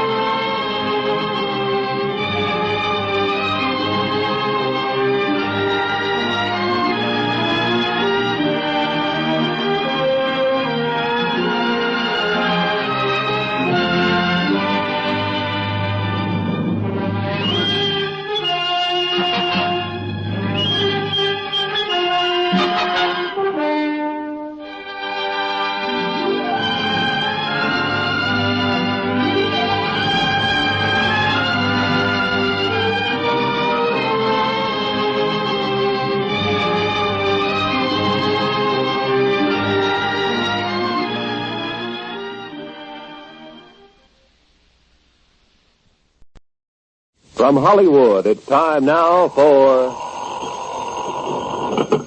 Johnny Dollar. This is Capitan Ramirez in Bluefield. Hello, Captain. Thanks for returning my call. Oh, you are now in San Juan del Perro? Yeah. Oh, soon you will know Nicaragua as well. Yeah, listen, Captain, I need your help. Can you get a plane down here for me? The one we brought has been wrecked. Oh, si, Senor Dollar. And if I were you, I'd come along with it.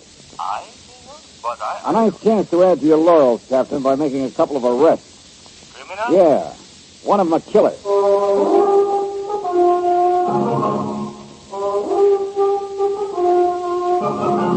Tonight, and every weekday night, Bob Bailey in the transcribed adventures of the man with the action-packed expense account.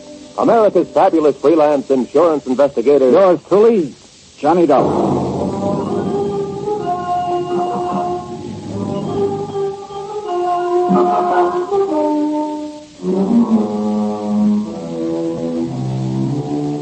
From Special Investigator Johnny Dollar, location San Juan del Perro, Nicaragua. The Universal Adjustment Bureau, Hartford, Connecticut. Following is the final accounting of expenses and report on my investigation of the sea legs matter. Expense account item 18, $1 American. Phone call to Captain Jose Ramirez to the Federal Maritime... I still can't spell it. Call it the Coast Guard. But a lot of things happened before I could make that call. Like the fast plane trip that we made to San Juan del Perro in the hope of finding the yacht, the Sea Legs, despite a big insurance claim based on its alleged loss at sea.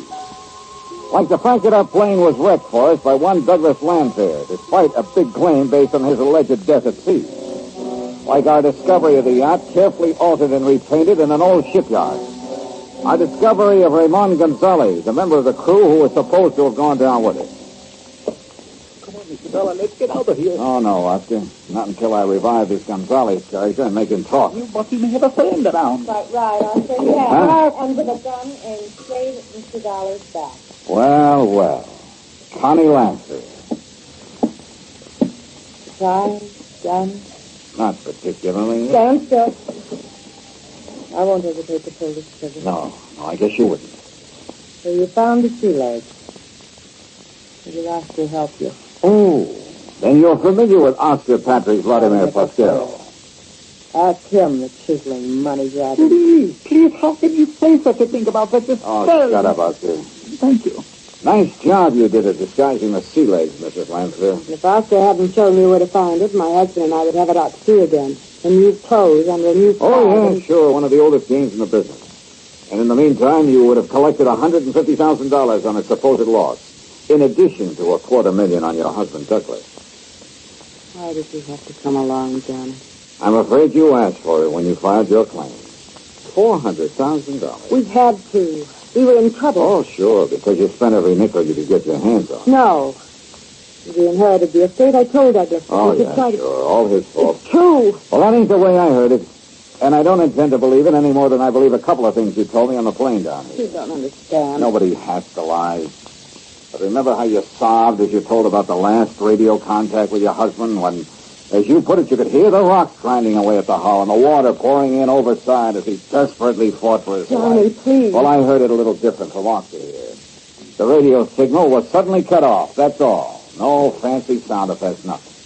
Oscar told you that? And what rocks, by the way, that smashed the sea legs? I flew out to the Baldero Islands and tried to find them.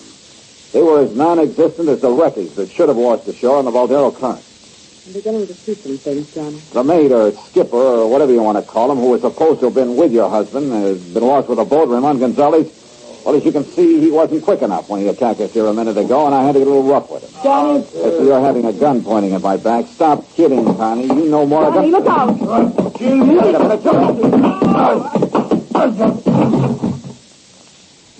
He was going to kill Mr. Dollar, but you were too good for him. Well, a lot of help you were. That his knife? Huh? Oh, yes. I think I'd better have it, Oscar, because, well, I see Connie Lancer made a hasty exit from the scene. She did? Well, what do you know about that? You didn't see her leave? Well, it's so dark in this old shipyard, and I was so worried about you, dear Mr. Dollar. Why don't you should be. Plenty worried. Huh? Look, why don't we get out I needed only two things when I came down here, Oscar. Proof, both of them. Why don't we get out of this dreary place, Mr. Dollar, and talk someplace else, huh? Where there's light. Oh, shut up and listen. Thank you. I found them both now. proof that Douglas Lanfear never died in a wreck of the Sea Legs, and proof that the Sea Legs was never wrecked at all. Except for a couple of details, the case is closed. One of those details is you. Me? Oh, you mean paying me for all the unvaluable help I've been... Oh, how nice. I take it in 20 Oscar, I'm going to lay the cards right on the table. And the money? I'll find it to you. Now listen to me. Connie Lanfear slipped away during our little ruckus here. But you could have stopped her as easily as you could have stopped this Gonzalez character from jumping me. She said she had a gun. A bluff. She didn't. But you did. Me? Oh, Mr. Dollar, I spotted that bulge under your left arm the minute you appeared in my hotel room that first morning. Well, don't reach for it because I'm carrying one too. Mr. Dollar, dear, I don't understand. Well, I do now. I've wondered from the beginning just why you insisted on sticking so close to me from the minute I arrived here in Nicaragua. All right. I will tell you the truth. The whole truth, even if it costs me a small, slight percentage of the munition fees you're going to pay me for the unestimable assistance I've been giving you. Oscar, you just won't give up, will you? The money. That's what it is, the money. Like I get from all the Americans who come here to Nicaragua. Only from you it was not for sightseeing, guiding, but for all the help. Like, for instance, the money you've been getting from the Lanfears? I cannot tell a lie, Mr. Dollar. I did get some money from Mr. and Mrs. Lanfear, you know, for various and Sunday services when first they came here, but why not, including the use of my radio sender? You see, if I hadn't known they would pay me well for the using of my radio... Your unlicensed my radio. unlicensed radio, because the license costs too much. I would never have been able to know about the wreck that didn't happen, and so skillfully lead you to the Baldara Islands and all the clues that I... Well, you know what I mean. What you really mean, Oscar, is that you expected a lot more from them if their crazy plan to collect on the insurance policies worked out. Well, sure, because... No, Mr. Dollar, no, I was only trying to help you. Think, Mr. Dollar, about all the things I've told you about. You were careful not to tell me a single thing that I wouldn't have learned anyway. Oh, Mr. Dollar... Why did you insist right off the bat that we fly to Puerto Gardo, for instance? Why, apparently to help me for a small pittance, of course. But actually it was to keep me out of the way while Constance Lanfear made contact with her husband here in San Juan del Perro. Oh, please, no doubt you worked that all out with her before you busted in on me that first morning. Then when we did get to Puerto Gardo, tried to prevent me from spotting the current that would have taken any wreckage from the island to wash to the shore on the sandbar at Puerto Gardo, if the Sea Legs had gone down. That isn't... No. I told you about that strong current of Gary Benford. Sure you did. But only because you realized at that point that I couldn't help finding out about it anyway. Mr. Dollar, you're making a crook out of me. Making a crook of you? Well, I have this little item, Oscar. When we started to land our plane and Douglas Lanfear came at us with his car, you know as well as I do that you could have avoided it. Kept us from snapping off our landing gear and crashing. Oh, it was nicely done, too. So that you wouldn't get badly hurt, but still be up and around to collect from Lanfear for it. Oh, Mr. Dollar, how can you even implicate such a horrible thing? You, my dearest, my undying Because friend. of your little suggestion along the way that I unfastened my seatbelt and relaxed, while you, I noticed, kept yours tight. One thing after another. And finally, of course, armed as you are, you not only let Gonzalez attack me, but you let Connie Lanfear escape as well. And all for money. Money. That's all you've talked about. How did you figure to collect for all this?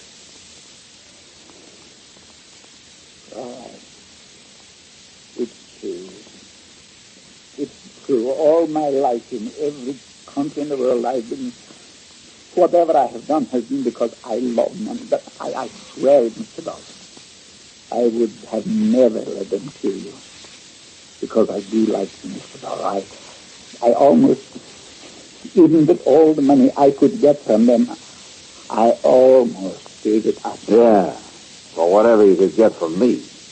Yes. And because you're such a nice man, I guess I'm not used to being around nice Mr. Dollar. Well, Mrs. Lanfear. What about her? Don't be too hard on her. It was all his doings. He had such a strong hold over her. The way he treated her, sometimes I almost thought she Wish she had gone down in the rest of the boat. What are you talking about? She's still in it. Because by now she's so far in, she has to stick with him. Don't you see? Oh, yeah, I suppose that does make sense. All right, what else? That's all. I opened up my whole entire heart.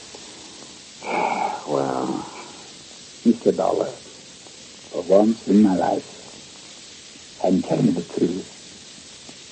I thought maybe I could persuade you to pay me more than they could. Then I could be on your side, on the good side, just for once. But now, I guess I can only beg for your mercy. One thing you haven't told me, where Douglas Lanphier is. You must know. Well, do you? Yes. Well, for maybe enough of a small pittance to get out of this country. Can't get over it, can you? Well, you haven't much of a choice this time. You will help me maybe just a little bit if I say. We'll see.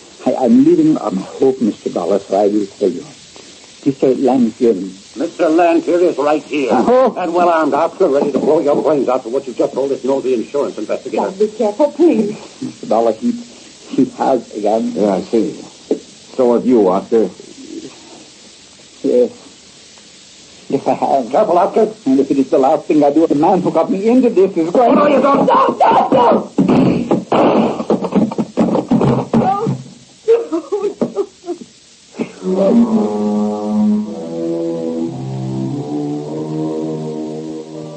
So, it was after that I called Captain Ramirez of the Federal Maritime. Someday I'll learn that word. And let him take charge. Extradition proceedings for Connie are underway. The U.S. courts will have to take over with her. And Doug Lanphier's body is being shipped to the States. Oscar's body? Well, I left some money with Captain Ramirez for a decent burial. Expense account total, $841.95. Remarks?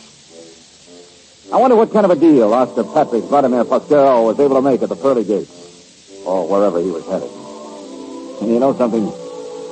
I kind of hope it was a pretty... Well, at least I hope it wasn't too bad a deal. Yours truly, Johnny Dollar.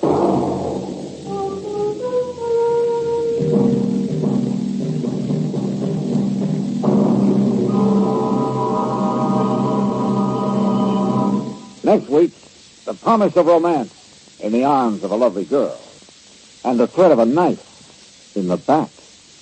Join us, won't you? Yours truly, Johnny Dollar.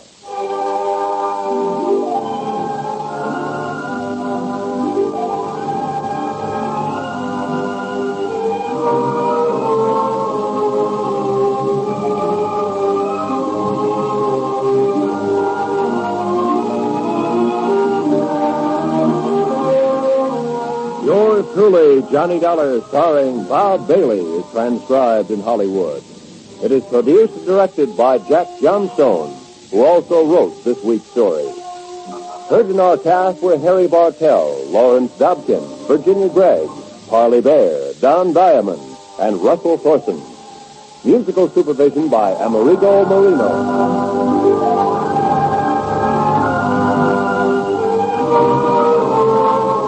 Johnny Dollar has come to you through the worldwide facilities of the United States Armed Forces Radio and Television Service.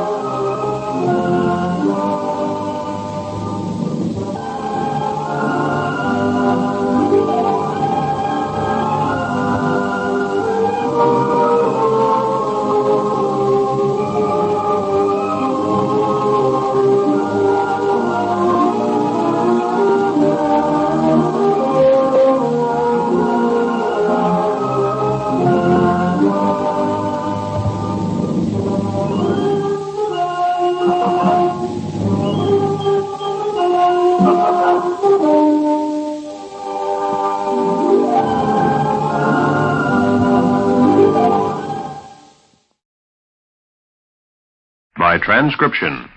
The Adventures of Sam Spade, Detective, brought to you by Wild Root Cream Oil Hair Tonic, the non-alcoholic hair tonic that contains lanolin. Wild Root Cream Oil. Again and again, the choice of men and women and children, too.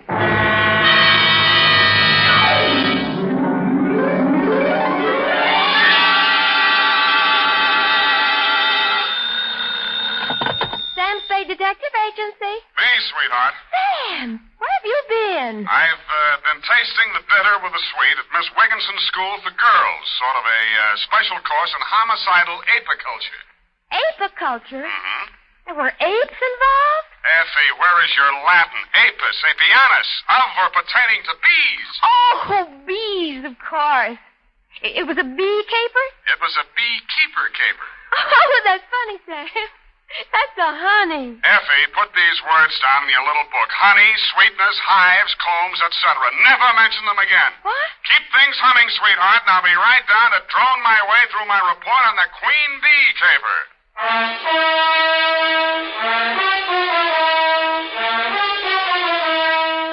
Dashiell Hammett, America's leading detective fiction writer and creator of Sam Spade, the hard-boiled private eye, and William Spear, radio's outstanding producer-director of mystery and crime drama, join their talents to make your hair stand on end with the adventures of Sam Spade. Presented by the makers of Wild Root Cream Oil for the hair. You know, during the summer, when you spend so much of your time out of doors, it's important to pay special attention to the care of your hair. To keep it right in place, to help keep it from getting dry, use America's favorite hair tonic, Wild Root Cream Oil. Wild Root Cream Oil grooms your hair neatly and naturally, relieves dryness, and removes loose, ugly dandruff. Use it every day. If you've never tried it, ask for it in the 25-cent Get Acquainted bottle, and ask for it by name. Wild Root Cream Oil Hair Tonic. Again and again, the choice of men and women and children, too. And now, with Howard Duff starring as Spade, Wild Root brings to the air the greatest private detective of them all, in the adventures of Sam Spade.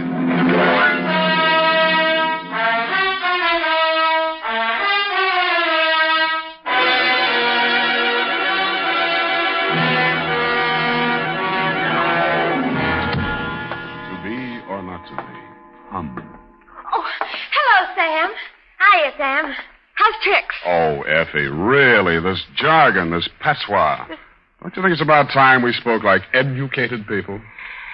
You know best, Sam. Every time I visit one of our institutions of learning, I find out something I didn't know. Oh, Sam, that's incredulous. Well, you just know everything. Yeah, I guess I do when you come right down to it. The bee, for instance. Bees are a genus of insects of the Hymenopterous order. What? Hymenopterous. Living in society is composed of one queen, or perfect female, a few males, or drones, and an indefinite number of undeveloped females, or neuters, which are the workers. That's me, I suppose. A neuter. Well, that's for you to say. Of course. And you know what else about the bee? What, Sam? Confidentially, it stings. Date, July 10th, 1949. To Miss Elizabeth Cowley, Miss Wigginson's School for Girls, Seacliff Drive, San Francisco. I wonder about girls sometime. And that's bad, Effie. Bad.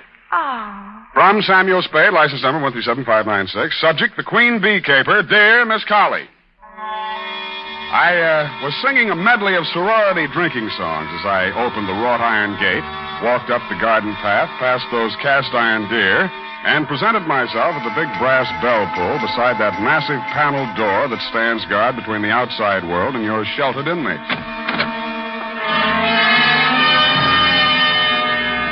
A little housemaid wearing dimity let me in and led me to your office. I sat on your chintz-covered sofa and looked at your drapes with their thriving beehive motif and waited for you with my back half turned to the open door. Yeah, hello, how are you?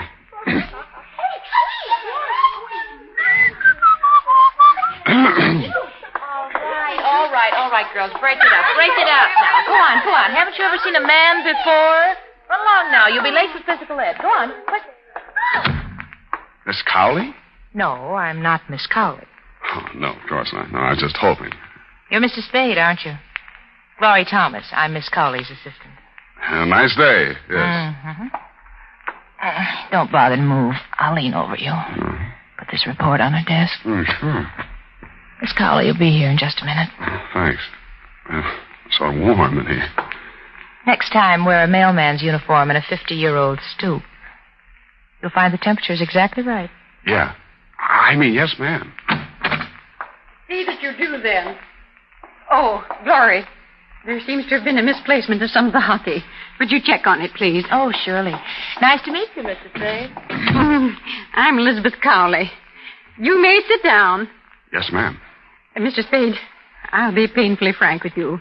A thief is at large in my school. Oh? Well, you probably have a good answer, but I'll ask it anyway. Why not call in the police? I have a good answer, Mr. Spade. My girls come from San Francisco's finest and wealthiest families. Mm-hmm. Miss Wigginson's has had an untarnished reputation for more than 3 generations. I'm sure. As headmistress, I must handle this matter with the utmost discretion. Frankly, I already know the thief. Are there any questions? Well, only one timid one. Who is it? I regret to say a faculty member is to blame. Glory Thomas. She was in here a minute or two ago. Oh, really? Well, why, Miss Thomas, you find any of the loot stashed away in her room? Well, no. No, not exactly. I haven't recovered any of the stolen articles, but I'm sure Glory's responsible. I'm certain she's the thief. You're just sure? I thought perhaps you might establish definite proof against Glory. You mean you want me to frame her? Oh, no, Mr. Spade. You misunderstand me. I don't think so, Miss Cowley. Oh, dear, I was afraid this would happen. I told Ursula, but then All right, I'll ask. Who's Ursula? Mr. Spade, I think I can trust you. It was Ursula who instructed me to call you. Ursula Cavanaugh.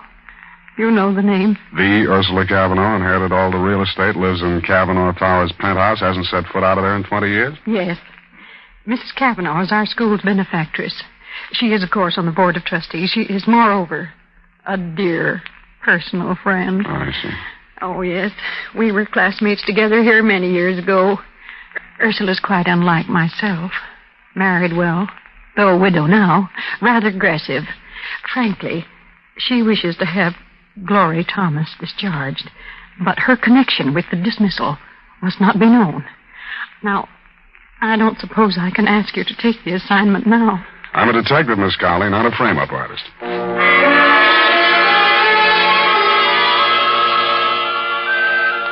I had to have my name called up in the lobby, and then 2 elevator trips later, I faced her on her penthouse terrace. Ursula Cavanaugh looked like a 1910 stock company lead out of Charlie's Aunt, smoking a black Italian stogie and gripping a cane like a shillelagh. 2 men were on the receiving end of her black snake whip of a tongue. A youngish guy, stockbroker type, and an individual in a morning coat who looked practically nude without a butterfly net. Oh, you're a fool and a nincompoop, Jelinek. I lost all patience with you ages ago. Not only are you incompetent, but you're also dishonest. Don't mind telling you that when the board of directors meets on Thursday, I intend to instruct them really, to have... Miss Cavanaugh, I've tried not to discommode you in any way. I endeavor in every detail to fulfill my responsibilities as manager of this hotel. Don't interrupt me. Auntie, I think you've got Jelinek and me all wrong. Now, the truth is... The truth is, Gerald, you're both a pair of thieving scoundrels. Now get out, Jelinek, before your weasel face ruins my digestion. Very well, madam. I remain at your service. No backbone, no spunk. And as for you, my dear nephew... I think I'll toddle along, Auntie. I ought to get back to the office. Control your little impulses, Gerald. I admire a little larceny in any man, but not at my expense. I was beginning to think I'd become invisible in that rarefied penthouse atmosphere. She hadn't even blinked at me while Jelinek slunk back to the lobby and Gerald toddled along to his office. The terrace was a riot of bloom. I don't know much about flowers, but she must have had them all there.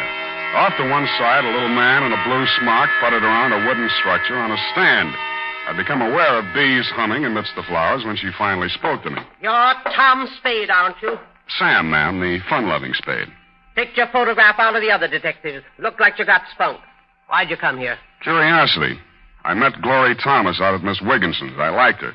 I wanted to see the type that would strong-arm her out of a job from a safe distance. Spunky. Come over here, Mr. Spade. I want to show you something. Piggott. Yes, ma'am. That'll do for now. Work at the other end of the garden for the time being. Yes, ma'am. Oh, Piggott, my gardener and beekeeper. Most taciturn individual. You know what this is? Well, I didn't, but now I can see it's a beehive. Yes, my own beehive. Fresh honey from a tea and fruit cake every afternoon. Fine old tradition. Observe this hive, young man. Honeybees are the most intelligent of all insects, surpassing even the ants. And why? Because one female controls a community of many, many thousands. I'm against it. Yes, Mr. Spade. The queen bee reigns supreme. The males are drones, quite useless. The female workers perform all necessary labor. No waste motion. No dissension. Well, some of my best friends are drones, and I just can't stand them. I think you understand me, Mr. Spade. I wish Gloria Thomas removed from San Francisco for an excellent reason. My nephew, Gerald Long, the young man who just left here, has developed absurd romantic notions about her. Yeah, so you want the romance busted up, but if you try to break it up openly, your nephew might get stubborn and even marry her. On the other hand, by framing her as a thief, you ward off the affair until you can figure out some other dirty trick. I knew you'd understand me, Mr. Spade. I admire bluntness in moderation. Well, what do you say to joining forces with me? Just one thing, Mrs. Cavanaugh. Nuts.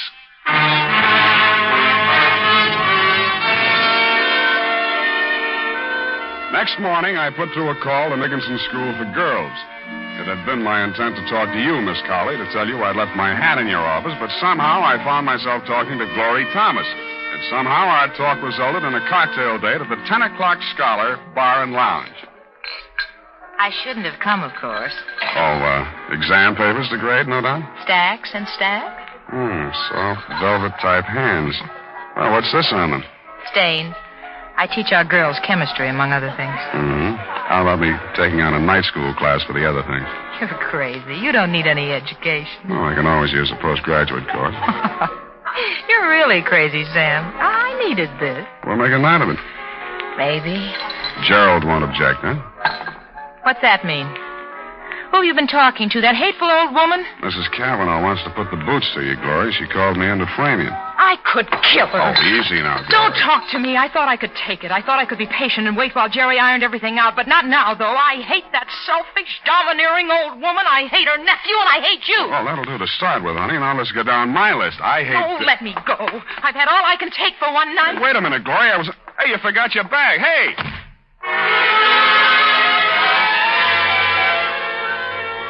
She disappeared around the corner as I came out into the street. It was starting to rain. As I stepped off the curb, I slipped and turned my ankle. As I limped onto Montgomery Street, I saw her disappearing into one of the tall buildings on my side of the street. It could have been the Cavanaugh Towers. I step and a half into the lobby thereof a few minutes later. As I came in, Jelinek, the manager, was getting off the elevator. He swatted himself several times in the neck and then went into a door marked private. No trace of Glory in the lobby. I looked in the bar. She wasn't there, but Albert Piggott, the beekeeper, was having a stinger. Oop. Now I'm beginning to feel good. Hey, who's this? I know that. Why, it's Mr. Spade. Sit down, Mr. I don't have Spade. time just now, Mr. Piggott. Tell me... Sit down. Sit down. Easy. I'm fired. Have you heard? I'm fired. Just a worker out of work. Turned out by the queen bee. Well, I'm sorry, Mr. Piggott. I imagine Mrs. Cavanaugh wasn't too easy to work for. I told her to keep away from the bees when I wasn't there. Well, she's gone and disobeyed me. One of the workers must have stung her. She's got a temper, you know. Ooh, my. Must have smashed the eye with her stick. Bees were everywhere, all over. And then she fired me. When was this, and why did she fire you? Just now, maybe half an hour ago. I knocked, and then there wasn't any answer, and then I let myself in. It was all dark. I couldn't even see her. Heard the bees, of course, but couldn't... Who was I? And I said, Mrs. Cavanaugh, you disobeyed me. And in this voice, this awful voice, she said, Mr. Piggott, you're fired. Get out. This awful voice from the dark. And Mr. Piggott, mind you, never before, just Piggott this and Piggott that. And hey, where are you going? Hey! I didn't bother to stop at the desk to get myself announced. I took the passenger elevator, then operated the penthouse elevator myself. No hands. Nobody answered my ring. The door was unlocked. I went inside. Crossed through the empty apartment to the terrace. The rain had just stopped, and the sunset cut a sudden shaft.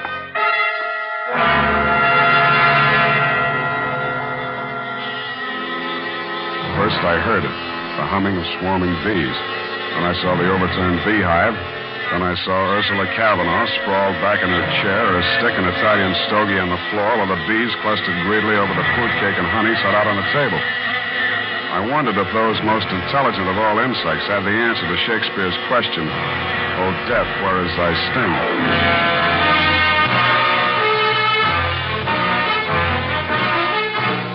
The makers of Wild Root Cream Oil are presenting the weekly Sunday adventure of Dashiell Hammett's famous private detective, Sam Spade.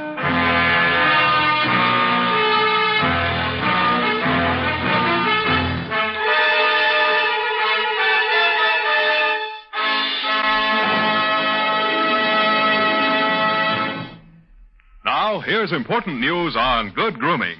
If you want the well-groomed look that helps you get ahead, socially and on the job, listen. Recently, thousands of people from coast to coast who bought Wild Root Cream Oil for the first time were asked, how does Wild Root Cream Oil compare with the hair tonic you previously used? The results were amazing. Better than 4 out of 5 who replied said they preferred Wild Root Cream Oil. Remember, non-alcoholic Wild Root Cream Oil contains lanolin. It grooms the hair naturally, relieves dryness, and removes loose, ugly dandruff. So if you want your hair to be more attractive than ever before, get the generous new 25-cent size of Wild Root Cream Oil, America's leading hair tonic, on sale at all drug and toilet goods counters. It's also available in larger economy bottles and the handy new tube. By the way, smart girls use Wild Root Cream Oil, too, and mothers say it's grand for training children's hair. Get Wild Root Cream Oil. Again and again, the choice of men and women and children, too.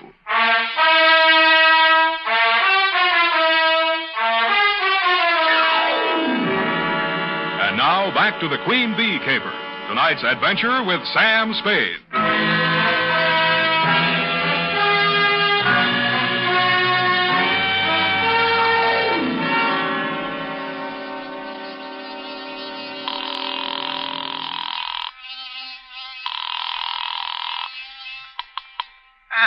Miss Wigginson. Miss Cowley speaking. Sam Spade. Oh, yes. You shouldn't have gone to see Mrs. Cavanaugh. I didn't make any promises, ma'am. Ursula was quite upset by your visit. Called me after you left her. Quite angry about it, Mr. Spade. Oh? She wanted to see me today. Our weekly half-day holiday, you know. But I simply couldn't face her. I'm sorry if I sound... I finally managed to doze off after everyone left for the afternoon. Have you called before? No, this is the first time. I'm at Mrs. Cavanaugh's place right now. Indeed. Does Ursula wish to talk to me? She can't. I beg your pardon? It might be a good idea if you'd come over here, Miss Cowley. Mrs. Cavanaugh's dead. What was that? Mrs. Cavanaugh's dead. And since you're her oldest and closest friend... Yes, Mrs. Spade. I'll come immediately.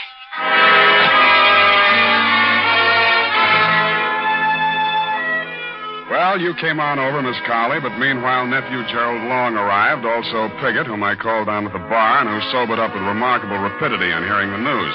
Gerald was shaken up by his great aunt's demise. We waited for the family doctor to arrive and watched Piggott entice the bees back into the hive. You turned up soon after and tried to soothe Gerald's nerves. The hotel manager, Jelinek, also flooded in. The doctor diagnosed cause of death as shock from formic acid, the secretion bees inject into the bloodstream with their stingers. We all stood around thinking our various thoughts as the doc voiced this verdict. Piggott was the one who voiced an epitaph. She really knew nothing about bees, you know. The queen bee was all important, she thought. But there's always a rebel in every hive. The queen bee is always deposed sooner or later. The worker bees go on and on, but the queen bee can't reign forever. After that, we all left and went our various ways.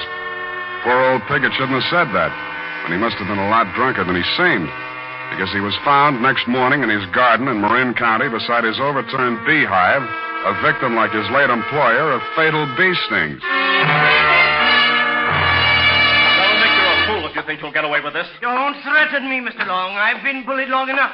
I don't intend to lose my position here now Mrs. Kavanaugh's gone. I've taken all I could stand from her, and I don't intend to let you walk all over me. I'll do whatever I think needs to be done, Jelinek. Well, if you're trying to insinuate I that I can haven't... cause you as much trouble as you cause me, maybe more. With what I found out about you now... Get out of here. Go on, beat it before I break... How did you get in here, Spade? Door was open. Well, if you're here to collect any kind of bill, I want to know what services you rendered. Nothing's rendered yet. But I figured you might like to know that Aunt Ursula was murdered. Murdered? You can't say that. Not in my hotel. Shut up, Jelinek. You need proof to back that up, Spade. I've got it. Piggott. What? Piggott's dead. How do you know? His doctor just called me. Yeah. Well, that's why I know your aunt was murdered. I've just been out to Marin. Had quite a session with that doctor. Well, where's your proof, man? Who'd want to kill her? Well, oh, stop it. Practically everybody who knew her. Really, now, I must protest this disrespect to the memory Shut up. of the... Go on, Spade. Go on. Start getting specific. Well, specifically, Piggott's doctor, because of what I suggested, examined the dead man again, found the mark of a hypodermic, plus the fact that a concentrated solution of formic acid killed Piggott. Piggott's next-door neighbor said he'd been stung as often as 10 and 12 times a day.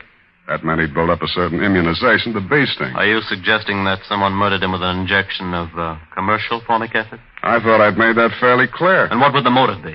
To keep him from talking about his employer's murder. I see. Well, is that all? Yeah, except that his neighbor told me somebody answering your description called on him this afternoon. Mike? Oh. Well, yes, but Spade, look here, I can explain that. Allow me. Hello. Gerald, hello, darling. I'll be through in about an hour. Just got to check supplies in the chem lab, and then I'll be home and show you what a cook I am. You better be pretty I'm sorry, just a second. Here's Gerald. For you, Gerald, your wife. Oh. Hold on a second, honey. Spade, look here now. You can't drag her into this thing. When did you get married? Yesterday afternoon. Husband and wife. No testifying, huh? Well, I don't think I'll need your testimony.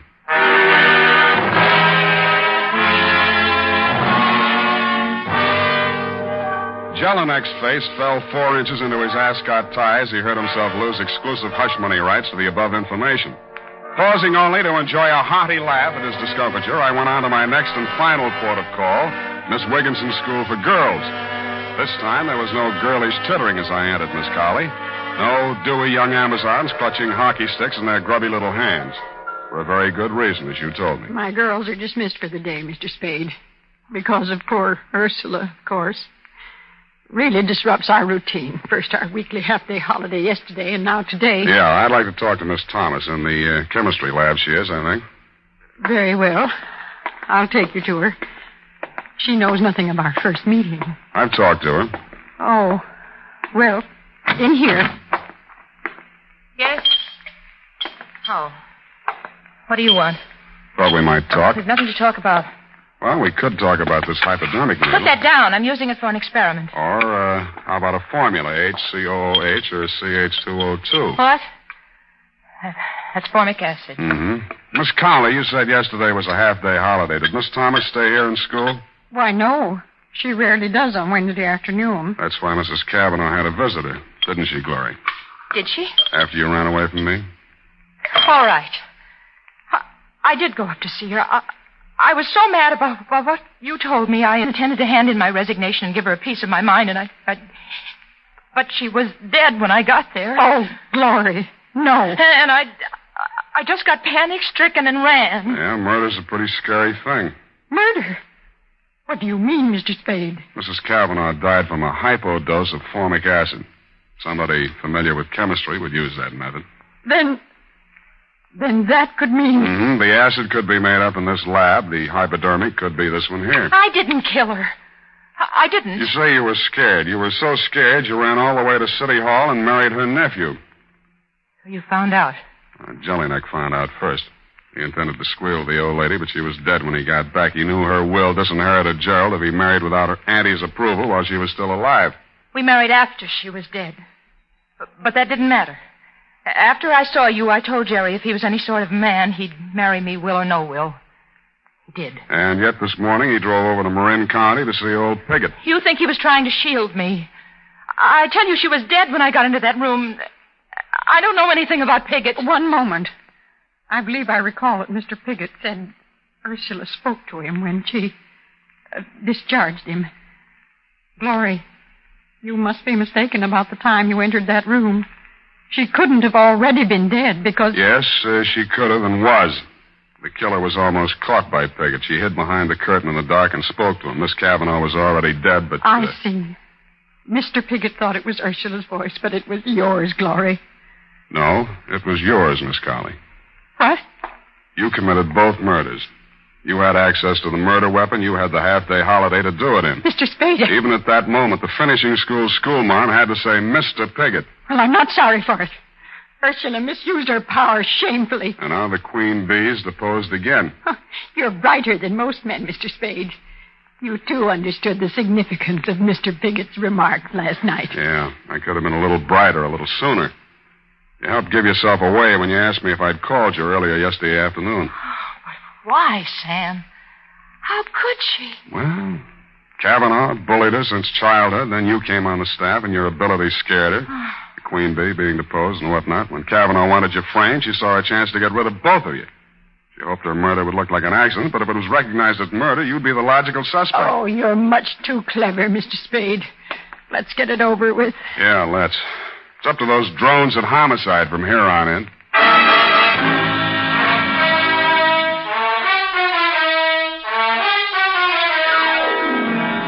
Period and a report. Sam, Yes, Evie?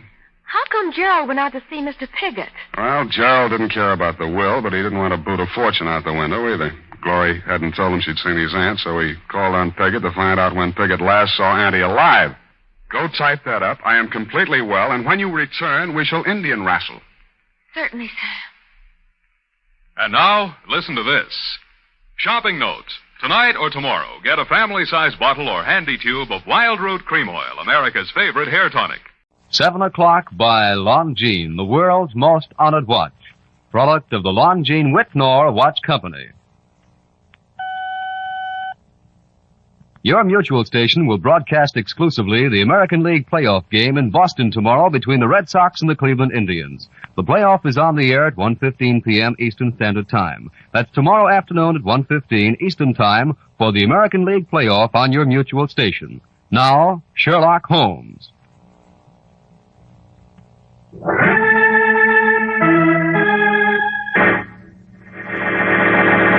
The makers of Clipper Craft Clothes for Men and more than 1,200 leading retail stores from coast to coast present Sir Arthur Conan Doyle's immortal character, the world's most famous detective, Sherlock Holmes, starring John Stanley.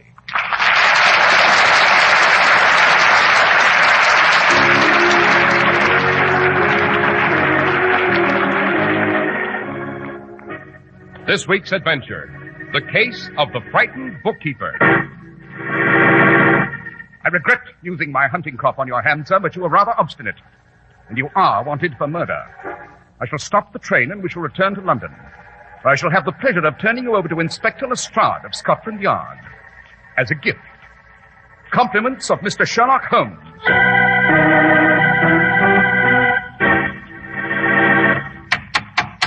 Well, here we are again at the door of Dr. Watson's study, ready to hear another exciting story from the good doctor's memoirs.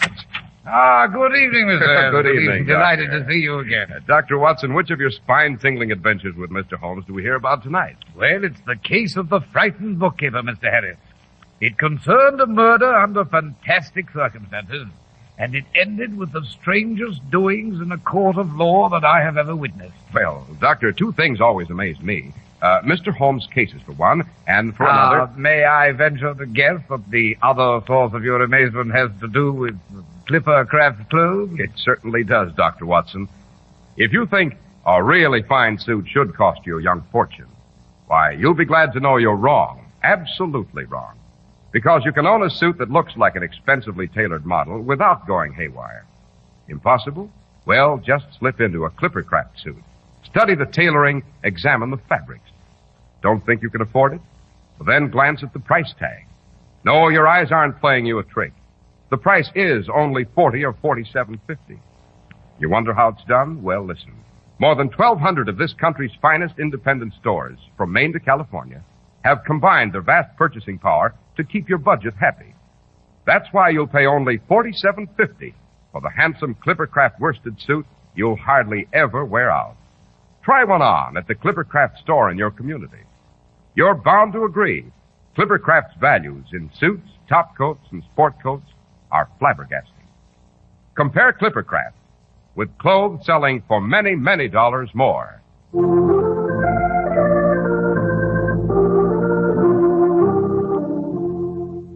And now, Dr. Watson, just what was the frightened bookkeeper afraid of? This story, Mr. Harris, begins shortly after 9 in the morning on Lombard Street.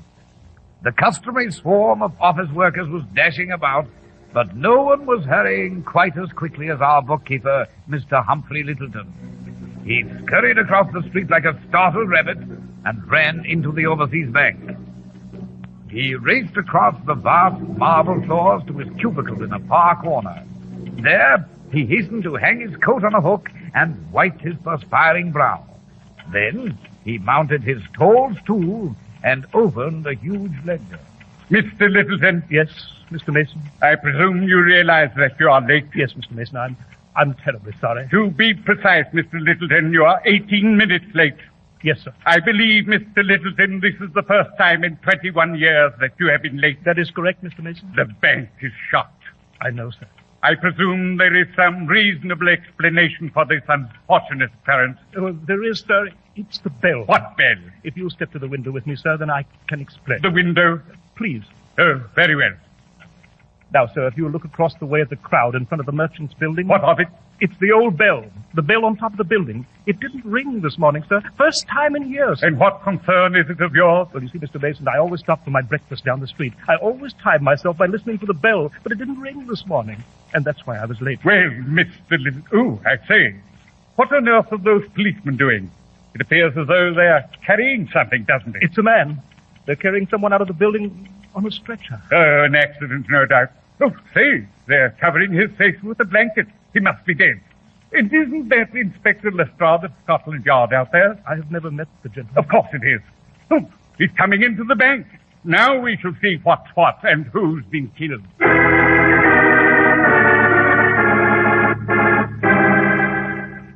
Mr. Littleton. Yes, Mr. Mason. May I present Inspector Lestrade of Scotland Yard? Happy to make your acquaintance, Inspector. How do you do? Mr. Littleton, you were late this morning because the bell on the top of the Merchants Building failed to strike the hour of 9. Yes, Mr. Mason. Inspector Lestrade informs me that the bell did not strike because something had fallen into the mechanism. Do you know what it was? I haven't the remotest idea. It was a dead body. Really? It was the body of a Mr. Henry Bennett. Henry? Mr. Bennett was murdered. What? You committed the murder, Mr. Littleton. I? Well, You were late because you did not simply stop for breakfast. You also stopped to do away with Henry Bennett. Humphrey Littleton, you're under arrest. No, I didn't kill him. You can't arrest me. You can't. Keep him away from that door, Inspector. The bank keeps the gun there. Why, I have the gun. Now, out of my way or I'll shoot you. You haven't a chance, Littleton. We'll find you. I don't think so, Inspector. I'll take my coat if you don't mind. Don't call to your men. I can still see you very well. If you budge or say a word, I shall kill you. Oh, I never thought he had it in him. Mr. Littleton, a murderer. And now we'll have to search all London for the rascal. Stop that man! Stop him, I say! After him! After him!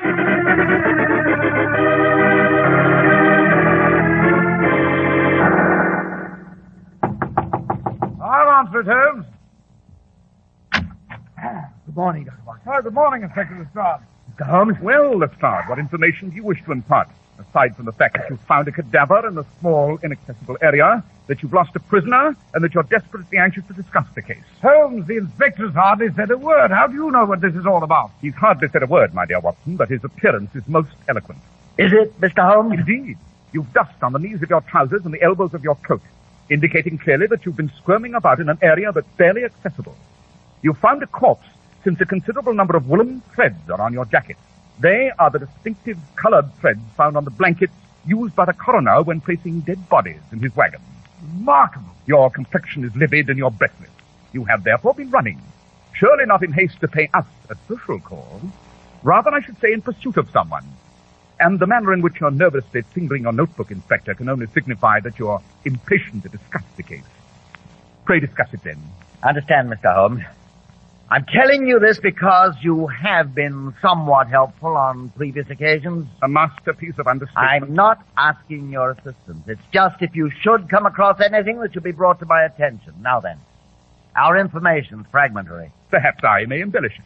We found a corpse lying across the mechanism of the gigantic bell on top of the Merchants Building on Lombard Street. Who was the dead man? A Mr. Henry Bennett. Bennett, yes, I have a card on him. Who is he, Holmes? Oh, a petty thief, tiresome record of criminal trivia, served a few short prison terms, bit of flotsam on the sea of the London underworld. Bennett's skull was split open.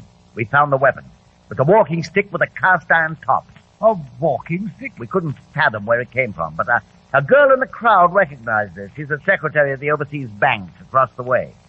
The bank had presented the walking stick to one of its bookkeepers. It's a memento of 20 years' service. And the bookkeeper's name? Humphrey Littleton. Find anything else? Yes. There was a letter on the body, obviously a blackmail note, addressed to Humphrey Littleton. Oh, how did the note read? It said, Merchants Building, Tuesday morning, bring usual payment, be sure you keep mum. It was scrawled in pencil, wasn't signed, of course. Any eyewitness?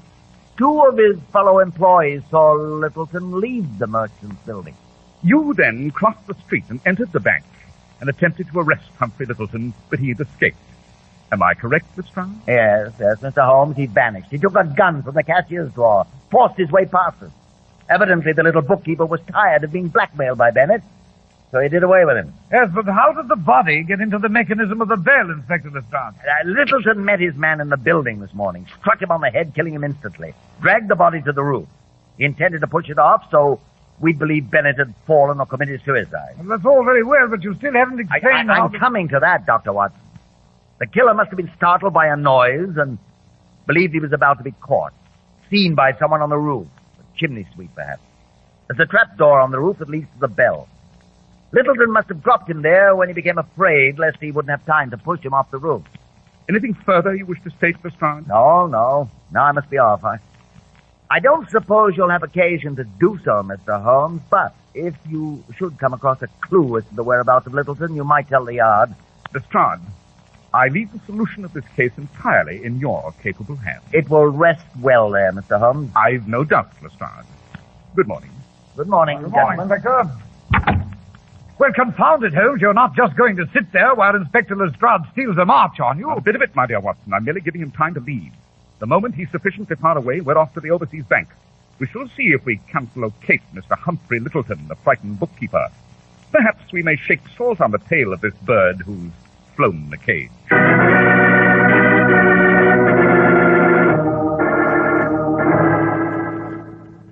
This is the photograph of Mr. Littleton, Mr. Holmes, from our files. Ah, yes, Mr. Mason. And this is the cage where he worked, Mr. Mason? Yes, Dr. Watson. I see.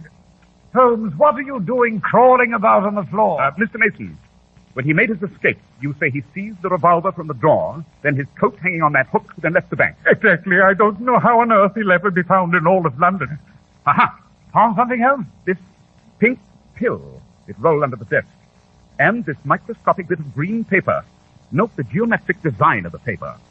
Both items are most informative. Pill, green paper? That copy of the Evening Star on the desk, Watson, please. Oh, first you find the pill, and then you want to read the newspaper. What are you up to, Holmes?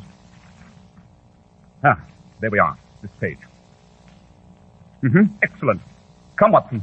Mr. Mason, we shall have the killer in a jiffy. But Holmes is... With no time, Watson, no time. Good morning, Mr. Mason. Yes. Oh, yes. Good morning. Where are we off to, Holmes? Victoria Station, as quickly as a cab will carry us. And why, may I ask? Because, my dear Watson, it's there that we shall find Mr. Humphrey Littleton, if we're not too late. We shall find him with the aid of this pink pill and the geometrically designed speck of green paper.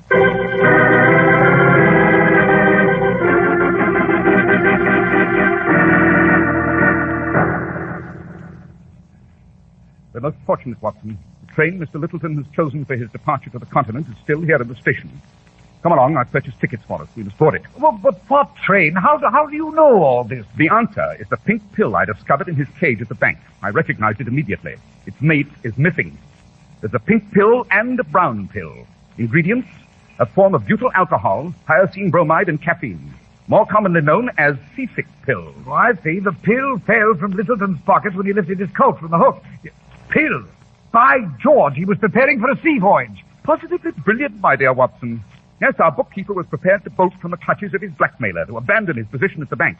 He was preparing for a sea voyage, timid soul that he is, by securing pills. This gate, Watson. All right, thank you. But why did you read the Evening Star? To examine the travel section. Not a single passenger ship sails today for a far-off port. There are simply the regular daily sailings across the Channel to France. Of course, I had to fortify this clue with more tangible evidence. The particle of green paper? Easily identifiable. It was a familiar green paper utilized for the printing of railway tickets. As for the neat pattern of it, it was definitely the portion punched out by the ticket seller. The railways maintain an infallible system of tracing those punch marks, Watson. Each punch has a peculiar design of its own. I was quite correct in surmising that Littleton was headed across the Channel via Victoria Station. His tickets for the train to Dover, the train we're about to board. Shall we? This compartment? So the agent said. I say, Holmes, do you expect the killer in this compartment? Yes, I realize it's empty now, but he'll arrive most assuredly. All right, step in, Watson. Step in. Oh, thank you. Oh, by the by, while I was waiting at the gate, I glanced at the newspaper, Holmes. There's an item about this crime. The eminent counsellor, Mr. Francis Ridgway, upon being informed of it, has volunteered to defend Littleton without a fee. Really? You know, this is an extremely dangerous method of dealing with a killer. Holmes, we're leaving, and he isn't aboard. You must have made an error in your deduction. Impossible. We're moving. Yes, and someone's out there trying to jump on. Open the door, Watson. Oh, right you are. Thank you. Thank you. I thought I'd never make it. Are you gentlemen going to Dover? Yes. And you? To Dover. Then the Channel steamer. Well, since we've a journey of 2 hours together, perhaps we should introduce ourselves. This is Dr. John Watson. How do you do? My name is Sherlock Holmes. What is your name, sir? What is your name, sir? Barkley. George Barkley. I beg your pardon. Your name is Humphrey Littleton, and you're wanted in London for committing murder.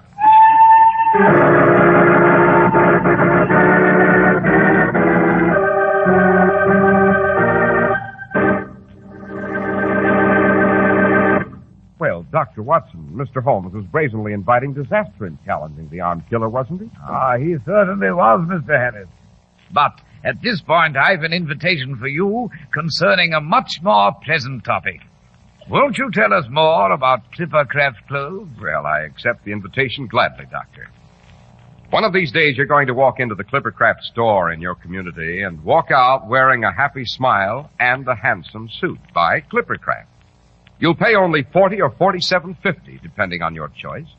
But you'll deserve all the admiration your friends will voice, because yours will be an investment in one of America's greatest clothing values. Yes, Clippercraft is just about the finest clothing value America can offer you. You see, more than 1,200 fine stores from coast to coast have concentrated their enormous buying power to really put the brakes on your high cost of living. Why, it's clear as daylight that a project of Clippercraft's scope keeps Clippercraft's great tailoring plants operating at full speed the full year round. You get the savings this money-saving plan makes possible.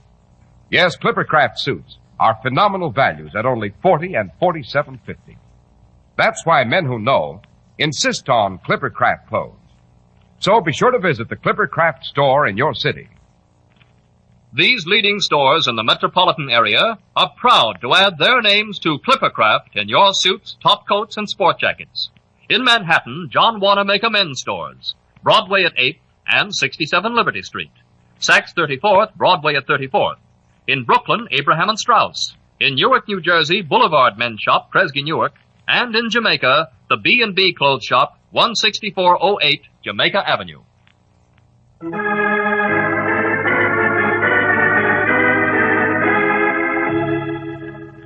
Now shall we return to the frightened bookkeeper, Mr. Harris? Well, we can't return to that train fast enough for me, Dr. Watson.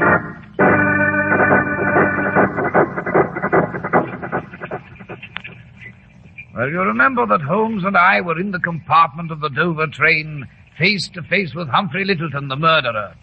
Holmes had just identified him. What makes you think that I'm Littleton? Suppose you answer one question, sir. Will you leave this train and return to London in our custody?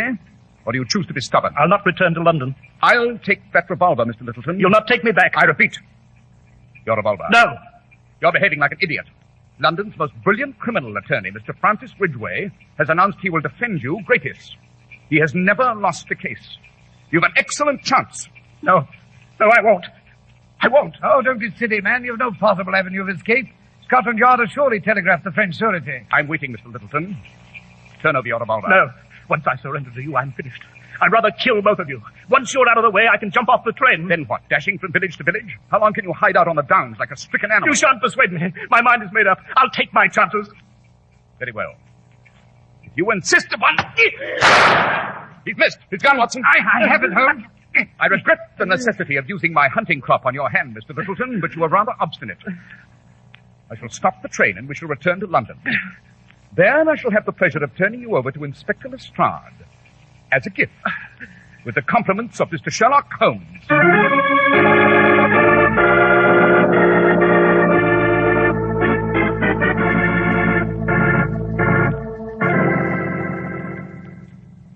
Well, Holmes, the morning newspapers say that Littleton is safely locked in prison. I must say you handled that case with astonishing speed. I've hardly even had time to catch my breath, and it's over. It's not over, Watson. What do you mean it isn't over? I'd say from the moment the murder was committed, events moved with a relentless logic. And hardly employ the word logic, my dear Watson. That's what disturbs me. So hurry, finish your breakfast. We're off to the Merchants' Building. But why, Holmes? To visit Mr. Francis Ridgway, counsel for Littleton's defense. Why? To ascertain how he plans to defend the bookkeeper. Well, it should be a simple, speedy trial, shouldn't it? Perhaps.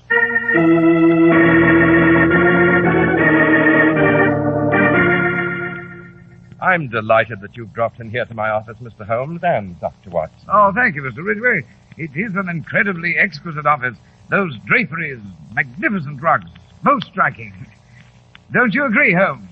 Yes, quite. May I ask, Mr. Ridgway, what sort of defense you plan for Humphrey Littleton? Well, there isn't a scrap of evidence on his behalf, Mr. Holmes, and he admits he was being blackmailed by the dead man. You see, Littleton once needed money desperately for his wife, who was ill. He took some from the bank and juggled his books to cover up. Bennett knew about it, but Littleton denies committing the murder. Says he was never on the roof of the Merchants' Building. Says his walking stick was stolen from his flat. No one will believe him, I'm afraid. I don't suppose you've learned anything that would help me, have you? No, I have not. To make matters worse, he bought that ticket to France. He claims he wanted to chuck his position and run away just to avoid the blackmailer. But the jury will interpret it as a plan for escaping after committing murder. Oh, I shall paint as stirring a picture as I can of the miserable creature. Hounded by a petty thief, he became fed up, that's about all. I shall fight every inch of the way, but confidentially, this may be the first case I've ever lost.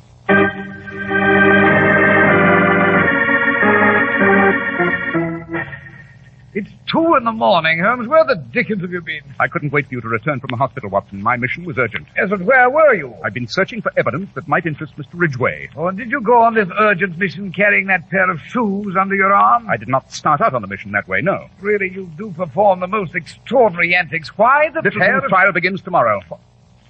You mean you've got something that might acquit the bookkeeper? The grim fascination of a trial for homicide, Watson, is that the results are most unpredictable.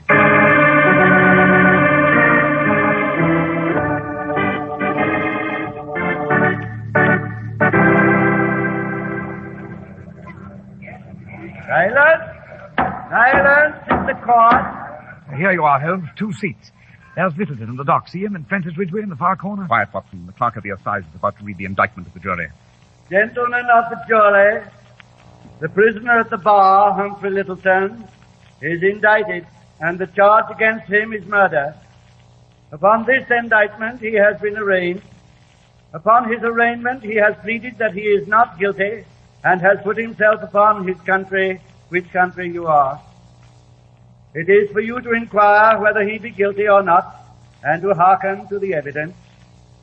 The Crown charges that on the morning of July 19th, Henry Bennett was ruthlessly attacked and died instantaneously when he was struck upon the skull by... Mr. Francis Ridgway! Good heavens. Silence! Sit down, Holmes. What the... Silence in the court! Mr. Holmes, What is the reason for this disturbance? May it please your lordship, gentlemen of the jury. Henry Bennett was not murdered by Humphrey Littleton, the prisoner in the dock, but by Mr. Francis Ridgway, counsel for the defense. Silence! May it please your lordship, I do not know why Mr. Holmes has chosen to interject this fantastic assertion, but Mr. Ridgway. Mr. Holmes. My lord. You have on many a previous occasion made a substantial contribution to the enforcement of law and order. The court will entertain a statement. I protest, your lordship. Go on, Mr. Holmes, tell them. Tell them I didn't do it. I didn't do it. God help me, I didn't do it. Silence! The court will entertain a statement by Mr. Sherlock Holmes. Mr. Ridgway, it originally struck me as curious that a counsel possessing your perfect record should volunteer for a case so obviously doomed to defeat. Could it have been that you wanted to have the case because you wanted to lose it? Idle speculation. I visited your office to develop my theory. Dr. Watson admired your draperies, but I noticed a black spot on your rug. It was tar. Although you may have vigorously cleaned the remainder of your office, you neglected to remove that one speck. Oh, go on, Holmes, go on. Where did the tar come from, Mr. Ridgway? Well, the murder was committed on an extremely hot day. On the roof of the merchant's building, the tar melted. It came off on your shoes. After killing Bennett on the roof, you returned to your office soiling your rug. Preposterous. Conjecture on your part, sir. Last night, I was on the roof of the merchant's building. I made plaster casts of the killer's footprints. I then paid a midnight visit to your deserted office, Mr. Ridgway. I found a pair of your shoes in a closet. The casts, which I'm prepared to submit as evidence, match your footprints perfectly. Inconclusive evidence. Utterly inconclusive. In addition, I took a sample of the tar from that same roof and compared it with a sample from the tar on your rug. I have here a report based on experimentation at home to the effect that both samples match perfectly in chemical content. Proof. I demand proof, sir, that I actually committed the murder. And you shall have it. There is a young gentleman waiting outside at my request. His name is Bob Dexter. What is most important about this young gentleman, however, is not his name. It is his occupation. Mr. Dexter is a chimney sweep. My friend, Inspector Lestrade's thesis was correct. There was a noise that startled the killer. It was a chimney sweep. Mr. Holmes, do you request that the witness be summoned now? In a moment, my lord. I made inquiries. I found this young gentleman at his home in Stepney. I persuaded him that accepting your bribes to keep silent, Mr. Ridgway, was a disgraceful crime. He is prepared to testify that he overheard your angry conversation with Bennett upon the roof. Mr. Holmes, what was the subject of the conversation? My lord, the conversation revealed that while Bennett was in prison, he secured information from his fellow prisoners, from your victims, Mr. Ridgway, your dupes who served while your clients were scot-free. Once released, Bennett patiently gathered canceled checks, notes, photographs, overwhelming evidence about your career, your brilliant career, was founded upon a tissue of lies, bribery, forgery, coercion. You invited Bennett to the building to purchase his collection. But you killed him with Littleton's walking stick, which you'd stolen to be sure the evidence pointed to the helpless bookkeeper. Now, shall we call Mr. Dexter, who saw you do away with Bennett? May it please your lordship, I should like to make a request. Proceed, Mr. Ridgway.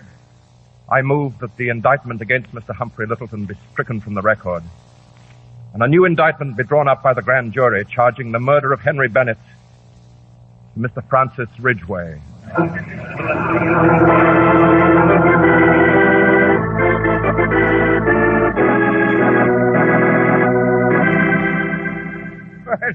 By Jove, Holmes, now that you're relaxed in your chair with your pipe, you must take the time to tell me precisely what did happen on the morning of the murder. I confess I'm still a bit puzzled. It's painfully obvious, Watson. Bennett was blackmailing both the bookkeeper and Mr. Ridgway. Ridgway knew it. Littleton didn't. Ridgway sent a message to the bookkeeper enticing him to the merchant's building that morning. He'd previously stolen the walking stick. I see. But before the bookkeeper was due to arrive, Ridgway killed Bennett with Littleton's walking stick. Then Littleton came along, innocently enough, expecting merely to make his regular, insignificant payment to Bennett. He saw a crowd, became frightened, and dashed off to work at the bank. Well, I'm still amazed at how you arrived at the proper solution. Confound it, Holmes, how do you do these things? Elementary, my dear Watson. Elementary.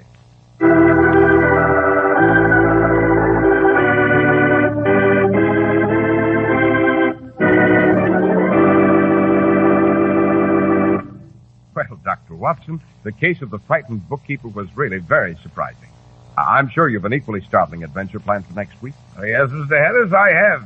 It's called The Adventure of the Guy Fawkes Society, a secret cult whose membership consisted entirely of fanatics devoted to one of the most horrible purposes imaginable. Of course, nothing on earth could keep Holmes from joining the society. Well, Dr. Watson, we shall be standing impatiently at the door of your study next week for The Adventure of the Guy Fawkes Society.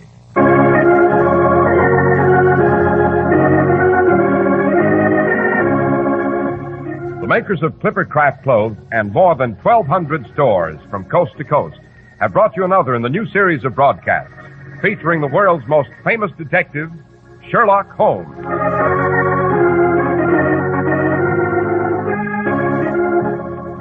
Our stories are based upon the character Sherlock Holmes, created by Sir Arthur Conan Doyle, and the program is produced and directed by Basil Loughrane. Sherlock Holmes is played by John Stanley, Dr. Watson by Ian Martin. This week's story was written by Howard Merrill, with special music by Albert Berman.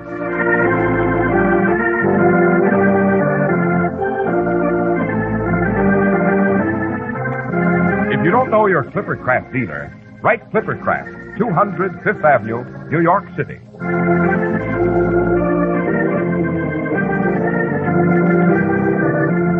Be sure to listen next week to Sherlock Holmes in The Adventure of the Guy Fawkes Society.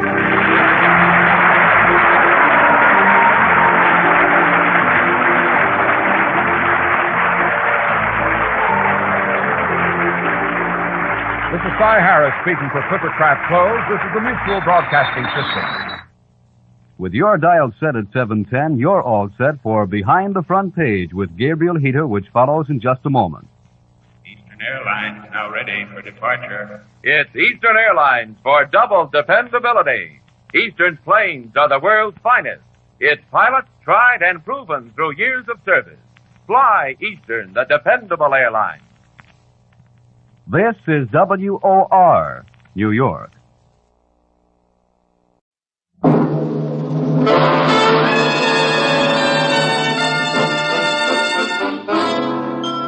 Dangerous Assignment, starring Brian Donlevy as Steve Mitchell.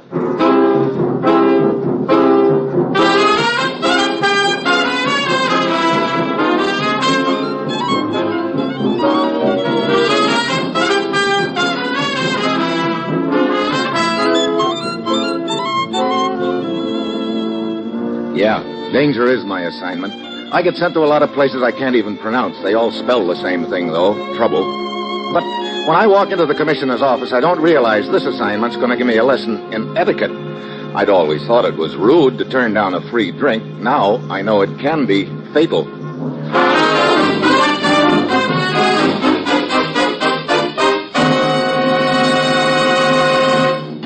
Morning, Commissioner. Ruth said you had an assignment for me. I do, Steve. Ever done any bullfighting? Bullfighting? Well, I've shot a little in my time, but never fought any. Why?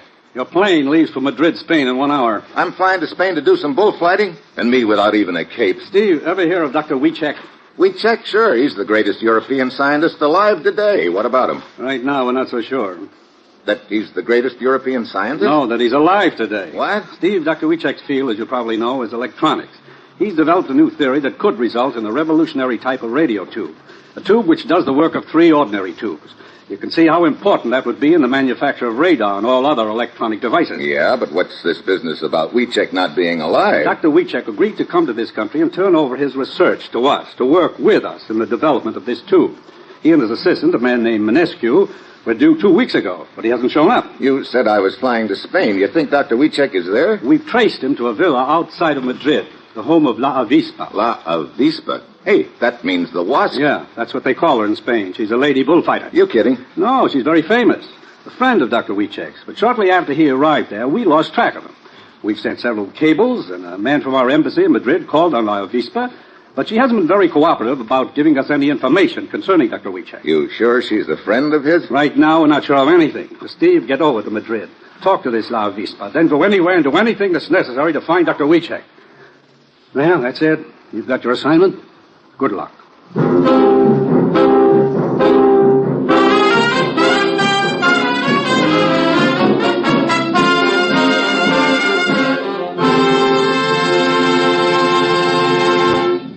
National Broadcasting Company is presenting Dangerous Assignment, starring Brian Donlevy in the role of Steve Mitchell, colorful, two-fisted government agent.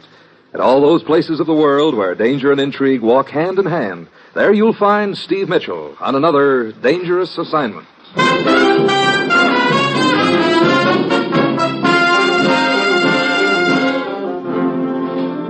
Sure, I've got my assignment. Fly to Spain and find Dr. Wiecek. On the surface, it sounds pretty easy, but there are just a couple of small details that could make it not so. First, I'm sure to run into some boys along the line who'll be all out to prevent me from finding Wiecek. And second, I'm slated to tangle with a lady bullfighter known as the Wasp.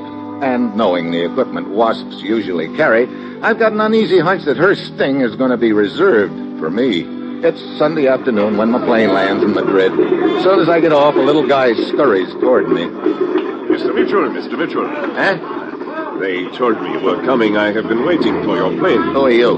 Manescu. Oh, yeah, the commissioner told me about you. You're Dr. Wiecek's assistant, aren't you? Yes. Look, what's the deal? Have you any idea where Dr. Wiecek is? No, none at all. And I'm quite worried about him. You see, Dr. Mitchell, when Dr. Wiecek and I decided to come to the United States, we realized there might be people who would try to prevent it, particularly in our own country. Yeah. So we decided to split up, to travel separately to Spain. We were to meet at the villa of this La Avispa. Dr. Wiecek left first. I followed a few days later. But when I arrived here in Madrid, I could not find Dr. Wiecek. And La Avispa could not give me any information about him. Couldn't or wouldn't? I am not sure which. Was Dr. Wiecek carrying his research notes with him? Yes, but the papers themselves are worthless. What do you mean? The basic formula Dr. Wiecek did not write down. He kept it in his head. Well, that means we gotta locate him. I think I'd better have a talk with this La Avispa. Where's her villa? Outside the city, but you will not find her there now. She is at the Plaza de Toros. The bullfight arena? Yes, the corrida or bullfight is in progress. Okay, let's go to the arena. I'd like to see the Wasp in action. See just what kind of a sting she carries.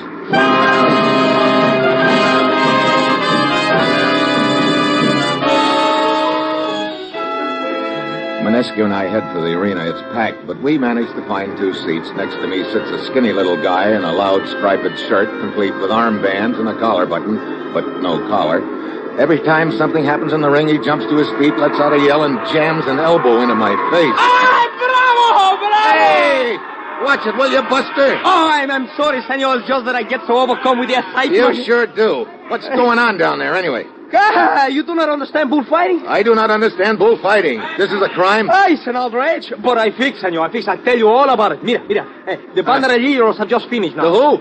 They are the ones who flame the darts in the bull's neck. Now comes the suerte de matar. Suerte de... Hey, now look. That's the kill, senor. In a moment you go to... Hey, caray, la avispa! La avispa! Hey, will you watch that elbow? Lo siento, sorry, senor.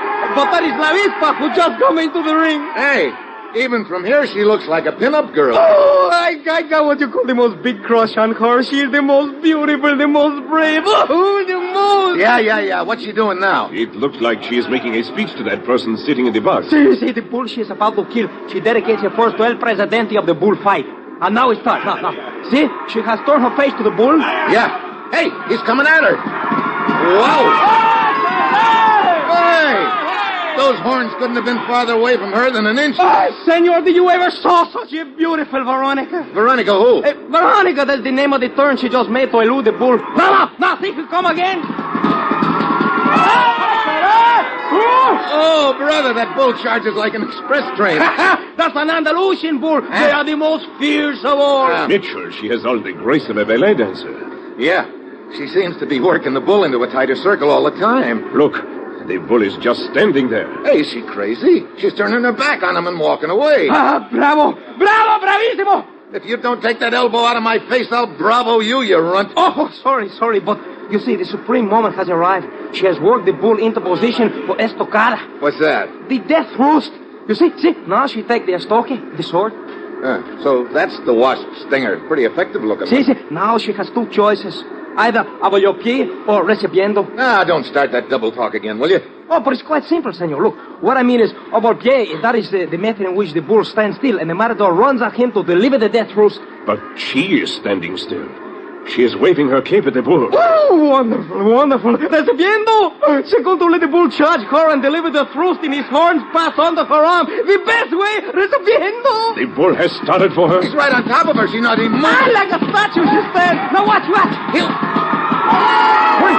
She twisted at the last moment and broke the sword home. Oh, bravissimo, la vista! Oh, senor, the bull is down. One thrust, he is done for. Oh, boy, great thing to watch on an empty stomach. Look. El president of the bullfight. Yeah. He's making the sign.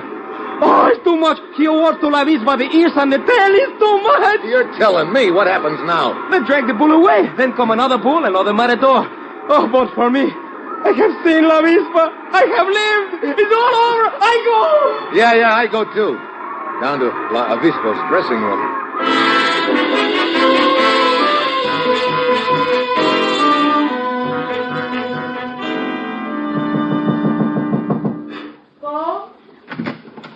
La Avispa? See?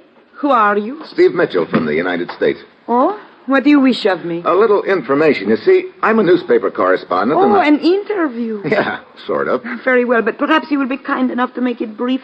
I'm rather tired. I shouldn't wonder. That must be quite a workout. How'd you happen to get into this business, love? You may call me Consuela. With me, this is not a business. It's much more than that. Oh? But you, as a reporter, had better write down that I do it for money or for publicity. These things people understand. My real reason, this they would perhaps not understand. What is the real reason, Consuela? We all of us look for reality. We find it in different ways. I find it in the arena. In that moment the bull charges me, I am alive. You, feel alive by killing something, huh? Well, that is one way of looking at it, I suppose. But what do you do between times? I mean, you can't be fighting bulls all the time. It's quite simple. When I finish fighting one bull, then I wait to fight another one. Oh, no social life, huh? To be a matador such as I, it is necessary to purify the mind, to purge it of all else. Oh. Ever occurred to you that you might be missing a few things in life that way? Oh, perhaps. If I ever found something, or someone who did for me what the charge of the bull does, well, then it might be a different matter. Well, sounds like it'd be a pretty tough act to follow. Huh? I'll skip it. Another thing, Consuela, I'd sort of like an interview with your house guest, too. I have no house guest. I mean, Dr. Wiecek. I understood he was staying with you. No longer. Oh? He left my villa a week or more ago. Any idea where he went? I understand he was going to the United States. I do not know. I see. And you're sure he's not at your villa? I have just told you he is not, senor. Now, if you will pardon me, I'm quite tired. Yeah, sure. Thanks for the interview, Consuela. I'll see you around. What did you find out from her, Mitchell? No more than you did, Minescu. She said Dr. Wiecek had left for the States a week ago, but I think she's lying. Perhaps she is. Hold it. Sounds like she's on the phone. Mrs. Consuela, a man was just here. Steve Mitchell. He claimed to be a newspaper correspondent, but I do not believe him. He may be an agent. You must be careful. Who was she talking to? I don't know, but I do know she's involved in the deal some way. It is hard to believe. Dr. Wiecek considers her to be a good friend. I guess you never can tell. Well, I guess I'd better find me a hotel, Minescu. Then I think I'll pay another visit to La Avispa at her villa.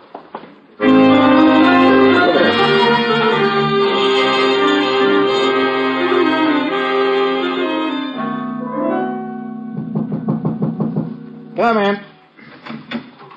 You are Senor Mitchell, no? I am Senor Mitchell, yes. Who are you? Enrique of the hotel, senor. I have come to inquire if your room is in order. Oh, yeah. Everything seems to be fine. I'm just getting unpacked. What's that under your arm? A bottle of the finest Malaga wine, senor, with the compliments of the hotel. Oh? See, it is our way of extending to you the welcome. I see. And now, if you will permit, I will see if everything is in order in the bathroom. Sure, go ahead. Desk, this is Senior Mitchell in 211. Is it the custom of the hotel to send a bottle of wine to each new guest? It isn't, huh? Thanks very much. So, everything is in order, Senor Mitchell. I hope you will enjoy your stay here. Just a minute, Enrique. What is it, senor? Well, as long as you were kind enough to bring me this bottle of wine, I'd like you to have a drink with me. Why, it is very nice of you to offer, senor. But I'm afraid the hotel regulations forbid the employees to drink with the guests. Oh, well, couldn't we make an exception? No, I'm afraid not. Now, if you will excuse me, I must leave, senor. You're blocking the door. You can leave, Enrique, right after you have a drink with me. But I have told you it is impossible. Funny. You're perspiring all of a sudden. Weather seems pretty chilly to me. Senor, I must leave. Couldn't be by any chance there's something wrong with this wine, could it? I insist you let me buy. Like poison, for instance? Get out of my way! I dive for Enrique. He pulls a chair in front of me, and I go sprawling on the floor. He jerks open the door and lunges out into the hall. I scramble to my feet to follow him. When I get out in the hall, he's nowhere in sight. I turn a corner and run right into a fat boy who was waddling down the hall. Oh, I beg your pardon, senor. I hope that I... It's okay. Just let me pass. But of course, senor. Not that way. Oh, forgive me. Look, let's quit dodging each other. But I am only trying to get out of your way, senor. Yeah, I'm beginning to wonder. Senor? Skip it. Look, you stand still and I'll go around you. But of course. I hope I have not detained you, senor.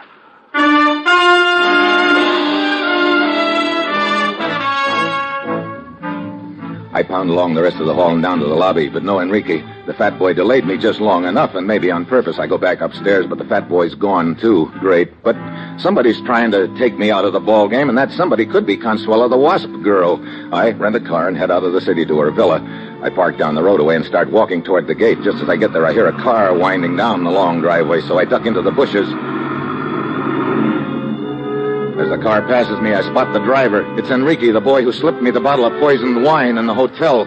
I run back, get into my car, and start following him. He's heading toward the city, traveling fast. I keep well back. Finally, he pulls up at a large house on the outskirts of town. I park my car, climb the garden wall, and ease up to a window. Inside, I can see Enrique talking to an old man with white hair, whose back is to me. The old gent half turns, and I get a look at his face and do a big take. To make sure, I fish a picture out of my pocket and take a look at it. Yep, there's no doubt about it. I finally found Dr. Wiechek. There's a lot about the deal I don't understand yet, but I'll soon find out. I wait until Enrique leaves. Then I go to the front door. Why the gun? The gun is for you if you do not leave. I am not Dr. Wiechek. I've never heard of Dr. Wiechek. And if you do not get away from this house this instant, you will have to be carried away.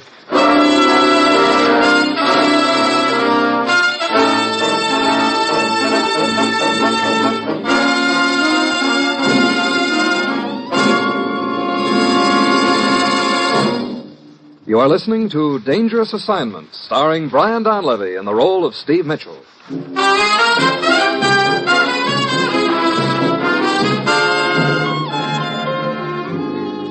Well, this is just great. I hear I bust my back trying to find Dr. Wiechek, and now he tells me he isn't. Looks like he's maybe not quite as anxious to come over to the States as the commissioner figured. I don't know why he's lying, but I'm going to find out. I didn't fly all the way over here to Madrid for nothing. If you do not get out, I will shoot you. I doubt you. Not much of a marksman. No. Now drop the gun. No. Drop it. No. There. Who are you? Steve Mitchell from the States. I was sent over here to find you. Why did you lie to me just now about not being Dr. Wiechek? I had no choice. What do you mean? I've been waiting for my transportation. I have just learned it has been arranged. Tonight I leave for the East. The East? You mean back to your own country? Beyond my own country. Those are my instructions. Your instructions? Look, you better start at the beginning. You're leaving me way behind. Very well, Mitchell. But it will do no good. I am helpless. You see, my original intention was to come to your country and make available to your government the results of my research in electronics. Yeah, I know all that. You've developed a new kind of radio tube that we need in our radar equipment. Yes. When I told my assistant Manescu of my decision, he asked to accompany me. It was decided that we should travel separately. My daughter and I first, Manescu to follow. Your daughter? Maria, 20 years old. I wasn't told about your daughter. But that is what this is all about. Go on. Manescu was to meet us here in Madrid, at Consuela's villa. Well, what happened? When my daughter arrived at the villa, Consuela was not there. Instead, there was a man waiting with a gun. I see. I was brought here. My daughter was taken somewhere else. I do not know where. I was told that if I wanted to see her alive again, I must discontinue my journey and return to the east. You know, it's pretty strange that Consuelo wouldn't be at her villa if she was expecting you and your daughter. I naturally suppose she had been called away at the time. Either that or she'd arranged to be away at the time. Arranged? Mitchell, you asked me earlier if you were sure I could trust Consuelo. What did you have in mind? This boy, Enrique, the one who was just here to see you. Well, he is the one who took my daughter and forced me to come here. What about him? I followed him here from Consuelo's villa. What? Yeah. But I cannot believe Consuelo could be involved in this. Enrico's also the boy who posed at a bellhop earlier this evening and tried to kill me with a bottle of poisoned wine. Mitchell, I do not know what to say. Have you seen Consuelo since you've been in hiding? No, but I have talked to her by telephone. I wish to explain my disappearance to her. I see. Look, what time are you supposed to leave for the east? Enrique is to call for me at midnight. Midnight. That gives us just 3 hours to find your daughter. Mitchell, I will not consent to anything that might place her in danger.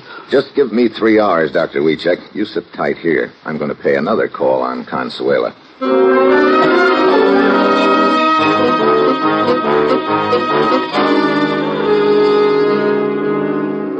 I do not quite understand why you have come here to my villa, Senor Mitchell. You have already interviewed me once. Well, just put it down that I've gotten to be a fan of yours, Consuelo. Well, I'm quite flattered. May I offer you a glass of wine? Malaga wine, by any chance? Well, as a matter of fact, it is. How did you know? Oh, just psychic, I guess. Would you care for some? Thanks a lot, but no thanks. Consuelo, you told me you didn't have any idea where your friend Dr. Wiechek is. See?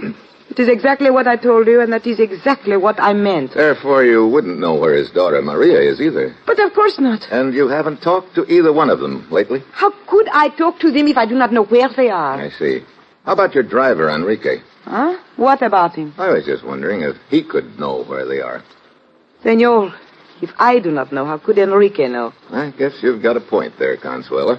Senor, I suggest we conclude this interview. It appears to serve no purpose. Oh, I wouldn't say that, Consuelo. It's been a very interesting interview. I'll be seeing you. I greatly doubt. You never can tell.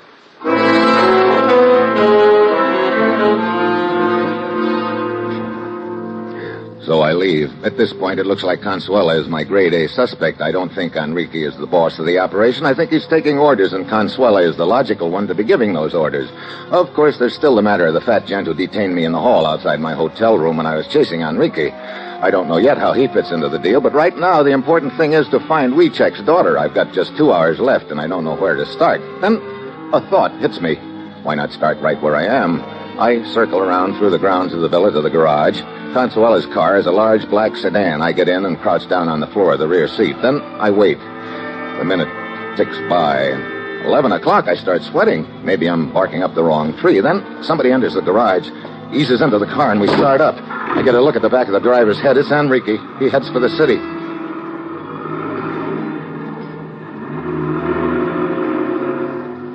"20 minutes later, he pulls up in front of a beat-up rooming house on a side street. Enrique gets out and goes inside. I wait a couple of minutes, then I get out of the back seat. Then I spot a guy across the street. It's the fat boy, and he stiffens when he sees me. I know I haven't got much time now, so I dive inside, but I don't know which room Enrique headed for. There's no one in sight on the first floor. I start up the stairs. Then I spot Enrique at the top looking down at me. I dive to one side. The knife plunks into the banister. I scramble up the rest of the stairs. Enrique is disappearing through the window under the fire escape. I pound after him and dive on him just as he reaches the ground. Let go of me. Oh, no, Enrique. You're going to tell me where you're holding Maria Wiechek a prisoner. No, I do not know what you are talking about. Okay, see if that wall behind you changes your mind. Which room is it, Enrique? I will not tell. Okay, this could go on all night. No, stop. I will tell you. Let's have it. The girl Maria Wiechek. Enrique! Enrique slumps to the ground. The shots came from the end of the alley. I take off after them. Then, around the corner there in front of me is the fat boy with a gun in his hand. I grab for it. Let go of my gun. Oh, no. I'll take it, Buster. You've already killed once with it. I'm not going to give you a second chance. But you are mistaken, senor. Save it. You killed Enrique just now to keep him from telling me where Maria Wiechek is. But why would I do that when I, too, am looking for Maria Wiechek? What? Now, look, Buster. Come, if you please. If you would care to examine my gun, you will see that it has not been fired recently. But... you're right, it hasn't. But who killed Enrique, then? The shots were fired in the dark. I could not see. Perhaps it was you, senor. Me? Now, look. I believe it is time I inquired as to your interest in this matter. Who are you? I'll answer then when I know who's talking. Of course. I am Alberto Gomez of the Madrid police. Police? Si. And you? Well, here are my credentials. So. It would appear then that we are both concerned with the same matter. The disappearance of Dr. Wiechek and his daughter Maria. I've already found Dr. Wiechek. Indeed? Yeah. They kidnapped his daughter Maria and told him to stay undercover, but I think they've got her in that rooming house somewhere. Well, in that case, Hold it. Listen. Car pulling away out in front. Come on. Perhaps it is Enrique's killer. Here they come past the alley. A man and a girl. The girl is Maria Wiechek. I have a picture of her. You got a car around here, Gomez? Si. Come on, we got to catch him.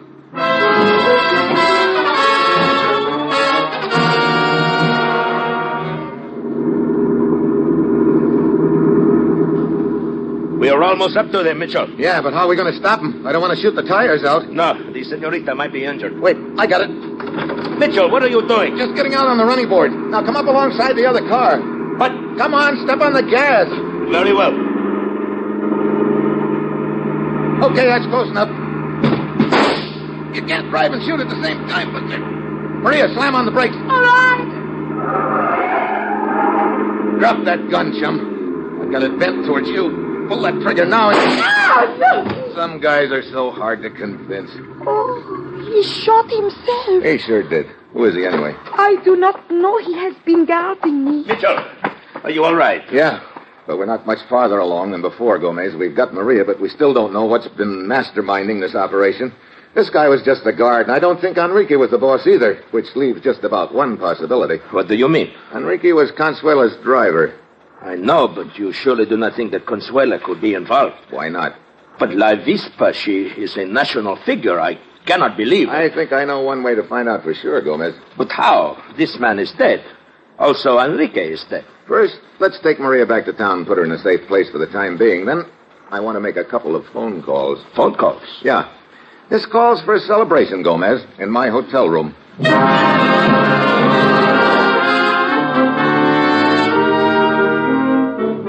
I make my calls. Gomez and I wait in my room. Dr. Wiechek is the first to show up.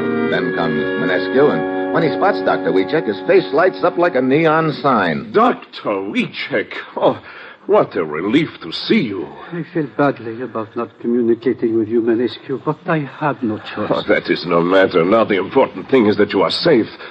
And Maria. She's safe, too. Wonderful.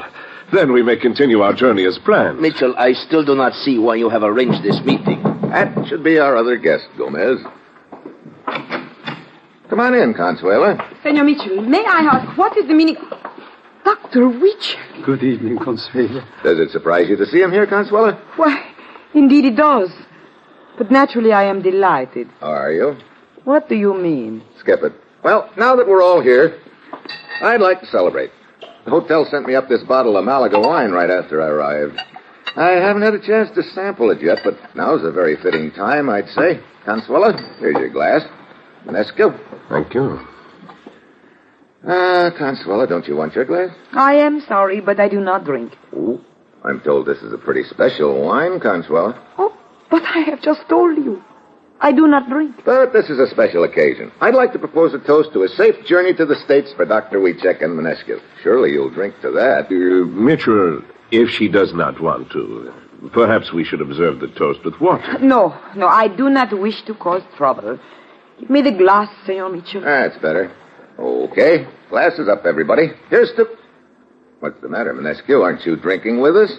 It is not proper etiquette for those who are being toasted to drink the toast. Oh, yeah, that's right. Okay. Well, we'll just toast Dr. Wiechek. Now you can drink to it, Manescu. Go ahead. What's the matter, Manescu? I feel faint suddenly. The wine will snap you out of it. Come on. No, Drink it. Manescu. He has a gun. He had a gun. Yeah, I have it. Mitchell, I do not understand. It's pretty simple, Dr. Wiechek. Right after I arrived here, Enrique bought me a bottle of poisoned wine, and the only other person who knew it was poisoned was the one who told him to bring it to me, the brains of the operation. Your trusty assistant, Manescu. Mitchell, you... Stand quiet, Manescu. Manescu.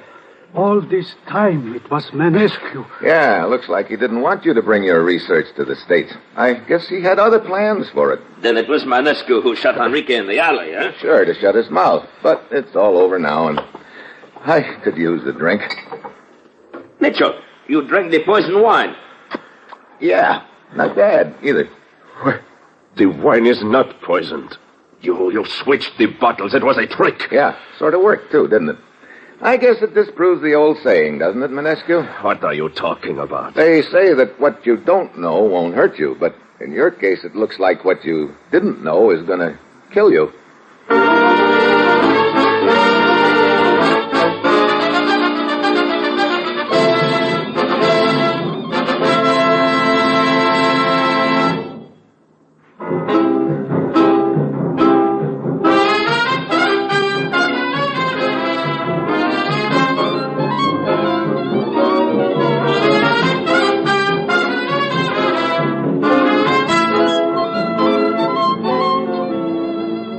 Dangerous Assignment, starring Brian Donlevy as Steve Mitchell, is written by Bob Reif and Adrian Jondo, with music by Robert Armbruster, and is produced and directed by Bill Karn. Be with us again next week at this same time when Brian Donlevy, starring in the role of Steve Mitchell, will embark on another Dangerous Assignment.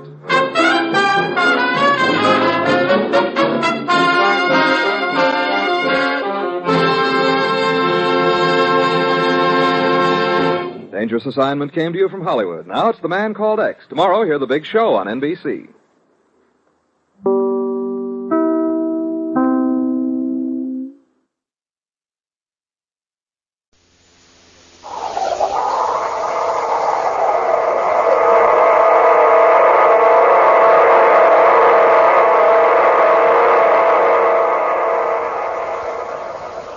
Dark fantasy.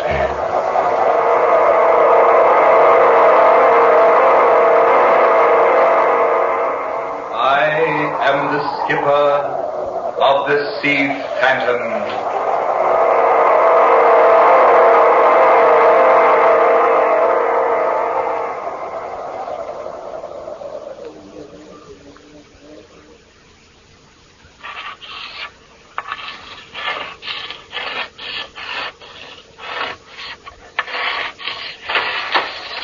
I say, sir, and what be you doing in the captain's cabin?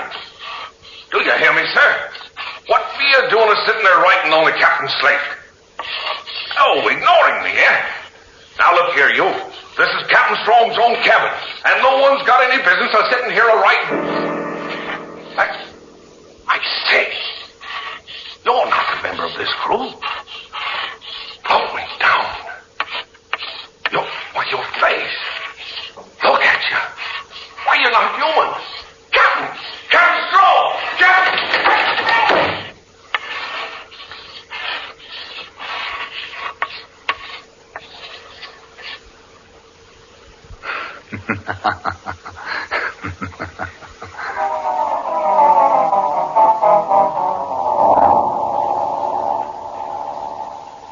Captain Strong! I say, Captain Strong! Captain Strong, sir! Yes, Isaac. What is it, man? What's all the rumpus? Begging your pardon, sir, but there's someone in your cabin, sir. Well, who is it? What's that, Isaac? There's someone in the captain's cabin, sir. Who is it? I don't rightly know, sir. Well, didn't you see who it was? Yes, Mr. Wilson, that I did, sir. But the captain always locks his cabin. Don't you, Captain Strong? I do, but I could have forgot. Well, it wasn't locked just now, Captain. You say you got a look at the man? Aye, sir, and full in the face, Captain. If you can rightly call it a face. What's that? What do you mean, Isaac? Yes, man. Speak up. What are you trying to tell us? I mean, sir, the man ain't human. He's nothing but a skeleton. What? Nonsense, Isaac. Oh, no, sir, and that is not. I seen him, sir. Looked plumb into his face, I did. And there's nothing there but bones. White, bleached bones, sir. Oh, that's ridiculous. With empty eye sockets and a gaping mouth, and he was writing on your slate, sir. Writing on my slate? Aye, Captain. Writing with a piece of white chalk held between his fingers. Fingers with no flesh on them, sir. Well, you've been dreaming, Isaac. Come on. Let's get down to my cabin and have a look. Come along, Mr. Wilson. Right, Captain. Isaac, come on. Aye, sir. Oh, it's impossible for anyone to be in my cabin. All hands are either on deck or down in the engine room. That's what I say, Captain Strong. He ain't one of the crew. He ain't rightly nobody, sir. Unless you want to call a spirit somebody. Isaac, stop that sort of talk. No, but it ain't no sort of talk, sir. Begging your pardon, Mr. Wilson. I seen him with my own eyes. Sitting there, dressed in some sort of getup I ain't never laid eyes on before. He had his back to the door, and he was writing on your slate with a chalk, Captain. I spoke to him, but he didn't pay me no mind. Just kept right on with his writing. Then I got closer to him, and he still didn't look up. So I stooped down and peered into his face, I did. And then I seen he wasn't nothing but a skeleton, sir. Well, if you were a drinking man, Isaac, I'd have you flogged and put in irons. I'm not so sure he hasn't been at the keg, Captain. Begging your pardon, sir. You'll see for yourself soon enough. Here's the hatch. You first, Captain.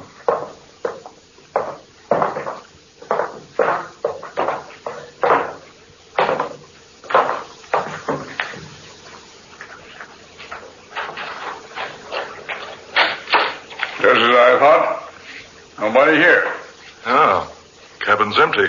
But I locked this door, Captain. So whoever it was couldn't get out. Well, you must have done that all right. I certainly unlocked it just now. You deceive yourself, Isaac. There's no one in here. No, nobody. And no way out except through that door. I say, Captain, have a look. Yes, Mr. Wilson, what is it? Your slate. There is writing on it. Huh? What's that? Well, here, let me see. Here. There, Captain Strong. You see, sir? That's not your writing, is it? No. No, it isn't my writing. Then one of the men must have been in here and wrote that. No, I don't think so. Because this writing is a style and a type that was used more than 200 years ago. What? Well, let's see. Ah, I see. That is strange writing. It's English, all right. Such a peculiar spelling and phrasing. Blimey, I can't read it at all. Isaac. Aye, Captain. Now, seeing this, I can't help but believe that you saw somebody sitting here in my cabin writing on my slate. But I won't be convinced that it was a skeleton. But I tell you, sir, It was your imagination, Isaac. Oh, no, sir, it wasn't no imagination. I said it was your imagination. You understand? Aye, sir. Now, I don't want you to open your mouth about this to the crew. You hear me? There's some explanation. I'm not going to have you stirring up the crew with this. They're all superstitious enough without that. Aye, sir. Those are orders, Isaac. I'll have you in irons if you breathe a word of this to the men. Aye, sir. That's all, Isaac. Aye, sir. Well, Captain Strong? What do you make of it, Wilson? Most extraordinary. I'm positive Isaac did see someone in this cabin. But surely not a fleshless creature. I don't know. Isaac is a sober, steady sort of person. But confound it, man. He hasn't much imagination. Well, who ever heard of a skeleton aboard a ship, much less one that could write on a slate? Stranger things than that have happened at sea. You know that. Yeah, I do. But I can't convince myself that what Isaac saw was really some fleshless creature without a brain or heart or eyes. Can you make out the writing on the slate? Yeah, I think so. Says, it is not correct, the information you have about the sea phantom. Change your course 6 degrees northeast to location 26 degrees 7 minutes longitude, 18 degrees 9 minutes latitude. Jonathan Strange. Jonathan Strange? No, it can't be. He was the famous captain of the Spanish galleon, the Sea Phantom. The one we're hoping to locate. Yeah, he was. Jonathan Strange. Dead for 224 years. Lost in a gale in 1718. Yes. but not in the position this message on the slate directs us to. No. No, indeed. The Sea Phantom was supposed to have foundered at 20 degrees longitude. The message says 26 degrees and 7 minutes. Yes. Could this be a trick? A trick, Captain?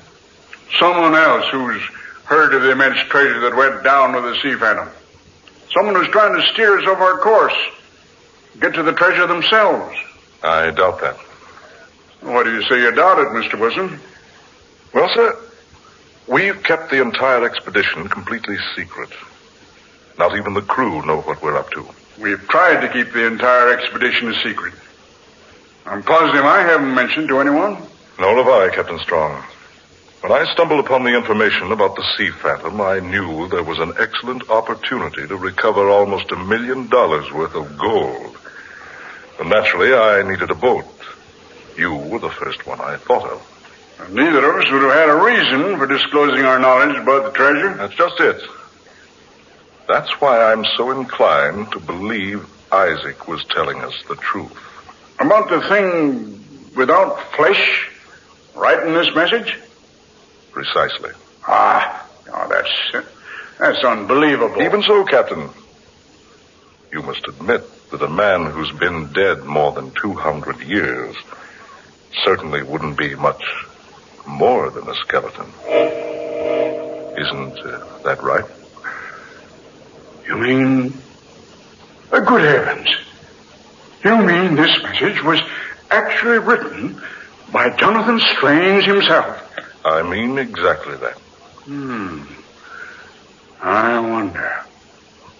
What about it, Captain? Do we change the course? I don't know.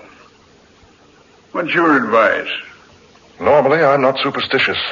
But, well, what can we do? I've never believed in ghosts or spirits up to now. But that message on that slate certainly is convincing. Then you're in favor of following the instructions. Well, Mr. Wilson? Yes. Let's change the course and go to the spot the message mentions. If you're willing to take a chance, I certainly am.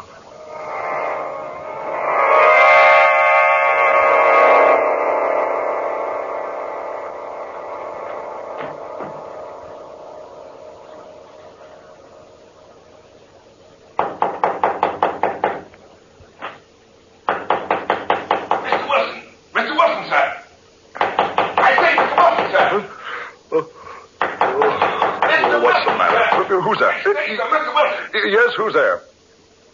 Me, sir. Isaac Newton, sir. Well, come in and stop that noise. Oh, what in thunder's gotten into you, waking me up in the middle of the night? What time is it anyway? 8 bells, sir. Midnight. Midnight?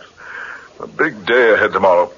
Oh, confounded man, what do you want? Well, I'm standing watch alone tonight, sir. Maybe I should have told this to the captain, but I come to you first. Well? I've just sighted a boat to the port side, sir. Well, have you identified her? Oh, no, sir. You see, she ain't carrying no lights, sir. No lights? Oh, no, sir. And she's not like any ship I've ever seen, sir. To the port side, you say? Aye, sir. She's riding with full sail. What? Aye, sir. She looks to me like one of those old-time boats you see in pictures. Hand me my boots there, Isaac. I'll come up on deck and have a look.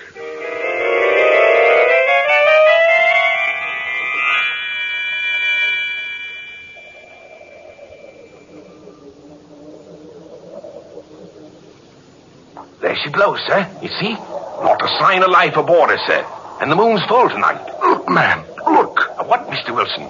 That name on the bow. I can't see that far, sir. My eyes aren't... That name. The Sea Phantom. Sea Phantom, sir? Yes. No wonder she's carrying no lights. No wonder there's no one aboard. What do you mean, sir? Isaac, if you've never seen a ghost ship, take a look at that boat out there. Ghost ship? Yes. The Sea Phantom went down in these waters more than 200 years ago. Blow me down, sir. Are you having a joke with me, Mr. Wilson? No.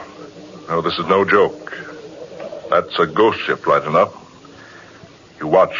She'll be gone in a minute or two. I'm begging your pardon, sir. But that boat's real. Ghost ships always look real, Isaac. But look, you, sir. She's close enough to see. She's within throwing distance, I do believe. Here. This belaying pin here, Mr. Wilson. I'll try to throw it aboard the Sea Phantom. Good. You watch. That pin will just go through thin air. We'll see, sir. Well, here goes.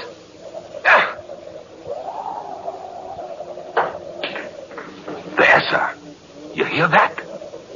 She is real. But that boat's so old, she should have fallen apart years ago. And besides that, she's supposed to be at the bottom of the Atlantic. She looks old enough, all right, sir. But I don't understand what you mean about her supposed to be... Isaac. Aye, sir. Lower a boat. A boat, sir? Yes, confounded a boat. Lower one at once. Are we going aboard the Sea Phantom, Mr. Wilson? I am, yes. Now lower a boat to the port side and double quick about it.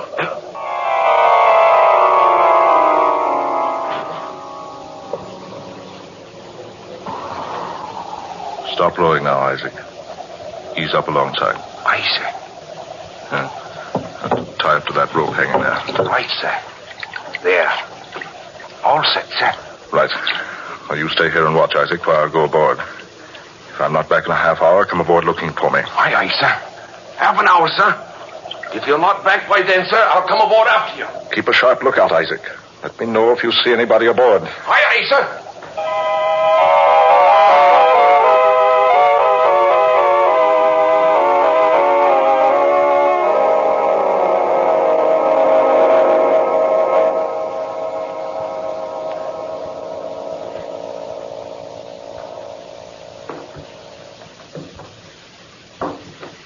So quiet aboard.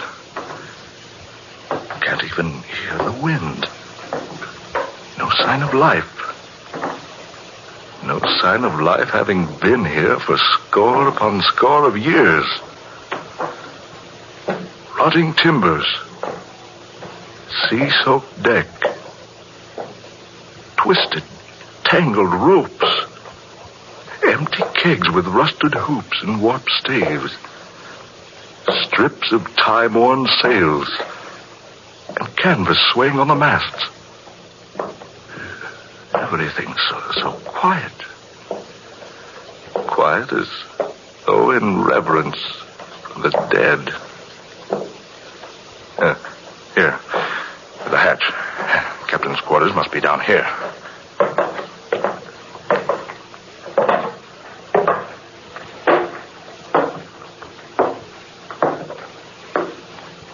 Yes. Yes. This must have been his hangout. Now, let's have a look. A light burning in here. Hey, say, what's that? Oh. Bones. An entire human skeleton slumped here in the corner of the cabin. As though a man had propped himself up there and died. Exactly, my friend. Who's that? Did someone speak? Certainly, me. But where are you? Over here. But I don't see you.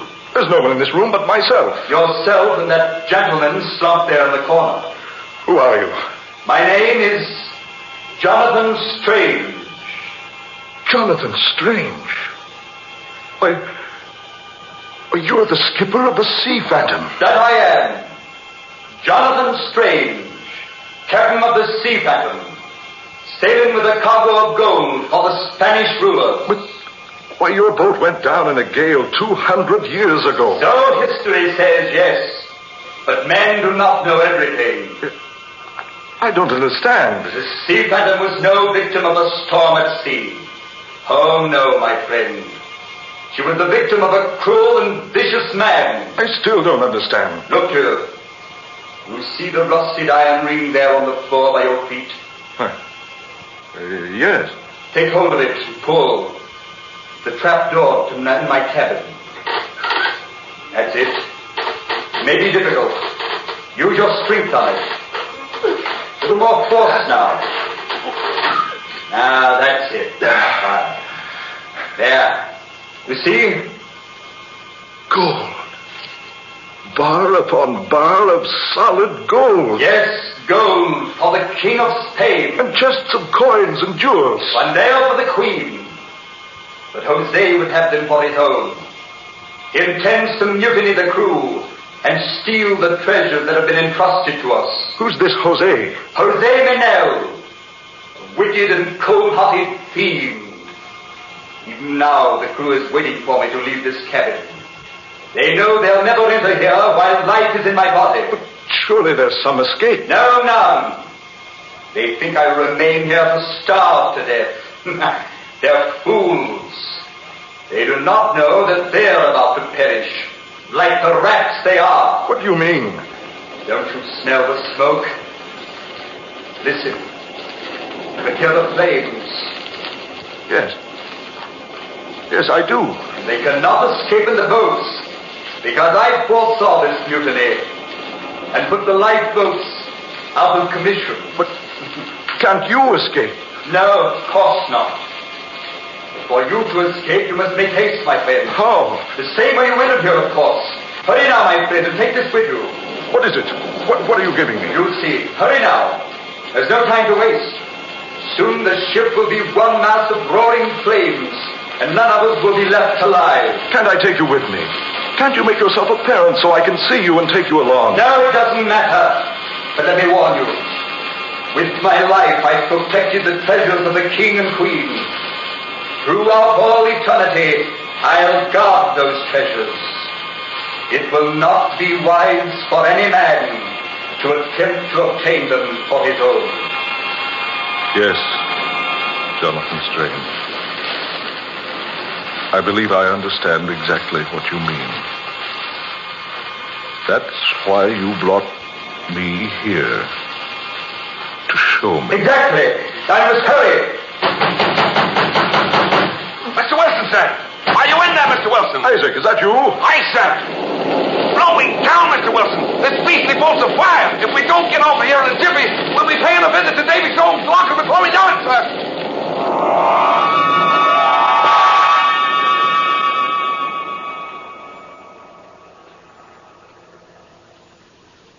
And so, Captain Strong, that's exactly what happened. But I repeat, it was no nightmare. Isaac here can vouch for that. It's the very truth, Captain Strong. Word for word. So help me heaven. And that was fair warning. And whoever attempts to get the treasures of the Sea Phantom is doomed. Aye, sir. Just as those mutineers were doomed 200 years ago, sir. It's odd. Very odd. I'm amazed you or the others of the crew weren't awakened by the sound of the fire. No, none of us heard a sound. The men don't even know about it now.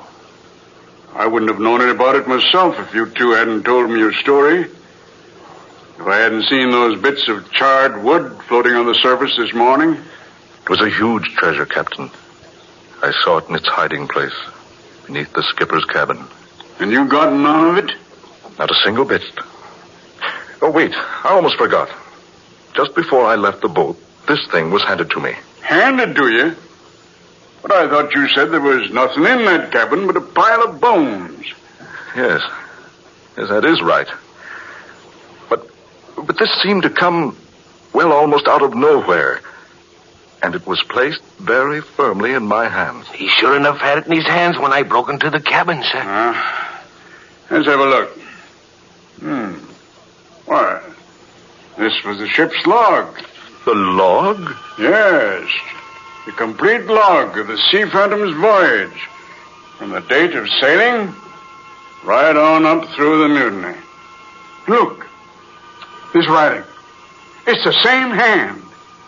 The writing on my slate and the writing on this paper are the very same. Curve for curve, angle for angle. Here, let me see. Oh, I say, Captain. Yes, Mr. Wilson. Look here. On this last page. It reads, "Now that it has become my solemn duty to protect the treasures which have been entrusted to me, I will send the Sea Phantom to her ocean grave together with the treasure. This is my course as I see it. God assist me. Jonathan Strange, May 29th, 1718.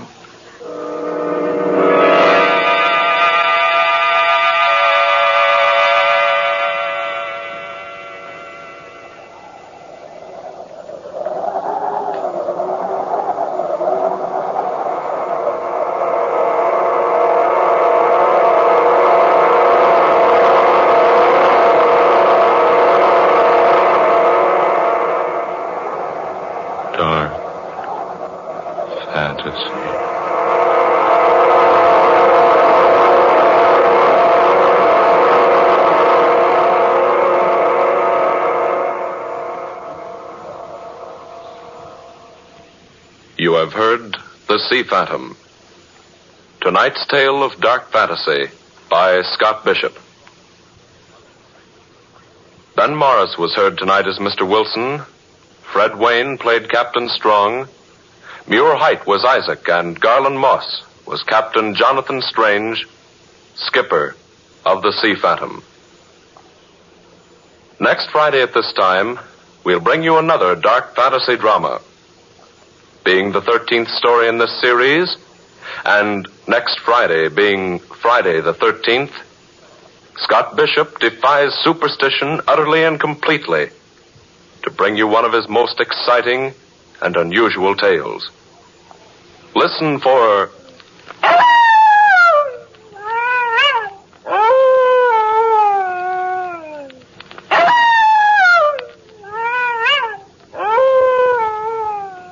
W is for werewolf. A weird adventure laid upon a sunny tropical island where all seems peaceful and serene, but where a grim and vicious destiny festers slowly into breathtaking, unbelievable reality. Dark Fantasy originates each Friday night in the WKY studios, Oklahoma City. Tom Paxton speaking. This is the National Broadcasting Company.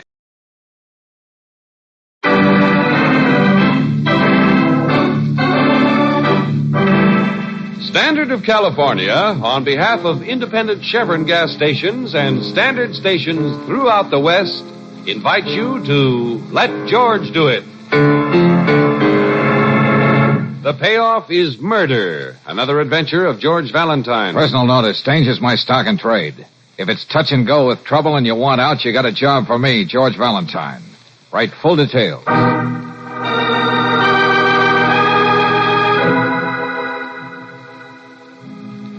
Dear Mr. Valentine, maybe you've heard of my husband, Johnny Wyatt. Just a notch higher than a club fighter. Big, strong boy who hasn't gotten anywhere. Well, Friday night he meets Pat Driscoll at the Christopher Arena and the payoff is all set. But not if Johnny plays it my way. Then the payoff might be murder.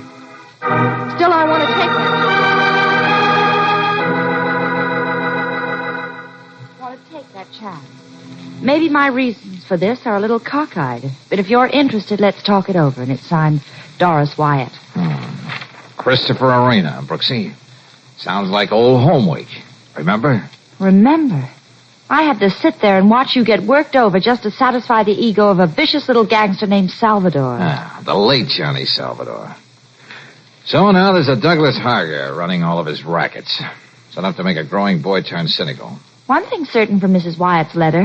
The air around Christopher Arena still has an odor from here to there and back again. Yeah. With Harger in the picture, the fight could very well be a fix. But why should an ever-loving wife want to change the payoff so it might read murder? Well, George, she admitted her reasons might sound a little cockeyed. But just how cockeyed?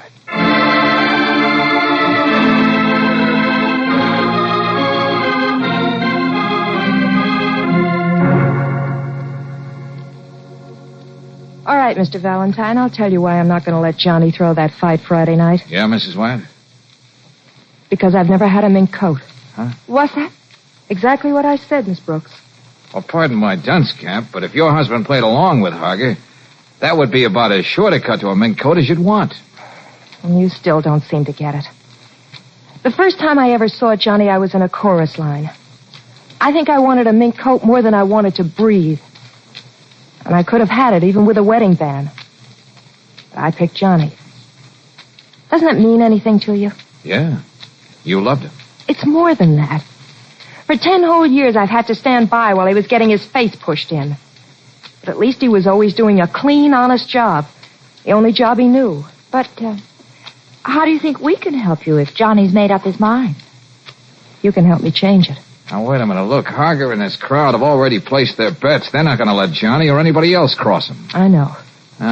Anyway, this is a little out of my line, Mrs. Wyatt. I wouldn't know how to go about this. And I wouldn't know what to tell you.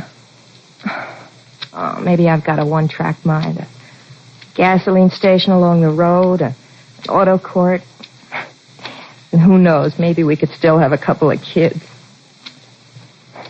Funny where you can wind up dreaming of a mink coat. Sorry I bothered you, Mr. Valentine. Forget it. Well, now, wait a minute. Let me think about this. Hey, Doris. Doris. I want... Oh, you got company, huh? Where have you been, Johnny? Training. You know, honey, Friday night, the big payoff. Look at you. How much do you think you'll have to drink after Friday to forget what you did? You know I'm only doing this for you, Doris. Hey, who are these people? We shouldn't be talking like this in front of You don't have to worry about them. Go on, get out, both of you, get out. I want to talk to my wife. Might be a good idea if you did a little listening, Johnny. Who are you to tell me what to do? I get enough of that. Get him out of here. This Doris, is Mr. Valentine. I thought he could figure a way you could still fight an honest fight and not get hurt. You mean you told him? She was only thinking of you. Get out, I told you. Stop it, Johnny, stop it. This is one time your fists aren't going to help you. After the fight, I'm leaving you. For good. You what? Leaving you. But, baby, it's 10 years. Things we had planned. This was going to be my last fight. Doris, you don't know what you're saying. You can't do it. Take it easy now. Here, fella, sit down. Pull yourself together. Now, look. Yeah. If you're willing to try, I'll see if I can get you off the spot. Oh, Johnny, please listen to him. What about it, Johnny? Go ahead, mister. Okay. You think you got it in you to beat this Driscoll guy Friday? I think I can take him. Got at least one good fight left in him. Good. Besides, Driscoll thinks it's all fixed. He's been doing his training in nightclubs. Oh, but there's nothing you can do about it now, Valentine. You don't double-cross Hager and get away with it. Well, you didn't fix this thing, Johnny. It was Steve Helianos. Your manager did all the talking for you. You got a contract with this Helianos? Sure, but I had no trouble getting out of that. Steve's been jipping me for years. Well, what's the word, Johnny? Just what you know it would be if I thought I was going to lose you. Well, it looks like you've got another date at the Christopher Arena, George. Yeah. Okay, we don't have much time. Get him under a cold shower, Doris. Fill him full of black coffee. Yeah. What do you train, Johnny? Murray's Gym, 8th Street. Hager took that place over from Salvador, too. Well, don't go near the place. Use the gym at the YMCA until you hear from me. What are you going to do? See a man who has more reason than any of us to hate Hager and everything he stands for. A man who hated Johnny Salvador enough to kill him. George, the basher. But that guy's punch drunk. They got him locked away in a sanitarium. Uh-huh. But I think he can still make the kind of sense that'll give us a fighting chance. Now, Brooksy. Yes, George. I'll pick you up at the office. Right now, it's time for a couple of characters to get a shock treatment.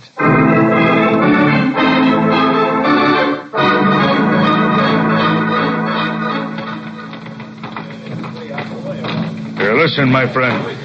Where do you get off telling me how to run my business? Aren't you forgetting?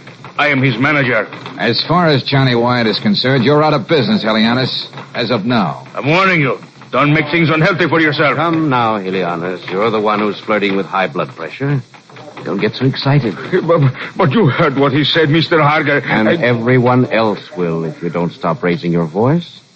Besides, you know how sensitive I am to raucous voices.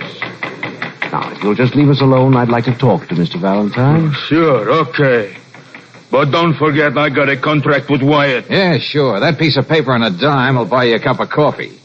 And if you have any complaints, take them up with the boxing commission. You think I won, eh? Well, I Your tantrums are childish, Helianos. Huh? I'm afraid we both have to admit that round number 1 goes to this gentleman on points. Thanks. Well, the gentleman better stay out of my way. We don't want to wake up floating in his sewer. Hey, isn't that Pat Driscoll punching the bag over there? Yes. You see him in one of his more conscientious moods. He's actually condescended to work out today. Well, no wonder Wyatt is the top heavy favorite. You stand to really clean up if he does it, Brody. When he does it. Which brings us to the crux of the matter, doesn't it, Mr. Valentine? Yeah. That Johnny Wyatt is going to fight the best he knows how. No matter which way you're betting or what you intend to do. I can't allow Wyatt to win. There's almost $250,000 involved. Okay, what do you propose to do about it? Unlike Helianus, I don't indulge in lurid threats.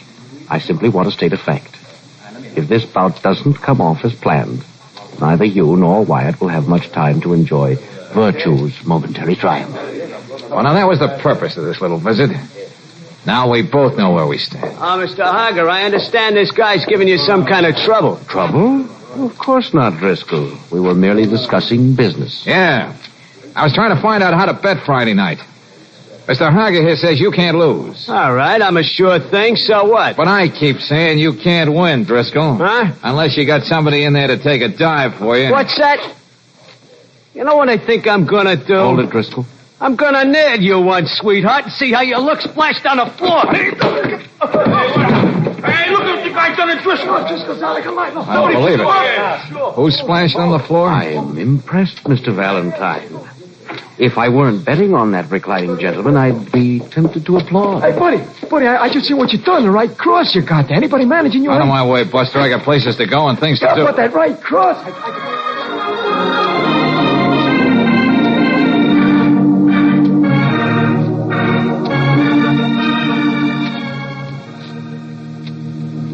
Now listen to Mr. Valentine carefully, Basher.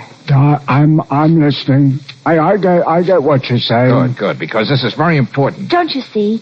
This is your chance to win a big fight, not even have to go into the ring. Well, how can I do that?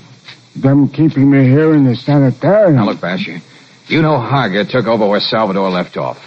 And he's doing the same thing to other fighters that Salvador did to you. He can't do that. Look where I am because of him. And I used to be champ. Champ. We know that, Basher. Now, please, get the story straight. Johnny Wyatt wants to make this his last fight. And he wants to do a clean, honest job on Driscoll. I wish they'd let me in there. I'd show that young punk a couple of things. Yeah, Bessie, yeah, I know. But you see, Wyatt's betting on himself. Every dollar he's got.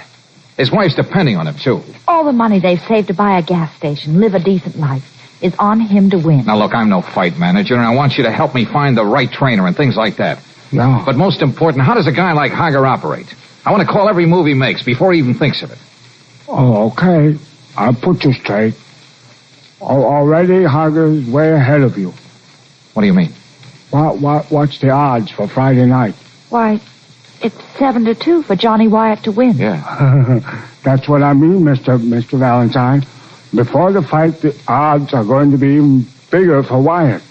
Hager will see that they are. How can he do that, Basher? A couple of stunts like he done with you in the gym today when you socked Driscoll. He didn't have to hit the floor, but he did it so everybody would think he wasn't in shape.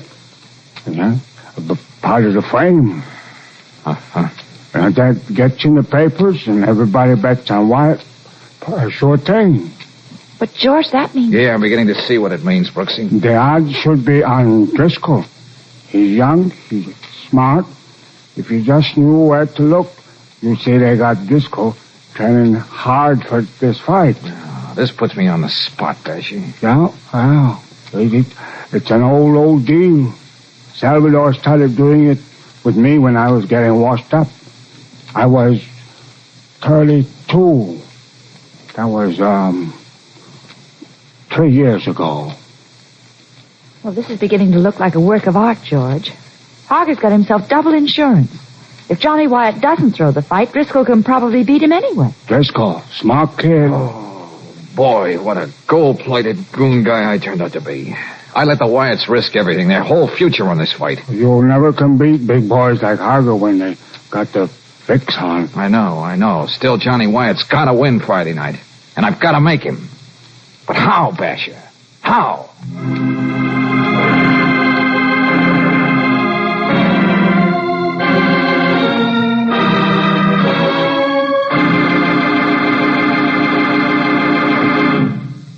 We'll We'll return to tonight's adventure of George Valentine in just a moment. Meanwhile, a word about the well-tailored car. Whether your everyday motoring is in the Puget Sound area, along the Columbia River, or in the desert, there's one way you can be sure of command performance from your car. That's by relying on high-octane Chevron Supreme gasoline. For this great premium quality fuel is climate-tailored to each different altitude and temperature zone in the West. That means wherever you motor, Chevron Supreme's blending agents command fast starts, command smooth acceleration, command the extra power that makes your car great on hills. Just try a tank full of Chevron Supreme tomorrow and enjoy the command performance it gives your car on the straightaway, in heavy traffic, and up the steepest hills. Remember, Chevron Supreme for command performance every mile of the way. Ask for it at standard stations and at independent Chevron gas stations where they say and mean, we'll take better care of your car.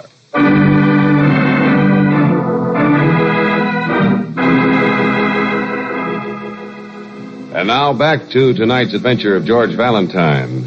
You find yourself managing, of all things, a heavyweight fighter, Johnny Wyatt, at the end of the road, facing a younger, stronger man. If your boy wins, Harger or one of his mobsters will see that you pay with your life for the fortune they lose in bets. Yet Johnny and his wife are also betting everything they own that he gets the nod. So you're up a blind alley. If you're like George Valentine, you just put your head down and try to slug your way out. You know, Harger, somebody must have pampered you when you were a boy. To think you can just walk into somebody's house and your very appearance is going to scare them to death? Please, Mr. Valentine. I've been waiting for this moment. Let me do the talking. And for once, Harger, I think you're going to do the listening. I doubt if you're going to feel like the same man when Mrs. Wyatt gets through describing you. You keep talking about my Johnny as your boy. You think he's through and he'll do anything you tell him when he gets in the ring. But Johnny is my boy, too. This is his last fight, and he's going to fight it the way I want him to. We know what he's up against. But no soft-spoken piece of rubbish like you is going to change our minds. Any questions, Mr. Harger? No, just a mere statement minus the dramatics. I thought it might carry greater weight stated in front of Mrs. Wyatt, who's supposed to love her husband. No soft-spoken piece of rubbish is going to change our minds. I admire models of virtue, Mrs. Wyatt, but only as curios you keep under glass. Why don't you speak your piece and get back to your gilded gutter? The simple fact remains. When I make a bet, there's always a payoff. Either in money or in that wasteful and businesslike operation known as violence.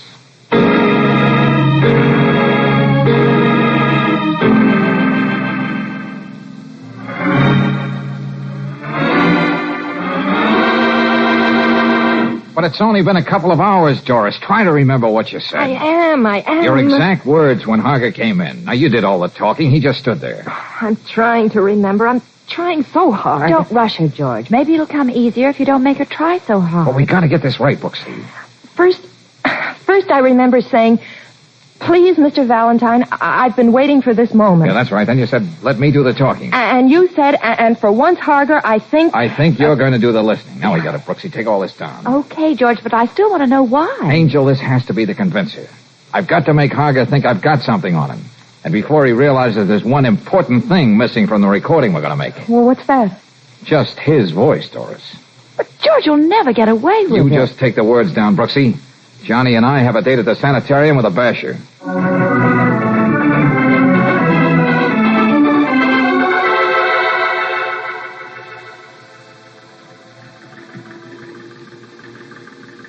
I was champ once, Wyatt. Remember me, huh? Remember me? Yeah, we all do, Bash. It's just too bad you had a guy like Salvador Hemming. Sharp talk and wait, Basher. But will you please look at those pictures? I had to do a lot of talking to get the... Yeah, sure. Yeah. I'm watching every move he makes. Look, this guy isn't going to get us anywhere. Will you keep quiet, Johnny? Yeah, I'm watching. I got it. You can turn this thing off now, Mr. Valentine. I got the answer. Turn the projector off now, Mac, and put on the lights. Okay, what is it, Basher? Being the champ like I was, I got Driscoll's weakness, just like that. Johnny boy, you can murder that guy in the first round. Me and how many bulldozers? Go on, Basher. Well, when the bell rings, Johnny boy, you rush to the middle of the ring with your dukes up, like Driscoll was the worst enemy you ever had. You're not far from wrong. You seen him in them pictures.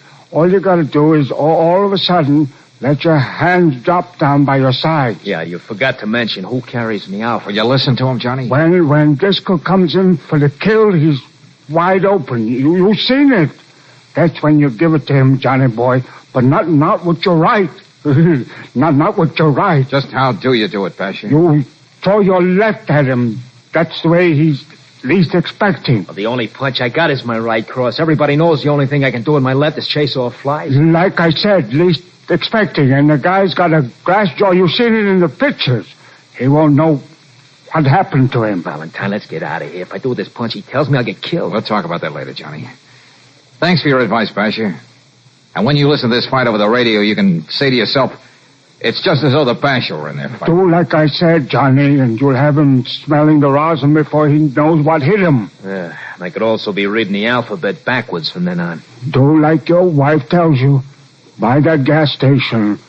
Don't end up like me, the champ. Valentine, let's get out of here. Sometimes I wake up in bed fighting my own shadow. Right? And then I faint. And I give him a right cross and then a left. So long, champ. And thanks again.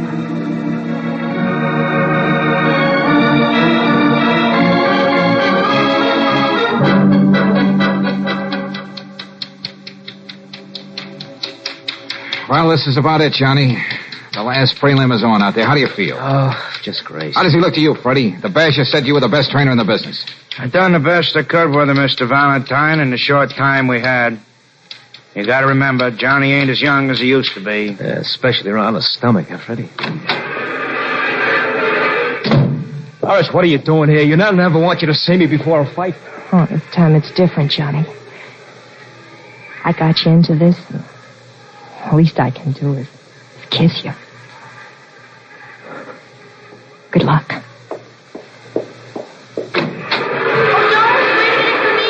just want to give this to Mr. Valentine. Here's that briefcase you wanted, George. Oh, thanks, Angel. I'm sure I'm going to need it. I'm betting on you, Johnny.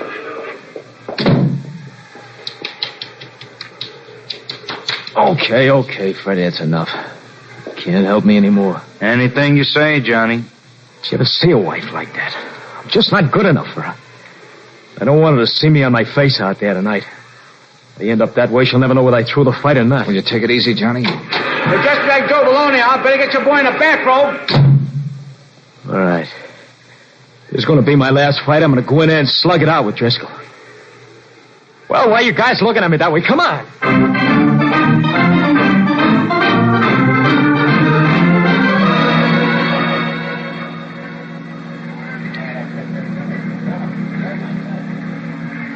You boys know the rules. Keep your punches up, fight clean, break clean. Right. Back to your corners. Okay, now, Johnny, I've only got a second, so listen. Fight this thing the way I want you to do it. It's your only chance. I'm not taking that punch drunk's word. Well, then take mine. Do it, and I'll even be happy to face Hargett. Hey, your mouthpiece, Johnny. Go to it, Johnny.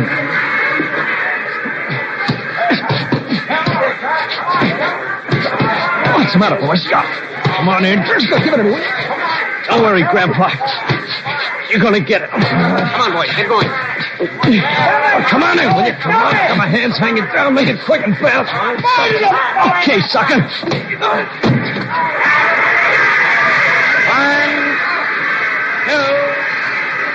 3. Hey, somebody, quick, get the doctor from the boxing division in here. Driscoll's really hurt.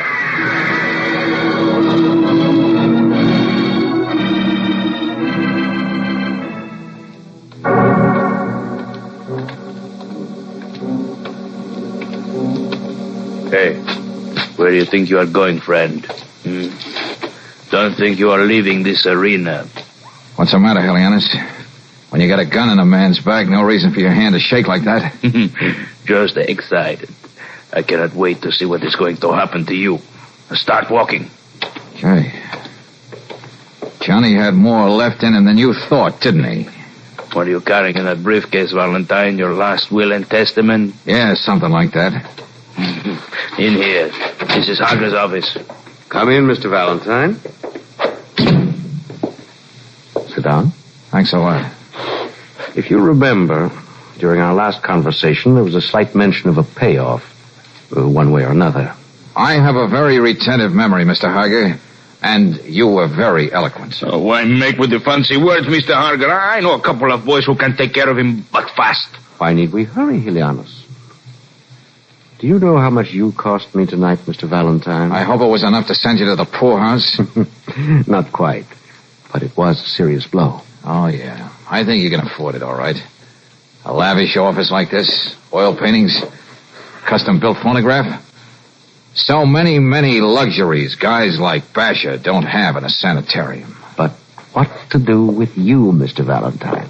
Of course, you must go, and eventually Mr. Wyatt, too. But how?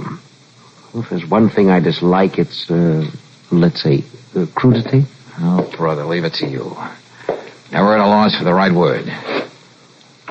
You mind if I put on a record I brought along? I love good music. Oh, well, then you ought to go nuts about this when you hear it played back. Hey, what is he doing? He's got a gun in there. Please, Helianus. You don't seem to understand how gentlemen like Mr. Valentine and I do business. Just what have you got there? Suppose you listen, Harger. I'll put the needle down at random. But I think you'll get the general idea. I hope it's Sibelius. You keep talking about my Johnny as your boy. You think he's through and he'll do anything you tell him when he gets in the ring. It's all there, Mr. Harger. But Johnny is my boy, too. This is his last fight, and he's going to fight it the way I want him to. If anything happens to me or Johnny, this will make sweet music in the DA's ears. Spoken piece of rubbish. You want to hear any more, Harger? Of course, you remember. This gets better as it goes along.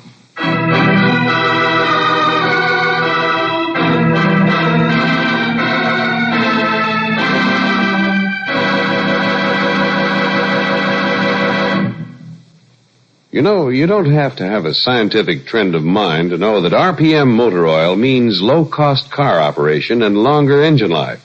But Mr. George L. Reed of Miami, Arizona happens to be scientific-minded, and this is what he says, quote, "As a mining man for 15 years, I have a pretty good idea of what proper lubrication means. For long life in your car motor, you must have absolute lubrication, and RPM really does the job. I'm sticking with RPM," unquote. I think you'll agree that Mr. Reed is a wise and practical man. And if you've been using RPM motor oil in your car regularly, you know why Mr. Reed prefers this premium quality motor oil. You know that RPM keeps your engine cleaner, fights off carbon, rust, lacquer, and other costly troublemakers. And you know that where ordinary oils fail on hot upper cylinder walls, RPM protects those hot spots at all times. So to give your car longer life, get an oil drain and refill with RPM motor oil.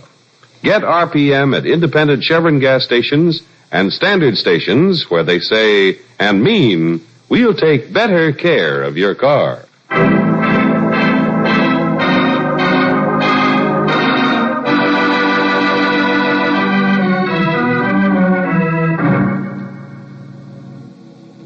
Well, come on, Harger, speak up. Do you want to hear any more? I'm not one to fool myself, Mr. Valentine.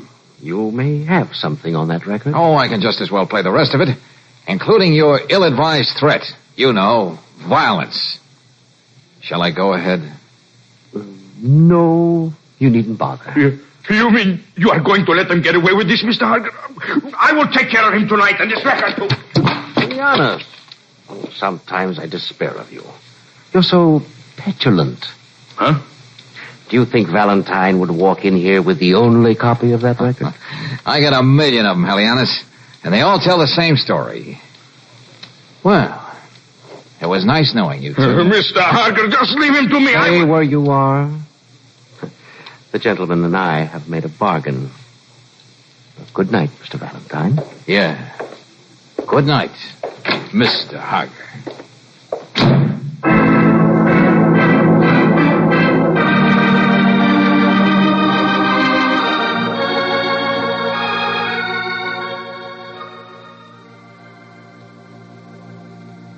Well, how do you like it, Mr. Valentine?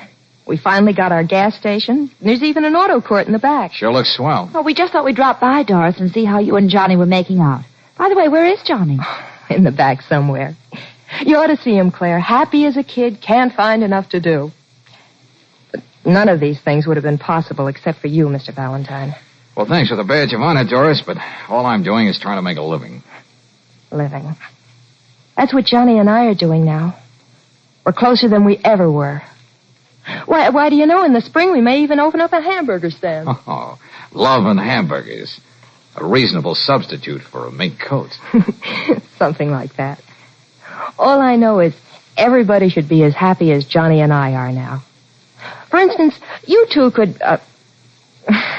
Oh, never mind, Doris. Subtleties like that are wasted on our friend here. Oh, I know what Doris is driving at, all right. Oh, do you, darling? Yeah, but Angel, can we make it pay? Opening a hamburger stand.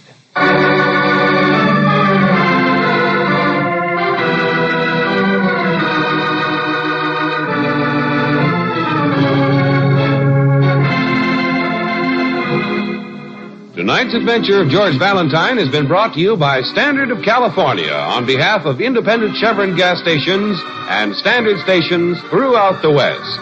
Let George Do It stars Robert Bailey as George with Francis Robinson as Brooksy. Tonight's story was written by David Victor and Herbert Little, Jr. and directed by Don Clark. Also heard in the cast were Michael Ann Barrett as Doris, Tony Barrett as Johnny, Jay Novello as Basher, Louis Van Ruten as Harger, John Ullman as Helianos, and Lester J. as Driscoll. The music is composed and presented by Eddie Dunstetter. Your announcer, John Heaston. Listen again next week, same time, same station, to Let George Do It. This is the Mutual Don Lee Broadcasting System.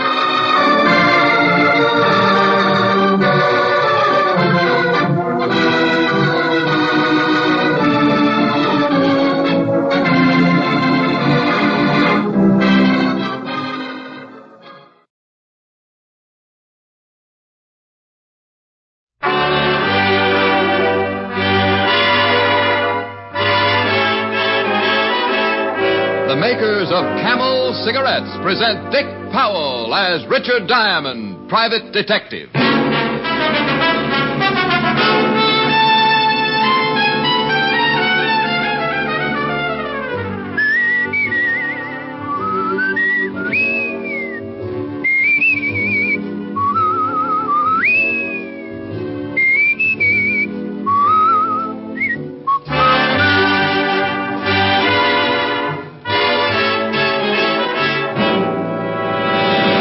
More people smoke Camels than any other cigarette. Yes, Camels are the favorite cigarette of people in all walks of life. Among them are singing stars, actors, announcers, people whose voices are their fortunes, people whose cigarette must be mild. Make the Camel 30-day test and see how mild a cigarette can be.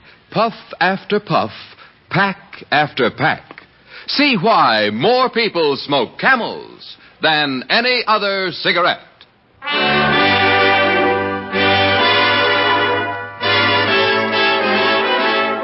Here transcribed is Richard Diamond, private detective, starring Dick Powell.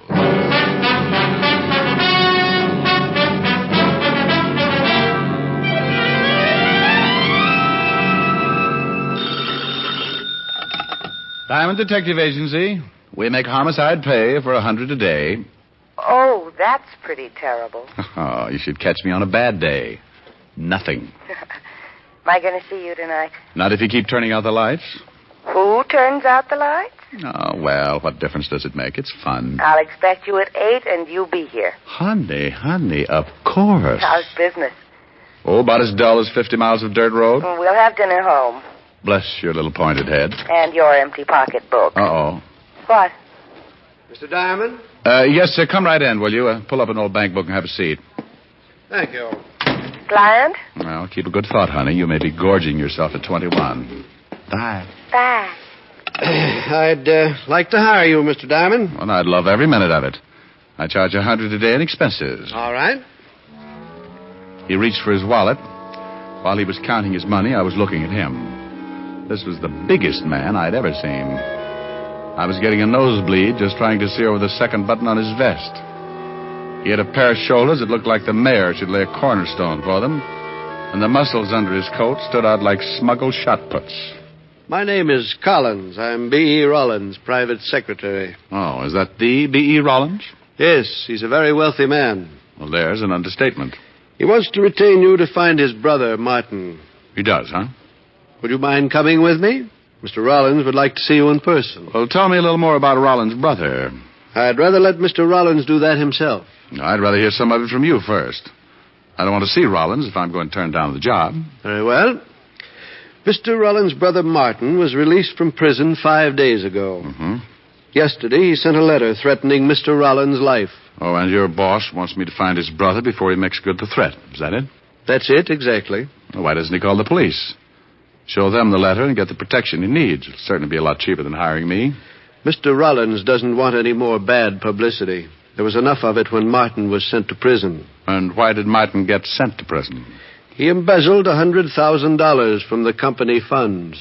Did Rollins try to save him? He was guilty. Mr. Rollins prosecuted him to the full extent of the law. Was the money ever recovered? No. Goodbye, Mr. Collins. You won't take the job? Oh, now you've guessed. But why? Mr. Rollins is prepared to pay you handsomely. Well, I don't doubt it at all, but it's too pat. Martin's killing mad because his brother sent him to prison. Rollins receives a threatening letter, but won't call in the police, yet he wants Martin found. Why? I told you. He doesn't want any more bad publicity. So I take the job and maybe find Martin. Then B.E. Rollins is a potential killer in the house. What you going to do? Try and keep his mind off of things by letting him shrink heads in the basement? Remember, Mr. Diamond, they are still brothers. So were Cain and Abel.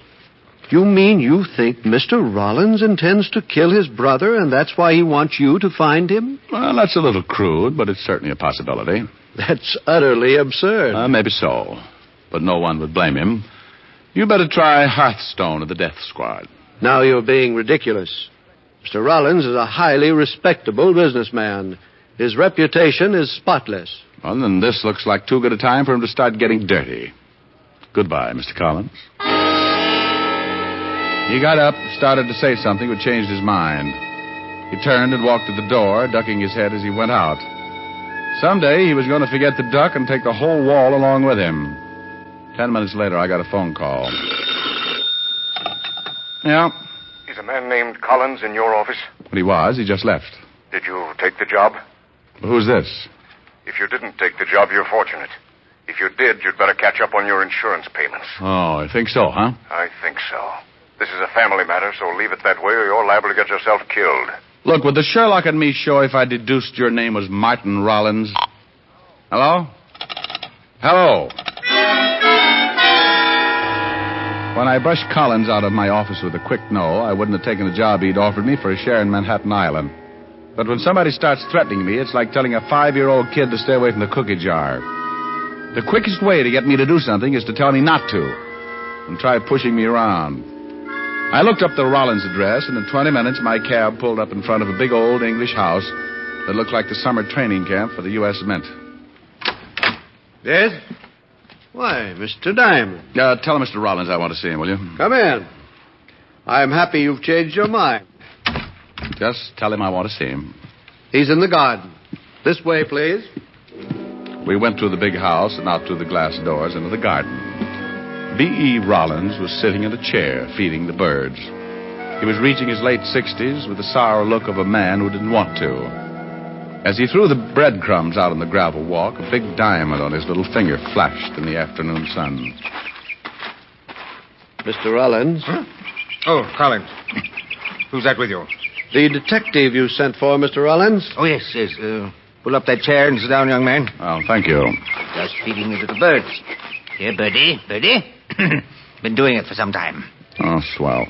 Well, what are you standing around for, Collins? I want to talk to this detective in private. Yes, sir. If you need me, I'll be in the library. I won't need you. Here, you feed the birds for a while. Makes you feel good. Oh, sure. Here, Birdie. Birdie? That's fine. What's your name, young man? Diamond, Richard Diamond. Oh, hey, gotta love that little fella. He's grabbing enough crumbs to stuff a pheasant. He's the greedy one. Always does that. Reminds me of some people I know. Yes. Well, Mr. Diamond, I suppose Collins told you why I wanted to see you? Yeah, and I can't say I wanted the job at first. So Collins tells me. What changed your mind? A phone call. I think it was from your brother, Martin. He told me not to work for you. And you don't like being intimidated? Good. I think we'll get along, young man. Tell me, have you got the letter he sent you? Have it right here. Read it. I'll take over with the birds for a while. All right, thanks, sir. My dear brother, I spent 5 years hating you, but I learned a trade. I used it drawing blueprints for your shroud. Signed, Martin. Well, this'll never get the Pulitzer Prize. Martin always did go in for the dramatic. Well, do you think you can find him? Was this the first you've heard from him since he went to prison? Yes. I will admit the letter has me worried. Aside from the dramatic, Martin has always been a hothead. Since boyhood, he's envied my get up and go. We never got along. It was even too much for my mother. She died very young. Probably overworked from knitting straitjackets. Don't be flippant, young man. Well, will you take the job? $100 a day and all hospital expenses. Fine. See Collins. He'll take care of the fee. Now, tell me one more thing. Can you think of anyone who might know where your brother is? Only one, and I'm not sure if she's even still in New York. She was going with Martin when he was caught. I only met her once, but I will say, if nothing else, my brother showed good taste. Yes, indeed. Well, that's nice. What was her name? Carter. Virginia Carter.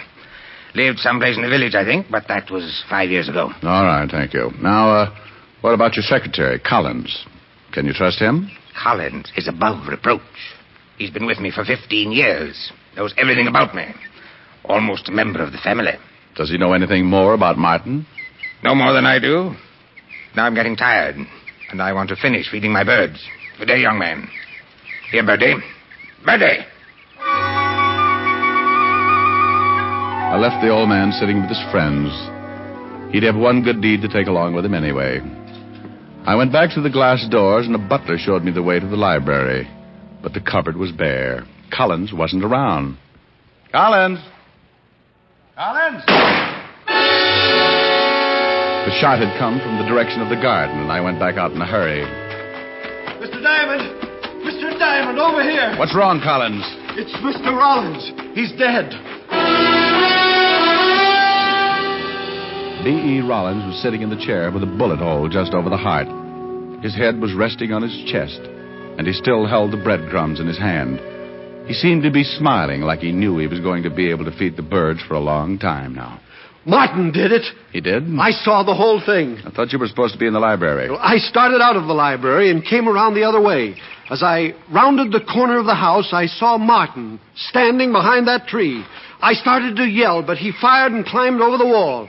Mr. Rollins was dead when I reached him. Let's call homicide.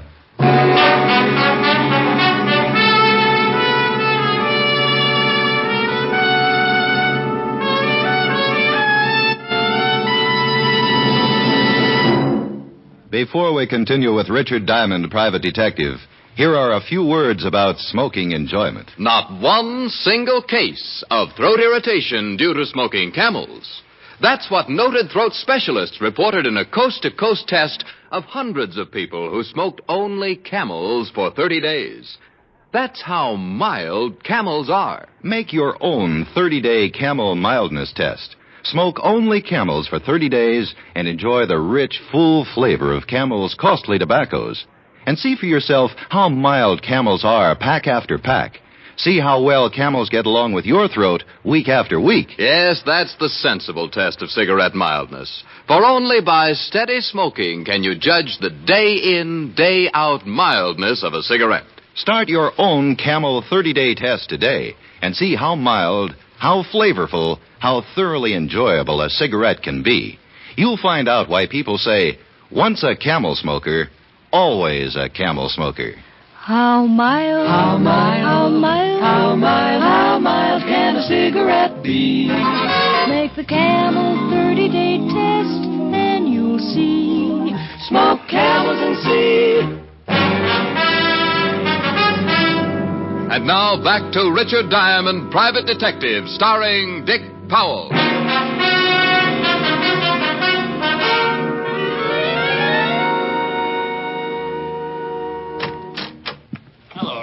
Hiya, Walt.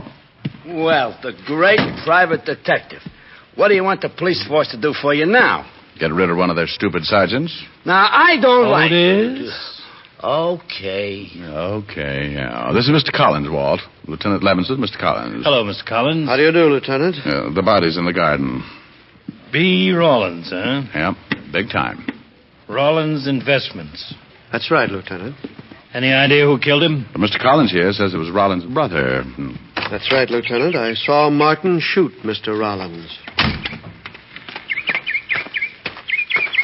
There he is. Gee, on such a nice day, too. Isn't Otis a dream? Oh, such a one. Well, right over the heart. Otis, you go... What are you doing, Rick? It was a letter from his brother. A letter? Sure, I read it myself. Holy Ike, it's gone. We searched the whole garden for the incriminating letter and came up with a big fat zero.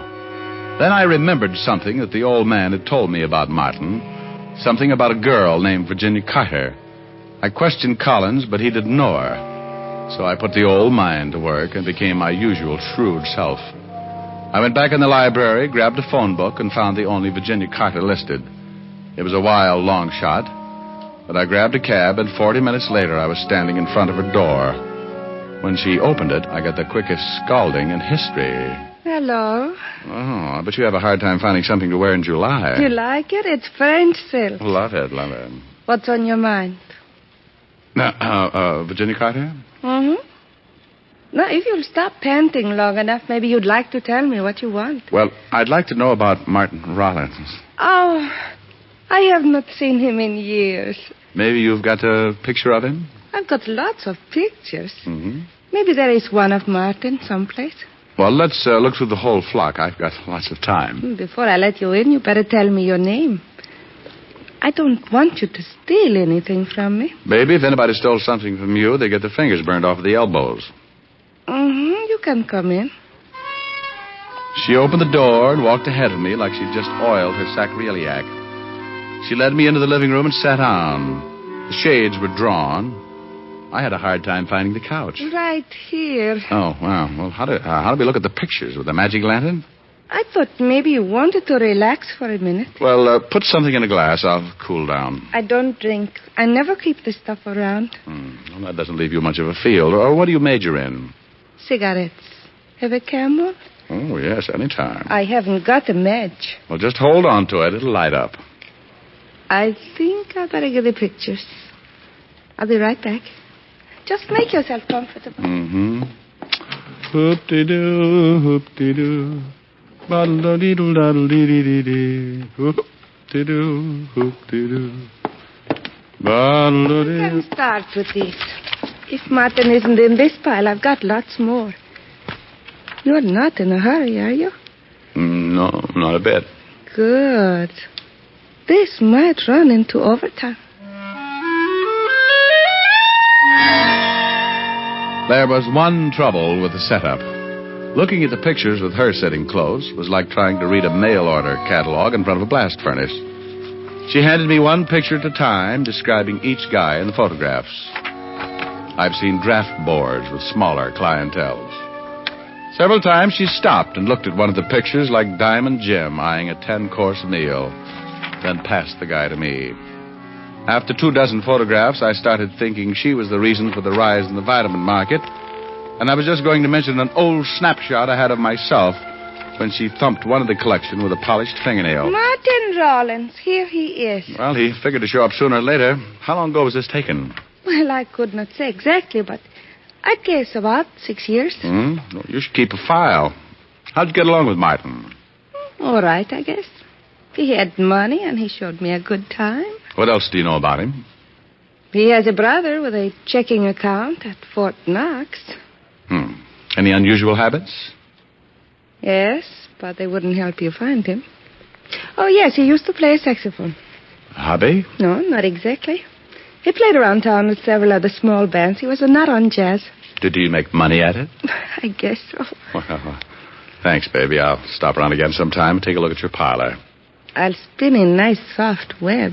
Mind if I take Martin with me? Not if you bring back a picture of yourself. Maybe I'll just bring my camera. You can take it. Good. That's why I keep the room so dark. I like to develop things. I hated to leave, but my hair was on fire. She'd given me one lead. Martin was a musician of a sort, and sometimes he made money at it. I started to cross the street to catch another cab, and I was halfway there when I heard the car. That was an old trick. You drive by fast, open your door, and if anyone is in the way, he winds up with a face full of automobile. I picked myself up and thought about chasing him, but he was so far down the street I couldn't even get the license number. I grabbed a bug-eyed cabbie and had him take me to local 802 of the Musicians' Union. I went in, and a little short guy with a twitch looked up at me from behind a big desk. Something I can do for you, Pops? Bad twitch. Yeah, too much bop. Tell me, do you know a Martin Rollins? Plays the sax. Has he got a card? He makes money. Then if he ain't, he better have. Let's see if he does, will you? I'm an old friend. I'd like to get in touch with him. You look like a cop. And I've got a shiny little badge. Oh, wait a minute. I'll see what I can find. Cop, huh? Now look what you done. You got me twitching more than ever.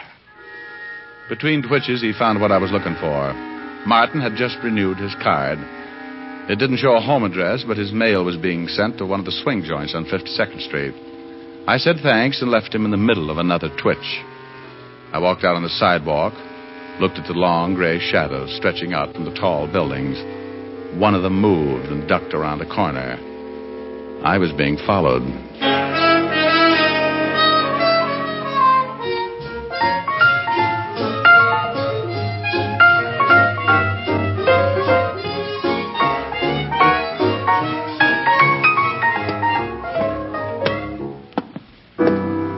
Hey, Fingers, can I bother you for a minute? No, but you can talk to me.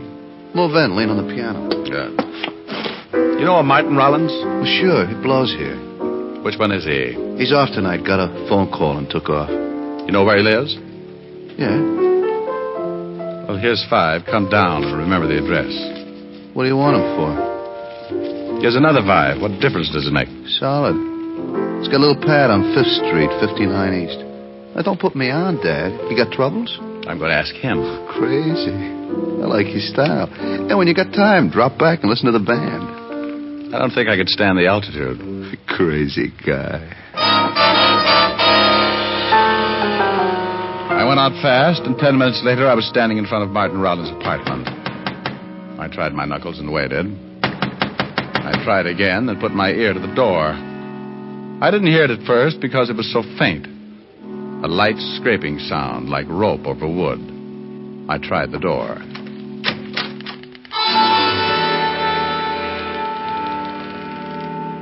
I had been right on both counts. It was a rope, and it was rubbing on wood. Brother Martin was making the sound effects, but he was doing it the hard way. He was on the other end of the rope, hanging by his neck. He was turning slowly like a weather vane in a soft breeze. The chair was tipped over at his feet, so I picked it up and sat down to think. I started to get up when something in my stomach jumped up and kicked my mind into high gear. I looked up at the dead man, and what I saw threw the suicide theory right out of the window.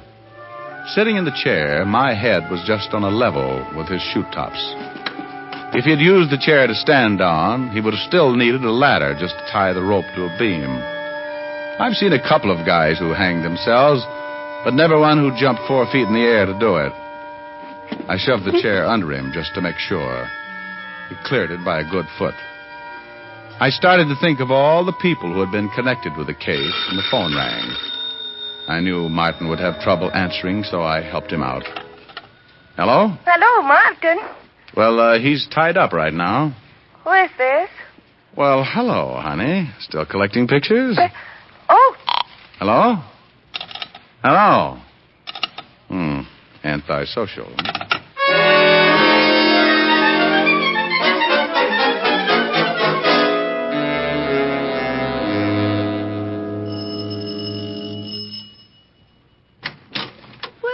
Mr. Diamond, did you bring your camera? We'll play Spin the Bottle some other time. How did you know my name? But You gave it to me this afternoon. You're a bad liar, baby, and look out, I'm coming in. Now, wait a minute. I'm expecting someone. Well, if it's who I think it is, you better hide all the rope in the house. Now move it out of the way. Oh, You heard from Collins yet? I don't know what you're talking about. Now get out of here. Collins, Rollins' secretary, just killed Martin Rollins. He stretched his neck out so far he started looking like an ad in National Geographic. What? Yes. He strangled him first, then stood on a chair and hung the body to a rafter. How do you know Collins did it? Because he forgot he's a foot taller than most guys. He gave Martin a boost and left him hanging too high. What's that got to do with me? Well, I think Collins knew I'd come to you. I think he promised you the moon if you fingered Martin Rollins. He wanted to get Martin, but he wanted someone else to do it for him. He knew old man Rollins would remember you and tell me. You're crazy. Oh, well, we'll see. How much did Collins promise you? He didn't promise me a thing. You don't think he's going to let you go on breathing when he finds out the law is after him? You're the only hole in his story. Wait a minute. He just left Martin waiting for oxygen. He's probably on his way here right now. He didn't say anything about killing Martin. I want to get out of this mess. Now, that's better. Tell me everything you can. Well, he met me about 3 months ago at a party. We started to see each other. One day he told me he was in some kind of trouble and asked me to help, and I said I would. He told me that he had been in a deal with Martin and that Martin had gone to prison for it. So Martin had come back and wanted his share, is that it? Yes. He promised me 50... It all happened in the time it takes you to change your mind. He must have come in through the kitchen and started shooting. She went down like a diver with a bends and died on her face. He was trying for me when I jumped to one side and knocked over the only light burning in the room. He came close, but the flash of his gun gave me his position, and I threw enough lead to start a pipeline. He stumbled back into the kitchen, but he was dragging it. I heard him drop, and I moved in after him. The moonlight slanted down through one of the windows and splashed out on the hard floor. He was lying in it, on his back, like he wanted to get that far anyway. Don't try again, Collins. I still feel like shooting. Forget it. No reason to kill you now. Before you close your eyes, tell me something. Better make it quick. Why didn't you go out and get Martin Rollins yourself? Why hire me to find him? Didn't want anyone to know I was looking. You were the alibi. With Rollins dead and Martin suicide, you'd swear Martin killed the old man. Because Rollins showed me the letter? You forged it? Yes. Yes, I shot Rollins and took the letter. And you planted that phony call to my office? Yes. Well, you nearly got away with it, Collins. You just forgot how tall you were when you hanged Martin. I thought sure Martin was the one who was trying to run me down. I'm a rotten driver. How bad is it? You must have been a good cop. I caught all three. It should be raining out. Too nice a night to die. Not a cloud in the sky. Must be nice to look at. No. Keep standing up. You'll never see it from down here.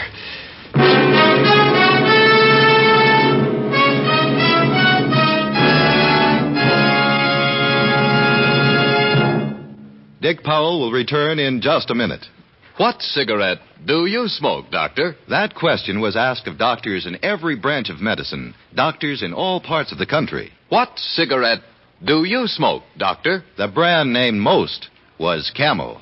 Yes, according to this recent nationwide survey, more doctors smoke Camels than any other cigarette. Camel's costly tobaccos are properly aged and expertly blended for your smoking enjoyment. Make the sensible cigarette test. Not just a puff, not just a sniff. Smoke Camels for 30 days and see how mild, how flavorful, how enjoyable a cigarette can be. How mild, how mild, how mild, how mild, how mild can a cigarette be? Make the Camel 30-day test and you'll see. Smoke Camels and see. Here's Dick Powell with a special message. Thank you. Ladies and gentlemen, as a tribute to the men and women who have served our country, The makers of Camel cigarettes send gift cigarettes each week to hospitalized servicemen and veterans. This week, the Camels go to veterans' hospitals, Fayetteville, North Carolina, and Des Moines, Iowa. U.S. Air Force Hospital, Bolling Air Force Base, Washington, D.C., U.S. Naval Hospital, Memphis, Tennessee. Now, until next week, enjoy Camels. I always do.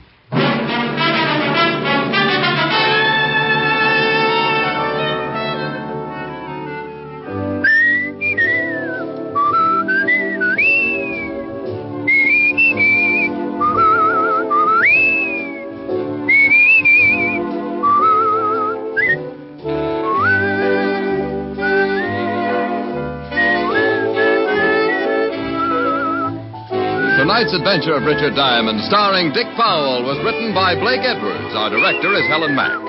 Featured in tonight's cast were Virginia Gregg as Virginia and Ted Osborne as Rollins. Tom Tully was Collins, Arthur Q. Bryan as Lieutenant Levinson, and Wilms Herbert Otis. Men, pack your pipes with Prince Albert. The rich flavor and natural fragrance will tell you why PA is America's largest selling smoking tobacco. Prince Albert's Choice Tobacco is specially treated to ensure against tongue bite, and it's crimp cut to smoke cool and even. Get Prince Albert. It's the national joy smoke. Listen next week for another exciting transcribed adventure of Richard Diamond, starring Dick Powell. This is Your FBI. The official broadcast from the files of the FBI follows immediately. Stay tuned. This program came to you from Hollywood. This is the American Broadcasting Company. Time now for Rocky Jordan.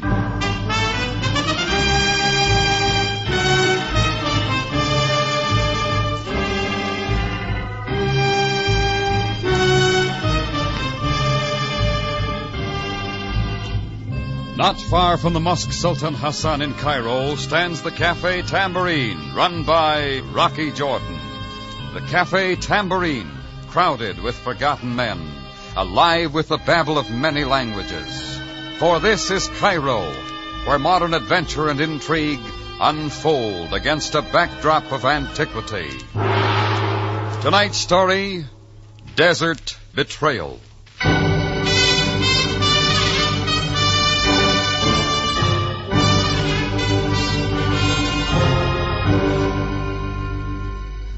There are 5 times in a day when a foreigner like myself tries to stay off the streets of Cairo. That's at dawn, noon, late afternoon, sunset, and just after dusk, when the muezzin appears in his minaret to call the faithful to prayer. At that moment, all activity stops, and the devout Moslem kneels on his rug facing Mecca. Keeping away from them at those times is one respect we can pay their religion, and they appreciate that respect. But I guess I wasn't watching the clock this particular evening. My Cafe Tambourine still held the intense heat of the day, so I got out and walked down the crowded Sharia Lagoon toward the Nile to try and catch a cool breeze. I just stopped to glance at a big poster, something about a rally for the politician El Marmad Bey, when I heard the voice of the muezzin in the minaret high above me. Suddenly all sounds of activity stopped as the natives faced east, their foreheads to the ground. As quick as I could, I ducked back through a narrow passage off the street that led to the winding stairs of the minaret.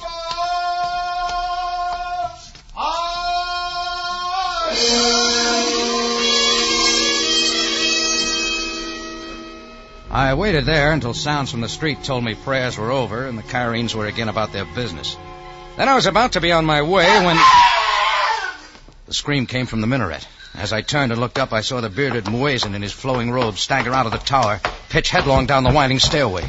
He rolled over and over, and he didn't stop till he sprawled at the bottom, almost at my feet. It was like something out of a bad opera. For a split second, I couldn't move. But the red splotches from stab wounds spreading across his white robe snapped me out of it, and I rushed over to him.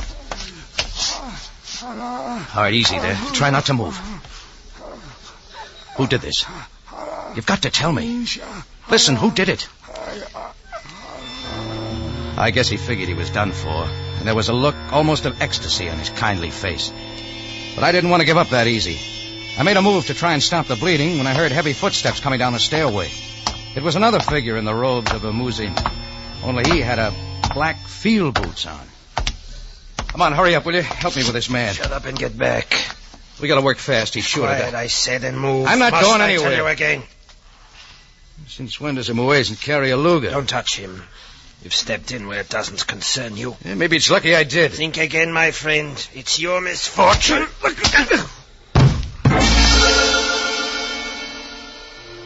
I felt the blow of his heavy Luger across my face, and that was all. Only a roaring like a constant in the desert, and me spinning with the wind, till it seemed to pitch me back down to the foot of the minaret. The pain in my head drove me to my senses, and when I opened my eyes, it was pitch dark. The dead body of the kindly Muezzin lay beside me. Just as I realized I was clutching something tightly in my hand, a flashlight stabbed right in my eyes. So, it is you, Mr. Jordan. Get up at once. Well, good hunting, Greco. Who called you? There was no police call. Ali, Alva, Sergeant Greco. take the knife from this man. Knife? The one in your hand, Mr. Jordan. You need not feign surprise. You do not deceive me. Getting ideas already, Greco? Hand over the knife. I'll take it. I don't use knives. Indeed. However, it is in your hand, stained with the blood of the sacred Muezzin lying dead by your side. Look, don't you know a plant when you see one? Enough. This time you have overstepped yourself, Mr. Jordan. Okay, arrest me. Get it over with. Perhaps that will not be necessary. I need only to call the people in from the street to witness this thing. What are you getting at? When the news spreads that their revered religious leader has met violent death by the hands of an unbeliever, you will be disposed of very quickly. You'd like that, wouldn't you? I would be helpless against the mob. You see, Mr. Better Jordan? get some sense now, Greco. If the Muezzin's death gets out, there'll be a lot of repercussions. You think Sabaya'd put another stripe on your sleeve if that happened? My personal ambitions have nothing to do with this. Think it over. Mr. Jordan, you will understand that I had no intention of disclosing this to anyone, not as yet. Sure, Greco, sure. Ellie, bring another man. You will take the Muezzin to the minaret and hide his remains there. It will be done. One moment. Under no circumstances will you breathe a word of this to anyone. Is that clear? It is, Sergeant Greco. Quickly now. And you, Mr. Jordan, will come with me. Greco waited only long enough to watch his aides lift the Muezzin and carry him carefully up the steep winding steps to the tower. As they disappeared into the dark, he gave me a shove and I walked ahead out into the street. Neither of us spoke a word on our ride to headquarters. I was taken to Sabaya's office, and a couple of guards held me there for maybe half an hour till Sam made his appearance. Greco was with him, and they motioned the guards outside. It was all just a little too deliberate. Greco been telling you things, Sam? Keep silent until spoken to, Mr. Jordan. Then let's get at it. Jordan, I have Greco's statement. You were found at the foot of the Mongar minaret beside the dead body of the Muezzin. Did he tell you I'd been knocked out cold, Sam? A trick, Captain. He was trapped and could do nothing but pretend that he also had been attacked. Then explain the shape my face is in, Greco. Your face gets smashed up in many ways. One moment, Mr. Greco. Now, Jordan, I will hear your full explanation of this affair. I was standing at the foot of the tower stairs during the last call to prayer. Did you, an American, not know better than be there at such a time? I ducked in there to get off the street. Go on. And the Muezzin rolled down the steps right at my feet. Before I could get anything out of him, somebody else in a Muezzin's robe showed up. There is no other Muezzin at the minaret. You're right, Greco. He wasn't a Muezzin. He wasn't an Egyptian.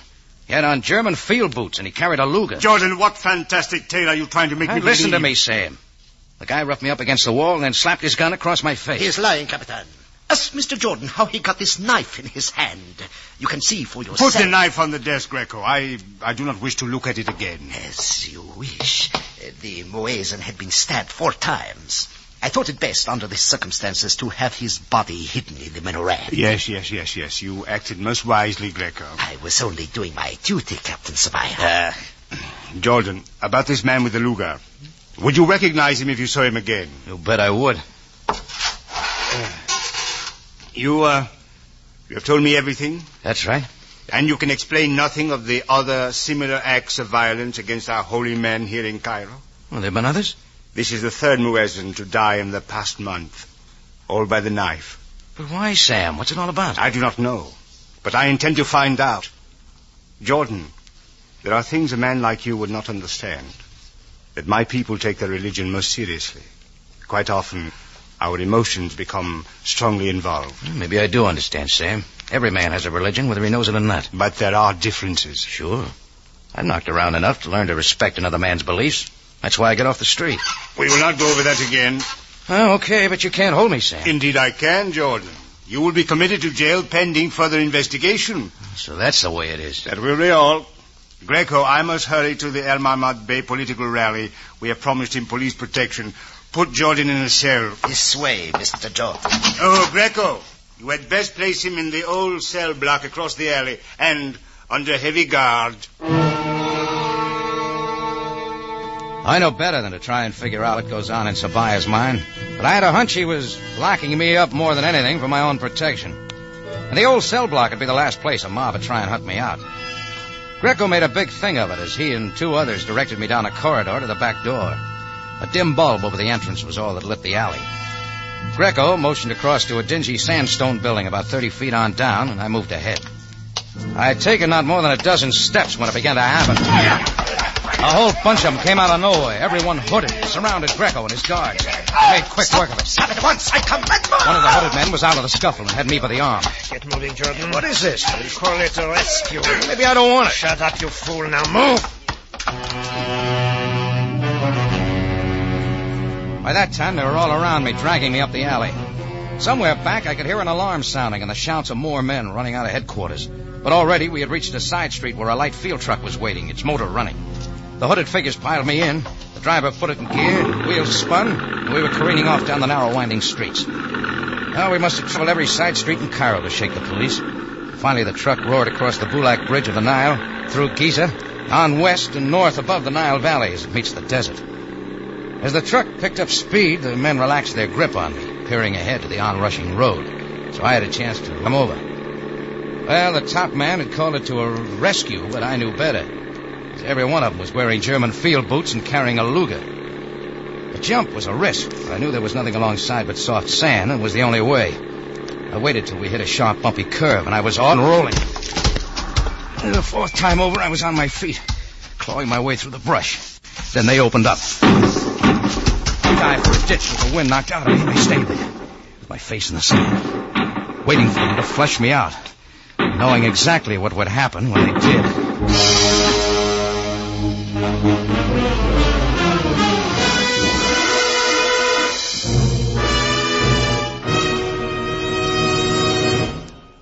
You are listening to Desert Betrayal, tonight's adventure with Rocky Jordan. Travel to the ends of the earth tomorrow night with Dick Powell and Signe Hasso, who will recreate their original screen roles on CBS Radio Theater. To the Ends of the Earth is the story of the expose of an international narcotics ring, and makes for an exciting story. Remember Dick Powell and Signe Hasso tomorrow, Monday night at 6.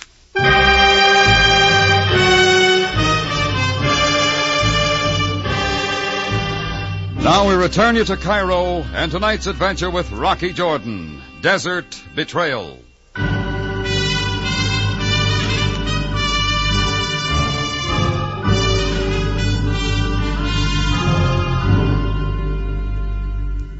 It was a peaceful evening as I stood at the foot of the minaret and listened to the Muezzin's call to prayer. But all that was changed a few seconds later when the Muezzin lay dying at my feet. A man wearing German field boots and a gun to match planted the killing on me. Not long after, as I was being taken to a jail cell, the same man with a lot of helpers broke it up, dumped me on a truck, and roared out into the desert. I remember jumping from the speeding truck, some gunshots, and not much more, till a breath of air hit me. And it wasn't air off the desert. It smelled of cheap gin, like my cafe tambourine after a hard night. It came from somebody bending over me. Get up, monsieur, before they find you. Where are they? Searching the brush and the other side of the sand dune. Up with you now. Where are we going? To my hut. Only a little way. Allez, monsieur, allez! Somehow she got me to her hut and dropped me on a cot. The dive off the truck must have jolted me plenty because right then I passed out for a while. Well, the next thing I knew, it was daylight and I was wide awake and choking for breath. She was sharing her cheap gin with me. The gin, it helps, n'est-ce pas? Oh, they sell stuff that bad? Oh, so it is champagne you wish. Well, I'm sorry. I woke up too quick. Oh, it is nothing. Anyhow, you took a lot of chances, sister. I am Suzette. Perhaps another drink now? No, thanks. As you wish. Any of those guys come around? No, monsieur. They went away. Looks like you got a good hideout here. Well, we all hide from something, n'est-ce pas? Yeah, me from too many things. You do not tell me who you are, monsieur. The name's Jordan. And an American who flees from many men with guns on the desert. Oh, I hopped off a truck. They were taking me someplace. But why? Your guess is as good as mine.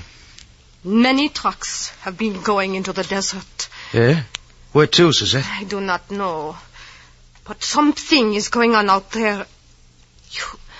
You were captured, monsieur? Oh, rescued, they called it. You make a strange riddle. Oh, yeah, it's a beauty. A Moasan is stabbed to death in Cairo. Not the first to be killed. But whoever did it figured I knew too much. Before the police could salt me away, this gang grabbed me. Monsieur, what were they like? Well, they weren't Muslims. They were men who speak good English and carry Oh, Lugers. sacre nom. You got it figured, Suzanne? Oh, always it is the same. So it was with the betrayal of France. Always I do not realize. What are you talking about? Monsieur, in France they call me a traitor. It was not so. I did not know I was being used by the enemy. It makes some sense, huh? Oh, now I am a poor French woman in Egypt without credentials. I must exist as best I can. When there is an opportunity to sell munitions and guns in Egypt, what can I do? The trucks are taking munitions into the desert? Oui. But I did not Who's know. the deal with, Suzette? It is a bad deal. Hey, come on, never mind the gin. Who'd you sell the stuff to? Well, there is a man named Frank Kruller. Where do I find him? A houseboat on the Nile. The Habira 16. All right, let's have some more. No, Monsieur Obladra, I have said too much. You rest now. You will need much strength for what is ahead. So I waited out the burning heat of the day in her hut. All the time I tried to get more out of her about Kruller and the munitions going into the desert. How that tied in with the Moasan's death. But from then on, Suzette closed up tighter than the cap on a bottle of Coke. Well, with a little food and a lot of sleep, I was ready to go by sundown. Suzette helped me into Giza. From then on, I was on my own. I thumbed a ride across the bridge, but before I went down along the river, I decided on a phone call. Captain Sabaya speaking. Hello, Sam. Jordan, so it is you. I just didn't want you to worry about me. Where are you? What are you doing? Oh, relax. I'm all right, I tell you. You don't have to rescue me. Rescue you indeed. You will return to headquarters at once. Sorry, I got a big date. Where are you going? To see a guy named Kruller. Kruller? Frank Kruller. Any objections, Sam? Jordan, listen to me. There are things you do not understand. Why not? You are not a Morton, but I am, and I can tell you that you are in great danger. For your own protection, come back to jail. Thanks for the advice. See you later, Sam. Jordan, for the last time... Then I was on my way to see Kruller. I couldn't have missed his dahabeah on the Nile if I'd tried.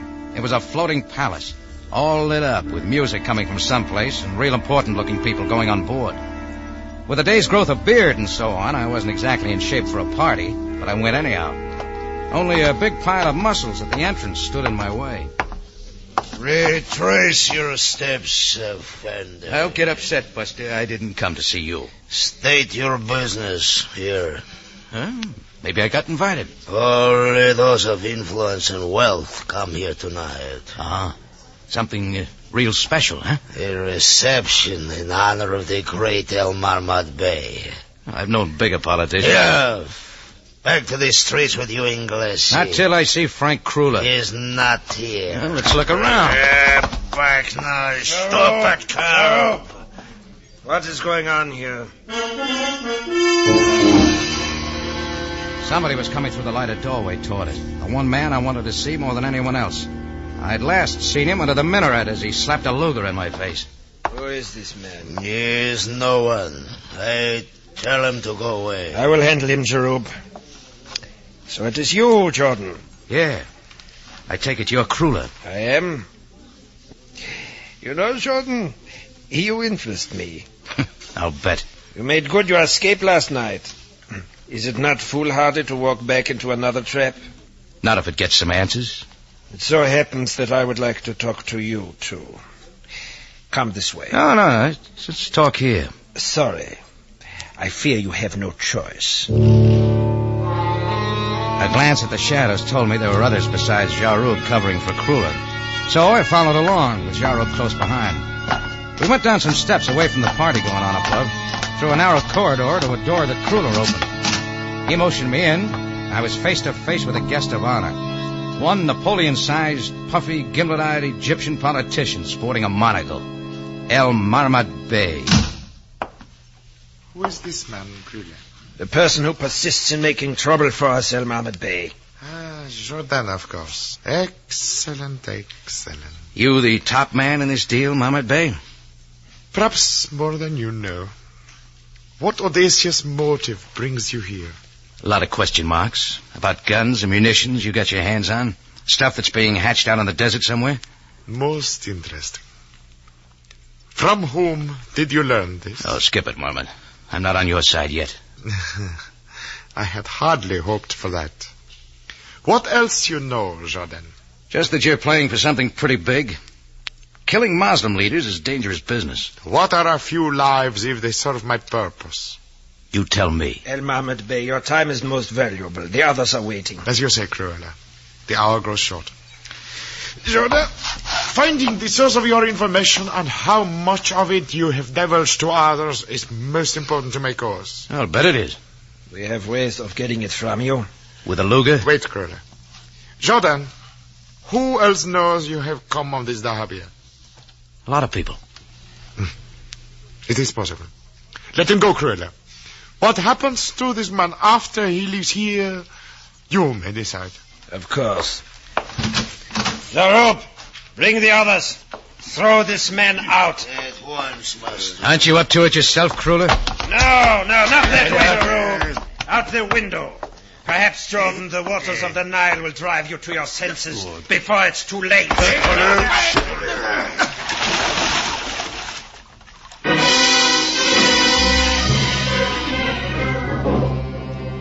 I got plenty of Nile water, all right, but I didn't head for the shore. I saw them moving along the bank waiting for me. Then a little boat took off downstream trying to pick me up. But they didn't know I was hanging onto the anchor chain. In a little while, I was pulling myself back into the little room. It was empty now. The noise of the party upstairs covered for me, and I started looking around. A couple of shoves, and I had the closet door open. What was inside didn't surprise me. A stack of small arms, Lugers, Mannlicher rifles, and cases of ammunition. Next, I tried the desk in the corner. The minute I cracked the top drawer, I had what I wanted. It was a list of various muezzins in Cairo. The top 3 names were scratched out, and I figured they were the ones who had already died. Maybe the rest were next. But it didn't say why. I folded the sheet and shoved it in my pocket. Suddenly, there was a soft step from behind. Before I could move, there was a silken cord around my neck, drawn tighter and tighter, and once more, thick blackness poured in.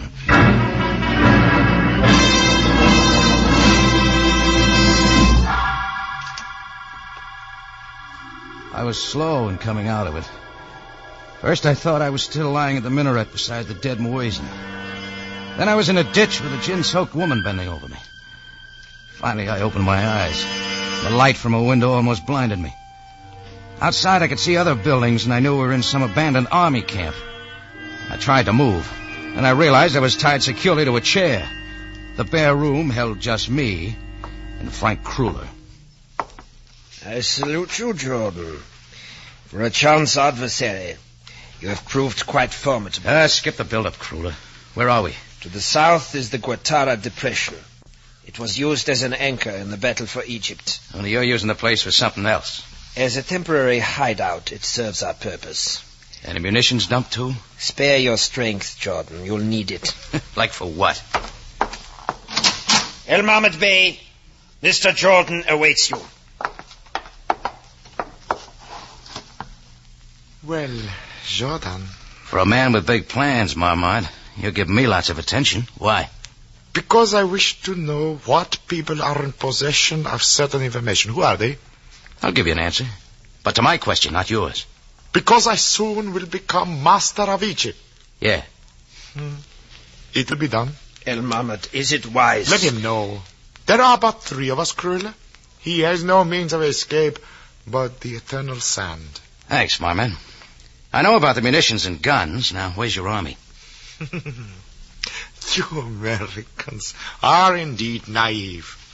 Superior intelligence is more powerful than armies. Your brains and who else? At this moment, my loyal followers are at strategic points in Cairo and elsewhere in Egypt, awaiting the hour. You think that's all it takes? Clive took India with only 123 men, Mr. Jordan. I had it right, didn't I? You start out killing a few Muezzins, one by one. Nothing upsets a Moslem quicker than an offensive toward his leaders. And now more of the Muezzins are to die. When the people see their government is unable to cope with the atrocities, they will rise up and overthrow it. You got it all figured out, haven't you? Already there have been incidents. Soon the anger of the populace will move it to frenzy. There will be uprisings growing in violence. That's when you step in. Yes. At that moment, the great El Marmad Bey will appear as their liberator. Yeah. The only trouble is it won't work. Indeed. Again, the mind of the West finds the mind of the East an insoluble riddle. Well, don't get me wrong, Marmad. You might use the religion of your people to get into power. Only you've forgotten one thing. Yes. What is that? Your people will still have their religion. How long do you think they'll be fooled? We Americans have a saying for that, if you're interested. I am not. Your interest, Jordan, is in your own welfare. Well, think about it. When the people find out they've been duped, what do you think happens to you? At that time, my power over them will be assured. Egypt will enter an era greater than the pharaohs ever knew. Hold it, Mohammed. Back that idea up with some more figures. Give me one example of a tyranny founded on religious oppression that has ever lasted. Mr. Jordan, the fact of the moment is that you will die. Tell us what we wish to know, and death will be swift and painless. And if I don't? Death in the desert is very slow.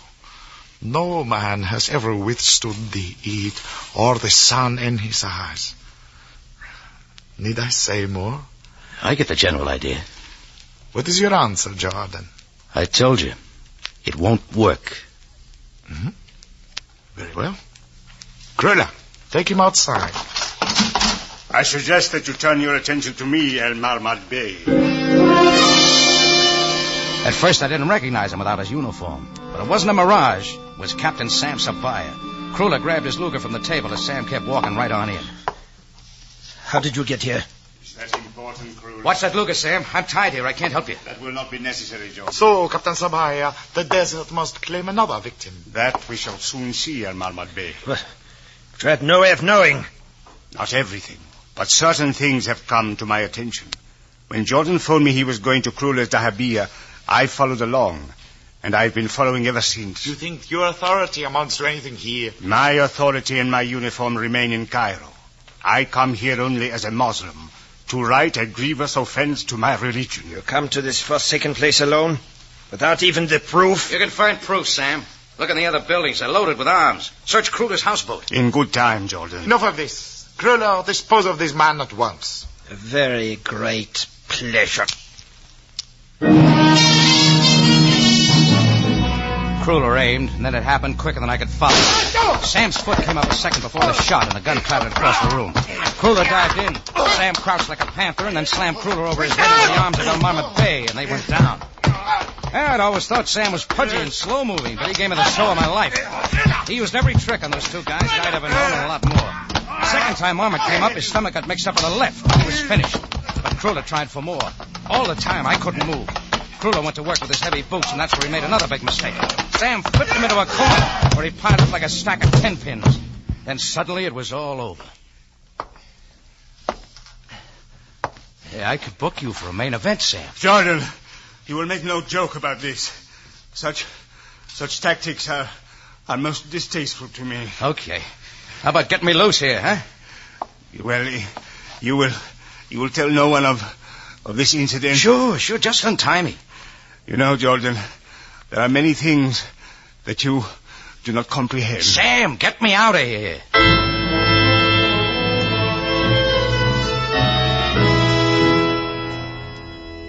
Well, Sam finally untied me. We got El Marmad Bey and Kruller back into Cairo, and from then on, Sam was his old official self. It didn't take him long to round up all the Bey's loyal followers, and I don't have to tell you what happened to them after that. I was going to send Suzette a case of good gin, but she'd done a fade-out, and nobody tried very hard to find her. Me? Oh, I've learned a few things. Sam Sabaya has given me jiu-jitsu lessons.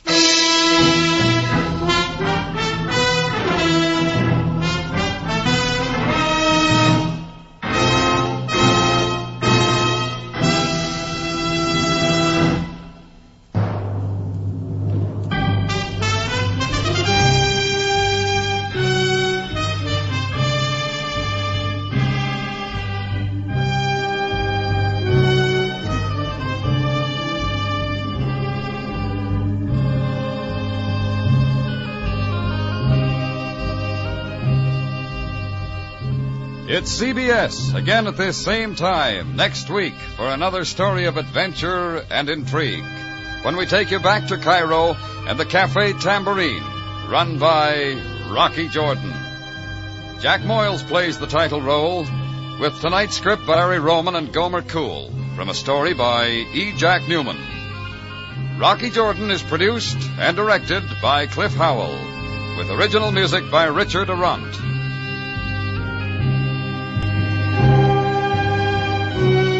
Larry Thor speaking. This is CBS, the Columbia Broadcasting System.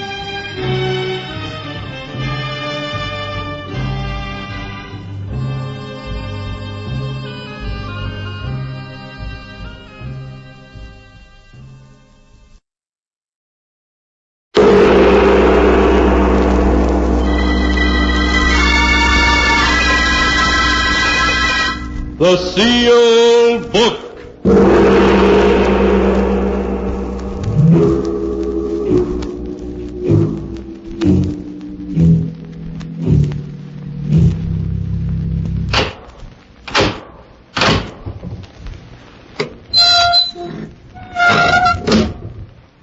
Once again, the keeper of the book has opened the ponderous door to the secret vault, wherein is kept the great sealed book, in which is recorded all the secrets and mysteries of mankind through the ages. Here are tales of every kind, tales of murder, of madness, of dark deeds, strange and terrible beyond all belief. Keeper of the book, I would know what tale we tell this time. Open the great book and let us read. Slowly, the great book opens. One by one, the keeper of the book turns the pages and stops. Ah, the strange story of a murderer who found that justice has an uncanny way of working itself out, as in the tale titled, Murder Must Be Paid For.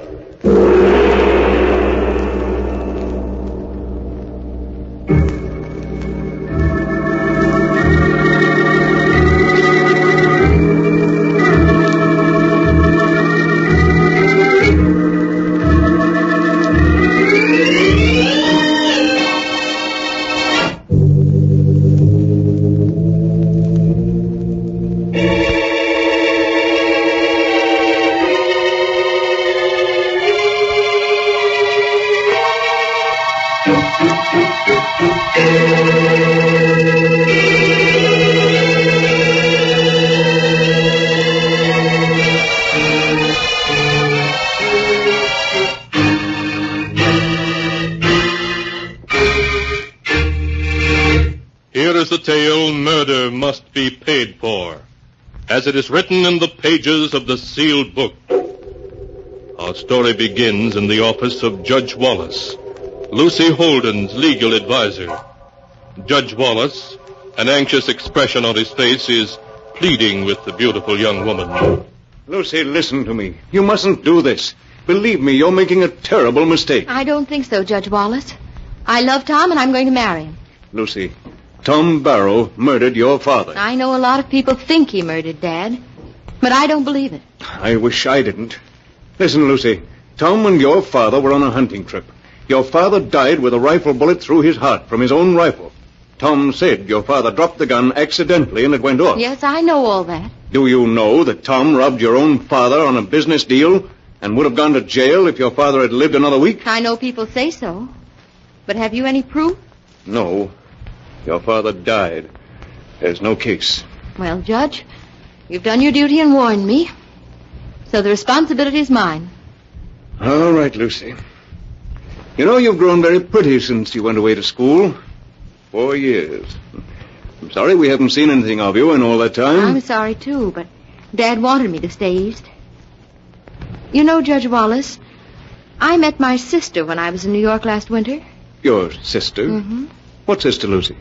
Doreen. Don't you know about her? Doreen? No. I never knew you had a sister. I didn't either until Dad wrote me and told me about it. But you knew Dad's first wife ran away with an actor a year after she and Dad were married. Yes, I knew that, but that's all. Well, Doreen was his first child. Her mother took her along when she ran away. I wondered if Dad had mentioned Doreen in his will. No, he didn't. Well, I'm going to send her some money anyway. Will that be all right? Oh, yes, of course. It's your money now. The whole $1 million. Thank you, Judge Wallace. Well, I have to go now. Tom's waiting for me. We're going to be married right away.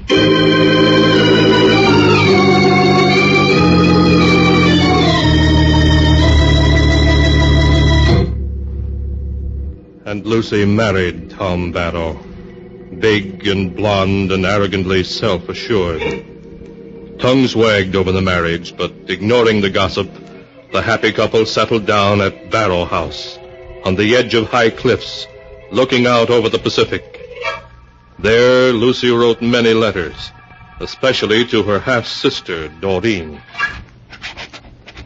Dear Doreen, I hope that at last you're going to have a chance to visit Tom and me here at Barrow House. I know you'd like Tom, and he'd like you. Hello, darling. Oh. More letters to Doreen? Oh, yes, Tom. I'm trying to persuade her to come visit us, and since her show's going to be in San Francisco all this week. Oh, good. If she's half as pretty as you are, I'll welcome her with open arms. Oh, people in New York used to take us for twins, but she's really much more sophisticated than I am. She's an actress. Sounds more and more interesting. But how about coming for a speedboat ride, hon? Water's just right. Oh, I can't. This is the day I volunteered to help the sisters at the Mission Hospital. Oh, for Pete's sake. That's a 30-mile drive, 20 to town and 10 more beyond. You won't get back till after dark. I'm sorry, Tom, but I promise.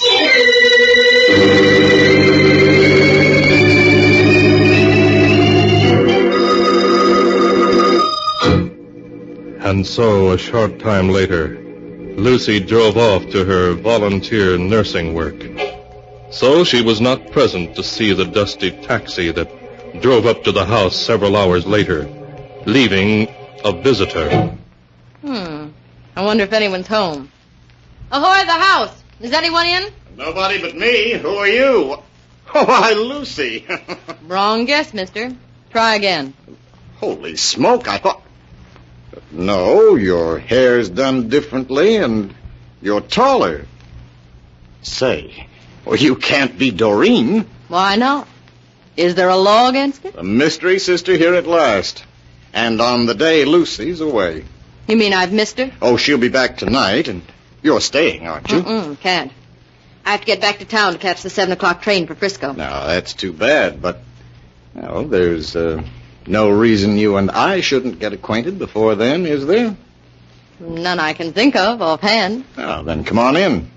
I'll show you around, and then I'll mix us a couple of drinks. Okay? Okay.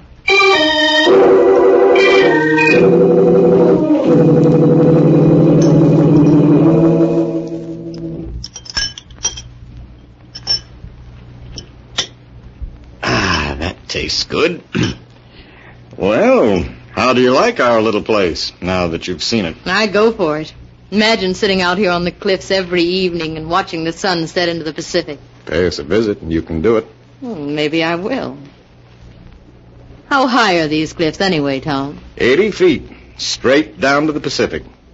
There's deep water at the foot of them. Oh, I'd hate to fall off. But as for the visit idea, on second thought, I don't think I will. Why not? We'd love to have you. I know I would. That's just the trouble. I might find myself poaching on little Lucy's territory. You, mean that? Yes.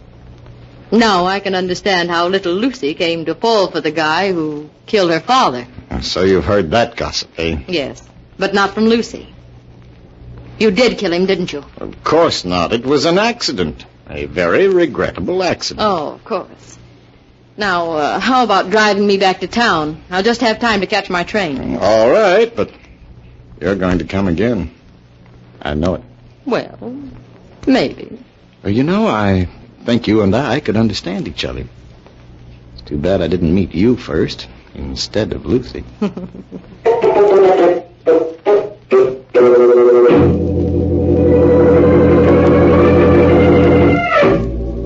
that evening when Lucy returned, she was upset to learn that she had missed Doreen. But Tom said that Doreen had promised to come again in a few weeks. And then, because Lucy was tired, they retired early. But during the night, Tom awoke to find Lucy shaking him. Tom! Huh? What's the matter? What is it? Tom, you were talking in your sleep. Talking in my sleep? Yes. I thought you might be having a nightmare. No, I'm all right. Oh, I'm sorry, Tom, but when I heard you talking in your sleep, I thought What was I saying? Well, nothing that I could understand. Why? No reason, just curious, that's all. I've never talked in my sleep before that I know of. Oh, yes, you have, darling. Several times the last few weeks. Lucy, are you telling me the truth? Why, of course. Why should I lie about such a silly little thing? No, of course you wouldn't. Lucy. Yes, Tom?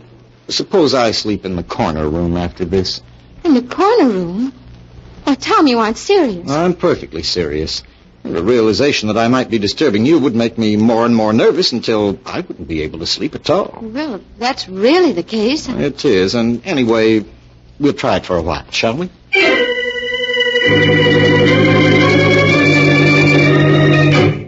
After Tom moved to the corner room, there was an atmosphere of strain between him and Lucy. Lucy, however, pretended not to notice it and went about as though everything was just as it had been. She wrote many long letters to her sister Doreen, but Tom noticed that whenever he came close to her, she covered the letters so that he could not see what she was writing. His suspicions aroused, he waited until she left one of them in the mailbox for the rural delivery carrier to pick up. As soon as she was out of sight, he swiftly ripped it open and read it. Now, Lucy, you'll see what you're so carefully hiding from me. Dear Doreen, I have dreadful news for you. Now I know that Tom did kill my father. Night after night, I've been listening outside his door, becoming more and more certain. Last night he cried out distinctly, I killed him, but they'll never prove it, never. Doreen, what shall I do? If he killed Father, he may kill me. I go in fear of my life. I've taken one of his hunting knives, and I carry it around with me to protect myself in case he attacks me. So, that's how it is. That's what you've been up to, eh? Well, Lucy, I think that you and I must have a little talk.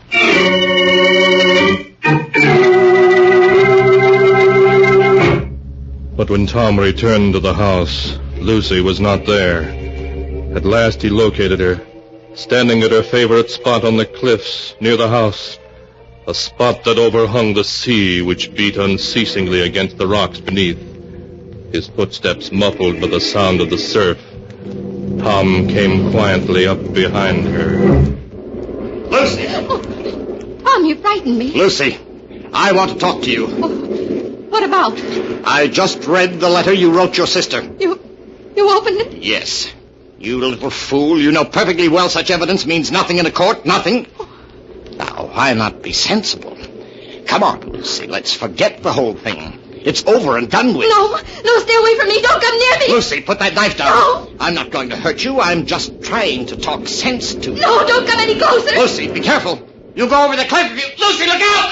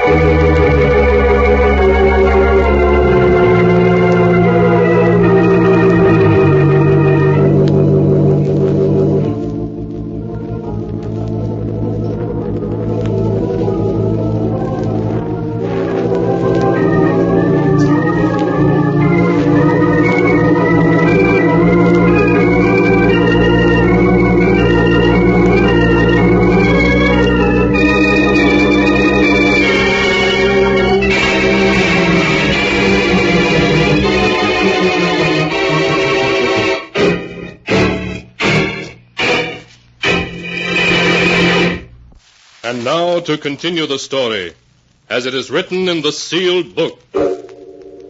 Tom Barrow, a look of horror on his face, stared over the edge of the cliff from which Lucy had fallen. Lucy was gone, swallowed up in the huge waves 80 feet below. Tom searched desperately for her until darkness fell and forced him to return to the house. He strove to calm his nerves and plan a course of action.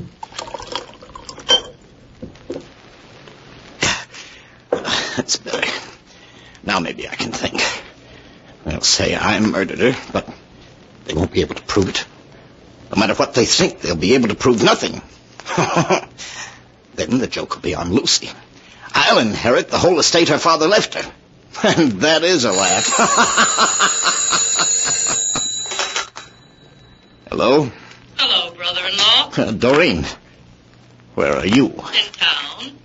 Is Lucy there? I thought I'd come out and visit you two. No, she's not here just now. Well, when'll she be back? Or don't you want me to come see you?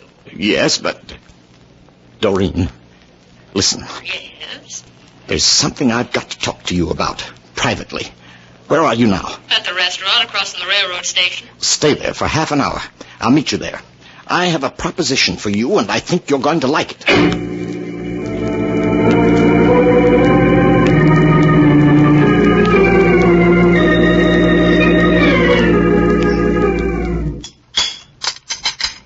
So that's the whole story, Doreen. I just wanted to talk sense to her, and she backed away from me and fell over the cliff. So you killed her, did you, Tom? No, I tell you I didn't. It was an accident. All right, it was an accident.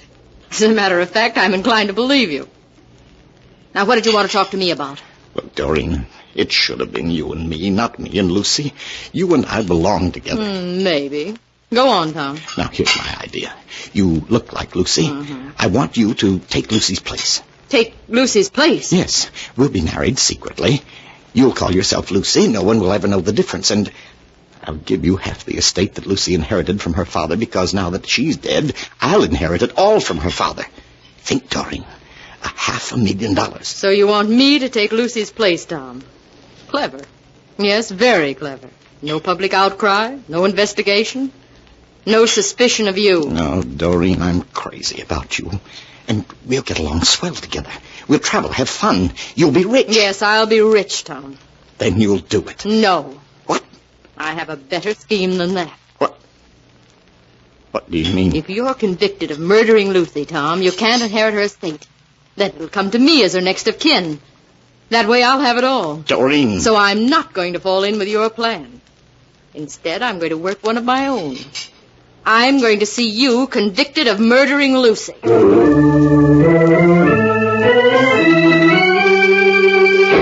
And so, despite Tom's frantic arguments, Doreen insisted that he go with her to Lucy's old friend, Judge Wallace. Judge Wallace called in the prosecuting attorney, and they heard Tom's story in silence. It won't wash, Barrow. First the father, then the daughter die in accidents, with you the only witness. It's too much for anyone to believe. Judge Wallace, I have letters from Lucy proving that she'd heard him admit in his sleep that he killed her father and that she was afraid of him. How about it, Mr. Roden? Can we hold him for murder? I'm afraid not, Judge Wallace. The letters would help, but they're not enough legally to win a conviction. Unless Lucy's body can be found with some evidence of murder about it, the law can do nothing. Lucy's body will be found sooner or later. I'm going to offer a reward for it. And then we'll see whether you can be convicted or not.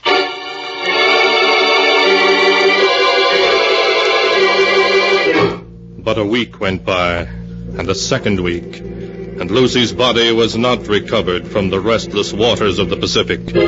A third week, and Tom Barrow began to breathe easily again. Then one morning he received a call from the prosecuting attorney to view the body of a young woman that had been found on the beach by fishermen not far from Barrow House. Well, here I am. Where's the body? Is it Lucy, Mr. Roden? I prefer not to give an opinion until you've both seen her.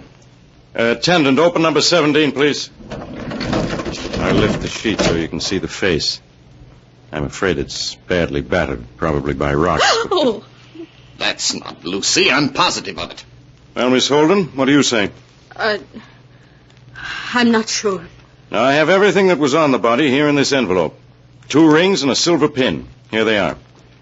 Mr. Barrow, do you recognize them? No. No, I don't. I can't be sure about the rings, but that pin was Lucy's. I sent it to her for a wedding present. If you look on the back, you will see engraved, to L from D with love. That would be to Lucy from Doreen, wouldn't it? It would. I think that settles the identification. But there's one more point, as you'll see when I turn back the sheet further. A knife. A knife through her heart. No, it can't be. Your knife, Mr. Barrow, with your name stamped on it. Thomas Barrow, you're under arrest for murder.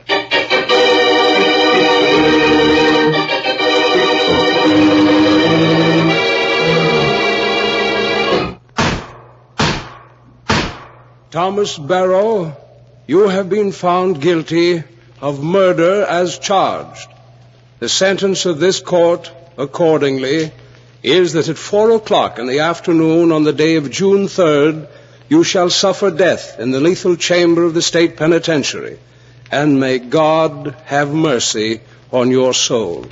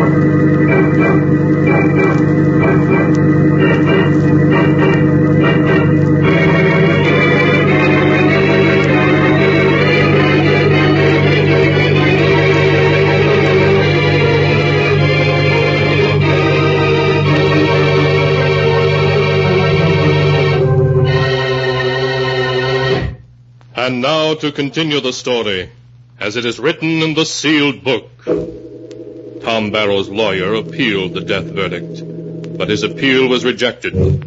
The evidence was far too overwhelming. Tom kept protesting, but of course no one believed him, except the visitor whom the guard brought to his death cell one afternoon.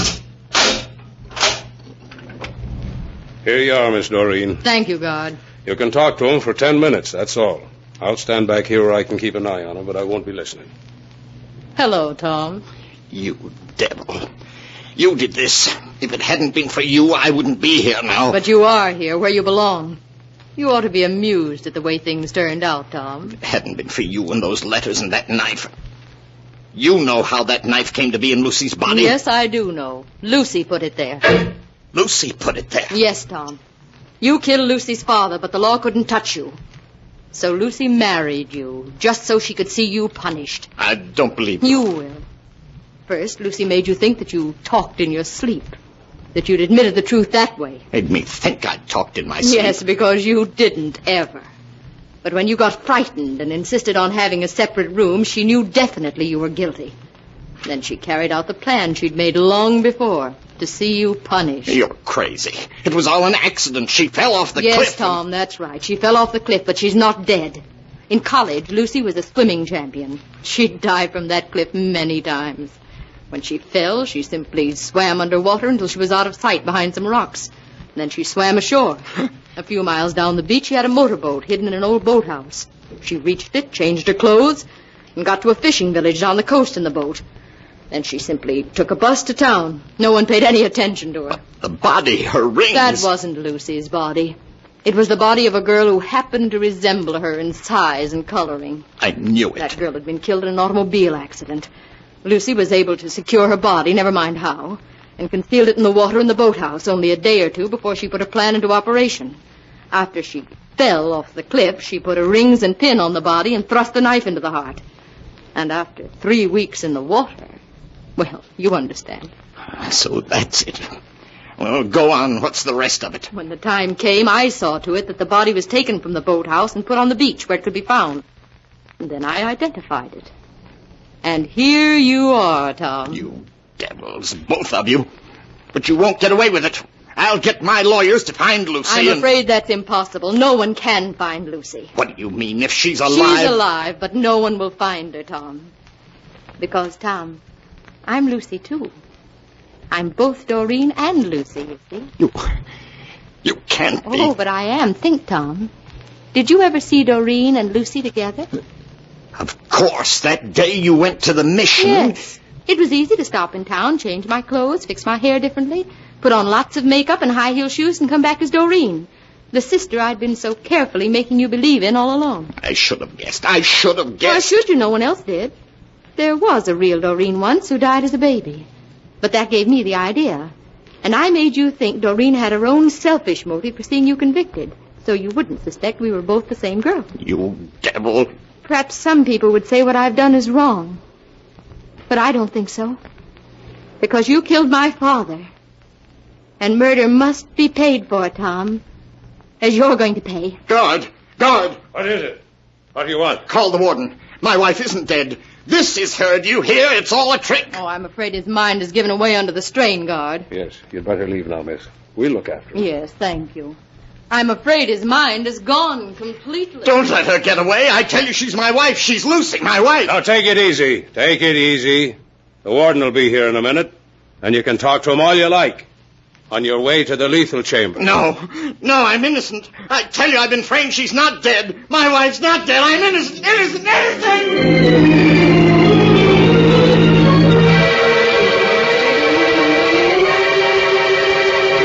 And so ends the tale. Murder must be paid for. As it is written in the sealed book, Tom Barrow paid the supreme penalty, though he protested his innocence to the last. Strange indeed are the ways of justice, from which no mortal can escape.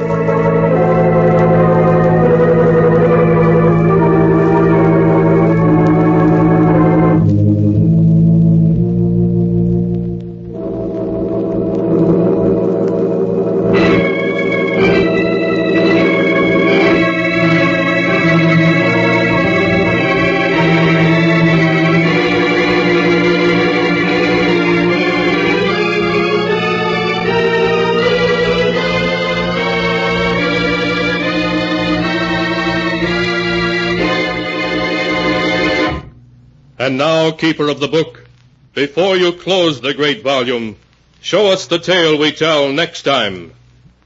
This one. Ah, yes.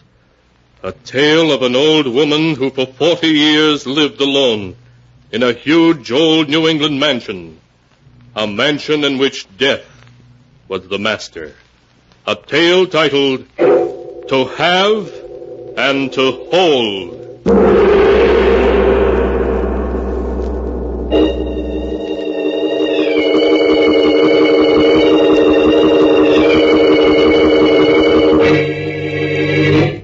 Be sure to be with us again next time, when the sound of the great gong heralds another strange and exciting tale from The Sealed Book. The Sealed Book, produced and directed by Jock McGregor, is written by Bob Arthur and David Cogan.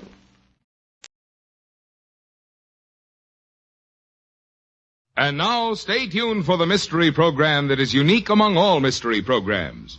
Because even when you know who's guilty, you always receive a startling surprise at the final curtain.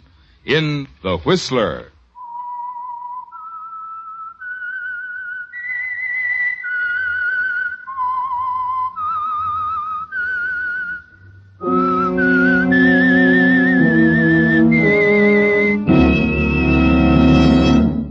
I am the Whistler, and I know many things, for I walk by night. I know many strange tales hidden in the hearts of men and women who have stepped into the shadows. Yes, I know the nameless terrors of which they dare not speak.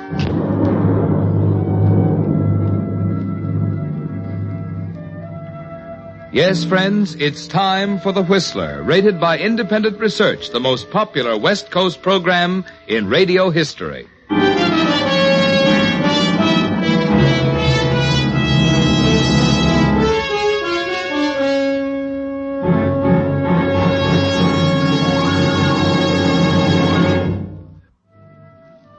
And now, The Whistler's strange story.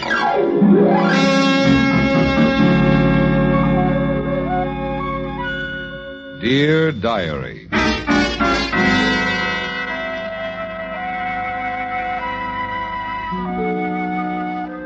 Two lone cars streaked through the late Southern California night, south along the coast route toward San Diego.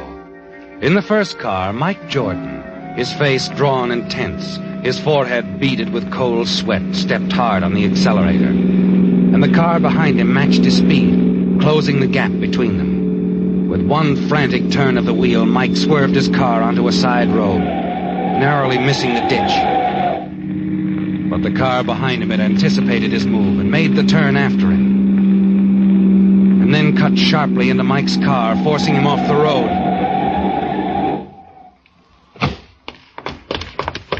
Come on, Mike, get out of the car. Okay, Len, okay, I'll get out. But don't shoot. Don't shoot, Len. Listen to me, Shut Len. up. Monty, check the car, see if you can find it. Here, let me tell you about it, Len. You see, this is what... I said shut up. I'd have finished you off right now. What? Run out on me, will you? I was going to come back, Len. Honest, I was. Yeah, I'll bet you were. Find anything, Monty? Packet of bills in a suitcase. Only 10 grand here, though. Our cut was 15. Come on, Mike, talk. Where's our other 5 grand? It's gone, Len. I had bills. I paid them. You had bills. Why, you... Look, Len, look. I'll get it back for you. Honest, Yeah, I you will. bet you will. If you live long enough. It won't do you any good dead, Len. Make him get the dough. Yeah, maybe you're right. All right, how you going to get it? I don't know yet, but I'll get it somehow. When? Pretty quick, Len, pretty quick. Just give me a little time for this. Okay. I'll be a nice guy. I'll give you a week. But, Len, a week... A week. You better get a real bright idea that pays off. And don't pull any funny stuff. I won't, Len. You just tell me where to meet you a week from tonight. I won't be hard to find, Mike. I'm driving back to Santa Monica with you right now. Monty will follow us. We're taking a room, Monty and me, in that same dinky hotel you live in. And we'll be there, watching you, all week long.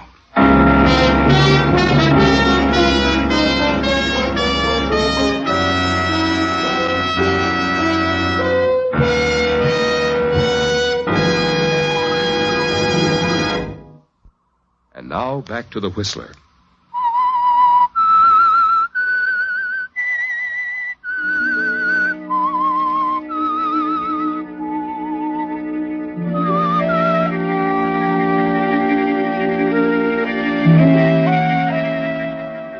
Well, Mike, you've pulled a lot of shady deals in your time. But this time you gambled and lost. You tried for the easy money. Pulled a small payroll job in Long Beach 3 nights ago that Len and Monty had cased. You thought you could run out on the split-up with them. But they caught up with you, took the money that was left, and gave you a week to dig up the $5,000 you spent before they overtook you. A week, Mike, with Len and Monty staying in the same cheap Santa Monica hotel where you live, where they can keep an eye on you. Early the next afternoon, you find yourself walking along a path in the park above the beach. Suddenly, a gust of wind catches up a blur of color and wraps it around your head. What the devil? Oh, you stopped it. I'm so glad. Stop what? Oh, that's a scarf. My scarf. The wind took it right off my head. And blew it right onto mine. I couldn't figure what it was. Here. Thanks. I hope it didn't frighten you. No, it's okay. Oh, goodness. It's blowing my diary over there on the bench. I'll get it. Oh, no, don't. I'll get it. I'd rather... Yeah, here it is. I'll take it. Okay, you got it. I'm sorry. Thanks for retrieving all my possessions for me. I'd better go now. I'll walk with you, if you don't mind, Anne. Why, no, I don't. How did you know my name? It's engraved very neatly on your diary. Oh, yes. What's the rest of your name? Wilson. Ann Wilson. Oh, it's a nice name. Mine's Mike Jordan. You live here in Santa Monica? Born here. You? I live here now. I was born in Nebraska. Been here long? 6 months yesterday. And every day of it recorded in your diary, huh? You're laughing at me now. No. But I'm not fooling myself, you know. I'm still a small-town girl. Just as drab and mousy as when I left Nebraska. You're putting words in my mouth. I'm sorry. I shouldn't talk like that. You've been very kind. Thanks again. I turn here. So do I. Where do you live? Up there on the hill. That big old house with a wall around it. You live there?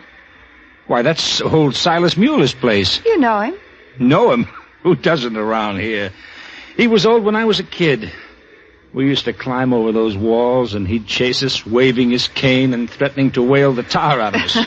How come you live there? I work for him. I'm a practical nurse. He's quite old now and not too well. Old is right. What is he, about 100? He's 83. I feel so sorry for him. He's all alone in the world. No one ever comes to visit him, except his doctor. And he doesn't come very often. Mr. Mueller says he doesn't like to spend money on doctors. From what I hear, he doesn't like to spend money, period. They say he gave up trusting banks a long time ago. Keeps his money around the house somewhere so he can count it every so often. You ever seen him counting it? I know. No, of course I haven't. What a really silly thing to say. Yeah, I guess it was, wasn't it? Well, Anne, maybe I'll come by and see you sometime. Oh, I'd rather you didn't. I mean, well, not there at the house anyway. But I usually come down to the park and bring my lunch at noon, and sometimes before dinner I walk along the beach. Okay, Anne. Maybe I'll catch up with you again.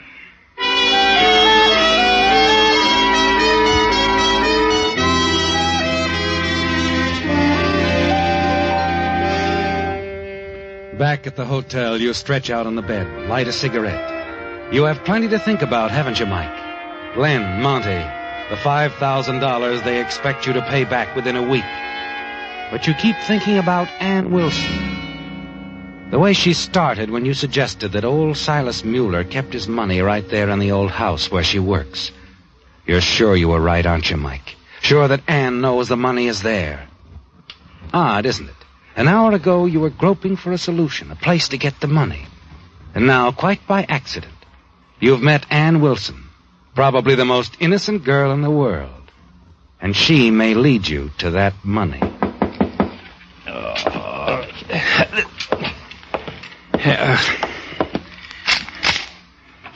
Yeah? Oh, come in, Len. I intend to.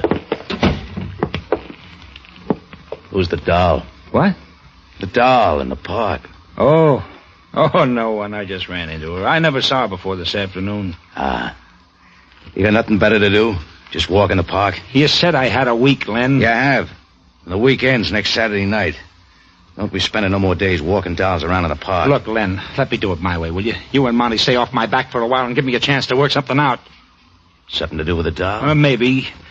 I won't run because I'd know you'd find me. Yeah, I would. Will you leave me alone till Saturday? Sure, Mike. Sure. I'll leave you alone. Till Saturday.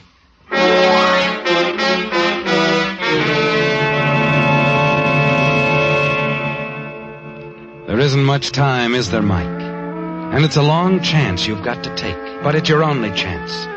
If old Silas Mueller does keep his money in his ancient house where Ann Wilson works, then you and Ann must become good friends.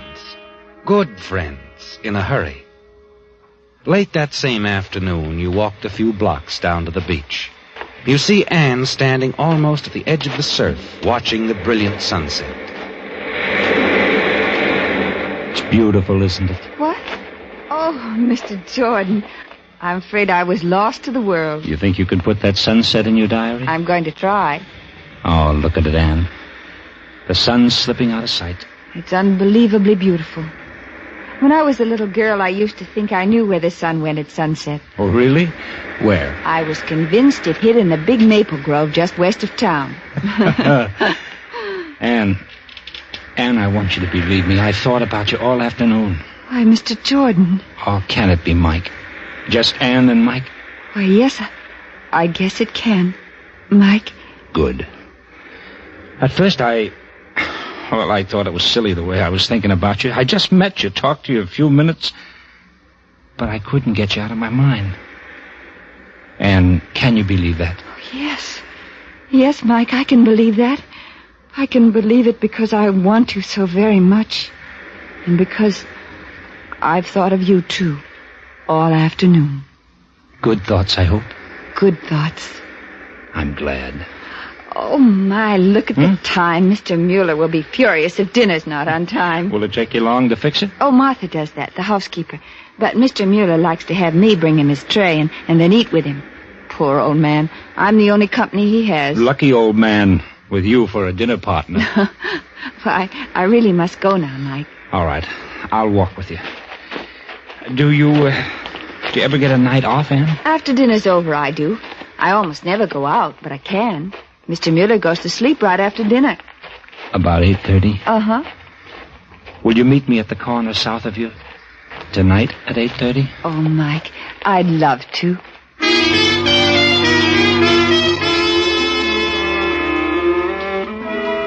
And that's just the beginning, isn't it, Mike?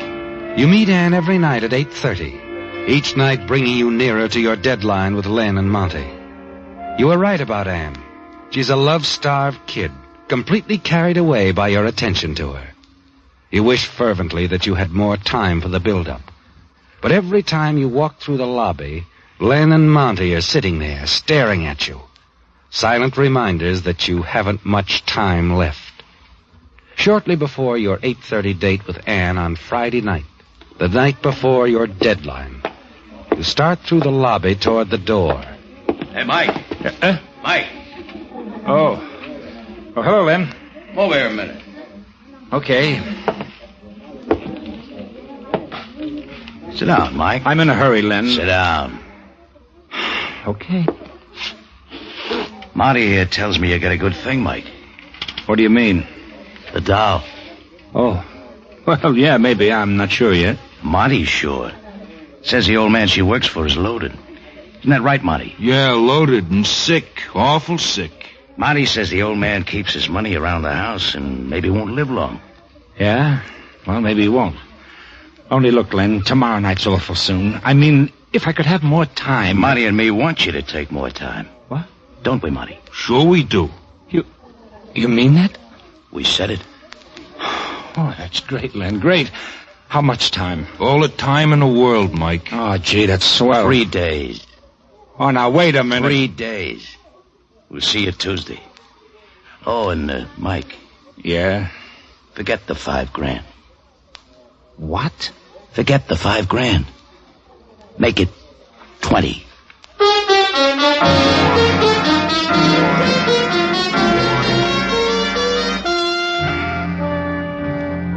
"3 days. That isn't much of a reprieve, is it, Mike? And now Len and Monty want $20,000 instead of $5,000. You're desperate by the time you pick up Anne at your regular meeting place and drive to the spot on the beach that's become your nightly rendezvous. Mike, what's wrong? If I've done something, I'm so sorry. You haven't done anything, Anne. Oh, I'll be all right in a little while. Just talk to me, huh? Anything at all, but just talk. All right, Mike, I'll talk. I'll talk to you like I talk to you in my diary. They're for lonely people, Mike. Diaries. Are you lonely, Anne? No, not anymore. But I was. All my life I was lonely till I found you. No one to talk to. No one who'd understand. That's why I got a diary. I tried to kill myself once, Mike. I was so lonely. They saved me. Brought me back to the loneliness. And I never understood why. Until I met you. Less than a week ago. In time, but not in my heart. Oh, Mike, I've waited for you so long. Anne. Put that in your diary, darling. I'll be glad to. Oh, Anne. Anne, I love you. But I haven't any money, any job, and I want to marry you. Marry me? Oh, Mike. I can't marry you without money. Lots of it. But why, Mike? All I want is you. I'm used to money. Lots of it. I made it, spent it. There's more money in the world. I want it for us, Anne. Is it so important, Mike? Money? It isn't to me. It is to me. It is to lots of people. Old Silas Mueller, he thinks it's so important he won't even spend it. He just looks at it, feels it. He's going to die soon, and he won't part with any of it. So he dies. Who gets it? He's got no one in the world.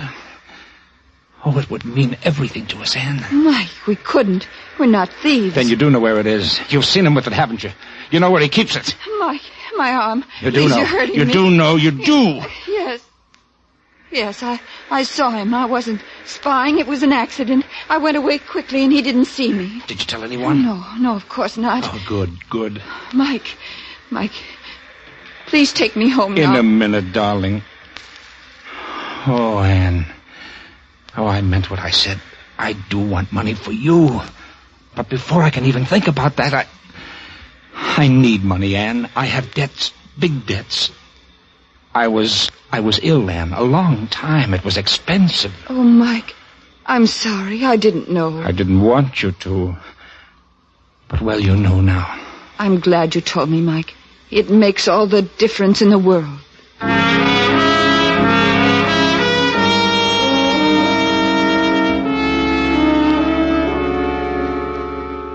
You're sure of her now, aren't you, Mike?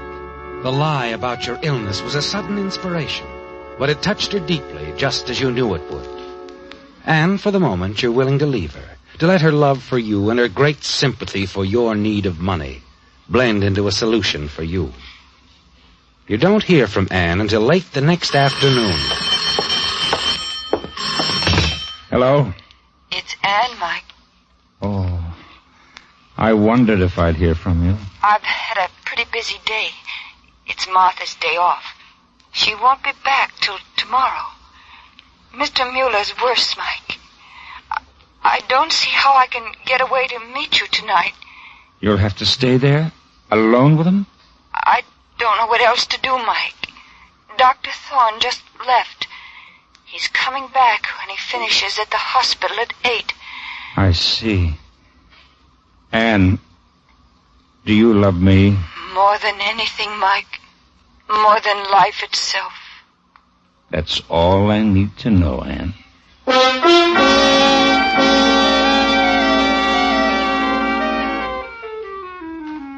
It's a perfect setup, isn't it, Mike? Anne, loyal, simple Anne, alone with old Silas Mueller. By 7:30 that night, you're standing on the patio below Silas Mueller's darkened bedroom. You see Anne seated at a desk in the living room, her back to you, writing.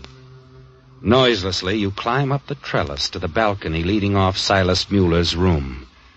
The French doors are ajar, obviously for ventilation. Inside, you slip on your driving gloves.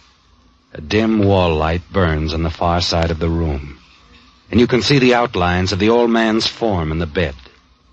He's breathing heavily. Quickly, you move to the bed, hold the pillow over his face. It didn't take long. He was very weak. You cross the room, open the door, and step out into the hall. And as you turn toward the stair... I was afraid you'd come tonight. Anne, for the love of heaven, don't scream. He's dead, isn't he? You've killed him. Anne, it was for us. There was no other way. You must believe that. What's that? The doorbell. That must be Dr. Thorne. And you won't say anything? No, I won't. I won't say anything. The next door down. My room. Go in there and wait.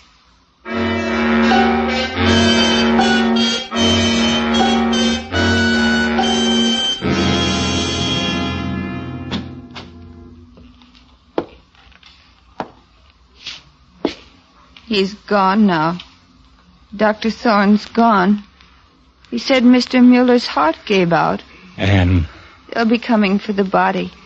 There isn't time for talk. Yeah, sure. We'll meet tomorrow night at 8 and talk then. I'll be at 9th and Rail. What? Tomorrow night at 8. 9th and Rail? Well, why not the usual place? Why 9th and Rail? I'll be at 9th and Rail, Mike. You want the money now, don't you? And It's my fault, really. If you hadn't met me, you wouldn't be a murderer now. You wouldn't be a thief. And a murderer. And for the love of the heaven... money's in his room. The strong box. I took the keys and opened it. We'll get the money for you now, Mike.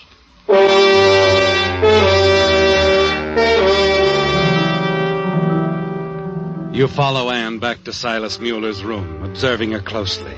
She's dangerous to you now, isn't she, Mike? Her dull, lifeless manner, the mechanical way she thinks and moves. It's shock, isn't it? You're sure she'll break soon, pour out the whole story to the police. Her honesty will demand that. The money's in neat packets, 10s, 20s, 100s. It's a fortune. Anne doesn't even look as you take it. She turns, walks mechanically out into the hall. The hall at the head of the stairs. You follow her. And as you see her at the top of the first step, you know what you must do.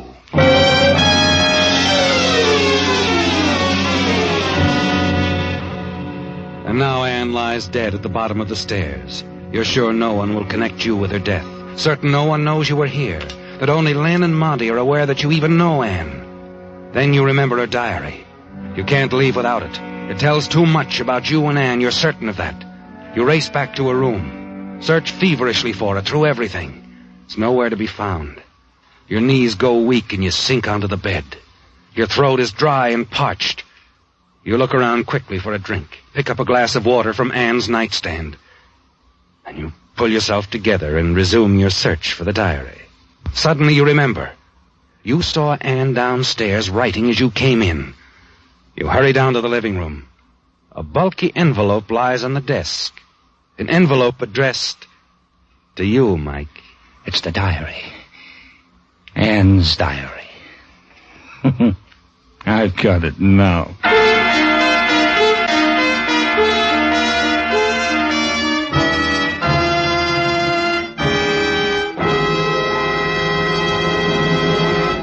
The Whistler will return in just a moment with the strange ending to tonight's story.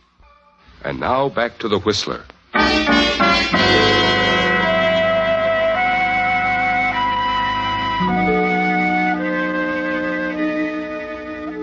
It's over, isn't it, Mike? You run all the way back to your hotel. Silas Mueller and Ann Wilson are dead in the old Mueller house. And you have his money and Ann's diary. You're sure you're in the clear, that no one can possibly connect you with the crimes. Len and Monty will know. But they're only interested in their $20,000 split. You're out of breath, perspiring freely when you get on the elevator back in your hotel. Hi, Mr. Jordan. You look all in. Yeah, Johnny, I'm tired. Say, how come you're on tonight, Johnny? You're the day boy, aren't you? Yeah, I changed with Bill today. I had to go to a funeral, my aunt's, at the 9th and Rail. 9th and Rail? Oh, what do you mean? Funeral parlor there, Wortham's. Funeral parlor? You sure it's at 9th and Rail? Sure, I'm sure. Wasn't I there? Your floor, Mr. Jordan. Huh? Oh, sure. Yeah, thanks. Meet me at 9th and Rail. I'm sure she said that. The diary. I gotta sit down and read it. The last page, it's addressed to me. Why? I just talked to you on the phone, Mike. Told you Mr. Mueller and I were alone. It was a test, Mike, that call. If you come tonight, I'll know it was only Mr. Mueller's money you wanted. And if anything happens to him, it will be my fault, really. And I'll have to pay for what I've done. You say Mr. Mueller will die soon anyway, and he has no one to leave his money to. That you need it, so you should have it. That isn't right, Mike. But I love you so that there's not much right left in me. Funny I've waited so long for love, and I do love you. But if you come tonight, I'll know why. And after you go away with the money, I'll mail this diary to you. I wouldn't want anyone else to find it, for your sake. Tomorrow, if you want to see me, I'll be at 9th and Rail. It's a funeral parlor, Mike. If you come tonight, and do what I fear you will do, after you leave, I'm coming back to my room and drink the contents of the glass on the nightstand.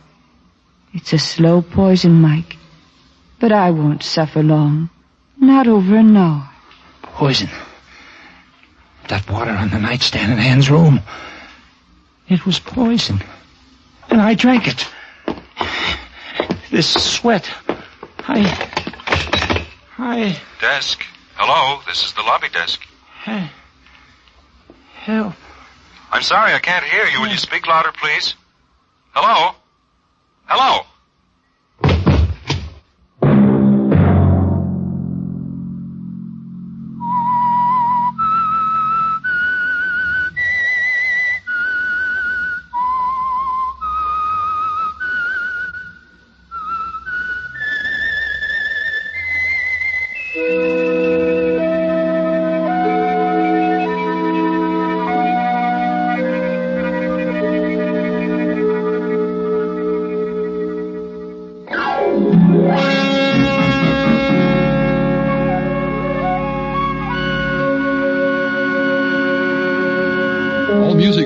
Composed and conducted by Wilbur Hatch and is the property of Herman Music Incorporated, ASCAP, Hollywood, California. Broadcast rights granted solely to Audio Arts Productions, La Mirada, California.